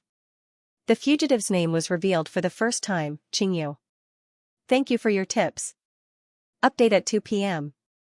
"Thank you." Most of the students had only known of the fugitive's existence when they accepted the mission before the trial, but they knew nothing about the fugitive. The mission had clearly stated that they had to search for the fugitive themselves, but only now did they know the fugitive's name. On the 3rd day, all the students were shocked by the appearance of a woman in the skies above northern Europe. Xiaoling was the heir to the Hu family of the Great Yu Empire. She had long, fiery red hair that reached her waist, and was as beautiful as a fairy. Her status in the Great Yu Empire was even higher than Ra's, as the Hu family was a huge family. More than 10 students who had been hiding around northern Europe all appeared the moment she appeared. They hadn't dared to reveal themselves because of Xianxu's strength, but now they dared to. Xiaoling was a melder, and although her cultivation had been sealed during the trial, a melder was still a melder. Sentinels couldn't compare to her. Xianxu stood up when he saw Xiaoling, his eyes shining. "What an exquisite woman. I didn't think there would be such a beauty in the fringe weaves, haha." Xiaoling looked down and saw Xianxu standing there casually with 12 bound students behind him. "I'm so heavily injured that I can't even use my melder power. I can only use my star energy to intimidate others." "Surrender yourself, Xianxu," she said coldly. Xianxu's lips curled up. How arrogant. I like this kind of woman. He then stomped on the ground, and an iron rod flew out. He casually swung it at Xiaoling, who frowned and dodged. Behind her, Xianxu had appeared at some point and caught the rod before swinging it downwards. The trajectory of the rod was clear, but Xiaoling felt as if she couldn't avoid it. Xiaoling sensed danger and ignited the flames around her body. The cry of a phoenix soared into the sky and burned everything in its path, shocking everyone who saw it. The snow on the ground melted in an instant, and even the sky was scorched red. Xianxu retreated with his rod and looked at her in shock. He then grew excited, an innate gift of fire. "Woman, you have the right to follow me."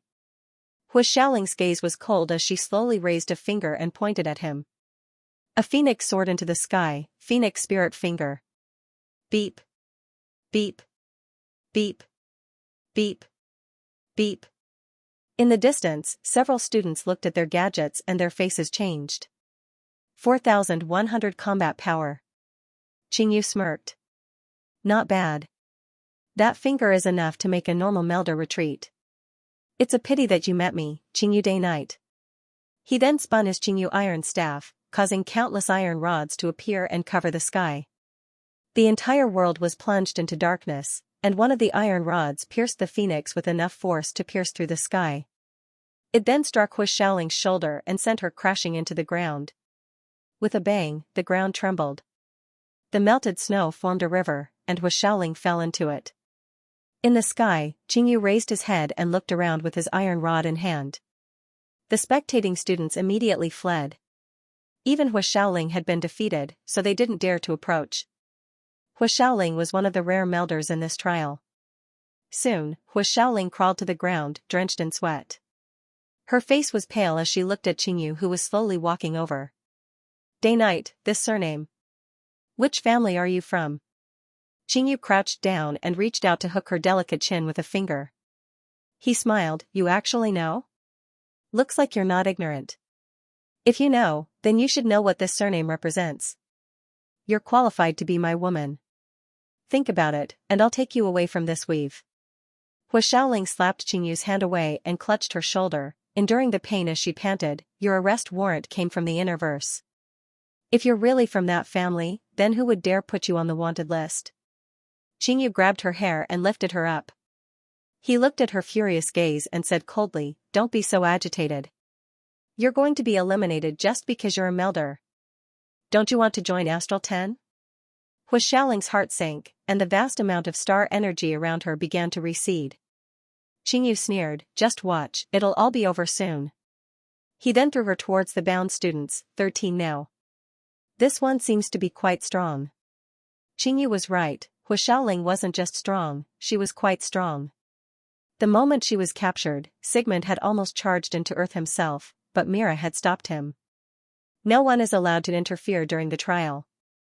This is a decision made by the Universe Youth Council. General Sigmund, are you trying to openly defy the Council's decision? Mira looked at Sigmund indifferently. Sigmund's expression changed. "Miss Mira, please forgive me, but Hu Xiaoling is Captain Hu Qingshan's daughter. Nothing can happen to her." Mira narrowed her eyes. "I know, but so what?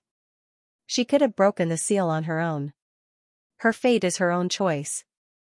Sigmund took a deep breath and looked at Mira. The two looked at each other. In the end, Sigmund gave up. In front of the Universe Youth Council, even the Great Yu Empire wasn't worth mentioning, let alone Hu Qingshan. They had destroyed more than one or two powerful organizations, and the Great Yu Empire didn't want to follow in their footsteps. Myra's gaze went past Sigmund to the screen, especially Qingyu. The battle technique he had used just now was very familiar. News of Hu Xiaoling's capture had already been broadcasted on the local network, and the students who had been rushing towards Northern Europe immediately stopped and gathered together. In the capital, Eddie was shocked. "Even Hu Xiaoling has been captured, how are we supposed to complete the mission?" Luyin was puzzled. "Hu Xiaoling? Is she powerful?" Eddie nodded. "In terms of combat power, she should be the strongest student in this trial." "She's a melder." Luyin's expression changed. "A melder? She's not just a melder, she also has an innate gift of fire. Her father is Hu Qingshan, captain of the 5th Squadron of the 13 Imperial Squadrons. He can hunt in outer space, and his combat power is enough to blow up gadgets. Under his tutelage, Hu Xiaoling is the absolute elite of the Great Yu Empire's younger generation. I never thought that even she would be defeated," Eddie continued. Only Eddie, Geraldine, and the other students were shocked by the news of Hu Xiaoling's capture. Although Luyin was surprised, his focus was now on the students who were slowly approaching him. Not long after, 3 students appeared outside the capital. They were from the 2nd batch, and although they weren't from Yu Academy, they were still elites from powerful planets that could rival or even surpass Eddie. It was a pity that they couldn't escape from Luyin's grasp and had all been captured. He had already captured 28 people, which was quite a lot. At this time, 2 more people arrived outside the capital, Zherlin and Balarer, who had been hiding on the sidelines. Zhang Dingtian was about to make a move, but Luyin stopped him. "What are you doing here?" "I'll return your armor to you once the trial is over," Luyin said loudly. Zherlin's mouth twitched, but she forced a smile. "I want to join you." Luyin was puzzled. "What? Join us? What do you mean?" "Literally, I want to join you." Zherlin raised her head, looking like she was saying that they should be honored to have her. Luyin muttered, "Why should we take you in?" Zherlin was furious. "What do you mean take me in? Don't you know how to talk? I said I'll work with you." "Why?" Luyin didn't hold back. Zherlin gritted her teeth. "Qingyu's a melder, 1 or 2 students won't be able to deal with him. His things are in the capital, so he'll definitely return. We'll work together to deal with him." Luyin thought about it and found her words reasonable. Qingyu seemed to be difficult to deal with, and it would be troublesome if he really did return to the capital. The more people there were, the safer. "Alright, come in. But I'm warning you, don't try anything funny or I'll tie you up." Zherlin snorted and brought Balarer into the capital. She really didn't have any ulterior motives. Qingyu was putting too much pressure on the students, and they had to work together to deal with him. This was the only way to complete the mission, and many of the students from Northern Europe had already joined forces. She couldn't fight alone, so it was better to work with the natives instead of splitting the results. Outside the capital, Xiao Luo didn't go far, instead walking amidst the zombie tide. Strangely, the zombies didn't attack him, as if they couldn't sense him at all. Xiao Luo's expression didn't change during the 3 days he spent with the zombies, seemingly observing something. After a while, Xiao Luo stood in place and sighed, "I can feel their auras, they're everywhere. How troublesome." Far to the south of the capital, a beautiful woman with long green hair and wearing a green robe was slowly flying towards the north. The woman was dressed in green, and even her boots were green. There were exquisite patterns engraved on them, and she gave off a refreshing aura. That night, Eddie was thrown back into the prison and replaced by Roz. This person's identity wasn't simple at all. Many students contacted Luin, offering to trade for him, but he rejected them all. Roz's value was far greater than those resource crystals. Roz was violently thrown to the ground, not far from the defensive wall being built by the cultivators of the Chinese camp. "Jerlin, why are you here?" Roz exclaimed in shock. She beamed at him, "I'm sorry, Senior." "Roz, I was captured too." Roz was furious, this damned brat was lying through her teeth. How did she look like she was captured? "Hold on, you're the mastermind behind this? No wonder you dared to kidnap me, you've got guts. Don't think you'll be fine just because your brother is protecting you, my father is sicker." Jerlin blinked innocently, "Senior Roz, don't accuse me wrongly, I don't have the ability to control them. You can ask the others if you don't believe me, I was also robbed by him." Roz didn't believe her at all, he didn't believe that a mere native would dare to attack him. That native was unexpectedly strong, but so what? Without a certain background, no matter how talented he was still an ant. "Another student is approaching," Geraldine exclaimed. Luin and the rest looked into the distance to see a figure rapidly approaching, eventually hovering above the capital and looking down at them. Roz was delighted to see the newcomer, "Senior Munoer, it's Senior Munoer." "I'm here." Jerlin's expression changed, "Why is it him, he's here too?" "You know him?" Luin was curious. She replied solemnly, "Munoer, an elite of U Academy who once competed with my brother. Although he doesn't take him seriously anymore, he's still one of the few melders in U Academy." Everyone's heart sank at the mention of a melder. There had to be a melder in the second batch, and Hua Shaoling was one of them. They had thought that it would be difficult to meet a melder, but one had actually appeared here. Munoer looked down and scanned the capital, his eyes lighting up when he saw Roz. He had come for Roz's father, Sicker. As long as he could save Roz, he would be able to board Sicker's ship and have no worries in the Great U Empire. "Native, release Mr. Roz." Munoer shouted, a shockwave dispersing the clouds and pressing down on the survivors. Roz was overjoyed. Luin frowned and prepared to attack. So what if he was a melder? A sealed melder might not be able to compare to him. At that moment, Zhang Dingtian walked out, his gaze calm. "Leave this to me." Lu Yin's eyes flashed. Ever since he'd saved everyone a few days ago, Zhang Dingtian had rarely made a move. Whenever a student came, it was Luin who defeated or captured them. Geraldine, Jerlin, and the rest were all focused on Luin, and even Eddie and the rest had almost forgotten about Zhang Dingtian. He was a realmbreaker, the number one of the 7 sages, and had his own pride. The capital was supposed to be under his protection, but now that it was being protected by someone else, he was eager to fight. Bai Shuai looked at Zhang Dingtian worriedly. These extraterrestrial students' battle techniques were unpredictable, and their control of their strength was far superior to theirs. Zhang Dingtian could easily crush an ordinary student, but this time, he was facing a peerless elite. Roz was disdainful, Luin might have been worth watching, but a mere native dared to challenge a melder. Even if a melder's cultivation was sealed, a sentinel still couldn't compare to a mere native. Luin nodded. "Be careful." Zhang Dingtian's gaze turned cold, and he took to the skies to face Munoer. Jerlin's eyes lit up. Roz and the rest didn't know, but the first batch of students knew that the greatest threat to them back then wasn't Luin, but the number one of the 7 sages. He was a rare realmbreaker who had guarded the capital alone, and even Jerlin had been forced to retreat. Munoer looked arrogantly at the rising Zhang Dingtian, "Scram, native." He waved his hand, sending a surge of star energy towards a single direction. It wasn't scattered like a normal sentinel, but rather concentrated in a single direction. This was an unconscious control, but it was clear that a melder's control of star energy had long since reached the pinnacle. Zhang Dingtian's gaze was resolute as he raised his blade and slashed out, tearing through the star energy and heading straight for Munor. Munor, who didn't care about Zhang Dingtian at first, was shocked.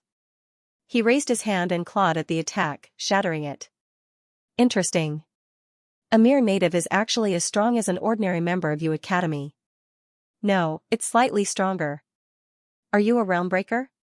Seeing Munor's astonished expression, Zhang Dingtian raised his sword and slashed at him again, but the attack was shattered. Zhang Dingtian was a realmbreaker who was stronger than Eddie and could fight Roz on equal footing. However, against a melder like Munor whose cultivation had been sealed, Zhang Dingtian's attacks were completely ineffective. Munor was a true melder, and even if his cultivation had been sealed and he couldn't display the strength of a melder, he could still use his star energy and battle techniques. He wasn't someone Zhang Dingtian could match. Bang! Munor's palm turned into a claw and hit the blade with a loud noise, causing a crack to appear on the blade. The force traveled along the blade to Zhang Dingtian's arm, shattering the sleeves on his arm. Munor had intended to shatter the blade with this attack, but he had failed. Zhang Dingtian had miraculously neutralized part of the force at the critical moment, saving his blade and preventing himself from being injured even more severely. Zhang Dingtian spat out a mouthful of blood and retreated, raising his blade high as he roared and unleashing a terrifying attack. His body inexplicably disappeared, leaving only an afterimage behind. Roving steps? Luyin was shocked. Zhang Dingtian had actually learned the roving steps. Everyone stared blankly at the sky. There were 2 Zhang Dingtians? Roz's jaw dropped. No way, a native was actually fighting so well against Munor? Munor had even used the Sky Beast Claw, but he still hadn't been able to defeat him. How was this possible? Since when were natives so crazy? A realmbreaker? A native planet actually had a realmbreaker? High up in the sky, Munor's gaze turned cold as he waved his hand to disperse the afterimage. He turned around and swept out with his leg, causing a violent gale to distort the air. The shockwave slammed into the ground, shattering the earth. At this moment, Zhang Dingtian appeared beside Munor and slashed out with his blade. Countless people, including Zhirlan and the others, tensed up as they watched this scene in shock. This Zhang Dingtian was truly heaven-defying to be able to contend with Munor. Zhang Dingtian's pupils shrank as Munor's figure disappeared in front of him. He instinctively used his sword to block behind him. With a bang, the sword shattered, and a terrifying force slammed into Zhang Dingtian's body, smashing him into the ground. Everyone was silent as Munor appeared in the sky with a gloomy expression. A mere native had not only forced him to use the Sky Beast Claw, but also his footwork battle technique. It was inconceivable. Everyone looked at the ground outside the city, where dust rose into the sky. Zhirlan sighed. This was more like it. If this native had defeated Munor, it would have been a complete reversal. Natives couldn't possibly be heaven-defying. It's your turn, she said to Luyin. He pointed outside the city. It's not over yet. Do you want to send him to his death? This native can't defeat Munor, he can't even hurt him. Luyin narrowed his eyes. I don't like the word native. Humph, Zhirlan snorted and turned away. Zhou Shan and Wu Xing appeared as well, looking worriedly outside the city. Bai Shui clenched her fists, the cold around her threatening. Roz stared blankly at Bai Shui. He'd already noticed her beauty and wanted to bring her back as a maid, but what was this? Cold? Ice? Innate gift? Hell, what native planet? There were even cultivators with innate gifts, realmbreakers, and that freak who defeated him? There were all sorts of things here. When the dust settled, Zhang Dingtian appeared before everyone with a broken blade in hand. His body was covered in wounds, but he stood straight and stared resolutely at the sky as he slowly rose into the air. Munor's brows rose. You're brave. What's your name? Zhang Dingtian. Munor praised. Follow me, I'll take you to your academy. You're qualified, how about it? Not interested, Zhang Dingtian replied coldly, tightening his grip on the broken blade. Munor burst into laughter. You want to fight me with this broken blade? Let me tell you, there's no way to make up for the difference between us. You'll only lose against me. That's not necessarily true. Zhang Dingtian, here's something for you, Luin shouted from below, tossing Zherlin's ring armor over. Zhang Dingtian caught it instinctively and looked at Luin suspiciously. Luin explained, your battle wasn't fair to begin with.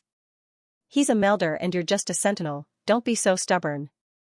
Zhang Dingtian's eyes flashed and he put on the armor, covering his entire body with lightning. Zherlin flew into a rage and glared viciously at him. Bastard, how dare you give my clothes to someone else, you shameless, despicable person. Luin waved, don't mind me, I'll return them to you. Zherlin was exasperated, no, I'm sweaty and disgusting. You can use them as your coffin money. Luin ignored her.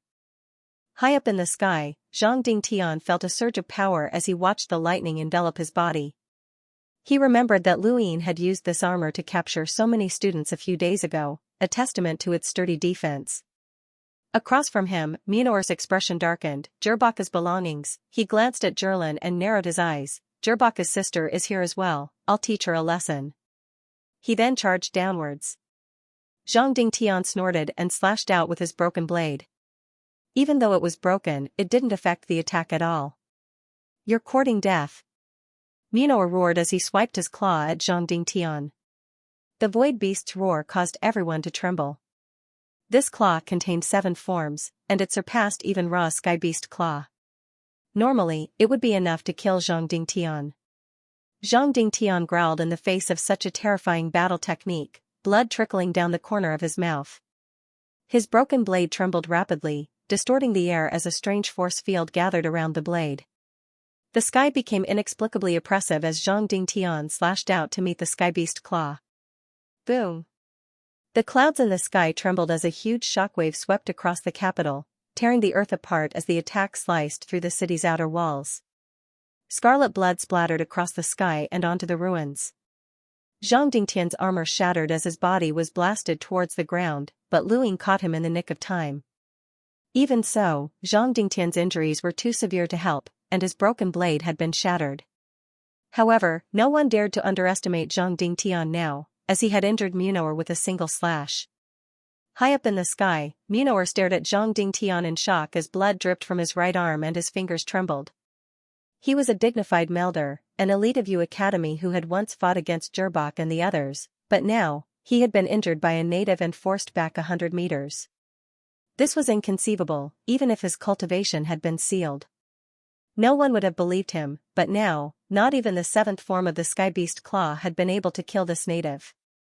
On the ground, Luin was equally shocked. Zhang Dingtian hadn't been killed by the claw attack, and his blade had even been infused with a shockwave palm. Zhang Dingtian was a genius, and his blade was comparable to Lu Yin's Sirius Palm.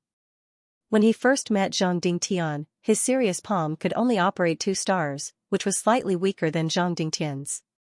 However, after he started operating 3 stars, he surpassed Zhang Dingtian. The 3-star Sirius Palm was on par with Ra's 5 forms of the Sky Beast Claw. Munor's Sky Beast Claw was obviously stronger than Ra's. Zhang Dingtian was lucky that he didn't die. If not for this armor, he would have died. Ra's was stunned. Where did this abnormal native come from?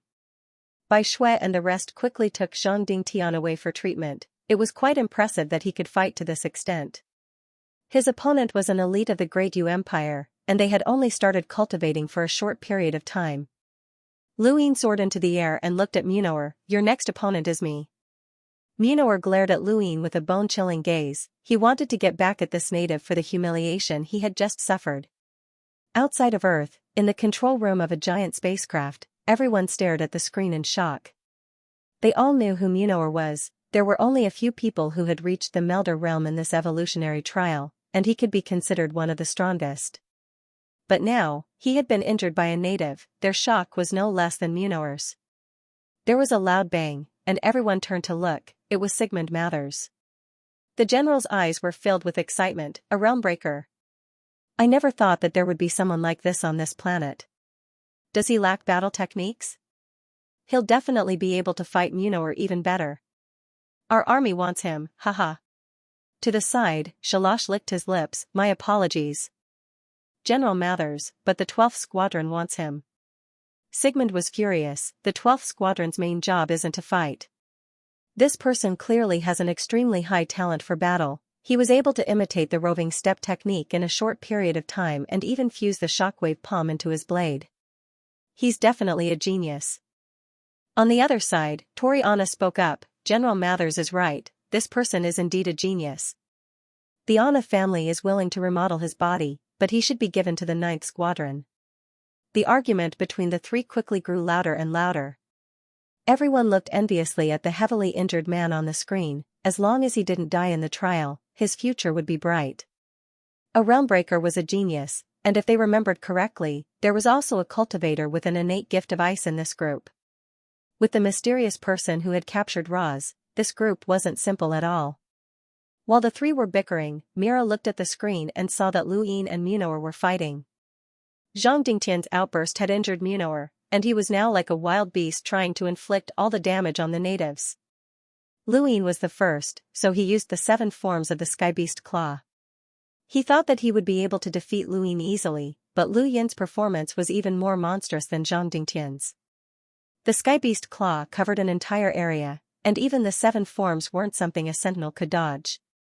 However, Lu Yin was able to do so easily. Munor stared at Lu Yin in shock. This person was even more difficult to deal with than the previous one. Lu Yin's gaze turned solemn as he activated the serious art. Munor attacked again and disappeared, but Lu Yin immediately used the roving step to vanish as well. The next moment, claw shadows flashed and forced Lu Yin out. The Skybeast Claw was less than 20 centimeters away from him. Lu Yin could feel the power of the Skybeast Claw, but his eyes were focused on all of its transformations. He dodged to the side and slapped at Munor at the same time. This was only the Space Render Palm, a battle technique that Munor couldn't even be bothered to dodge. The Skybeast Claw was invincible, tearing apart the Space Render Palm and attacking again. Lu Yin's eyes widened as he watched it 3 times. It was enough. Munor had thought it would be the Space Render Palm again. It was rare for a sentinel to use it so proficiently, but it couldn't hurt him at all. Munor's scalp went numb, and his pupils shrank as Lu Yin's palm turned into a claw. This was the 7th form of the Skybeast Claw. Bang! Munor crashed into the ground like a meteor, blood spraying out and dyeing the ground red. Everyone stared blankly at the scene. Munor had actually been heavily injured. Roz's heart sank. He had forgotten that this native could imitate the Skybeast Claw. Bai Shui and the rest stared at Lu Yin in shock. This person was becoming more and more terrifying by the day. On the ground, Munor's face was pale and his eyes were filled with shock as the blood in his abdomen expanded and dyed his clothes red. However, his attention wasn't on his injuries, but rather the battle technique this person had used. There was no mistaking it, it was the 7th form of the Skybeast Claw. How do you know the Skybeast Claw? He shouted, staring at Lu Yin. I learned it from you, Lu Yin said indifferently as he landed on the ground. Impossible, no one can learn the Skybeast Claw so quickly. I spent 9 months in U Academy and only learned the 7th form. How did you do it so quickly? Munor questioned, who are you? Where did you learn the Skybeast Claw from? I've already told you, there's nothing I can do if you don't believe me, Lu Yin replied indifferently as he leapt towards Munor again. The 7th form of the Skybeast Claw came crashing down, accompanied by a deafening roar that caused the air to distort. Munor gritted his teeth. His cultivation had been sealed, and the 7th form was the strongest attack he could use right now. It should have been invincible, but now he was facing the same attack. More importantly, his attacks were useless against this person, who could easily dodge them.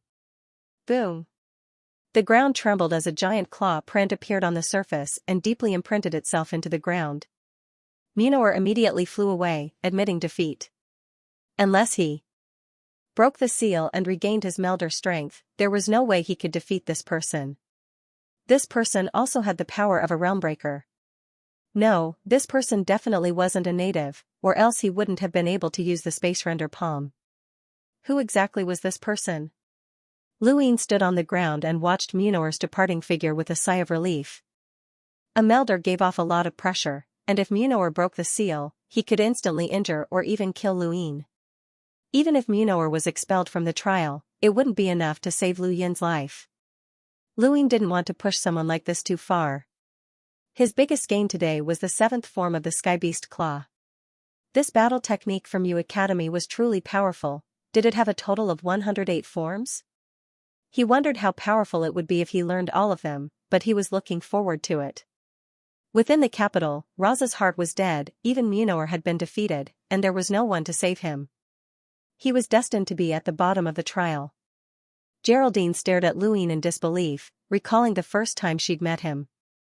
A mere seeker, but now he was practically invincible among sentinels. Just what was his background? Yada, Pagoda Planet Academy? His grandfather was the dean? Could it be that his grandfather was a peerless expert?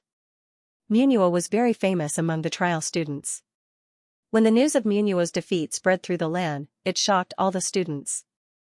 Their first reaction was disbelief, but the land would not lie. Gerland's confirmation of the matter made the students pay more attention to the power protecting the capital. The only melders that had appeared were Huashaoling and Munor, but both had been defeated. This trial wasn't simple at all. Not long after, a few more students were captured by Qingyu. Luine counted, 17, that fugitive took 17 students. Bai Shui looked at him in confusion. What are you counting for? Lu Yin's expression turned ugly. He's stealing the kill. Everyone was speechless. Luine took a deep breath. He's not stupid, he's thinking the same thing as us. He wants to use the students in exchange for some compromise, but our natures are different. He's a fugitive, and we're natives. He's destined to be judged, so it doesn't matter how many students he captures.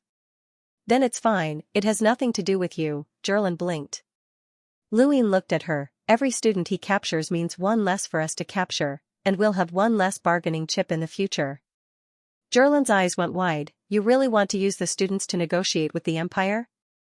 That's impossible. Nothing's impossible, Luine replied matter-of-factly. The students who dare to participate are all elites, they're very important to the Empire. Gerland sneered. Do you know how many students are participating in the trial? Let me tell you, this planet is just one of many, and it won't affect the Empire even if all the students die. Do you think the Empire will compromise with the natives for these students? Dream on. Hearing Gerland's words, Bai Shui, Zhou Shan, and the others' expressions changed. The Great Yu Empire was too big, and there were too many students and too many academies to count. The students from Earth's trial were only a small portion, so negotiating with the Empire was impossible. Not necessarily. Luine grabbed Roz. This person's status is enough for us to get some promises. Russ was furious. Let me go. Luine shook him off and smiled. The vice-treasurer of the Empire. He has a very high position, and I heard that he has connections with the 12th Imperial Squadron. That's perfect. The greater his background, the higher our chances of success, right? Gerland muttered to herself and looked at Roz. That made sense. He was Sicker's only son. Sicker would risk her life for him. Roz glared furiously at Luine. This bastard was actually using him to threaten the Empire.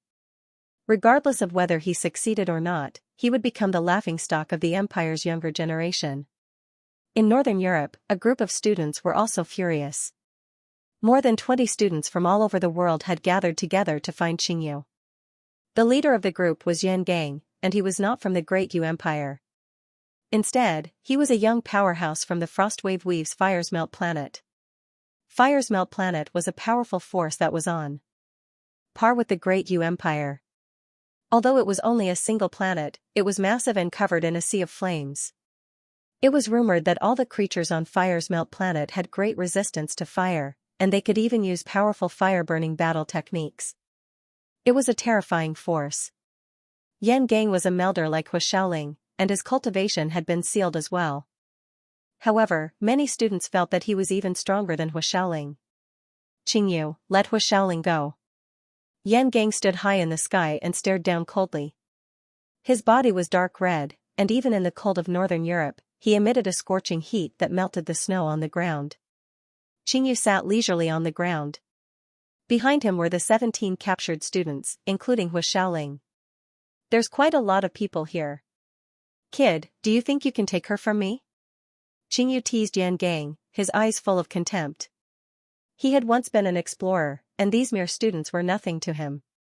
Yan Gang coldly replied, I'm warning you, Hu Shaoling is the fiancé of Fire's Melt Planet's young master Yan Feng. If you touch her, you'll face the wrath of Fire's Melt Planet. Qingyu disdainfully replied, it's just a wild border weave, you really think you're so great. However, I'll give you one chance to take her from me. Let's see if you can do it. Speak, Yan Gang growled. Qingyu's lips curled up, go to the capital and bring me something in exchange for this woman. Yan Gang's eyes flashed, let Hu Shaoling go first, and I'll go get it for you. Qingyu laughed, are you an idiot or do you think I'm an idiot? Let her go first? Has your brain been burned away by the fire? Yan Gang was furious and clenched his fists, causing the air around him to distort. Fine, I'll bring it over, but you have to promise not to hurt Hu Shaoling. Qingyu shrugged, that depends on how long it takes you to get it. I can't guarantee that she'll be beautiful if you wait too long. Yan Gang was furious, Hu Shaoling is a melder. If you dare touch her, we'll kill you even if we have to break the seal. If you do that, you won't be able to enter Astral 10. The Astral Combat Academy won't accept trash like you if you can't even handle a sentinel mission. How will you explain it to your young master then? Qingyu teased. Yan Gang snorted and whispered to the students behind him, keep an eye on him, I'm going to China. Munoer just left China, can you do it alone? One student asked. He was from the Hu family and didn't care about Yan Gang, but he cared about Hu Shaoling. Yan Gang disdainfully replied, don't compare me to that kind of trash. With that, he soared into the air, distorting the air in his path, forming a white streak of air. It would take a sentinel at least 2 days to fly from northern Europe to the capital of China, and that was if there were no mutant beasts in the way. If there were any powerful mutant beasts, the delay would be unpredictable. Only a few places in the capital had light at night to avoid attracting mutant beasts. Lu Yin arrived at the Science and Technology Institute and was led by President Lian to the item left behind by Qingyu. It was a stone about the size of a human head. It was round in shape but had 16 sides, each one smooth and flat with an indecipherable imprint in the middle. The entire stone gave off an ancient aura, as if it had come from ancient times. Bai Shui stood beside Lu Yin, it was her idea to let him see the stone this time. She had strongly objected to Lu Yin touching the items left behind by the fugitive, saying that the 7 sages had to agree. But now, there was no need for that, the entire capital was under Lu Yin's protection. Lu Yin looked at the stone in surprise, it's just a stone, but it feels different. How old do you think it is? President Lian asked. Lu Yin shook his head. It's impossible to determine. Impossible to determine? Lu Yin was shocked, it was unbelievable that Earth's current technology couldn't determine the age of a stone. President Lian explained, this stone has been around for too long and has undergone undetectable changes. It's impossible to determine its age, we've studied it many times, but we haven't been able to find anything. Bai Shui continued, according to the information we've gathered, the fugitive Qingyu fled from the depths of the universe to here. It's quite a long distance, but he's still wanted. There's only one possibility, he's carrying something too valuable, and it should be this stone. When you brought him back from Neptune, what else did he have? Lu Yin asked. Bai Shui looked at President Lian, who explained there was a blade and a few dozen crystals, which are actually star crystals. There was also a chip that contained a cultivation method, but it was heavily damaged and most of it can't be read. The sword was just given to Zhongding Tian, and we've already absorbed the star crystals. We were very close to the realm of sky at the start of the apocalypse, Bai Shui continued. Lu Yin looked at the stone, so this stone and the sword are the only things Qingyu left behind? We've studied the sword, and it's extremely tough, far surpassing any metal on Earth, including mutant metals. As for this stone, we don't have any clues, President Lian said. Can I study it for a bit? Lu Yin asked. Up to you. The president didn't mind. Bai Shui hesitated for a moment, but eventually nodded. Without Lu Yin, they wouldn't even be able to protect the capital, let alone this stone. President Lian and Bai Shui quickly left, leaving Lu Yin alone. Lu Yin looked at the stone and slowly took it out, feeling a bone-chilling sensation in his hand. There was nothing special about it, but he couldn't find anything special about it. He put it back and was about to leave. Suddenly, his gaze turned cold and he used the roving step to grab at a corner. A black shadow appeared and looked at Lu Yin in shock. He raised his hand and a cold aura spread out. Luin narrowed his eyes and clawed out with the skybeast claw. The black shadow cried out in alarm and hurriedly dodged. Luin had only used the first form of the skybeast claw, so it wasn't very powerful. The shadow easily dodged, revealing itself to be a beautiful woman with an icy aura. "Who are you? What do you want?" Luin asked. She was definitely a student, and she wasn't weak either. However, she couldn't compare to Munor, probably on the same level as Roz. She arrogantly replied, "I'm Jenny Anna from the Anna family. You should have heard of me before." Luin frowned, "Never heard of you. State your purpose." Jenny's eyes flashed coldly, "How dare you speak to me like that?" Luin was annoyed, this woman was just as arrogant as Roz. The Anna family? It didn't sound simple, but he didn't care. "I don't care who you are. Since you're here, don't leave." He charged at her, startling her. She knew that she wasn't his match. "Stop. I'm from the Anna family. My father is Xianxia Anna, and my uncle is the captain of the 9th Squadron of the 13 Imperial Squadrons. Don't make a mistake." He grabbed Jenny Anna, but she didn't resist at all. She just glared at him angrily. "I'm warning you one more time. I'm not someone Roz can compare to. Our Anna family can influence the Empire's decisions, so don't make a mistake." Lu Yin's expression changed, and he suddenly let go of her and rushed towards the stone. At the same time, a figure approached the stone and tried to snatch it away, but Luin stopped her. Luin grabbed the newcomer's arm and found it smooth. Another woman? The second woman to appear was dressed in green and looked like a fairy. When she saw that Luin had grabbed her arm, she snorted and turned around to kick him. Luin tried to forcefully twist her body to dissolve the attack, but he was shocked to find that he couldn't move her at all. This woman's strength was a little too shocking. Helplessly, he released her and dodged her kick. He then used the skybeast claw with his left hand. The 3 forms of the skybeast claw were enough to defeat a powerhouse on Eddie's level, but they were useless against this woman. She raised her fist and punched out, shattering the skybeast claw and sending the remaining force flying towards Luin. Luin was shocked by her strength. He activated his cosmic art and saw that her fist had many variations. Lu Yin's gaze was solemn. He managed to dodge the wind generated by the green-clothed woman's fist with great difficulty and stared at her warily. She stared at him in shock. "You dodged it?" Luin frowned. This woman was strong, and she wasn't any weaker than Munor. No, she was even stronger than Munor. That punch wasn't any weaker than the 7th form of the skybeast claw, but it seemed like a casual punch. Where did such a terrifying powerhouse come from? Was their target that stone? Just as Luin was about to say something, another figure appeared in the darkness. These people could hide their star energy and avoid detection from gadgets. They were all extremely strong. The third person to appear made Lu Yin's heart sink. It was Xiao Luo, the person who had given him a strong sense of danger. That sense of danger had left a deep impression on him, similar to the first time he had met Silver under the moonlight. 4 people faced each other in the cramped underground space, 2 men and 2 women. Jenny Anna was shocked, she hadn't noticed the other 2 hiding. The woman in green also looked at Xiao Luo in shock, she hadn't noticed him at all. When had he hidden himself? "Your target is this stone?" Luin asked in a low voice. Neither of them spoke, but Xiao Luo smiled warmly. "That's right, Luin. Do you know where this stone came from?" Lu Yin's eyes flashed. "I don't." Xiao Luo smiled. "Then let's talk. This stone is an inheritance from a powerful race in the universe, and it's rumored that one can obtain a battle technique from it. The reason Qingyu is wanted is because of this stone. Since you don't know how to use it, we can explore it together, and I'll tell you the method. How about it?" The woman in green looked at Xiao Luo in shock. "You know the method?" Xiao Luo smiled. "I know a little, but it's useless for anyone to take it away. Aside from that bloodline, no one else can explore it. This is also why that bloodline hasn't acted personally, otherwise, the entire Frostwave Weave would be in trouble.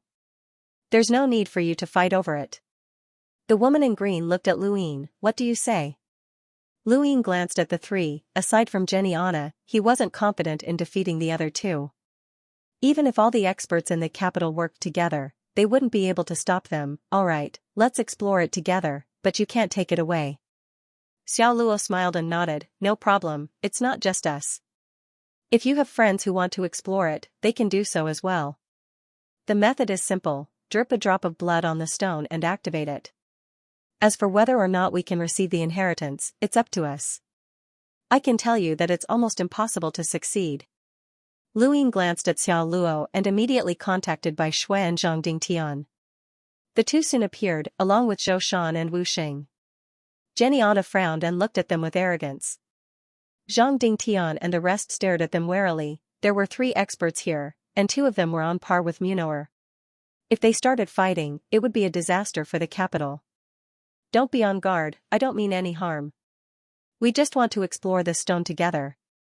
Let's start with me, Xiao Luo said, gesturing for them to start. Lu Ying tossed the stone out, and Xiao Luo casually dripped a drop of blood onto one side of the stone. The stone floated in the air and absorbed the blood. Everyone felt an inexplicable pressure descend upon them as countless battle techniques flashed before their eyes. They also felt an indescribably cold and terrifying aura. Xiao Luo sat cross-legged on the ground and looked up at the stone, deep in thought. The girl in green was the second to start, sitting down after her blood had been absorbed and staring at the stone with a profound gaze. There were 16 sides to the stone, and everyone gathered in a circle to begin. Lu Ying glanced at Xiao Luo before starting. He was sure that if he attacked now, he wouldn't have an easy time. Although these people seemed unprepared, they definitely had their own defensive methods.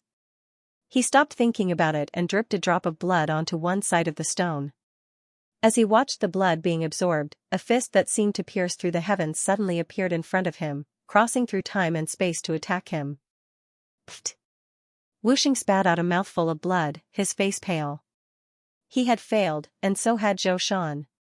Like a chain reaction, Bai Shui, Xianxia, and Zhang Dingtian all failed one after another, their faces pale as they stared at the stone in shock. The fist in front of Lu Yin's eyes grew closer and closer, until he saw the starry sky and endless darkness. It was as if he was looking at the river of time, and countless people had died to this fist. This fist had turned day into night. Lu Ying subconsciously channeled the serious art and gritted his teeth so hard that his lips bled. The fist gradually slowed down, and he could see it clearly. Although the fist covered the starry sky and reversed day and night, it wasn't impossible to dodge. Wait, why should I dodge? Lu Yin's eyes went wide as 3 stars revolved around his body. Suddenly, a 4th star appeared vaguely. He had been observing his star chart all this time, and the moment the fist pressed down on him, the 4th star barely managed to form a phantom image. The star then exploded, and the fist in front of him disappeared right before it was about to hit him. Lu Ying himself seemed to have traversed an endless distance and arrived outside a long corridor. Endless darkness enveloped the entire area, and he couldn't see the distance. All he could see was an ancient corridor that reeked of blood. Lu Ying couldn't describe the corridor in front of him. There was no light source, but the entire corridor was clearly visible. He could clearly see it, but the next moment, it changed. This was a corridor that could change. The entire corridor was dark red, and the stone walls on both sides were engraved with indecipherable murals. The figures on the murals didn't make a single sound, but Lu Ying felt as if they were howling and shouting. The walls seemed to be dripping with blood, and his nose was filled with the stench of blood. This was the only corridor in this endless space of darkness, and Lu Ying was stepping on its floor. Taking a step back allowed him to blend into the endless darkness. Lu Ying frowned and walked forward. There was a stone slab at the entrance of the corridor that merged with the rest of the corridor. Rows of names were engraved on it, and most of them ended with the word Day-Night. Day-Night was a surname that represented some sort of inheritance. Thinking back to the powerful clans in the universe that Xiao Luo had mentioned, Lu Ying knew that this stone was the Day-Night clan's inheritance. At the top of the slab was a name, Night King Zhenwu. The moment he saw this name, Lu Yin's gaze seemed to pierce through the boundless space to see a domineering man standing in the heavens. However, he quickly sobered up, and his eyes widened in shock. Just a name was enough to make him lose focus. Night King Zhenwu, Night King, Day-Night. Who was this person? Suppressing the shock in his heart, he shifted his gaze to the interior of the corridor. He lifted his foot and took another step forward, this time into the corridor. At the same time, in the depths of the universe, at the center of an ancient continent, there was a towering stone stele that seemed to pierce through the heavens. It emitted a terrifying aura that caused the stars to tremble. Two glowing stones slowly revolved around the middle of the stone stele. At the bottom, a few figures stood quietly. They were covered in dust, and if one didn't look closely, one would think that they were statues. The moment Luin stepped into the corridor, his image appeared at the bottom of the stone stele. It was blurry, and he couldn't see it clearly. Another new clansman has entered. I wonder how high he'll reach. Our clansmen are becoming more and more outrageous. Their talents are getting worse. Don't worry about that. No matter how bad his talent is, he's still a member of the Day-Night clan. Anyone from our clan can crush countless geniuses. Speaking of which, why hasn't the stolen ancient stone been recovered yet? It's too inefficient. Don't worry. No one in the universe would dare to steal our ancient stone. It'll be back soon, but the one who stole it must be severely punished. That clansman's talent is strange. It would be a pity to kill him. It doesn't matter. Since that child has appeared in this generation, the others aren't important. That child is the hope of our Day-Night clan. As they spoke, they unconsciously raised their heads. Their gazes crossed the distance and looked towards the top of the stone tablet. A human figure flickered with radiance. It was vivid and lifelike, as if it was real. It climbed to the top and overlooked all living beings. Suddenly, the image of Luin at the bottom of the stone tablet disappeared. Everyone looked over and sighed in disappointment. Even his appearance can't be shown. How terrible. Has this generation's luck been taken over by that child? It's too cruel for other people. Not all of them. There were 2 kids who climbed up just now. It's not bad. Within the corridor, Luin felt a boundless pressure the moment he took his first step. It wasn't a physical pressure, but rather a spiritual one. The loneliness of the night almost swallowed him whole, and the deeper he went, the more intense the feeling of desolation and despair became. 3 meters away, a fist appeared in the darkness, flashing with white light as it knocked him out of the corridor and into the darkness. He woke up in an instant, only to see the shocked gazes of Zhang Dingtian and the others. Why are you all looking at me like that? Luin shook his head. No. Liar. You were surrounded by an ancient aura. You definitely succeeded, Xianxia said in disbelief. She seemed to know something. I don't need to explain it to you, he replied. Xianxia was furious. She had accidentally found out from her father that the fugitive was a member of that terrifying clan and had even brought their inheritance stone with him. She had come to try her luck, and her father had not stopped her. Only those with the bloodline of that clan could successfully receive the stone. But what was going on now? Not only had someone succeeded, but 3 had appeared at once.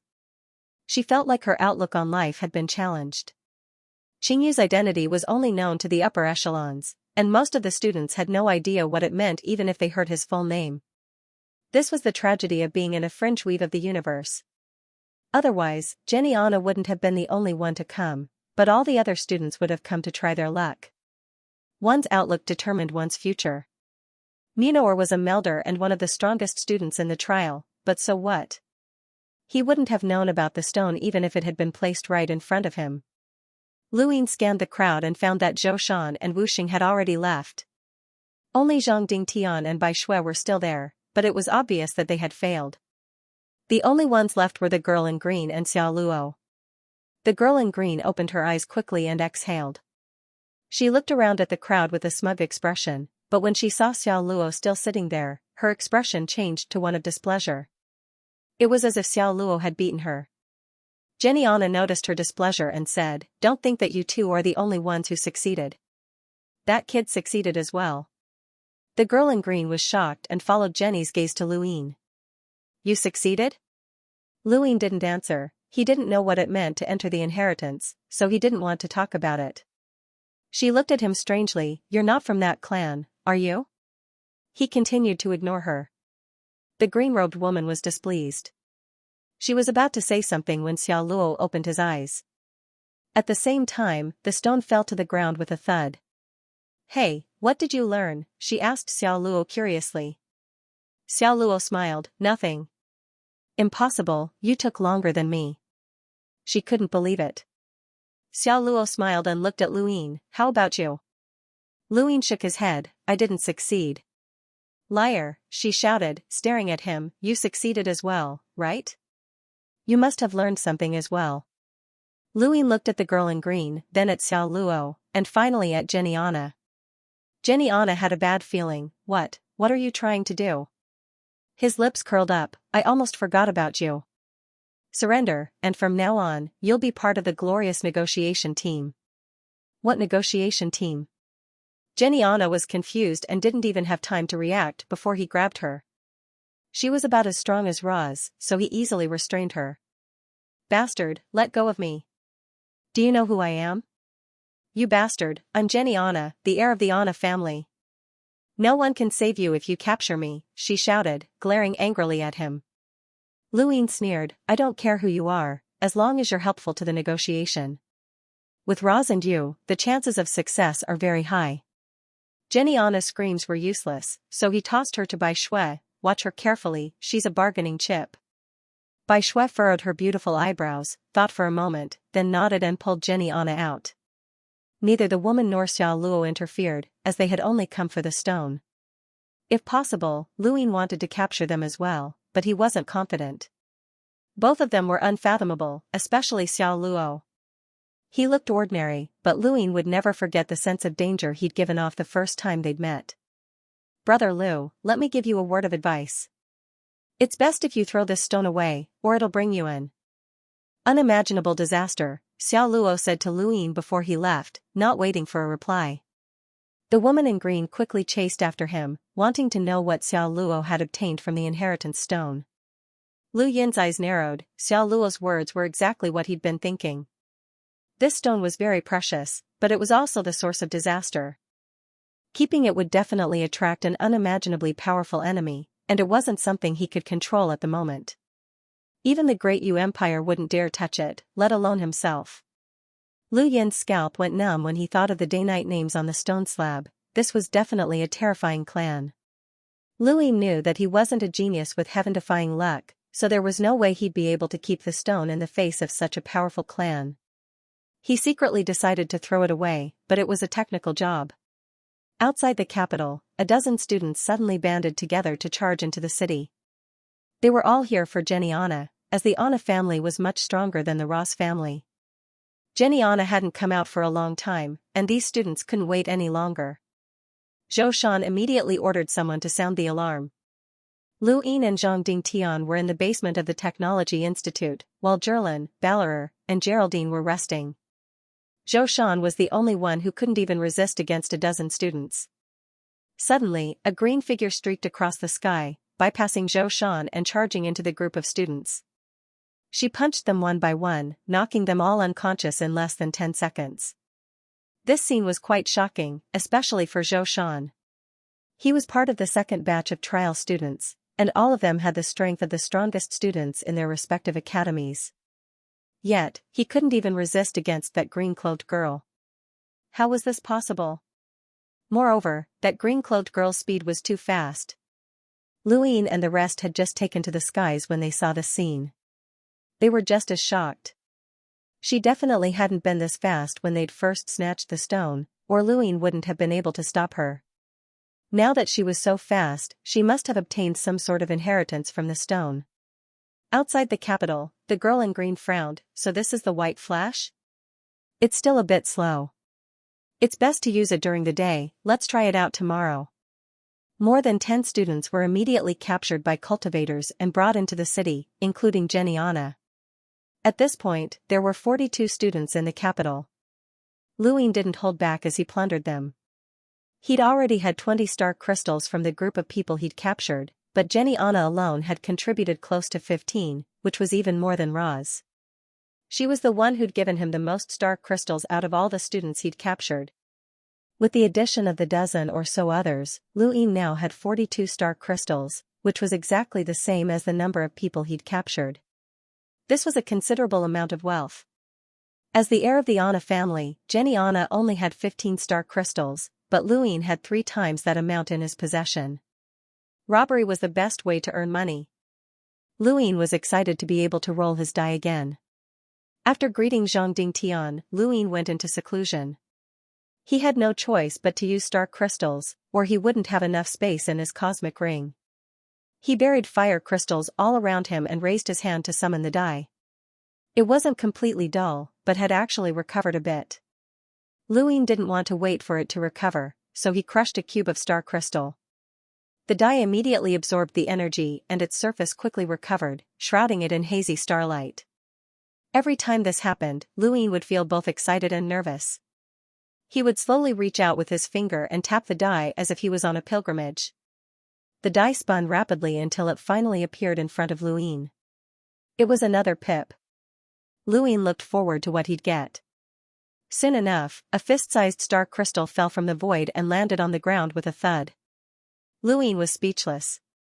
A cube of star crystals had been exchanged for 1,000 times more than what he'd gotten. Gambling really was a death trap. Thinking about it, Luying regained his composure. It didn't matter, he had more money, more money.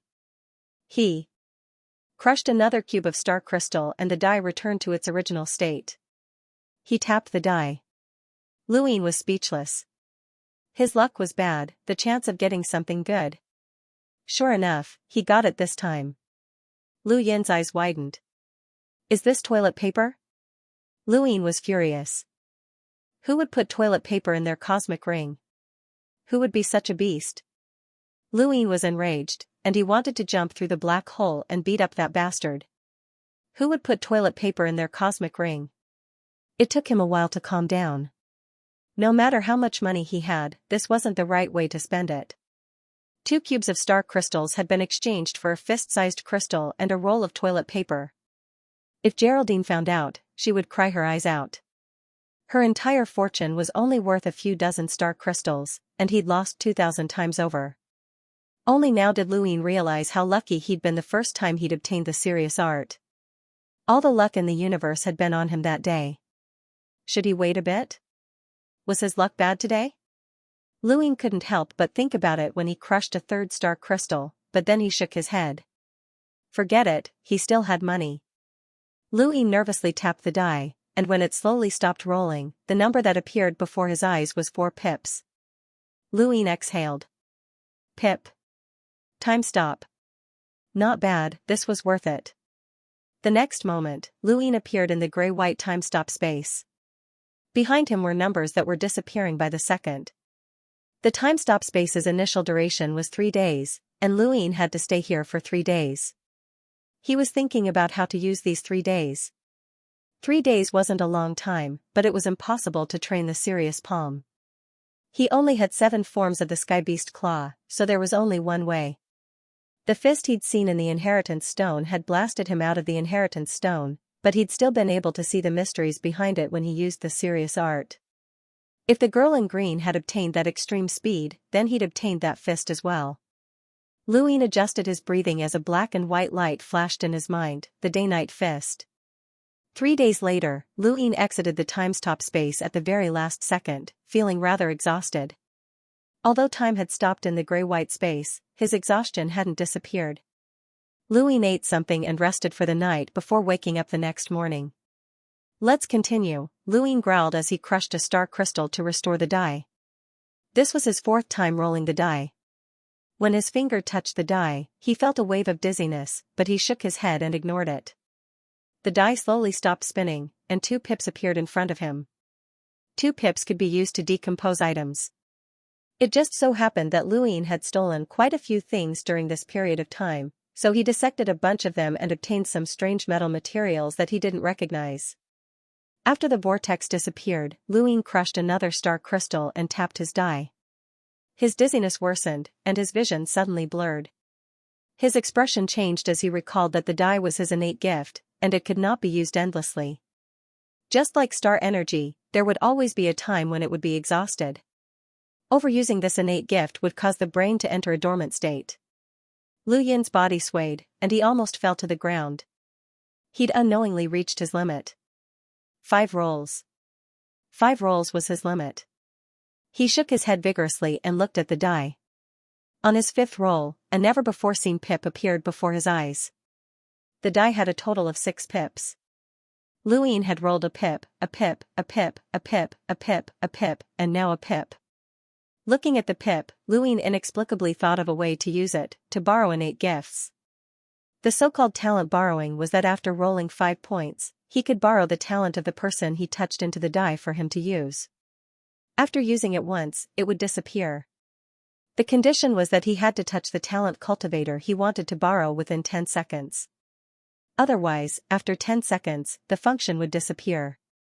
Luin looked at the time and saw that 2 seconds had passed. He rushed out of the room. There was only one cultivator with innate gifts in the capital, and that was Bai Shui. Without hesitation, he rushed towards the ruins of the capital's steel walls, where she was. His body swayed in midair. 5 rolls had drained his mental strength to the limit, and he needed to rest. Bai Shui was still 100 meters away. When there was only 1 second left, he placed a hand on her shoulder and exhaled heavily. Geraldine, Jerlin, Ballerer, and Zhou Shan all stared blankly at the scene. What was going on? Bai Shui was stunned as well, staring at Luin. Lu Yin's hand was still on her shoulder, but he quickly withdrew it when he saw the strange gazes around him. Sorry, I mistook you for someone else. He then left. The ruins were silent, no one had reacted yet. Geraldine was speechless. That was a terrible excuse. Why had that bastard suddenly reached out? Was he trying to take advantage of her? It was broad daylight, and there was no warning at all. Was he crazy? Geraldine wasn't the only one who thought so. The others felt the same way, especially Jerlin. Was he going to confess? Did we disturb him? Probably, Ballerer answered seriously. Bai Shui's face flushed red, her beautiful face mesmerizing even Geraldine. She was so beautiful that even the stars paled in comparison. Back in the capital, Lu Yin slammed into his room with a thump and fell asleep. He had reached his limit. Not long after he fell asleep, rumors began to spread throughout the capital. Did you hear? The hidden sage confessed to the Luoxing, but was rejected. He got so drunk he doesn't even dare to show his face. That can't be right. I heard that the hidden sage didn't even dare to confess. He was so infatuated with the Luoxing that he slipped away without saying a word. You're all wrong. My cousin's uncle's younger brother's neighbor saw the hidden sage kiss the Luoxing and propose to her. He even bought her a wedding ring. Get lost. Where are you going to buy a ring at this time? That afternoon, Zhang Dingtian found Bai Shui, I heard. That's not true, he mistook you for someone else. Bai Shui immediately barked, knowing what he was about to say. Zhang Dingtian was stunned. That's good. He then left. Bai Shui was furious. That bastard was definitely out for revenge. She had stopped him from looking at what Qingyu had left behind, but he'd waited until now to take revenge. What a bastard. She wanted to reason with him, but it was harder to explain herself. Who knew what rumors would spread? Bai Shui had no choice but to endure it. The next afternoon, a figure descended upon the capital, causing the air to distort as an enormous amount of star energy swept across the sky. Zhang Dingtian and the rest immediately rushed out and looked up. It was Yan Gang. Hand over what Qingyu left behind in the capital immediately, he barked, looking down at the crowd. Zhang Dingtian gripped his sword and soared into the sky. Who are you? Yan Gang, from Fire's Melt Planet, he replied arrogantly, looking at Zhang Dingtian with disdain. Fire's Melt Planet? Jerlin exclaimed from below. Bai Shui was puzzled. What about it? Jerlin answered solemnly, Fire's Melt Planet is one of the largest powers in the Frostwave Weave, on par with the Great Yu Empire. The planet was burned by flames, and the people there are all very strong. Their fire techniques are unparalleled. Geraldine spoke up, normal fire techniques are useless against them. Their skin has long since mutated from years of being burned. Anyone from Fire's Melt Planet who can appear in the Great Yu Empire is at least a melder. This Yan Gang must be one as well, and he's definitely stronger than Munoer. Bai Shui looked up at Zhang Dingtian with worry. Each enemy was stronger than the last. If you want something, tell Qingyu to come get it himself, said Zhang Dingtian solemnly. This saber was Qingyu's. His saber had been destroyed by Munoer, so this saber was his weapon. Yan Gang sneered. How dare an ant like you talk to me? He then waved his hand, causing a scorching wave of star energy to blast towards Zhang Dingtian. Zhang Dingtian's eyes widened, and he used the roving step to rush towards Yan Gang. He slashed out with his blade, the blade vibrating rapidly as it fused with the transformations of his shockwave palm. This was the attack that had injured Munoer. Zhang Dingtian's attack was very powerful. He was already a realmbreaker, and his attack was infused with battle techniques. Even Yan Gang was shocked. Yan Gang clashed his hands together, and flame suddenly surged out and turned into a spear that pierced towards Zhang Dingtian. The saber and the spear collided, and the flames fell like meteors in the capital, causing panic and burning the earth. The air in the sky was pushed away, and the airwaves spread in all directions. With a loud bang, Zhang Dingtian was no match for Yan Gang. He was swept away by the spear and smashed into the ground. High up in the sky, Yan Gang looked at Zhang Dingtian in amazement. Not many sentinels can survive my spear. Not bad, you can follow me. Bai Shui, Zhou Shan, and the rest looked at Yan Gang angrily. These trial students always acted high and mighty towards the people of Earth. Asking them to follow them was like giving alms. This was a blatant case of the strong preying on the weak. Geraldine was shocked. Fire innate talent? Jerlin replied in a low voice, no, the fire's melt planet's skin has mutated and can produce flames through high temperatures. It's actually an unconventional innate gift. This person is really strong. Luyin was still in a deep slumber, and everyone was powerless against Yan Gang. Yan Gang was cold and arrogant as he pointed his flaming spear downwards. I'll say it one more time. Hand it over, or I'll burn you to ashes. Zhang Dingtian coughed up blood. Give him the stone. Everyone felt sorrowful. Jerlin raised her eyebrows. Stone? What stone? At that moment, a green figure soared into the sky from afar and disappeared in a flash, reappearing behind Yan Gang. Not bad, let me try the white flash. What? Yan Gang's eyes narrowed, unable to react in time. Bang! Everyone stared at the crater in the ground outside the capital in shock. The arrogant Yan Gang had been beaten to the ground like a dead dog. High up in the sky, the girl in green clenched her fists in excitement and muttered something to herself. Yan Gang roared furiously, his eyes bloodshot as he stared at the sky. Slut, I'm going to kill you. He suddenly charged forward, flames covering his body as it transformed into armor to protect him. His flaming spear pierced through the air towards the green-robed woman. The green-robed woman was excited. Good. She didn't do anything, but her body suddenly disappeared. Yan Gang spat out a mouthful of blood as his entire body was struck by an invisible attack. His waist was bent over, and his body was once again smashed into the ground. The girl in green reappeared, looking down proudly. Everyone was shocked, the difference was too great. This time, it wasn't just the bystanders who saw it, even Yan Gang himself felt the difference. He climbed out of the crater and stared at the girl in green in shock. Who are you? The girl in green raised her head, Lulu Mavis. Yan Gang, Jerlin, Geraldine, and the rest were shocked at the name. Mavis? That Mavis? Yan Gang exclaimed. Lulu's lips curled up. Is there a second Mavis in the universe? Zhang Dingtian, Bai Shui, and the rest were puzzled. What did she mean? The flames around Yan Gang dissipated as he stared deeply at Mavis, his tone much more respectful. Is this your territory? Lulu didn't answer, instead beckoning Yan Gang with her finger. Continue, I still want to test the power of the white flash.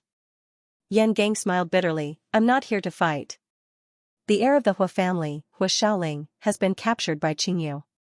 He has a condition, you must return the things he left behind in the capital.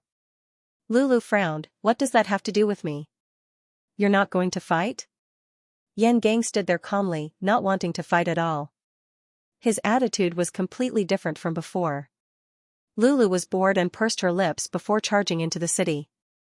Seeing Lulu Mavis leave, Yan Gang soared into the air. His tone immediately turned cold. Did you hear what I just said? Who's in charge? Tell him to come out and talk to me. Zhou Shan immediately headed to the city to look for Luyin. The stone belonged to the capital, so the decision should have been made by Zhang Dingtian. However, Lu Yin had obviously obtained some sort of inheritance, so he couldn't just give it to someone else. He had to discuss it with Lu Yin first. Although he didn't want to admit it, Lu Yin was now the greatest protector in the capital. "Geraldine, what's the Mavis Bank?" Bai Shui suddenly asked. Geraldine and Gerlin glanced at each other and said solemnly, "The universe is boundless and has given birth to countless empires and powers.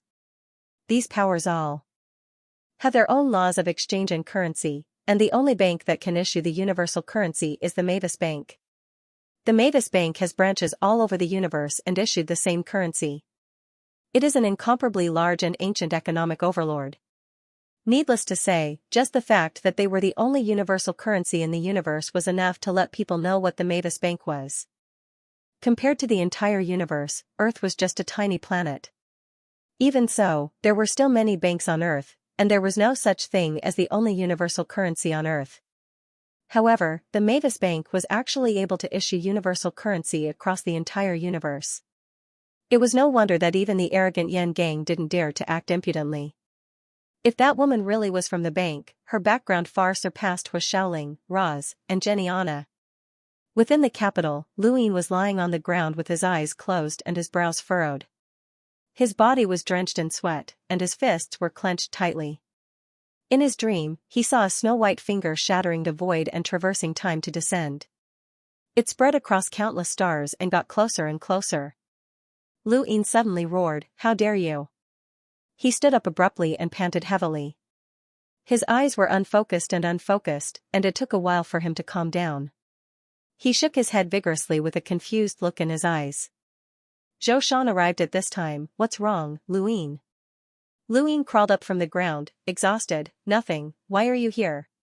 Zhou Shan looked at him suspiciously, as if he'd just been fished out of water. "Are you really all right?" Lu Yin shook his head. "I'm fine." "Someone called Yan Gang wants to take the stone away on behalf of Qingyu," Zhou Shan said. Lu Yin's eyes flashed and he nodded. "Let's go meet him." Zhou Shan nodded. "Do you want to change your clothes?" "I'll change when I get back," Lu Yin replied and flew out of the city. Along the way, Zhou Shan told him about how Lulu had defeated Yan Gang. Lu Yin was shocked when he heard Lulu's name. If he remembered correctly, there was only one surname in the entire universe, the Mavis Bank. The Mavis Bank wasn't an ordinary bank. He'd wanted to open an account there, but he hadn't been able to. Even ordinary rich families weren't qualified to do so, as the Mavis Bank was the only bank that could exchange universal currency. If it really was the Mavis Bank, then that woman's background was terrifying. Lu Yin soon arrived. Yan Gang was already impatient, and without Lulu around, he was once again arrogant. Lu Yin saw him, but ignored him. Instead, he glanced at Bai Shui, remembering that he had done something before he fell asleep. Bai Shui's expression was ugly, both because of Yan Gang and Lu Yin. The rumors in the city were growing, and she couldn't stop them. "Where's Lulu?" Lu Yin asked Geraldine. "She returned to the city," she replied. Lu Yin nodded and looked at Zhang Dingtian. "Are you injured?" "This person is very strong, he's from the Firesmelt planet." Lu Yin raised a brow. The Firesmelt planet? He had never heard of it. He had rushed straight to Earth after arriving in Frostwave Weave, so he didn't know much about the weave. Not far away, Yan Gang's gaze turned cold. "Who's in charge? Come out and talk." Lu Yin turned back to look at him. "What do you want?" Yan Gang laughed in anger. "Are you ignoring me?" Lu Yin's lips curled up. "So what if I am?" Yan Gang's eyes went wide, his body temperature rising and distorting the air around him. However, he seemed to have thought of something and scanned the city fearfully. "Cut the crap and give me Qingyu's item." "Why should I?" Lu Yin retorted, his tone unfriendly. Many people who had just woken up were in this state. Yan Gang's eyes flashed with murderous intent. "Impudent, do you know who I am?" "I don't, and I don't need to know," Lu Yin replied. Yan Gang was furious. If not for Lulu, he would have attacked already. A mere native wouldn't be able to stop him. "State your conditions. I must take Qingyu's item." Lu Yin had never planned on keeping the stone, even if Xiao Luo hadn't warned him. The stone's origins were too great, and it wasn't something he could possess. Even if he had to give it away, he would still need to obtain sufficient benefits. Are you representing Qingyu or the trial students?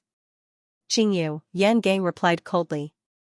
Lu Yin replied, I can give him the item, but he must hand over all the students he captured. Everyone was shocked, not expecting Lu Yin to raise such a condition. Recalling that he had once mentioned using the students to negotiate with the Great Yu Empire, Zhang Dingtian and the rest grew resolute. In reality, Lu Yin only cared about the students' star crystals, and the negotiations were only secondary. Yan Gang frowned. What do you want students for? By the way, you seem to have captured quite a few students as well. Is Xianxia among them? Now that many students had removed their gadgets, the information naturally couldn't appear on the network. Lu Yin's gadget didn't have a name, so some battle reports couldn't be published. There seems to be such a person, Lu Yin replied. Let her go. Yan Gang shouted. Lu Yin sneered. Who do you think you are? Yan Gang's eyes widened in anger. How dare you? He slammed his palms together, creating flames as he leapt towards Lu Yin. The Fire's Melt planet had a fiery temper to begin with, and it was already quite good that they had been able to suppress it for so long. Now, Lu Yin's words had caused them to erupt once more. Everyone was on high alert. Lu Yin clenched his right fist tightly, causing the light around it to distort as he punched out from the ground. Yan Gang, who was charging towards Lu Yin, was shocked. It was clearly daytime, but this punch made Yan Gang see the darkness of the night, as if day and night had changed.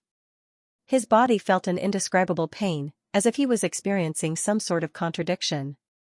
He growled and transformed his flame spear into a spear that stabbed out. The shockwave crushed the ground, and with a loud bang, Yan Gang was sent flying backwards. The spear was destroyed, and he was forced to take a few more steps back in the air. Lu Yin took a step back as well, staring at Yan Gang solemnly. This person was indeed strong, even stronger than Munoer. He was definitely a melder whose cultivation had been sealed. The Day-Night Fist was an inherited battle technique of the Day-Night clan, and its power surpassed even the 3-star Sirius Palm and the 7th form of the Skybeast Claw. Yet, it had been blocked by this person without any injuries. This person's power couldn't be underestimated. Lu Yin was surprised, but Yan Gang was even more shocked. A mere sentinel had made him feel a sense of danger, and he had even used his full strength at the last moment. If this person's attack had been just a little stronger, he wasn't sure if he would have been able to break the seal. Zhang Dingtian's eyes narrowed. He had fought Yan Gang before and knew how terrifying he was, but Lu Yin had actually been able to force him back. This person's strength was far too different from when they had first met. Lu Yin's strength earned Yan Gang's respect, and he descended a little before looking at Lu Yin solemnly. Xianxia is a descendant of the Ana family of the Great Yu Empire. Capturing her will bring you a lot of trouble. This planet belongs to the Great Yu Empire, and the Ana family has 10,000 ways to exterminate the humans here. Think carefully. Lu Yin calmly replied, I understand, no need to say more. If you want something, tell Qingyu to hand over the captured students, or there's nothing to discuss. Yan Gang nodded helplessly, alright, I'll contact Qingyu. He then activated his gadget. Just as Yan Gang was about to contact Qingyu, Lulu Mavis suddenly appeared, startling everyone. I knew you'd obtained an inheritance. That punch wasn't bad, let's spar, she said excitedly as she stared at Lu Yin. Lu Yin smiled faintly, I refuse. Lulu Mavis blinked. Refuse? Why? Powerhouses should learn from each other more often to improve. I'm not a powerhouse, Lu Yin said calmly. She shook her head, you're not bad among the sentinels, you're qualified to spar with me. Don't talk nonsense, come on. Zhou Shan and the rest had strange looks on their faces as they watched a beautiful girl tell a man to come on. This girl was clearly stupid. Lu Yin's head hurt, he really didn't want to fight this girl. She was too strong, and a single punch from her would be unpleasant. Coupled with the speed she'd obtained from the stone, he was sure that he would only be able to passively take a beating if they sparred. It would be difficult to catch her, and he didn't want to look for trouble. Hey, are you still a man? Come on, come on. Lulu shouted. Lu Yin remained indifferent as he looked at Yan Gang. Lulu grew anxious, but there was nothing she could do if Lu Yin didn't move. She couldn't sneak up on him, could she? She was a lady, and she wouldn't sneak up on good people, only bad people. Lu Yin suddenly thought of the art of Sirius. If he could learn the 7 forms of the sky beast claw from Sirius, then could he learn her speed from her movements? It seemed possible, and his eyes flashed. Should he spar with her? Suddenly, Bai Shui cried out, and everyone looked over to see her talking to someone on her gadget. Not long after, she looked up with an ugly expression. The blue camp has been destroyed. Zhang Dingtian's gaze turned cold. Who did it? Lu Yin looked at her as well. The blue camp in the northeast was a power founded by the Luoxing, and he remembered that Zhao Yu had been one of the 3 snow maidens. Bai Shui spoke in a low voice. It wasn't destroyed by a human, but by a mutant beast. A huge flying turtle. A turtle? Everyone was shocked, their gazes strange. Bai Shui nodded. According to the blue camp's gadget, the turtle's power level was over 10,000, but we couldn't determine its exact power level. Everyone was shocked. Over 10,000? That was the power level of an explorer. The Sentinel realm had a power level of 3,000, and above that was the Melder realm, with a power level of 6,000. Above that was the Lamita realm, with a power level of 10,000. Anyone with a power level of 10,000 was called an explorer, meaning that they were powerhouses who could explore the universe. Such powerhouses could roam the stars and not be bound by the universe. Qingyu was an explorer with a power level of 10,000, or else he wouldn't have been able to survive on Neptune. How could there be a mutant beast on Earth with a power level of 10,000? Yan Gang seemed to be talking to Qingyu as he shouted, "Qingyu's already," but before he could finish, a terrifying pressure came from the east and engulfed the world. Yan Gang was blasted to the ground by the pressure, but he was unable to speak as he swallowed a mouthful of dust. The sky in the east was now obscured. Lu Yin and the rest looked to the east in shock as a gigantic turtle that was larger than the entire capital appeared in front of him. This scene stunned the millions of survivors. How could there be such a huge turtle in the world? It also emitted an aura that terrified everyone. It was a powerhouse with a power level of 10,000, a power level that could explore the universe. Yan Gang was about to stand up and curse, but he froze the moment he looked up. Where did this crazy turtle come from? The turtle was very fast, its huge shadow covering the entire capital for a second before it disappeared towards the west. Its huge eyes didn't even look down. To it, Lu Yin and the rest were nothing more than ants that could be easily crushed. On a huge spaceship outside Earth, Sigmund and the others stared intently at the screen, which showed the turtle's image. General Sigmund, a creature with a power level over 10,000, can't be considered a trial anymore. Capture it, Tori said urgently. Xianxia was still in the capital, and if this creature attacked the capital, everyone would die. Sigmund clenched his fists and looked at Mira. Myra's expression was calm as she smiled. Is death really that frightening to the young elites of the Great Yu Empire? Tori's expression changed, but he didn't say anything. The giant turtle quickly disappeared. From the beginning to the end, no one said a word. No one dared to attract the attention of the giant turtle. It was too terrifying. It didn't even need to attack. Just its body alone was enough to crush everyone. Lu Yin sighed. Wait, where's Lulu? He looked to the west again and saw a green figure quickly leave. That crazy woman couldn't have gone after the turtle, could she? Outside the capital city, Yan Gang was coughing. He had choked on the dust and only managed to recover after much difficulty. Everyone was still immersed in the terror of the turtle when Yan Gang spoke up. Qingyu agreed, he can trade with you. Tell me who's Qingyu in the network, Lu Yin said. Yan Gang told him. Lu Yin immediately contacted Qingyu. You're Qingyu? He asked. In Northern Europe, Qingyu looked at his gadget and smiled. You're the native who oversaw the capital and captured a few dozen students? Your item is in my hands. If you want to trade, give me the students you captured. That kid just talked to me. Sure. Do you want Hu Shaoling?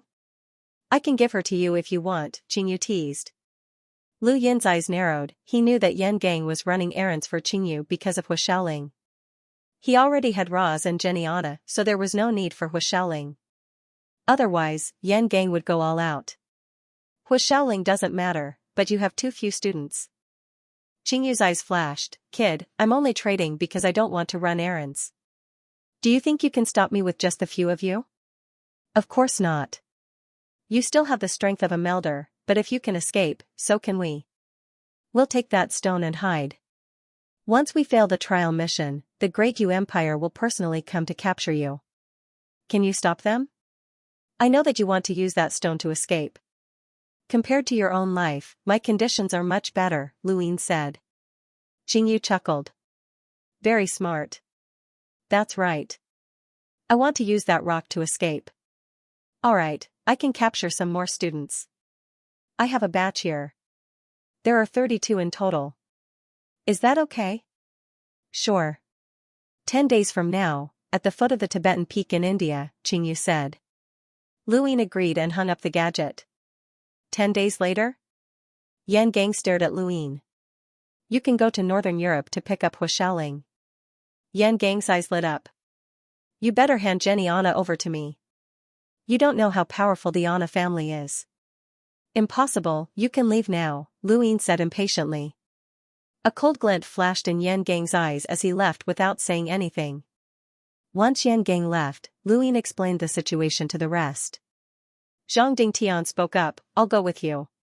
Xingyu is the main culprit behind Earth's evolution. Because of him, countless people have died. I want him to pay with his life. I'll go too, Bai Shui said resolutely. Luin looked at Geraldine, spread the news that Xingyu will appear at the foot of the Tibetan peak in 10 days. You want to use the students to get rid of Xingyu? Gerlin asked. Luin nodded, isn't that your mission? Get rid of him and complete the trial mission. It'll be good for you. What about you? Do you want to take revenge for the people of this planet too? Gerlin asked. Luin took a deep breath, the trial isn't just for the students, it's also for us. You have results, and so do I, completing the mission will increase our bargaining chips with the Great Yu Empire. Gerlin sneered, you really want to negotiate with the Great Yu Empire? You're crazy, you won't succeed. I'll try, Luin shrugged nonchalantly. It didn't take long for the network to explode as Xingyu went crazy and captured more students, forcing most of the students who had been monitoring him in Northern Europe to flee. At the same time, news of Xingyu's appearance at the foot of the Tibetan peak spread like wildfire. Many students were shaken and rushed to India. Whether the news was true or not, they wouldn't lose anything if they had to travel a bit longer. Xingyu's whereabouts were completely exposed, and many students rushed to India. This would be the final battle of the trial, and either the students would complete the mission or fail it. The Great Yu Empire would take action.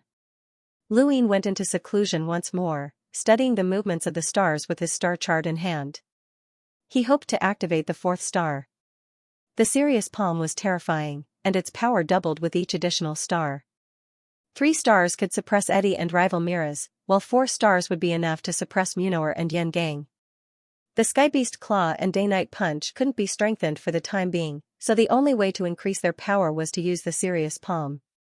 But before that, Luin found a piece of paper and closed his eyes, recalling the scene from his dream. He had dreamt that he had been crushed by a jade finger that had traversed the heavens. It had felt very real, like he had been crushed. His heart had been filled with boundless rage, but the memory was still fresh in his mind. He raised his brush to draw it, but couldn't bring himself to do it. The jade finger that had pierced through the heavens was clear, but he just couldn't draw it. He tossed the paper away in frustration, feeling like he should be able to draw it, but he just couldn't.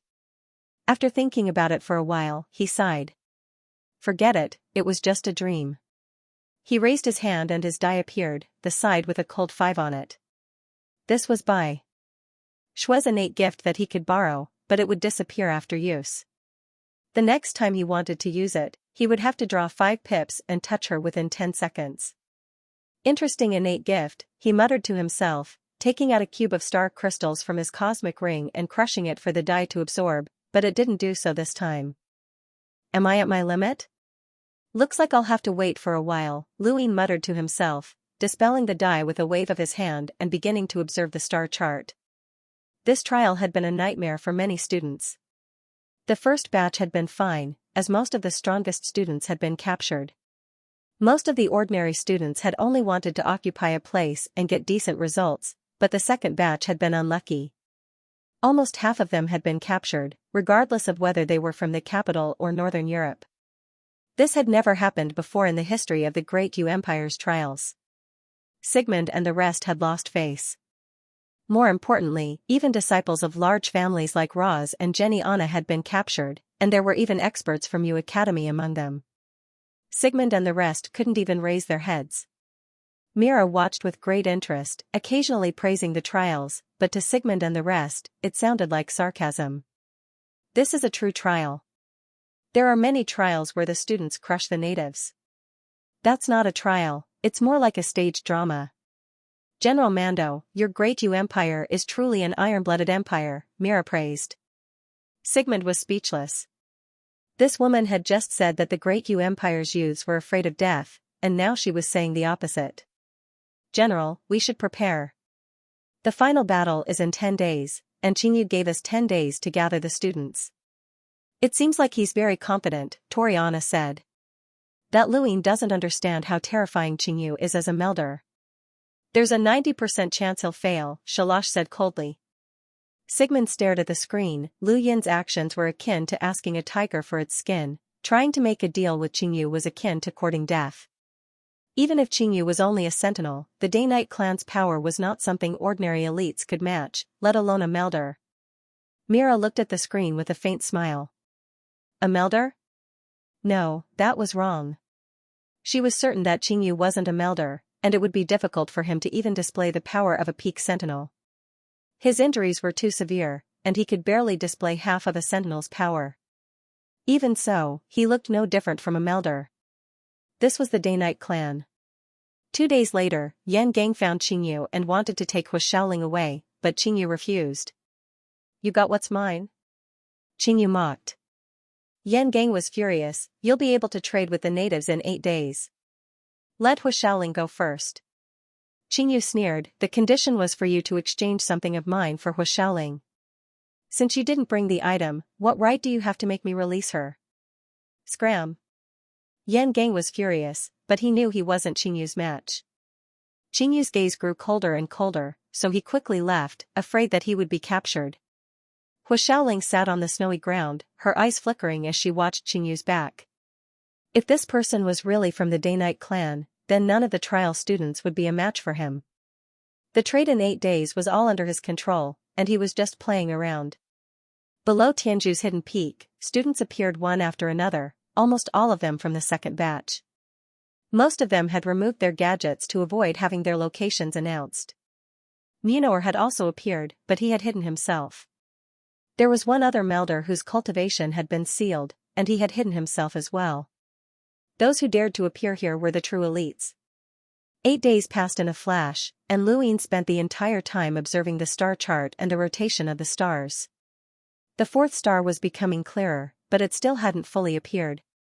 He sighed. The further he progressed, the more difficult it would be to simulate the stars. He could feel that adding more stars wasn't that simple. The serious art was more like creating a system of stars that mimicked the universe. It was a magnificent technique, but just 4 stars was already so difficult. His current serious art could only simulate 8 stars. At most, and he didn't know how long it would take him to complete it. As for breaking through to the Melder realm, that was unlikely in the near future. Breaking through to the Melder realm wasn't something that could be done by simply reshaping one's body. Everyone had different physiques, and the difficulty of breaking through was different as well. It required a certain feeling, a signal sent by the body to the body. Only by obtaining that feeling could one break through, or else reshaping would fail, and Luin didn't want to experience the consequences of that. If breaking through to the Melder realm was so easy, then someone like Roz who didn't lack star crystals would have broken through long ago. Everything the human body grasped would have an impact on breaking through to the Melder realm, including techniques. Luin looked at his palm, not knowing how the serious art would affect his breakthrough. He flipped his hand over to reveal his die, and he crushed another cube of star crystals.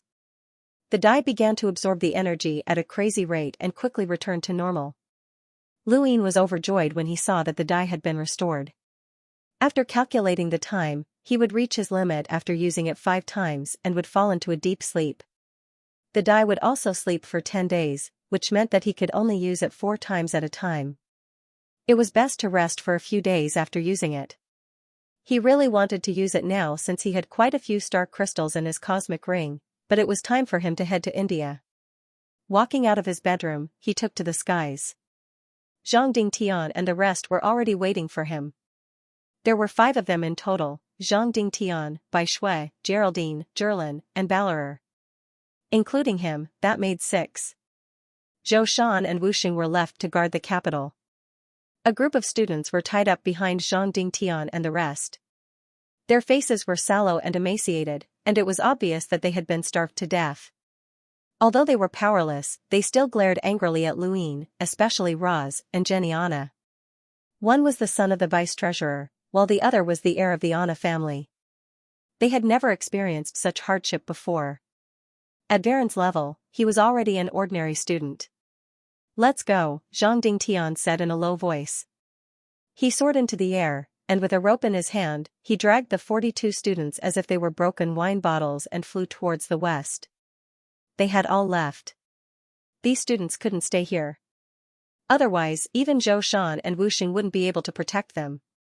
Luyin was stunned by the spectacular scene, and he wondered what the other students would think of it. Geraldine was stunned. She was just one of the most ordinary students in the trial, and any one of these captured students could kill her in an instant. Her worldview was being challenged. Zherlin, on the other hand, was very excited. She provoked Eddie, Roz, and the rest while provoking Jenny Anna, angering the latter so much that she wanted to bite her. Luyin greeted Bai Shui, but she didn't look at him kindly. Luyin knew why. He'd heard the rumors in the city, and it was normal for her to be angry. Even he was a little angry. What did she mean by rejected? Was he really that bad? On the other hand, countless Indian survivors stared blankly at the sky above India. Qingyu used a rope to tie up all the captured students and dragged them down the Tibetan peak. It was exactly the same as what Zhang Dingtian had done. Many of the students were so angry that they vomited blood. They were elites, but now they had lost all face. Hua Xiaoling's face was red with anger. She didn't just hate Qingyu, she hated Luyin as well. Using them in exchange? Bastard. If it wasn't for the trial, she really wanted to break the seal and fight Qingyu to the death.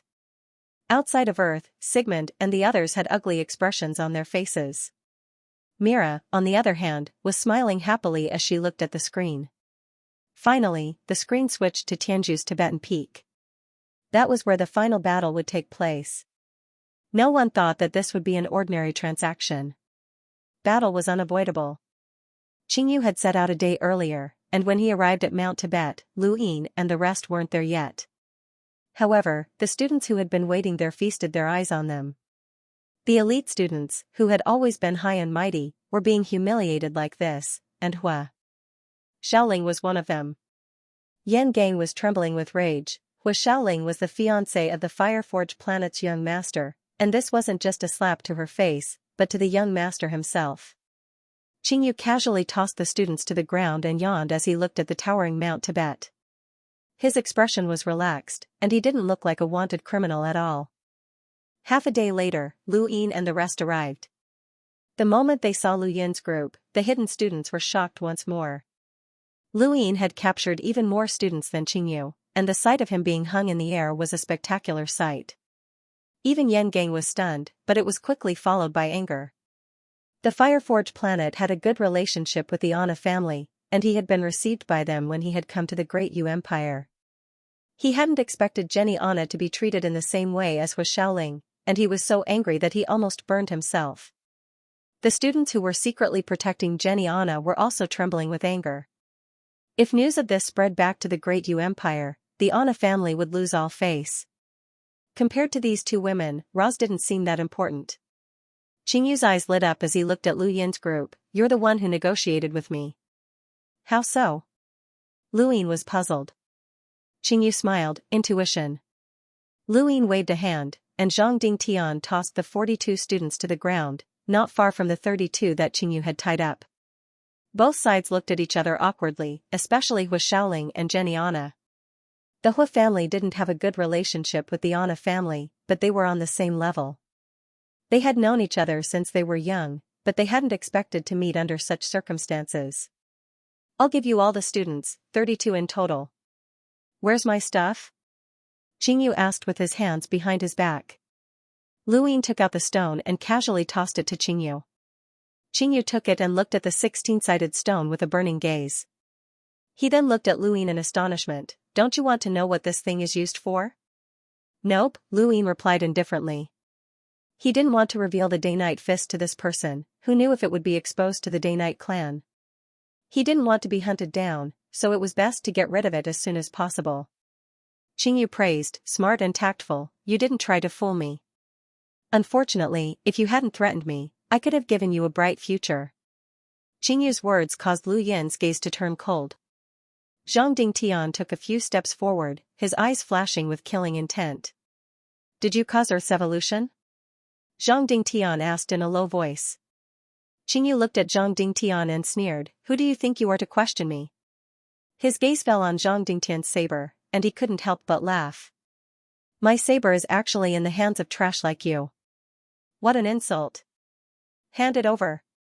His figure vanished as he charged at Zhang Dingtian. Zhang Dingtian slashed out with his sword, the blade vibrating rapidly as he used all his strength to attack Qingyu. Qingyu was astonished, a realm breaker? Interesting, he said as he pulled out his iron staff and smashed it down, easily shattering Zhang Dingtian's attack as it pierced through the void and covered the sky. Not just Zhang Dingtian, but Lu Yin, Bai Shui, Zhirlin, and the rest were all caught in the attack. Lu Yin's heart skipped a beat when Qingyu's staff smashed down. It felt familiar, similar to the Day-Night Fist. He didn't think too much about it and clawed out with the 7th form of the Sky Beast Claw. Zhirlin shot out an arrow. Ballerer, Bai Shui, and Geraldine all joined forces to block Qingyu's attack. Everyone was pushed back with a loud bang. Bai Shui, Geraldine, Zhirlin, and Ballerer all spat out mouthfuls of blood. Qingyu's attack had been too powerful, and they had barely been able to withstand it. Zhang Dingtian was also pushed back a dozen steps, each step leaving a clear footprint on the ground. Only Lu Yin was able to withstand Qingyu's attack with his hind legs, enduring unimaginable pressure. The staff disappeared, leaving Qingyu standing 10 meters away in astonishment. You're not bad. Although I only retained my sentinel strength, you were able to block my attack. A sentinel? Hua Xiaoling and a few other students exclaimed, even Yan Gang and the rest who were hiding in the shadows. Wasn't he a melder? Qingyu laughed, idiots, believing everything others say. If you're really a melder, what's the point of this trial? Do you think the Great Yu Empire would send you to your deaths? A sentinel student naturally corresponds to a sentinel trial. You can only blame yourselves for being too stupid and weak. Yan Gang roared and charged out from the shadows, striking out with his palms to form a spear that pierced towards Qingyu. Zhirlin shouted, the fugitive is here, capture him and the trial mission will be over. Our performance will be noticed by the Youth Council and Astral 10. Everyone, attack. Zhirlin's words immediately had an effect. Every student who dared to come here was here to complete their mission for Astral 10, and no one would give up. This was especially true when Yan Gang made his move. Unwilling to be outdone, the students all rushed out to attack Qingyu. Qingyu was arrogant. If he hadn't revealed his sentinel strength, most students wouldn't have dared to attack him. But he was too arrogant and didn't bother hiding his strength. So what if he was a sentinel? Qingyu laughed maniacally, a bunch of pathetic trash. I'll show you what it means to be strong. I'll show you how terrifying the Day-Night clan is. His staff flickered with black and white light, striking several students in an instant. 2 of them were severed at the waist and their blood splattered across the ground. Only Yan Gang's flaming spear was destroyed, and he was forced back 10 steps. He looked up with a pale face, the Day-Night clan? Qingyu swung his staff horizontally, and a terrifying chi wave crushed the ground, causing countless cracks to appear. Fiery red lava splashed onto the ground, and the sky became scorching hot. Yan Gang's pupils shrank. The Day-Night clan, he was terrified. Lu Yin told Zhang Dingtian and the rest not to make a move. Qingyu had dared to reveal his strength, which meant that he had absolute confidence. This person was terrifying, and even Lu Yin himself wasn't a match for him. Was this the Day-Night clan? He had never heard of it before the trial. With a cry of alarm, several students who had been tied up fell to the ground. Bai Shui immediately acted, sealing the ground with ice, and only then was a few people saved. Qingyu's staff smashed into a student's sword, shattering it and sending the student flying. He looked at Bai Shui, an innate gift of ice? Woman, you're mine. With that, his body disappeared. The next moment, he appeared in front of Bai Shui and reached out to grab her. Lu Ying used the roving step and barely managed to appear before Bai Shui was grabbed, striking out with a palm. The 3 stars of the cosmic palm immediately exploded. The terrifying force stopped Xingyu, and the irresistible repulsive force sent Bai Shui flying. What battle technique is that? Xingyu was shocked. Lu Ying gritted his teeth and retreated quickly. He was no match for Xingyu even though he was only a sentinel. Xingyu sneered and chased after him, cultivator with an innate gift, unique battle technique, and surpassing realms. You've successfully piqued my interest. Interesting, haha. All of a sudden, a majestic force erupted from the arena, rushing into the sky and sweeping through the clouds. The shockwave overturned everyone, including Lu Ying. An unfamiliar man appeared in front of Xingyu and pressed both palms against his abdomen. Die. Xingyu was sent flying with a thump, his body smashing into the mountain wall. Everyone stared blankly at the scene. Was this a melder? A true melder? Lu Ying stared in shock, even Xingyu couldn't react in time. The unfamiliar man suddenly turned around and attacked Lu Ying after sending Xingyu flying, his eyes filled with cold killing intent. No one had expected this, not even Lu Ying himself. Why would this person attack him? In the face of a melder's sure-kill attack, Lu Ying activated his cosmic art and barely managed to see the trajectory of the man's attack. He shifted his body sideways and narrowly avoided the attack. The man's attack shattered the ground, and the shockwaves caused several students to bleed. However, the attack missed Lu Ying. The man was shocked and wanted to attack again, but a beam of light shrouded him from the sky, forcefully interrupting his attack and injuring himself in the process. Everyone looked up. It was the Great Yu Empire's monitoring station. During the trial, any student who broke through to the Melder realm would be disqualified, and this person was clearly a Melder who had been forcibly expelled from the trial grounds. Lu Ying gasped for breath and glanced at the 42 students who had been captured, finally settling on Roz. Roz's eyes were filled with resentment and regret. There were only a few students who were qualified to command a Melder, and the one who hated Lu Ying the most was definitely him. Lu Ying clenched his fists and was about to kill this troublemaker when a loud explosion caused everyone to look at the mountain wall. Xingyu walked out of the dust cloud with a gloomy expression and a trace of blood at the corner of his mouth. Many people's hearts sank. Not even a Melder's all-out attack could kill him? Xingyu wiped the blood from the corner of his mouth and looked at Lu Yun with a cold expression. Very good. You're willing to give up your grades to deal with me. Not bad. Unfortunately, there won't be a second time. A mere Melder wants to kill me? Dream on. Today, all of you will die. After speaking, he swung his staff out, causing it to cover the sky. Boundless pressure swept through the crowd, crushing many students to death. Zherlin shouted, he's injured, we can still win if we attack now. Yan Gang, Munoer, and the rest of the sealed Melders immediately attacked Xingyu. Xingyu laughed, you want to win? I'll make you cry. He waved his hand and the ground in the distance was overturned, revealing 3 bound figures. Everyone stopped attacking and looked at the 3 in confusion. Only Zhang Dingtian and Bai Shui's expressions changed. Wang Yu, Tong Zhan, Lu Xiaoge? Lu Ying looked at the 3 in shock. They were all part of China's 7 sages, especially Wang Yu, one of the 3 high sages. Why was he here? Even Lu Xiaoge had been captured.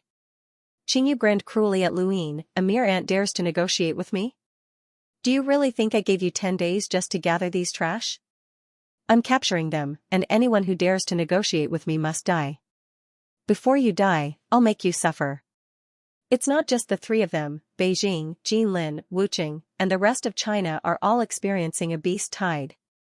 I'm the one who brought about the end of this planet, but so what? What can you do to me? Now, regret it. He waved his hand, sending a strong gust of wind that cut off 3 heads. Bai Shui's face paled. Zhang Dingtian's eyes widened, and he gripped his sword tightly as he charged at Xingyu. Xingyu sneered, his black and white hair fluttering in the wind as he pointed a finger at Zhang Dingtian. No one saw it clearly, but Zhang Dingtian's right chest was pierced and his body was flung away. Qingyu took the initiative to attack the students like a tiger in a flock of sheep. Bai Shui's eyes turned red as she sent a palm towards Qingyu, but he shattered the ice with a flick of his finger. He grabbed her hair and took a deep breath. You smell so good, woman. You're mine from now on. Lu Yin's figure appeared, his left hand holding the sky beast claw and his right serious palm striking out. Qingyu's eyes grew cold. There were only a few people here that he took seriously, and Lu Yin was one of them. Bai Shui was flung away once more, and Lu Yin's sky beast claw was broken by Qingyu. Serious palm collided with Qingyu's finger, causing the stars to explode. Still, Qingyu's right palm was pierced through, and Lu Yin was forced to retreat. All the students stared at Qingyu in shock. This monster. Yan Gang spat out a mouthful of blood, the surface of his body cracked. This was a powerhouse from the Day-Night clan, a terrifying clan that surpassed everyone else. Boring, I wanted to play a little longer. Forget it, let's end this with them, Qingyu said indifferently as he looked in the direction of the captured students. Zherlin and Balor were lying on the ground next to the captured students, their fates unknown. A handsome man with a gentle gaze had taken their place. Lu Yin clutched his bleeding right hand, his expression changing when he saw the man. Lu Xiaoge? Zhang Dingtian and Bai Shui looked on in disbelief. You're not dead, Lu Xiaoge? Lu Xiaoge smiled and bowed respectfully. Young master, I've taken control of all the captured students, 72 in total. That's enough. Qingyu nodded and looked up at the sky. Your trial is over. If you want these 72 lives, let me go. Why, Lu Xiaoge? Bai Shui shouted, glaring at him. Lu Xiaoge smiled. Little Shui, Earth is too small. I want to go to the stars. You betrayed us, but what about Wang Yu? Tong Zhan? Bai Shui shouted. Lu Xiaoge shrugged. They're really dead. People who don't know what's good for them don't deserve sympathy. He looked at her warmly. Actually, with your innate gift, you should go to the stars. Give it up, you're a cultivator with an innate gift of ice. Your future shouldn't be limited to Earth. Zhang Dingtian's eyes went wide as he bit his lip. The pain that Qingyu had inflicted on Earth was nothing compared to what Lu Xiaoge had done. At the beginning of the apocalypse, Lu Xiaoge had ordered an entire city of survivors to be burned to ashes. His own body had been burned, and he had experienced extreme pain. That had been the first time he had experienced such pain, and he would never forget it for the rest of his life.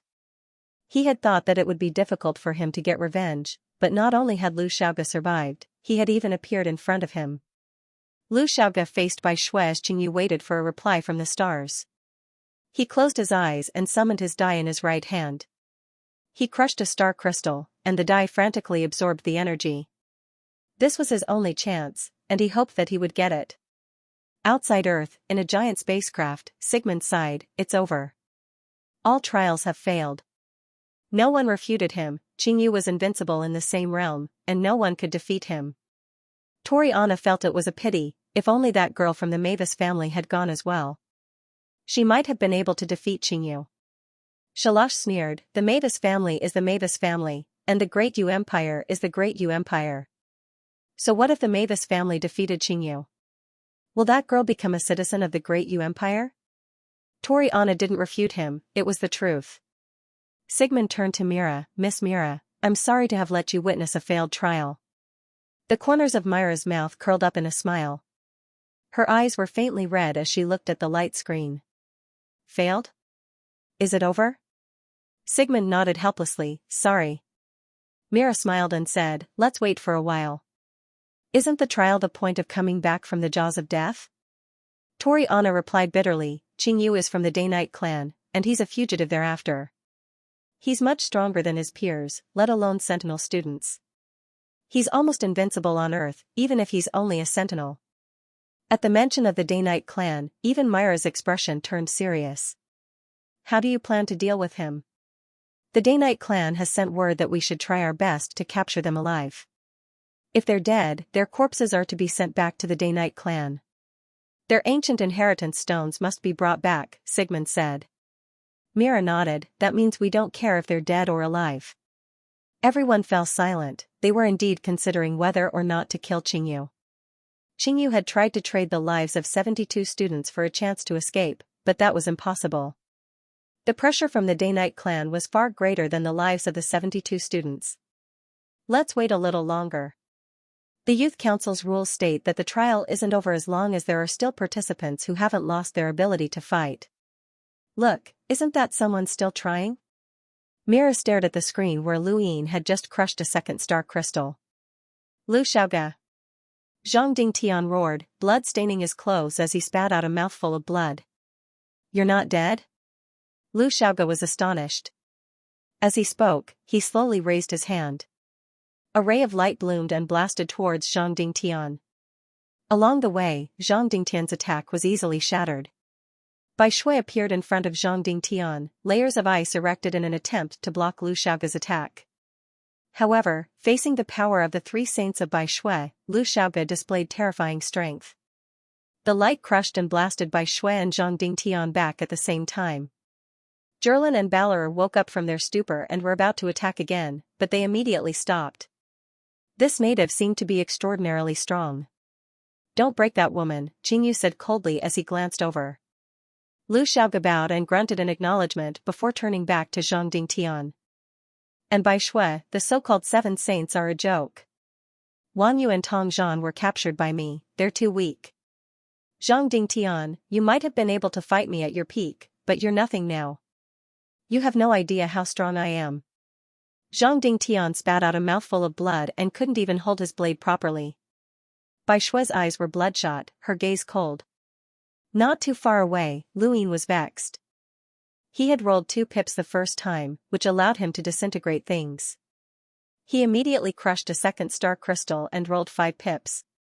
He glanced at the smug Qingyu and Lu Xiaoge, who had defeated both Zhang Dingtian and Zhang Dingtian. He took a deep breath and tried again.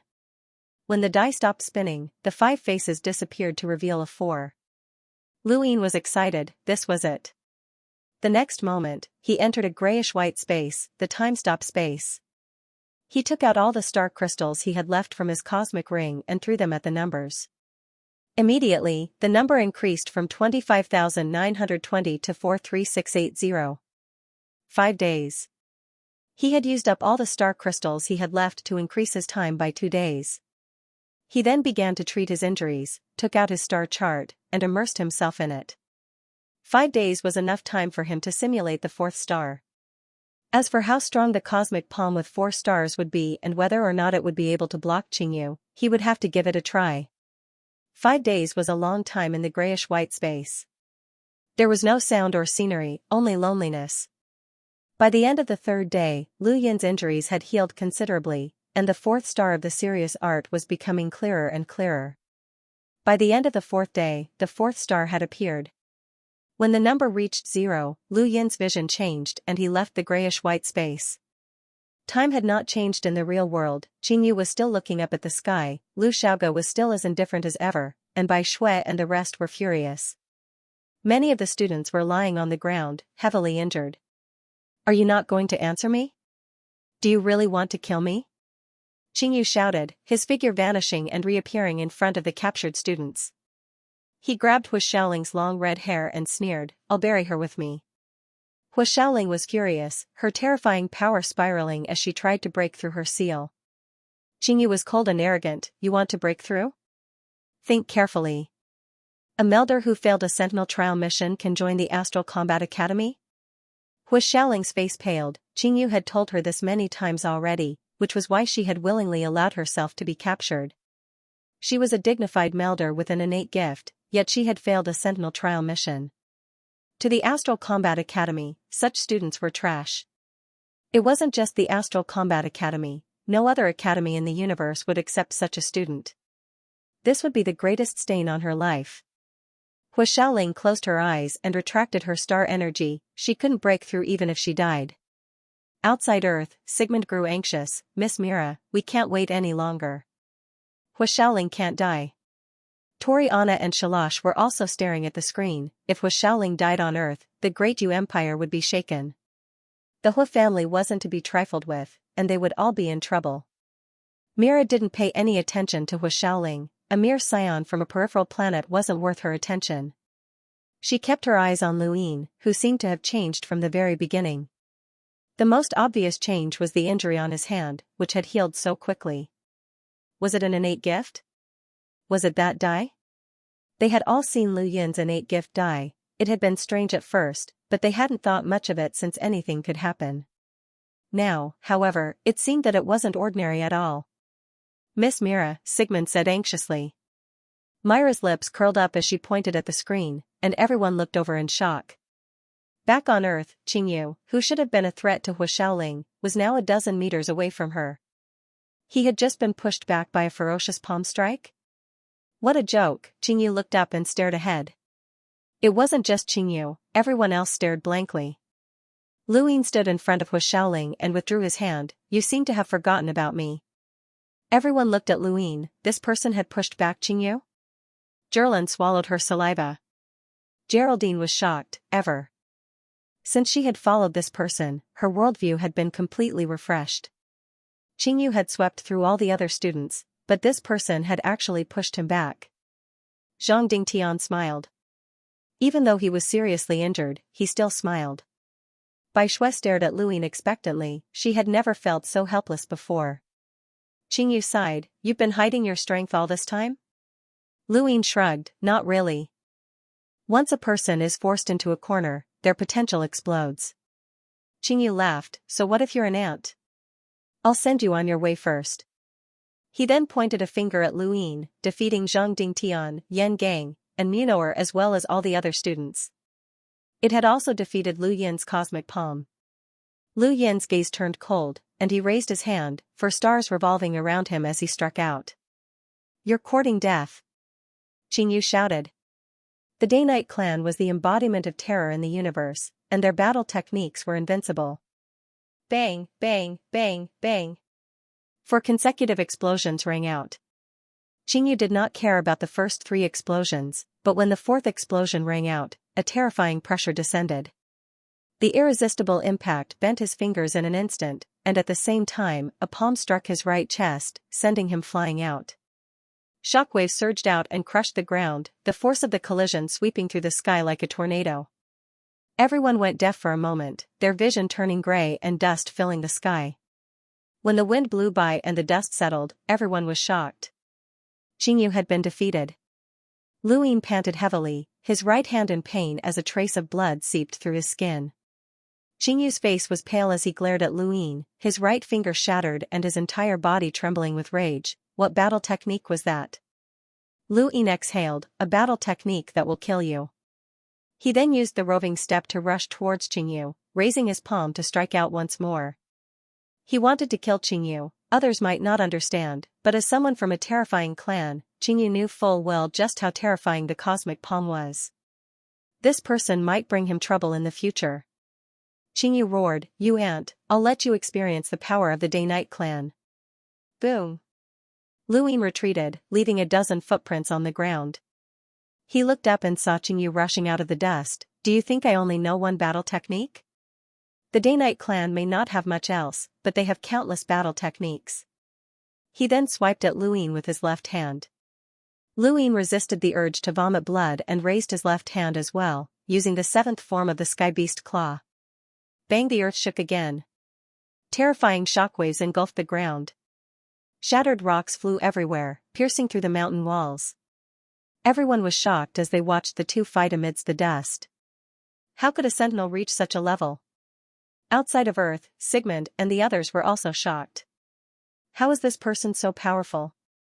That was the Sky Beast Claw. It should have reached the 7th form. Wasn't that a battle technique of Yu Academy? He really did learn Yu Academy's battle techniques. What's really amazing was blocking Qingyu's attack. That was Qingyu's strongest battle technique, but he still lost. This person is not simple. We must investigate him. Myra's eyes lit up as she looked at Luin. While others were looking at Lu Yin's battle technique, she was looking at his fully healed palm. It had clearly been pierced through by that finger, but it was now completely healed. The tremor seemed to explode in everyone's hearts, causing many of the students to go pale with shock. There was a loud boom as the two figures retreated at the same time. Qingyu glared at Luin, panting heavily. Lu Yin's hands trembled. He had not only healed his injuries in the time-stop space, but he had also recovered much of his physical strength. He had rested for 5 days before fighting Qingyu again, but even so, it was still difficult to defeat him. Even a 4-star serious palm hadn't been able to injure him. This person was truly terrifying, worthy of being an explorer. Even a melder might not be able to withstand a full-powered attack from him. Young master, let me teach him a lesson for you. Lu Xiaoge suddenly charged at Lu Yin, his palm glowing brightly. Zhang Dingtian roared. Lu Yin glanced at him and raised his left hand, using the sky beast claw. The void held and the light shattered as it struck Lu Xiaoge, sending him crashing into the ground. Qingyu snorted, "Trash, is my battle something you can interfere with?" Lu Xiaoge coughed up blood and said weakly, "I'm sorry, young master." Lu Yin was surprised. He had intended to kill Lu Xiaoge with that attack, but he was still alive and able to speak. He was much stronger than he had expected. "I didn't expect to meet someone like you on a French planet. You're quite outstanding even in the Innerverse," Qingyu said in a low voice. Lu Yin clenched his fists. "I don't need you to judge my strength." Qingyu grinned, "I've seen too many geniuses fall at the hands of my Day-Night clan. You won't be able to escape today, and don't expect the Great Yu Empire to save you. Every trial is supervised by the Youth Council, and unless all of you lose the ability to fight and fail the mission, the trial will continue. I'll kill you the moment you lose the ability to fight." A layer of star energy appeared around Qingyu's body, but he didn't release it completely. Instead, it wrapped around his body and gradually moved down until it wrapped around his legs, making it look like he was stepping on clouds. Die. Qingyu's body vanished, reappearing right in front of Lu Yin as he pointed with his left hand. This was extreme speed, a footwork battle technique of the Day-Night clan. Even Yan Gang and the others couldn't see him clearly. Qingyu wanted to kill Lu Yin in one move. Lu Yin activated the serious art as he breathed, for stars revolving around him. When Qingyu's finger crossed the range of the stars, Lu Yin saw his movements. The serious art's range was small, but it was like a star. Qingyu's finger seemed to cover an inch of space, but it was very far in Lu Yin's eyes, enough for him to clearly see Qingyu's attack. Just like when Raz, Munoer, and the others had used the Sky Beast Claw, Lu Yin saw all of the changes in Qingyu's finger. Lu Yin stared at the incoming finger and squatted sideways. Serious palm struck out from an unimaginable angle, not only dodging Qingyu's finger, but also hitting him.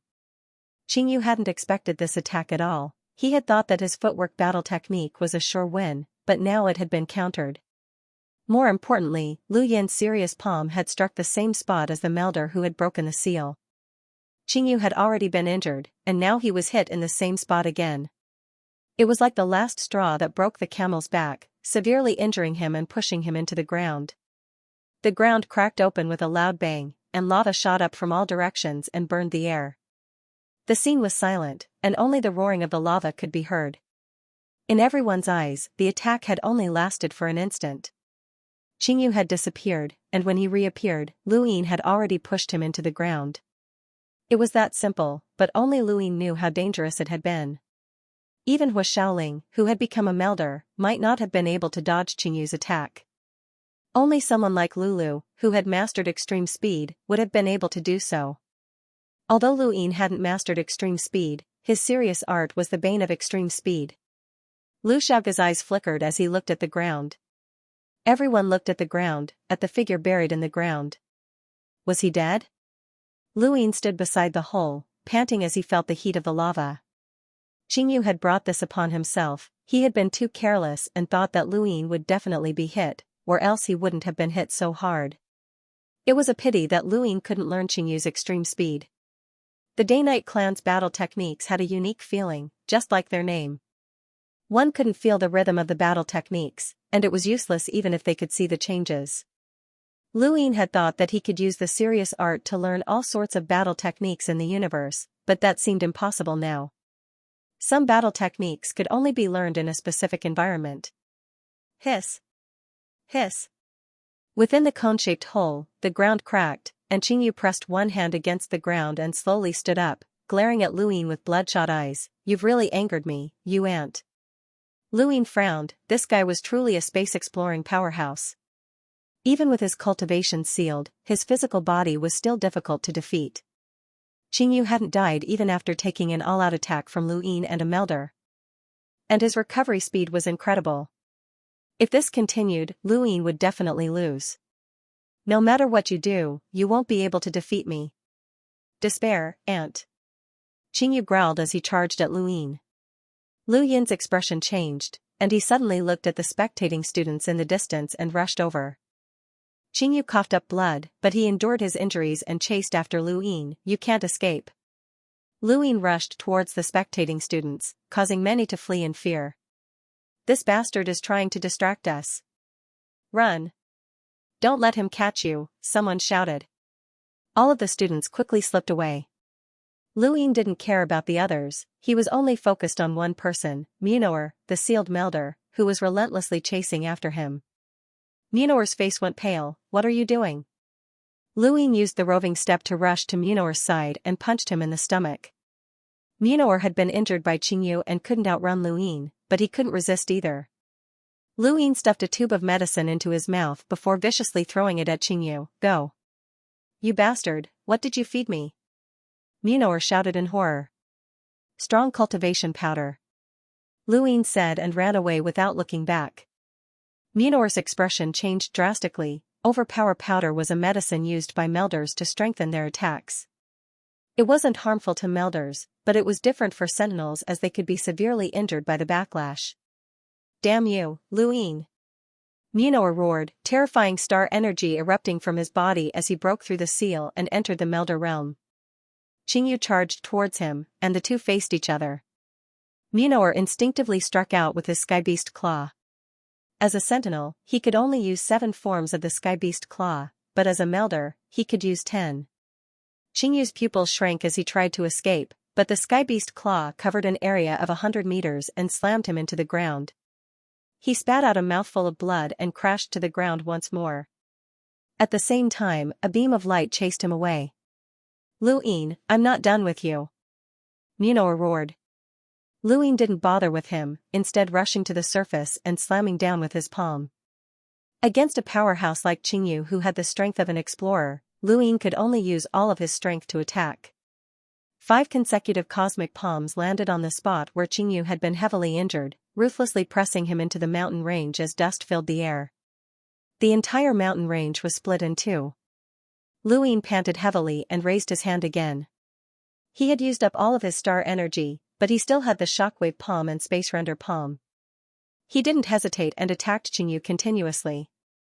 Qingyu opened his mouth and spat out a large mouthful of blood, but when he saw Lu Yin's murderous gaze, he gritted his teeth and roared, "Damn it, I can't use my innate gifts because of my injuries. I'm only a sentinel. Stop, I'm an awakened Night King, no one dares to kill me." Lu Yin raised his right palm and unleashed the final serious palm, die. He slammed down with his palm, but it stopped a centimeter away from Qingyu's body. Lu Yin's wrist was grabbed, and a middle-aged man suddenly appeared beside them, staring at Qingyu in shock. What did you just say?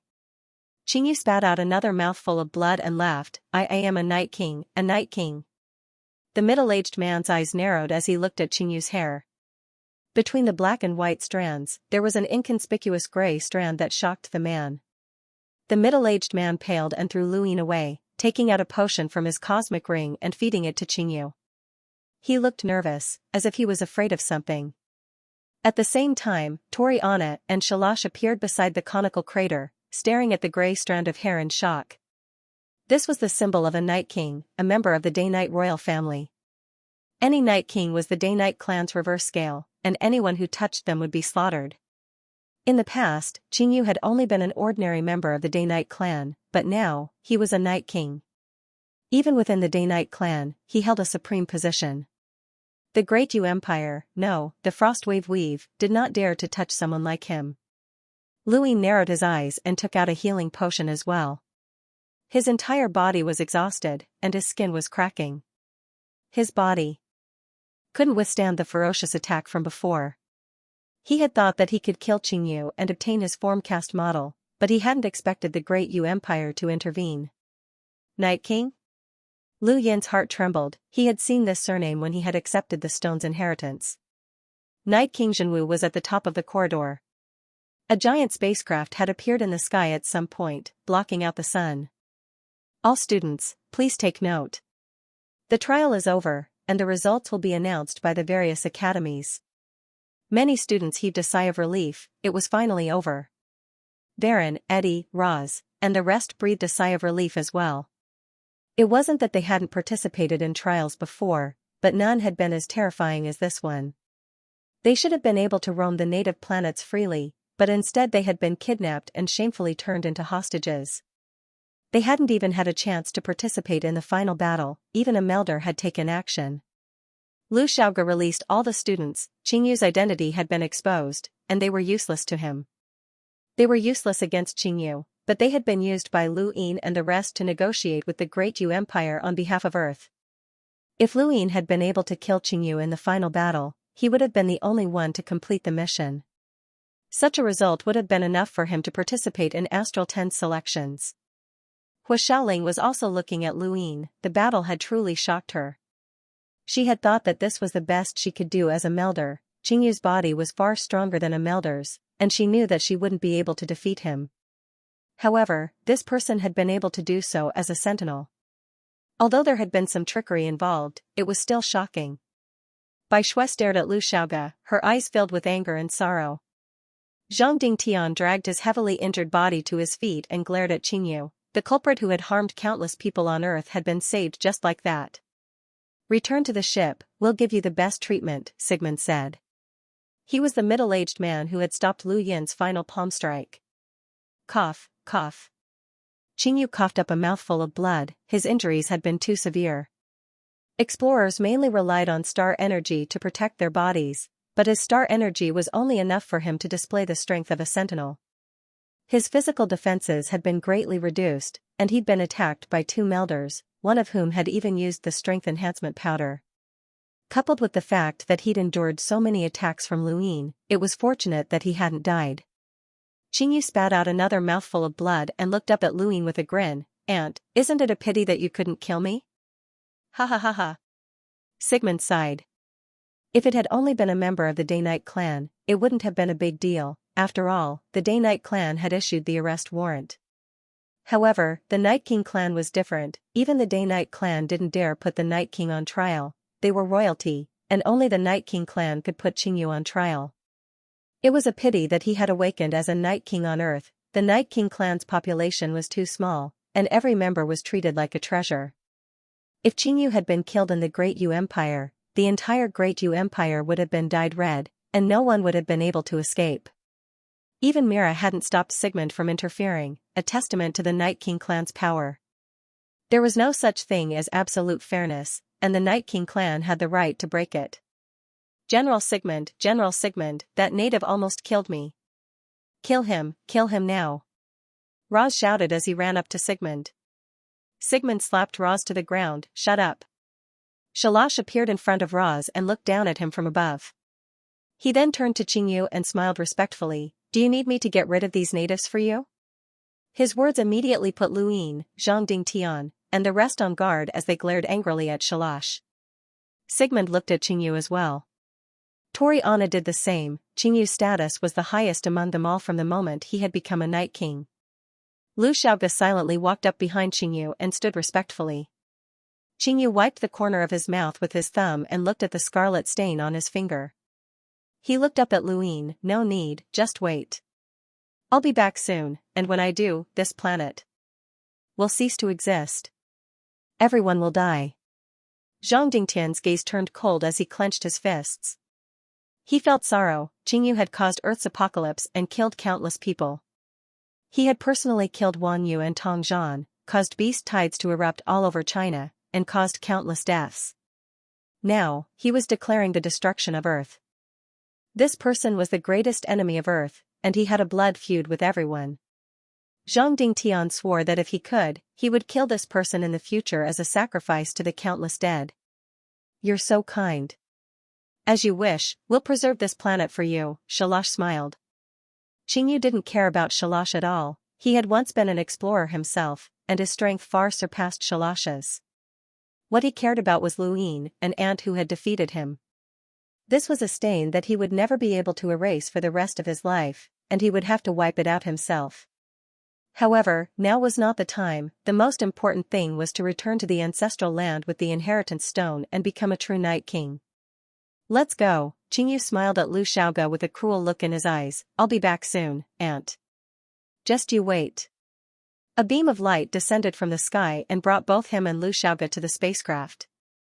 Luyin didn't say a word from start to finish. There was no point in saying anything at this point. The universe was a place where the strong preyed on the weak, and any words of indignation would only make him a laughingstock. It was a pity that he hadn't been able to kill Lu Xiaoga. That person was a hidden danger. Lu, Xiao, Gu. Bai Shui shouted in anger, her eyes bloodshot. Lu Xiaoga smiled faintly at her, but didn't say anything. Qingyu glanced at Bai Shui. I forgot about her. Remember to bring her along the next time you come. She has an innate gift of ice, and she's so pretty. Only someone like her is suitable to serve me. A cold glint flashed through Lu Xiaoga's eyes, but he quickly recovered and bowed. Yes, young master. Soon, Qingyu and Lu Xiaoga disappeared. Then, a silver spaceship rose from the huge spaceship and flew into the universe. Within the huge spacecraft, Myra's eyes narrowed. A new Night King has actually been born. What a troublesome clan. Just as everyone looked up to watch Qingyu disappear, Lu Yin suddenly took control of Hua Xiaoling and Geniana. This scene stunned everyone, including Sigmund and the rest. Native, how dare you? Let go of me, raged Toriana. He had been too careless for something like this to happen right under his nose. Shalash was shocked. He hadn't expected a puny sentinel to dare grab Hua Xiaoling and Geniana right in front of space-exploring powerhouses. Even he admired the kid's guts. Sigmund stared at Luyin coldly. Do you know what you're doing? Luyin grabbed Hua Xiaoling and Geniana in each hand, a dagger in each hand that he could stab into their necks with just a bit of force. Sorry, it's not good to use women to threaten others, but they're the most important people here, so this is the only way. General Mathers, right? I wish to speak with you. Sigmund was furious. He was actually being threatened by a native.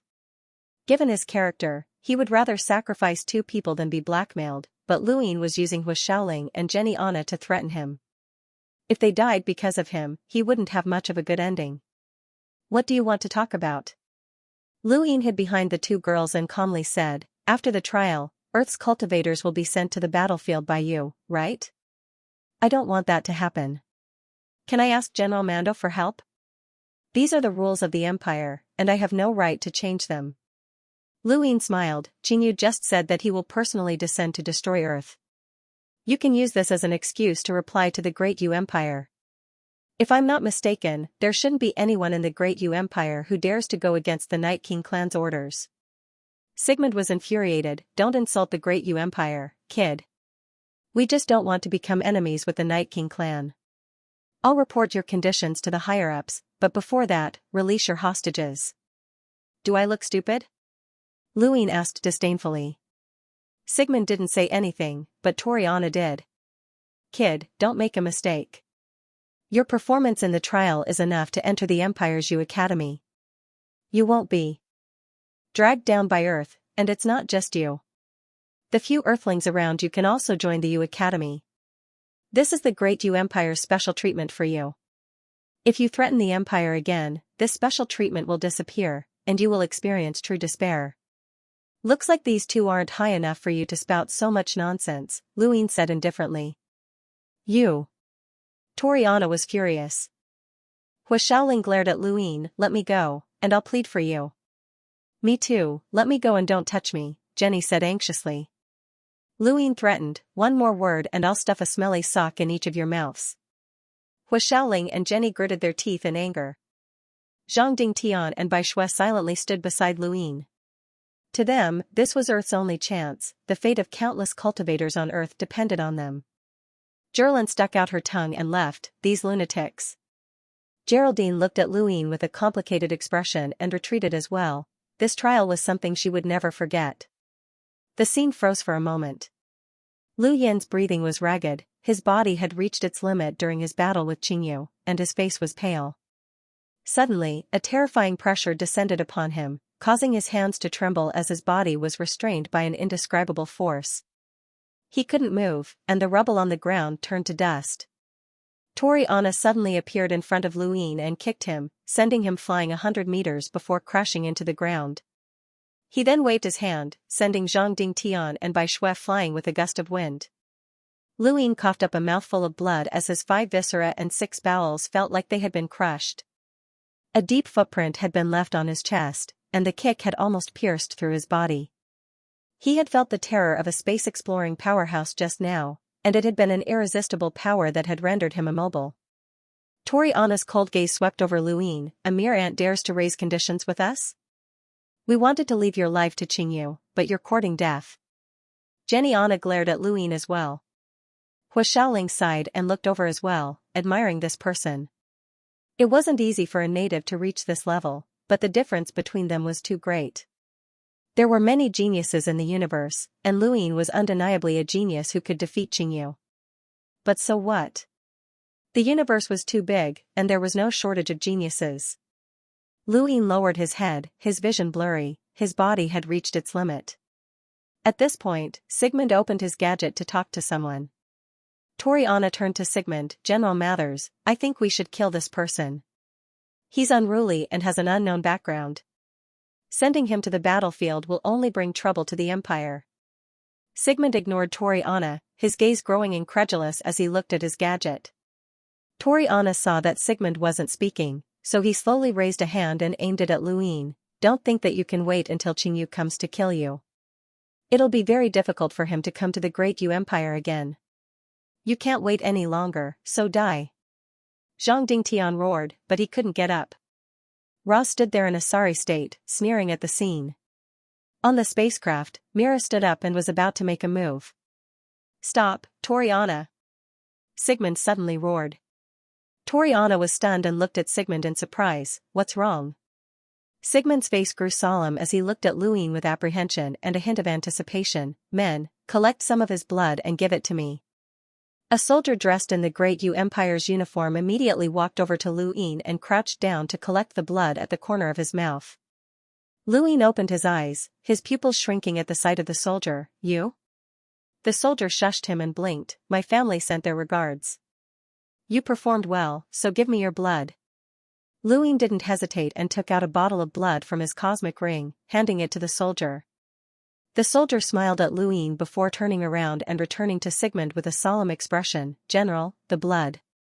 Sigmund opened his hand and the blood sample flew towards the spacecraft. No one spoke, as if they were waiting for something. Luin stared at the soldier who had returned to the formation and exhaled with a smile. He had finally taken the first step. The blood sample he had left at Jinlin's camp had finally yielded results. The Great Yu Empire was very strict when it came to testing cultivators, and Lu Yin's display of strength was enough to attract them. They naturally wanted to collect his blood for testing, and the blood he had left at Jinlin's camp had been for this very moment. His performance had been so that the Great Yu Empire could test his blood in Jinlin, and everything had gone according to his plan. After a while, Sigmund listened to the answer on his gadget and looked at Luin excitedly. He immediately appeared beside him and helped him up. "Tell me, why are you on Earth? What's your name? Who else is at home? How old are you?" The others were puzzled. Shalash and Toriana quickly made contact with some people and looked at Luin in shock. The Great Yu Empire was about to be shaken. Within the spacecraft, Mira looked at the data displayed on the screen in astonishment. "Are you sure? Isn't this too much of a coincidence?" The person in front of the device stared at the data nervously. "There's no mistake, there's absolutely no mistake. This is the Zishan bloodline, and that child is definitely a descendant of the Zishan family." Mira was speechless. Before coming to the Great Yu Empire, she had done some research on this country, and it was quite legendary. It had originally been a very weak country, but 2 people had risen to power and forcibly raised it to the level of a top-notch power in the Frostwave Weave. One of them was called Undying Yushan, and the other was called Undying Zishan. They were a famous duo in the Outerverse. Undying Yushan was the name of the emperor of the Great Yu Empire. Undying Zishan had died long ago, and the Zishan family had gradually died out along with him. Eventually, the entire family had gone into seclusion and disappeared. A few hundred years ago, the Zishan family had been confirmed to have completely died out, and no one had survived. Who would have thought that a member of the Zishan family would actually appear on this planet? It was too coincidental. The Zishan family's influence on the Great Yu Empire couldn't be ignored. The undying Yushan had once promised that the Zishan family would forever enjoy the title of King Zishan, a status second only to the emperor. If this person really was a descendant of the Zishan family, it would be a pity. Back on Earth, Zhang Dingtian and the rest looked on in confusion, unsure of what was happening. Luyin stood up with great difficulty, his body swaying as he almost fell over again, but he managed to hold on. Tori's kick had been too heavy. What are you doing? Sigmund asked solemnly. Child, tell me, where are you from? Luyin sneered. Earth. Sigmund shook his head. Earth's trial, everything was within our observation. You're definitely not from Earth, they don't have any battle techniques. Luyin wiped the corner of his mouth. I'm from Earth, I left when I was young. Believe it or not. Sigmund wanted to ask more questions, but seeing Luyin's tired and pale face, he immediately ordered someone to bring him to the spacecraft for treatment. Wait, what about them? Luyin pointed at Zhang Dingtian and Bai Shui. Sigmund replied, don't worry, the Empire won't touch Earth. Everything will remain the same. Not only that, we can also send people to help Earth clean up the powerful mutant beasts. He then shouted, Men. A group of soldiers immediately stepped forward. There were several hundred of them, all sentinels and melders.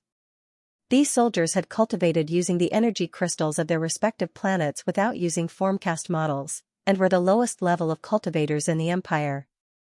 Being able to cultivate to the Melder realm was already the limit.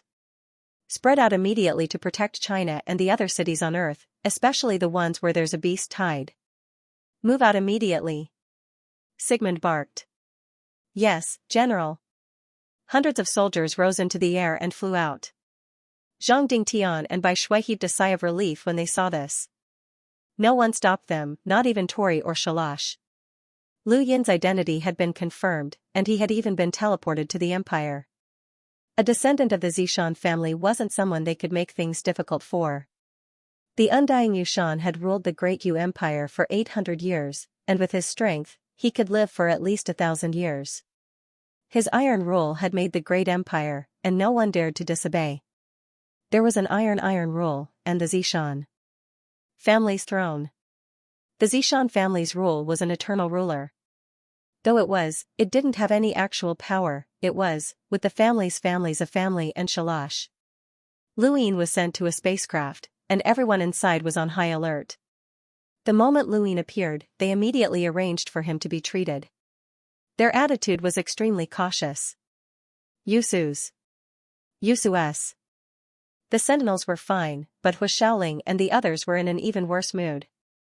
They'd failed a sentinel trial as melders, and this record had almost shattered their dreams of joining the Astral Combat Academy. There was something else that most students didn't care about, but those at Hu Shaoling's level had their eyes fixed on the Great Yu Empire's Youth Council. The Youth Council had a lot of power, overseeing trials, interfering with the Academy's education, and even having their own army. It was a force that couldn't be ignored, and all of them wanted to become members. However, this trial's blemish greatly reduced their chances of joining. The atmosphere was heavy. Only Zhang Dingtian and Bai Shui were rejoicing. Many things had happened, and there had been sorrow and despair. But in the end, Earth had been saved.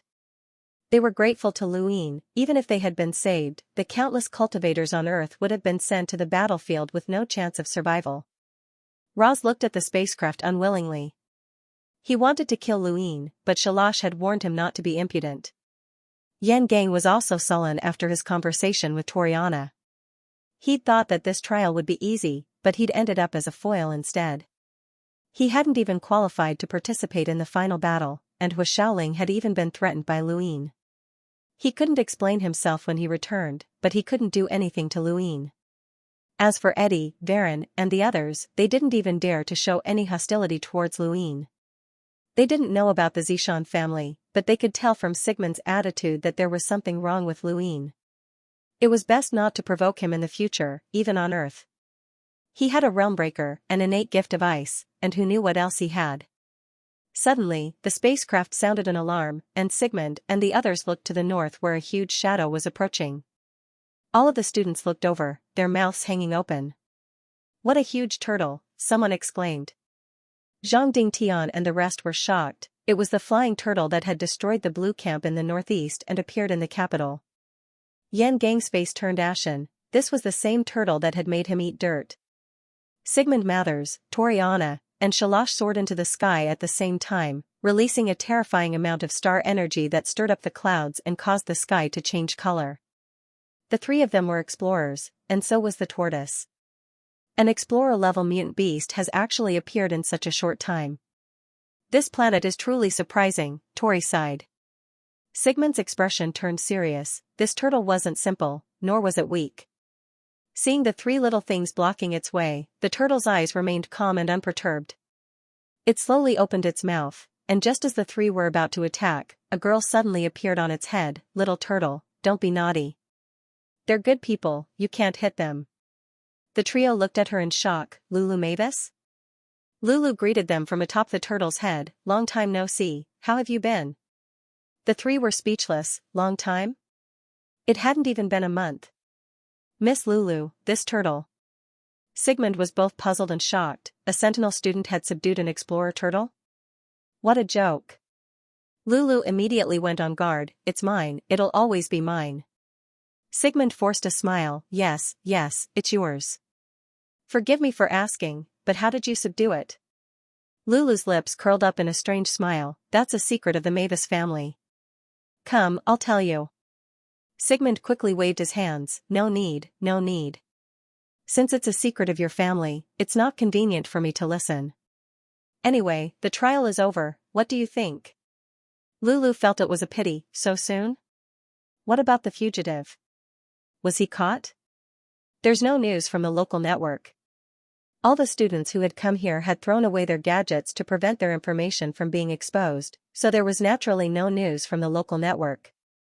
Toriana recounted the events that transpired here, and Lulu's expression changed. The Night King? You mean that fugitive from the Day-Night clan awakened and became a Night King? The three nodded. Lulu sighed. That's interesting, no wonder you didn't dare to kill him and even tried to save him. It was clearly a fair trial. Sigmund was embarrassed. Luin could have killed Qingyu at the last moment, but he had ruined it. They were the ones who had not followed the rules of this trial. What a pity, if only I had arrived earlier. Killing a Night King with my own hands would have been a great accomplishment, the clan would have definitely praised me, Lulu lamented. The three didn't interrupt. The Day-Night clan and the Mavis family were not people the Great Yu Empire could afford to offend. Lulu Mavis looked at Sigmund and said, "Forget it. Since we missed it, we can't catch up even if we wanted to. The trial is over, so it's time for me to leave. Little Turtle can follow behind the ship, right?" Sigmund smiled. "Of course, the spacecraft can tow it, but I'm afraid it won't be able to withstand the pressure of the spatial jump." "Don't worry, Little Turtle is very powerful." Lulu didn't mind at all, jumping to the turtle's ear and whispering something. The giant turtle obediently rose into the air and lay down quietly beneath the spacecraft, closing its eyes to rest. Compared to the spaceship, the tortoise was still a little smaller, but not by much. It was shocking. Lulu Mavis entered the spacecraft, her interest piqued. Luin had almost killed a newly awakened Night King, which was something that would shake the entire Innerverse. However, it had happened to a native sentinel. She clearly remembered that he hadn't even had the strength to do so before. How interesting. News of the Great Yu Empire's trial was out of reach for the people of Earth. They only knew that the apocalypse had occurred, and that powerhouses had appeared to protect their colonies. As for what had actually happened, only a select few knew. One by one, the students were escorted onto the spaceship. Of the 237 students who participated in the trial, only 150 made it back alive. In other words, 87 students had died in this trial. Sigmund's expression was calm when he heard the numbers. The death rate wasn't considered high. There was a 50% chance of death in any trial, so it was fine as long as it was kept under 50%. Of course, no one would care if the death rate exceeded 50%, unless it was the death of a certain noble.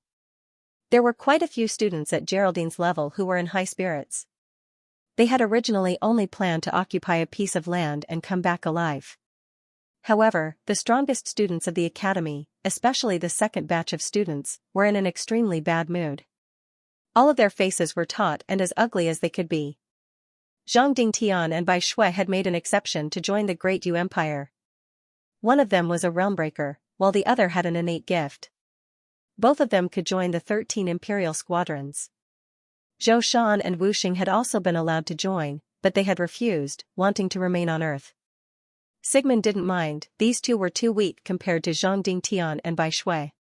Even if they joined the Empire, they would only be ordinary soldiers.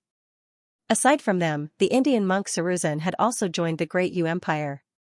He was the only one other than Zhang Dingtian and the rest to join the Empire. Luin was treated for 2 hours before his chest wound was finally under control.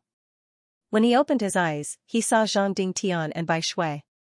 "How is it?" he asked weakly.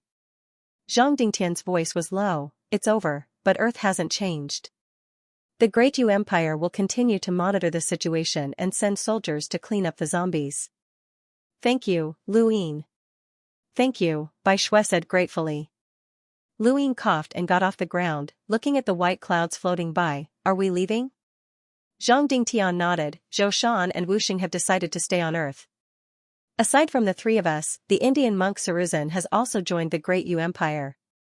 Luin was surprised. "The Indian monk? Is he powerful?" Zhang Dingtian was full of admiration.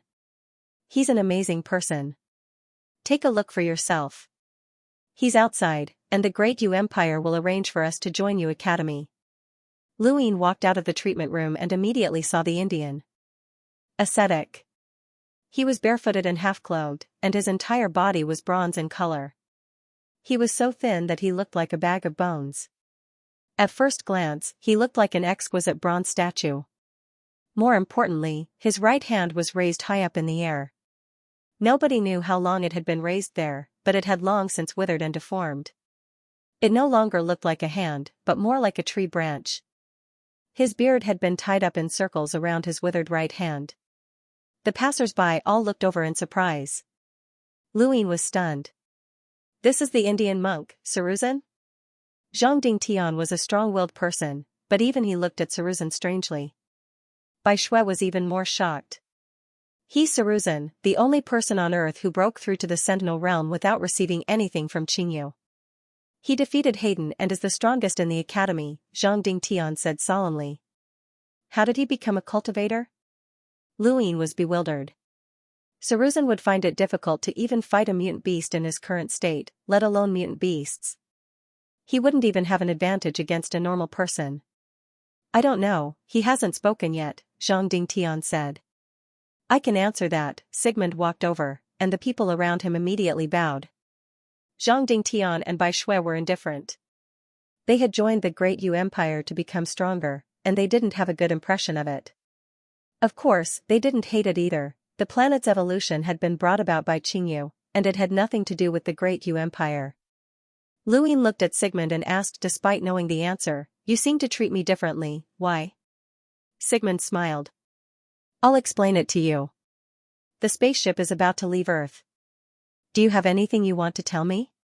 Luin muttered to himself, "Go to Jinling and pick up someone called Susan. He's my little brother." Sigmund nodded and didn't ask any more questions, instead giving some instructions to his gadget. "I can answer your question." He glanced at Saruzin. "This is a person with great perseverance."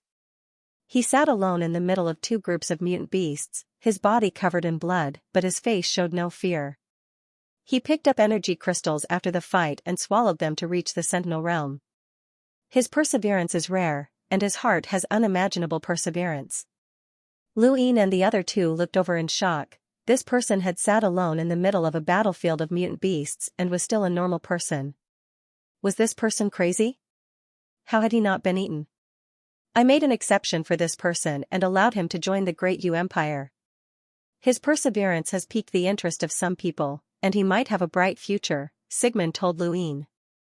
Saruzin looked up at Luin with murky eyes and stood up, his bare feet stepping on the cold metal floor as he slowly bowed in front of Luin. Luin didn't understand.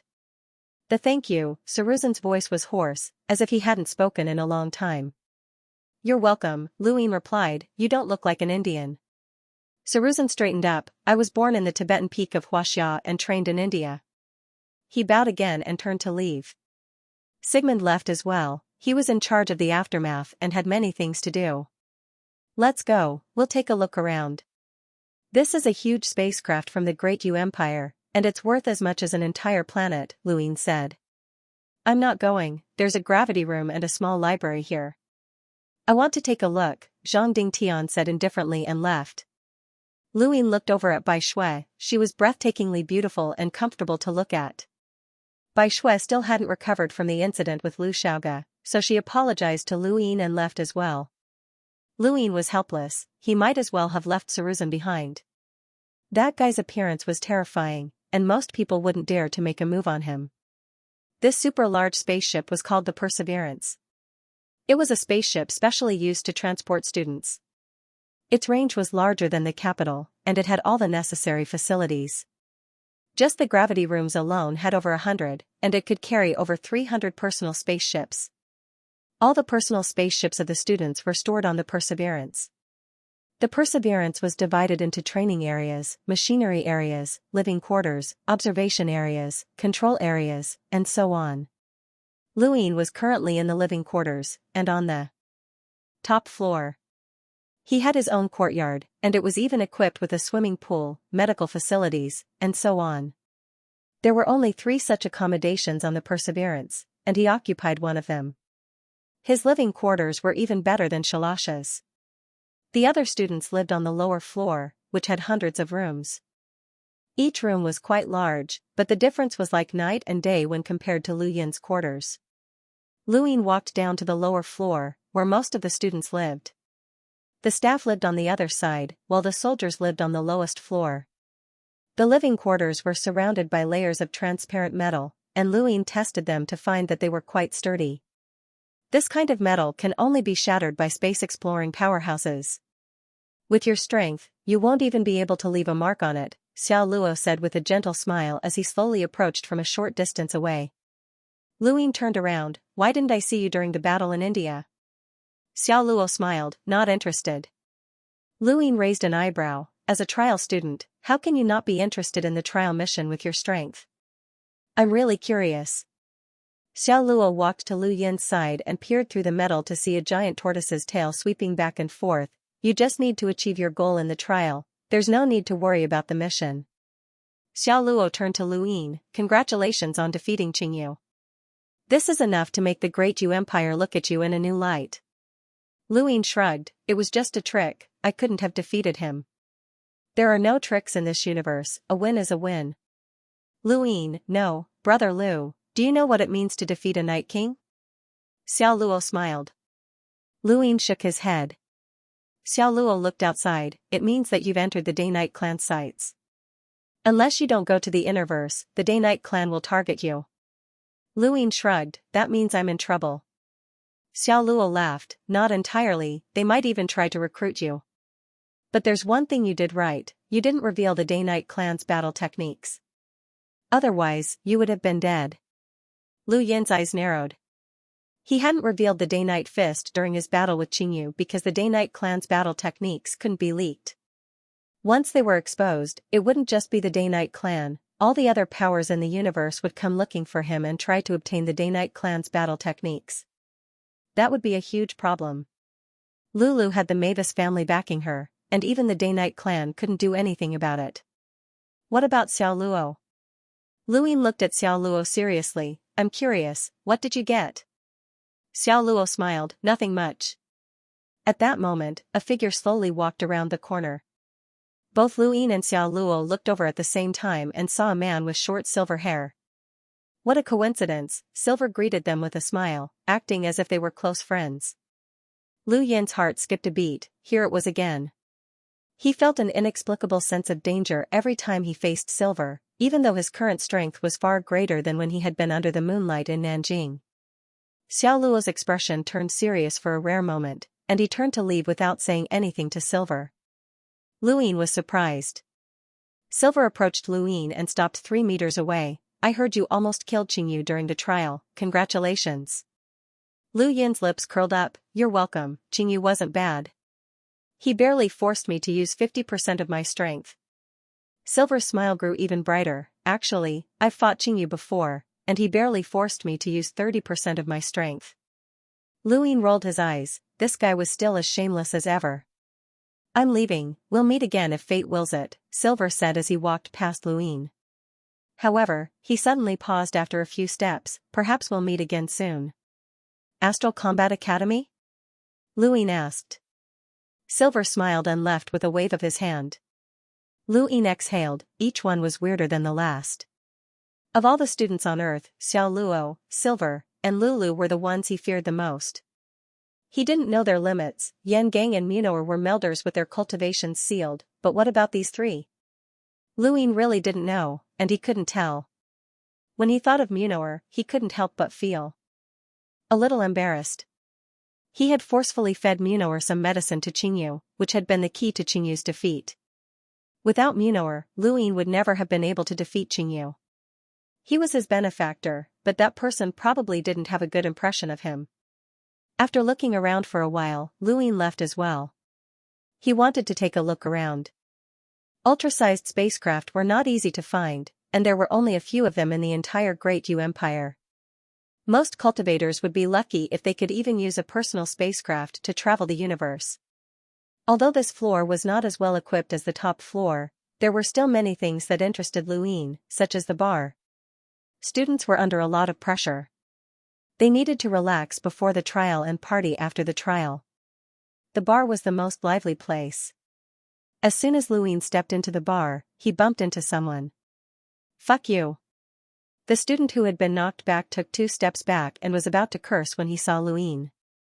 He immediately shut his mouth and revealed a smile that was uglier than a crying face. Isn't this Brother Lu? Big Brother Lu, please come in. It's spacious inside. Luyin looked at him suspiciously. Excuse me, do we know each other? The student's mouth twitched, but he forced a smile. I'm one of the 42 students you caught.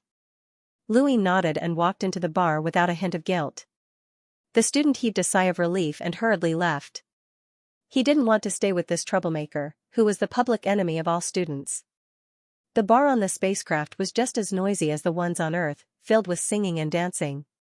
The only difference was that there was no sex or drugs here, it was just students partying. Luyin found a random corner and ordered a drink, looking around as he drank. The bar was huge, and there were not only students, but also off-duty staff and military officers. There were people of all ages in the bar.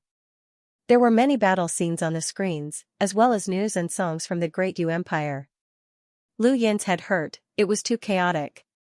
Not far away, a dozen or so students raised their glasses. Congratulations, Senior, for finding the rare mutant metal. Your results in this trial are the best in the academy. Congratulations, Senior. Congratulations, Senior. Thank you, juniors. I told you that the trial wasn't easy, but that idiot Hayden still charged forward and didn't even touch Qingyu's hair. He was even captured by the natives, haha. That's not all, Senior. He was even defeated by some Indian monk. Eddie had to help him get back at them, haha.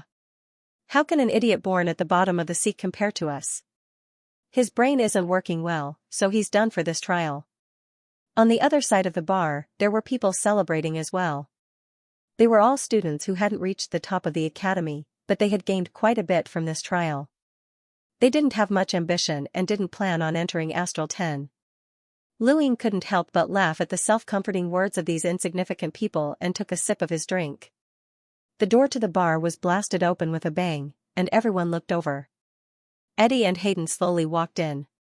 Everyone instantly fell silent, they knew their place. They had only dared to cause a ruckus because the strongest students weren't around, but now that they were here, they didn't dare to say a word. Following closely behind Eddie and Hayden was Xianxia. She had a look of displeasure on her face.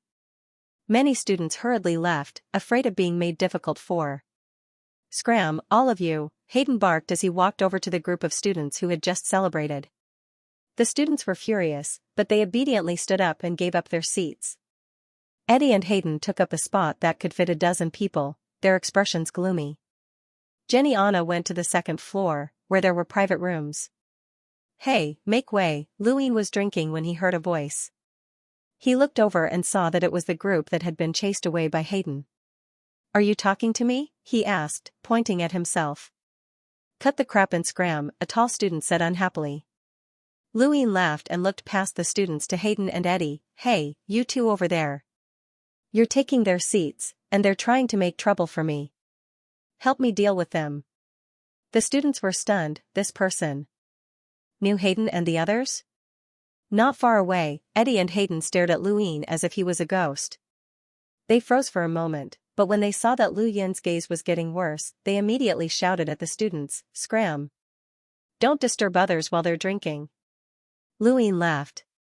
Among the students, a man called Senior stared at Hayden with a gloomy expression. "Hayden, don't go too far. We're drinking, what does that have to do with you?" Hayden stood up, his gaze cold. Although the students were afraid, they didn't retreat. Many people were looking over, and they would rather be beaten up than lose the courage to face Louine. "Who's making so much noise? Scram if you want to fight." Ross suddenly walked out of a private room on the second floor and looked down. Many students went silent when they saw him, and even the music stopped. Munor was behind Roz. He had already regained his Melder strength, which put a lot of pressure on the students. People walked out of the private rooms one after another, all of them from the second batch of students. Yan Gang was among them, an arrogant Fireforge planet native. "Ah, it's Senior Roz. Sorry for disturbing you," the tall student hurriedly apologized. Roz arrogantly swept his gaze across the crowd, enjoying the feeling of looking down on them. These people didn't even have the right to speak to him. The moment he walked out, all of the students and even some of the soldiers went silent. This was the kind of aura Roz should have. "Hold on," Roz's gaze froze when he saw someone still drinking.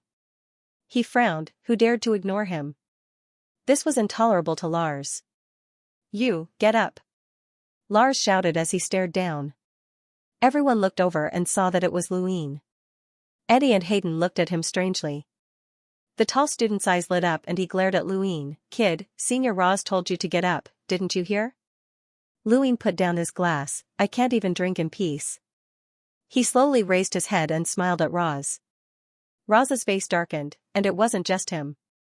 Munor, Yan Gang, and even some of the students behind them were annoyed. What was this bastard doing here? Not far away, Jenny saw Louine as well. She was stunned at first, then furious that this bastard dared to threaten her. "Isn't this Roz? Did you miss me already?" Louine greeted with a smile. Roz's face twitched. "You've recovered? Thank you for your concern, I'm mostly healed now. What can I do for you?" Louine took another sip from his glass. Roz's eyes narrowed with a cold glint, and behind him, Munor was trembling with rage. Lu Yin's eyes lit up when he saw Munor. "So you're here as well. Sorry for using you as a shield. Speaking of which, your Skybeast claw is quite powerful. Without you, I wouldn't have been able to deal with Qingyu." Munor was furious, clenching his fists and gritting his teeth. "Louine. Don't be so arrogant, Louine." Jenny suddenly shouted from nearby, glaring at him. Louine looked at her in surprise. "Arrogant? I don't think so. By the way, I've always had a question. I heard you and Xiaoling are rivals, but why is she a Melder and you a Sentinel? Bastard." Jenny gritted her teeth in anger. The dozen or so students were scared out of their wits. They'd thought that Louine was just a small fry, but he'd provoked a monster instead. They'd all heard of Louine, the person who'd almost killed the fugitive Qingyu. Roz and the others had all been his spoils of war. More importantly, he was rumored to be a descendant of the Zishan family. How could they have run into such a monster? At this moment, a soldier entered the bar and whispered something to Louine. Louine put down his glass and smiled at Jenny and the rest before getting up and leaving the bar. Roz and the others glared at his departing figure, wanting to teach him a lesson, but they didn't dare. They would be the ones suppressed if they did, and Lu Yin's identity was terrifying. Susan was brought over, and the soldier had come to inform Louine of the news. Cultivators with innate gifts were rare, only Hua Xiaoling had been confirmed to have an innate gift, and only Bai Shui had been confirmed to have one on Earth. Even Qingyu hadn't revealed his innate gift, and Louine didn't know if he had one, but innate gifts were a sign of geniuses in the universe. Susan's innate gift, and he'd definitely be useful in the future. As soon as he walked out of the bar, he saw a group of soldiers pass by. His eyes flashed. As he slowly walked forward, and as he brushed shoulders with the soldiers, a sentence entered his ears: "Your family wants you to find a way to join the Great Yu Empire's Youth Council that's about to be reorganized." Luin was the only one who heard this, no one else did. Soon, the soldiers turned the corner and left. Luyin's the Great Yu Youth Council? This wasn't simple, but it wasn't impossible. Being a member of the Zishan family didn't have any authority, but being a member of the Youth Council was a symbol of power. Formcast models could only be used by youths, and once one's body passed the age limit, they wouldn't be able to withstand the Formcast model. Thus, some youths with innate cultivation talent could transform their power very quickly, and some even became terrifying. The Youth Council was an organization in charge of the younger generation's trials, education, and trials. Whether it was in the Great Yu Empire or elsewhere, the Youth Council was a special organization. The Zishan family had some status in the Great Yu Empire, but they were useless outside. However, being a member of the Youth Council was a status regardless of whether it was in the innerverse or the outerverse. The Great Yu Empire couldn't interfere with the selection process, and if Luin wanted to join, his status as a member of the Zishan family would only play a supporting role. Not long after Luin returned to his residence, Susan was brought over. "Boss, I finally get to see you," Susan cried out when he saw Luin. He had suffered a lot during this time. Ever since Luin had left Nanjing, he had been like a rootless duckweed. Because of his shifty appearance, no one wanted to be on good terms with him. He didn't even have anyone to talk to, not even Feng Hong or Luo Yi. If not for his Earth Realm strength, he might not have been able to survive in the camp. Even so, his combat ability was still very poor. Fortunately, Zhou Shan had treated him well out of respect for Luin and hadn't arranged for him to go to dangerous places. However, ever since Zhou Shan had left Nanjing for the capital, Susan's good days had come to an end. All the captains with Earth Realm strength were stationed in different places, and Susan was no exception. He often faced powerful mutant beasts and almost died there. This was especially true during the recent beast wave. If not for a few Realm of Sky powerhouses mysteriously appearing to help Nanjing, he really would have died. He had thought that he would be stuck in Nanjing for the rest of his life, but who would have thought that he would be brought to a spaceship in the blink of an eye? Susan had always been trembling in fear, afraid that he would be dissected and studied by the aliens. When he saw Luin, he was so excited that he almost cried. He had always been wary of Luin, but now that he was in a foreign place, Luin was his only family. He decided to follow this person to the death and hold on to him tightly. Luin laughed. "All right, you can continue to follow me from now on. I'll get someone to prepare a room for you, so feel free to stay there." Susan cried out, "Boss, I'll stay with you. I won't go anywhere else." "No, I don't like staying with men." "Don't worry, you'll be safe here. There will be people to protect you." "My status here isn't low," Luin said calmly. Susan was shocked. "Boss, this is an alien spaceship. Your status isn't low?" Luin didn't have the time to explain. He had the soldiers take Susan away and arrange for him to stay next to Zhang Dingtian's. Including Susan, there were a total of 4 people who had walked out from Earth. If he was included, that would be 5. 5 people had joined the Great Yu Empire, which wasn't a small number. In the past trials, no more than 3 people had walked out from the native planets, and most of them had been sent to the battlefield. To the elites of the Great Yu Empire, the so-called geniuses of native planets weren't even worth mentioning. Earth was already pretty good, especially with Lu Xiaoga who had entered the Innerverse. A day later, Luin was immersed in his star chart when the Perseverance vibrated, followed by a loud roar from the turtle. Luin walked to the window, and the scenery in front of him quickly receded. In the blink of an eye, he was surrounded by darkness. They had entered the universe, and outside the window was the beautiful blue of Earth. Lu Yin's gaze was complicated.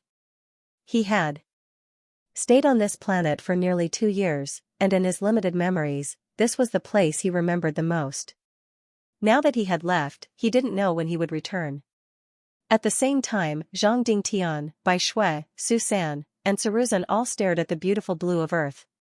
They had left this place, their home, and they didn't know if they would ever return. Perhaps this would be an eternal farewell. The cosmos was vast and boundless, but it was filled with danger. Whether it came from people or the environment, they didn't have the ability to protect themselves. Zhang Dingtian gripped his sword tightly and turned around, his gaze resolute. Bai Shui's gaze was complicated, and no one knew what she was thinking. Su San muttered to himself, his eyes full of reluctance. He didn't want to leave, but he was smart enough to know that he didn't have a choice, so he didn't tell anyone. Saruzin was the calmest, simply watching the blue planet disappear from his sight. After an unknown amount of time, the Perseverance steadily shuttled through space. Lu Yin arrived at Sigmund's command room. He was both a general and the captain of the Perseverance. The command room was located at the top of the spacecraft, and the interior was very ordinary. There were no dazzling buttons, only various screens displaying various star charts. Sigmund looked at the shuttling space with his hands behind his back. How does it feel to leave Earth? Sad and reluctant, Lu Yin answered. Sigmund turned to look at Lu Yin. I've investigated you, but aside from the information on Earth, we couldn't find anything else about you. Can you tell me where you're from? I've lost my memories, Lu Yin answered. Sigmund's brow shot up. Lu Yin smiled. Believe it or not, I've lost my memories. I only have memories of Earth. Sigmund nodded. That's none of my business. I called you here to tell you something. The Xian family? Lu Yin asked. Looks like you've heard something. The Xian and Yushan families are two of the most important families in the Great Yu Empire. 800 years ago, His Majesty the Undying Yushan inherited the Great Yu Empire and bestowed the title of king upon the Undying Xian. However, the Undying Xian died during an adventure, and the Xian family was forced to retire for some reason. You are their only descendant. Lu Yin's eyes flickered, but he didn't speak. I know what you're thinking. The Undying Xian was not killed by His Majesty, everyone knows that. Why? Lu Yin was confused. Sigmund sighed. Before His Majesty inherited the throne, the Great Yu Empire was a very weak power in the Frostwave Weave. It was His Majesty and the Undying Xian who worked hard to bring the Great Yu Empire to its current state, but that wasn't enough. His Majesty's wish was to bring the Great Yu Empire into the Innerverse, and without the Undying Xian, it would have been difficult for His Majesty to accomplish this alone. His Majesty's vision was far, and he would not have killed the Undying Xian at that time. Enough, I don't have time to listen to the Great Yu Empire's past. I just want to know my current status, Lu Yin said impatiently. Sigmund spoke solemnly. I have received orders from His Imperial Majesty to be the heir to the Xian throne. Lu Yin, from the moment your identity was confirmed, you are King Xian, the Great Yu Empire's King Xian. Lu Yin was shocked. That easy? Don't I have to go through a series of complicated procedures? Don't I have to go to the Great Yu Empire's capital star to be tested again? Sigmund shook his head. There's no need for that. All of the data on the Perseverance is connected to the Empire, and everything about you is in His Majesty's eyes. He has already acknowledged you as the official King Xian. Once you return to the capital star and meet His Majesty, all of King Xian's rights will be bestowed upon you. Lu Yin's eyes lit up. This was what he liked the most. In order to fight Qingyu, he had used up all of his star crystals to extend the time-stop space to 5 days. All of the star crystals he had stolen during the trial were gone, and he had been fretting over how to get more. By the way, if you need any help on the capital star in the future, you can look for the Mathers family. I've already told them to help you as much as possible, Sigmund said, handing over a very ordinary gadget. Take it, it's convenient. Lu Yin glanced at him and nodded. Thank you. If there's nothing else, I'll take my leave. Sigmund nodded, but just as Lu Yin reached the door, he suddenly said, there's a woman called Mira. Be careful if you see her. Lu Yin grunted an acknowledgement and left the command center. Sigmund's attitude was strange. Even if he was the so-called Xian king, he was at most an idle prince with no real power. There was no reason for him to treat him so well. Was he related to the Xian family? At the same time, Roz met Shalash. What? That bastard is really a descendant of the Xian clan, and he was even acknowledged by His Majesty as the next king of Xian? Roz shouted in disbelief. Shalash's gloomy eyes stared at Roz. Roz felt a chill run down his spine and hurriedly took 2 steps back, not daring to speak again. Remember, don't yell at me in the future, or I'll cut your tongue off, Xianxia said coldly. Raza's forehead broke out in cold sweat as he hurriedly apologized. Although his father was the vice minister of finance, his authority couldn't compare to the 13 imperial squadrons. Xianxia was the vice captain of the 12th squadron, and his real power far exceeded his father's. If not for his father's financial power, Xianxia wouldn't have bothered with him at all. Stay away from that Luin if you see him in the future. It's just a title, but if he uses it to pressure you, you'll have to obediently accept it, Xianxia said coldly. Raz hurriedly acknowledged. Xianxia snorted and looked towards the dark universe. King Zishan? Let's see how long you can hold it. If you cause trouble, the empire will fall into chaos. On the other side, Xianxia was furious as well. Why is it like this? A prince with a different surname is no joke. How can a native like him inherit the throne? Tori smiled bitterly. Don't be angry, young mistress. This matter has already been confirmed, and the captain told you to stay away from him in the future. Why? What's so great about King Zishan? Jenny asked unhappily. Tori was helpless. He wanted to tell her something, but he didn't dare.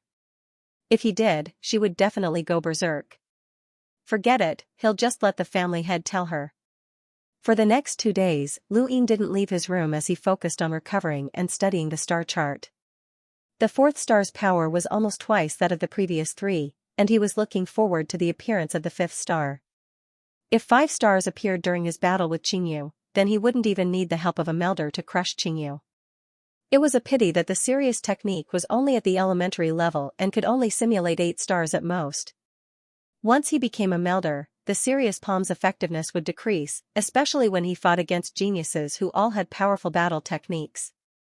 The Sirius palm wouldn't be able to keep up. Is the reason you're looking at the star chart every day related to your technique? A pleasant voice sounded from behind him, followed by a delicate fragrance. Lu Yin's expression changed and he turned around to see a pure beauty with white hair that reached her ankles.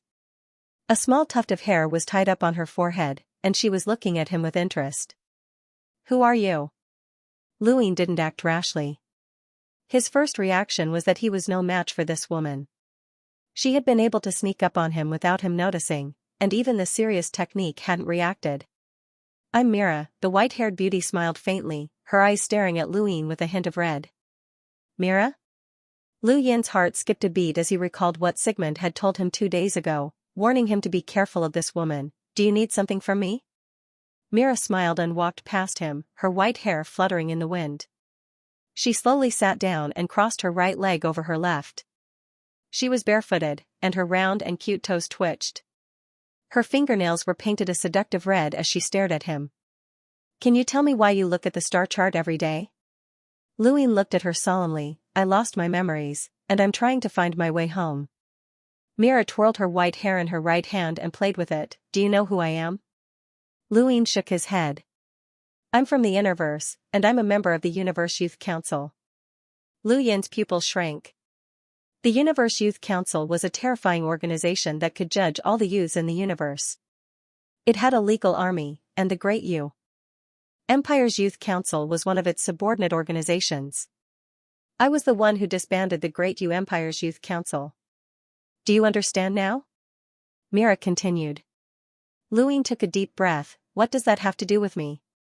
Mira stood up and slowly walked over to Lu Yin. She raised a hand and propped his chin up with her index finger, her entire body exuding an intoxicating aura. I admire you, and I can recommend you to join the Outerverse Youth Council. The condition is that you join Astral 10 and show me some results. Lu Yin stared at Mira's eyes, the redness becoming more and more obvious.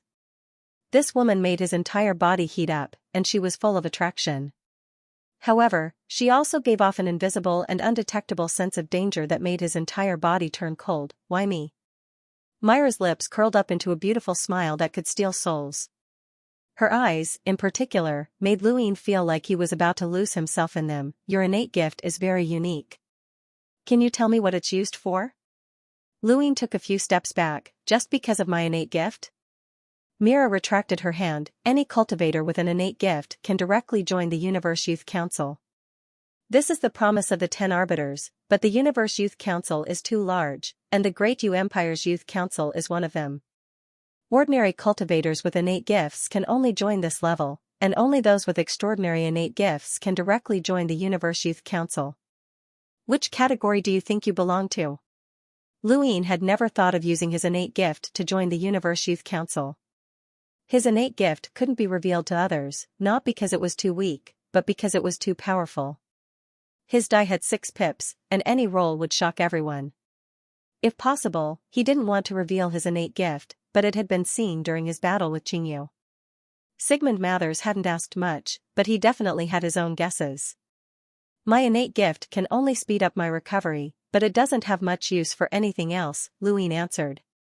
Myra's eyes twinkled when she heard about his innate gift, but then she smiled. It's very simple. Do you need me to recommend you to the Great Yu Empire's Youth Council? Or rather, agree to my conditions, and I'll recommend you directly to the Outerverse Youth Council. If I agree to your conditions, you'll be my referrer? Mira replied lazily, that's right. I'm your referrer, but you have to be able to do it. Not only do you have to join Astral 10, but you also have to do something that I, the Red Lotus Witchbow, can be proud of. She smiled at Luin again, gave him a series of numbers, and then turned to leave. Lu Yin's eyes narrowed. Red Lotus Witchbow. Right, you were right to protect that native planet. Who knows, it might give birth to talents like Zhongding Tian and Lu Xiaoga in the future. Treasure them well, Mira said before leaving. Luin was shocked. He understood Zhongding Tian, but why did she mention Lu Xiaoga? Luin felt that it was a pity that he hadn't been able to kill Lu Xiaoga. Had Mira discovered something? Luin immediately left and headed for the control room. The control room wasn't a place that just anyone could enter, but Luin was unimpeded. His status on the Perseverance made him second only to Lulu and Mira. Even Sigmund couldn't compare to him in terms of status. Show me all the footage from the battle in India, Luin ordered without hesitation. The people in the control room were stunned at first, but then they obeyed. At the same time, Sigmund, Tori, and Shalash all received a message that Luin had appeared in the control room. Sigmund was surprised, but didn't pay much attention to it. He'd already told Luin to do whatever he wanted as long as he didn't go overboard. Luin carefully watched the footage and stared at Lu Xiaoga, his gaze gradually turning from surprise to fear. The holographic screen was playing the scene of him defeating Lu Xiaoga with his Sky Beast claw. This scene should have been very normal, but if one looked at the scene before the attack, they would find some clues about Lu Xiaoga. Lu Xiaoga was deliberately injured by him. With his strength, it was not that he did not have the ability to fight back, but he did not fight back. Moreover, it seemed that he was deliberately injured. Lu Xiaoga had sided with Qingyu, and Qingyu had been injured in the final battle. If Lu Xiaoga hadn't been injured at all, what would Qingyu think of him?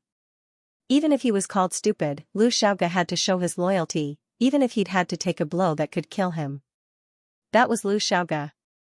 Lu Yin's eyes were filled with apprehension. This person was ruthless to others, but even more ruthless to himself.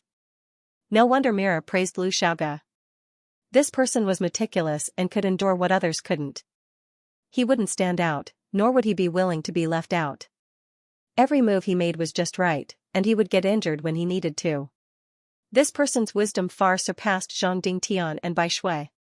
Luin had a feeling that this person would not be weak no matter where he went. They would definitely cross paths in the future. Mira mira mira, Luin. The people in the monitoring room stole glances at Luin from time to time. During the trial, they had seen Luin capture so many students, including Roz and Geniana. They had all thought that this person was dead for sure, but they had never imagined that he would suddenly become a prince of an empire. This experience was too miraculous, and they had always been curious about Luin. Show me the surveillance footage of the Perseverance, Luin said. A slightly older officer said awkwardly, the surveillance on the Perseverance can only be viewed with the permission of the captain. Don't make me repeat myself, I'm ordering you as King Zishan. The officer hesitated for a moment before gritting his teeth, play it. Screens immediately lit up around them, the scenes constantly changing. Luin smirked, he wasn't interested in the surveillance footage. He just wanted to see if the title of King Zishan was useful, but it seemed that it was more useful than he'd thought. Just as he was about to leave, Susan's figure appeared on the screen. He was currently being beaten up. Lu Yin's gaze turned cold, and he turned to leave. On the second floor of the residential district, a few students held on to Susan tightly. "You're just a native. Don't think you're our equal just because you boarded the Perseverance. Natives will always be trash, got it?" Darren barked, eyes flashing with killing intent. Susan's face was bruised, but he didn't speak. Darren snorted, "Let's go." Susan coughed and lowered his head, not daring to resist. Students passed by from time to time, but they didn't pay them any attention. Darren didn't go overboard, and he didn't dare to do so out of consideration for Lu Yin's reputation. All he did was beat up a little because he didn't like the look of Lu Yin. All of a sudden, a figure blocked his path. Darren looked up and saw Zhang Dingtian. "Scram," he barked. Zhang Dingtian unsheathed his sword and pointed it at Darren. "Apologize." Darren's expression changed, but then he laughed. "Do you know where you are, country bumpkin? How dare you use your weapon? You're courting death." A group of soldiers appeared and surrounded Zhang Dingtian. "Put down your weapons, fighting is forbidden on the ship." Zhang Dingtian coldly replied, "Why didn't you stop them?" "I'll say it again, put down your weapons." Susan hurriedly ran to Zhang Dingtian's side. "I'm fine, let them go." Zhang Dingtian's eyes narrowed, and he tightened his grip on his sword.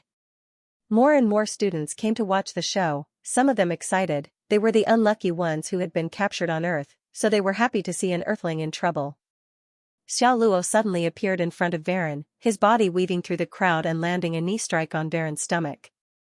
Varen screamed and retched, his body curling up in pain. This scene shocked everyone, including Zhang Dingtian. Xiao Luo turned around and smiled at Zhang Dingtian. "How was it?" Zhang Dingtian sheathed his sword. "Thank you." Xiao Luo looked at the soldiers. "Do what you can, and you may leave." The soldiers gave Xiao Luo a deep look, then shot Zhang Dingtian a warning look before leaving. Darren coughed and glared at Xiao Luo, but he had no choice but to lower his head in the face of Xiao Luo's icy glare. "Let's go." Zhang Dingtian looked at Xiao Luo one more time, but didn't say anything and left as well. It was only after they had left that Lu Yin arrived. "Boss, he helped us," Susan told him.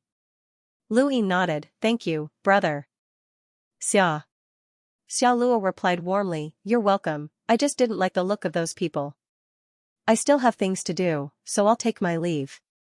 Lu Yin thanked him again and watched as Xiao Luo left. Once he was gone, he turned to Susan. "Why did they cause trouble for you?" Susan shook his head. "I don't know, I just came out to find something to eat, and then they came. They said they didn't like the look of me." Lu Yin's eyes flashed. Did they not like the look of him? Darren definitely knew that Susan was one of his, but he still dared to make a move.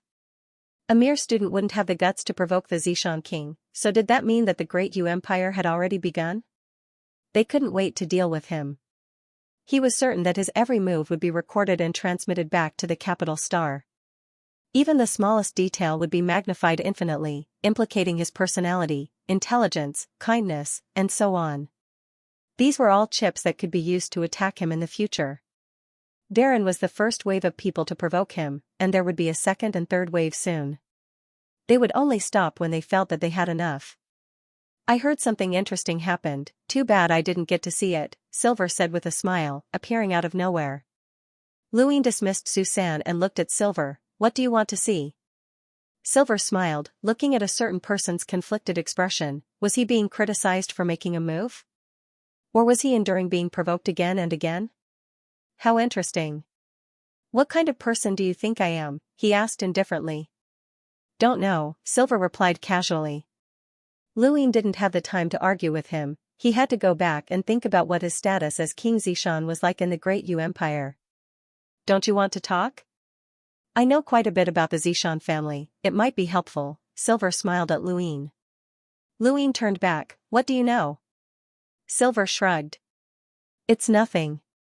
Just some old news from a few hundred years ago. For example, the Zishan family's old subordinates, the Zishan family's unique delicacies, the Zishan family's battle techniques, the marriage promise between the Zishan and Yushan families, and so on." "Marriage?" Lu Yin felt like he'd heard something incredible. "What marriage?" Speak clearly. End of chapter 67. Don't forget to subscribe, like, and share the video to support the channel.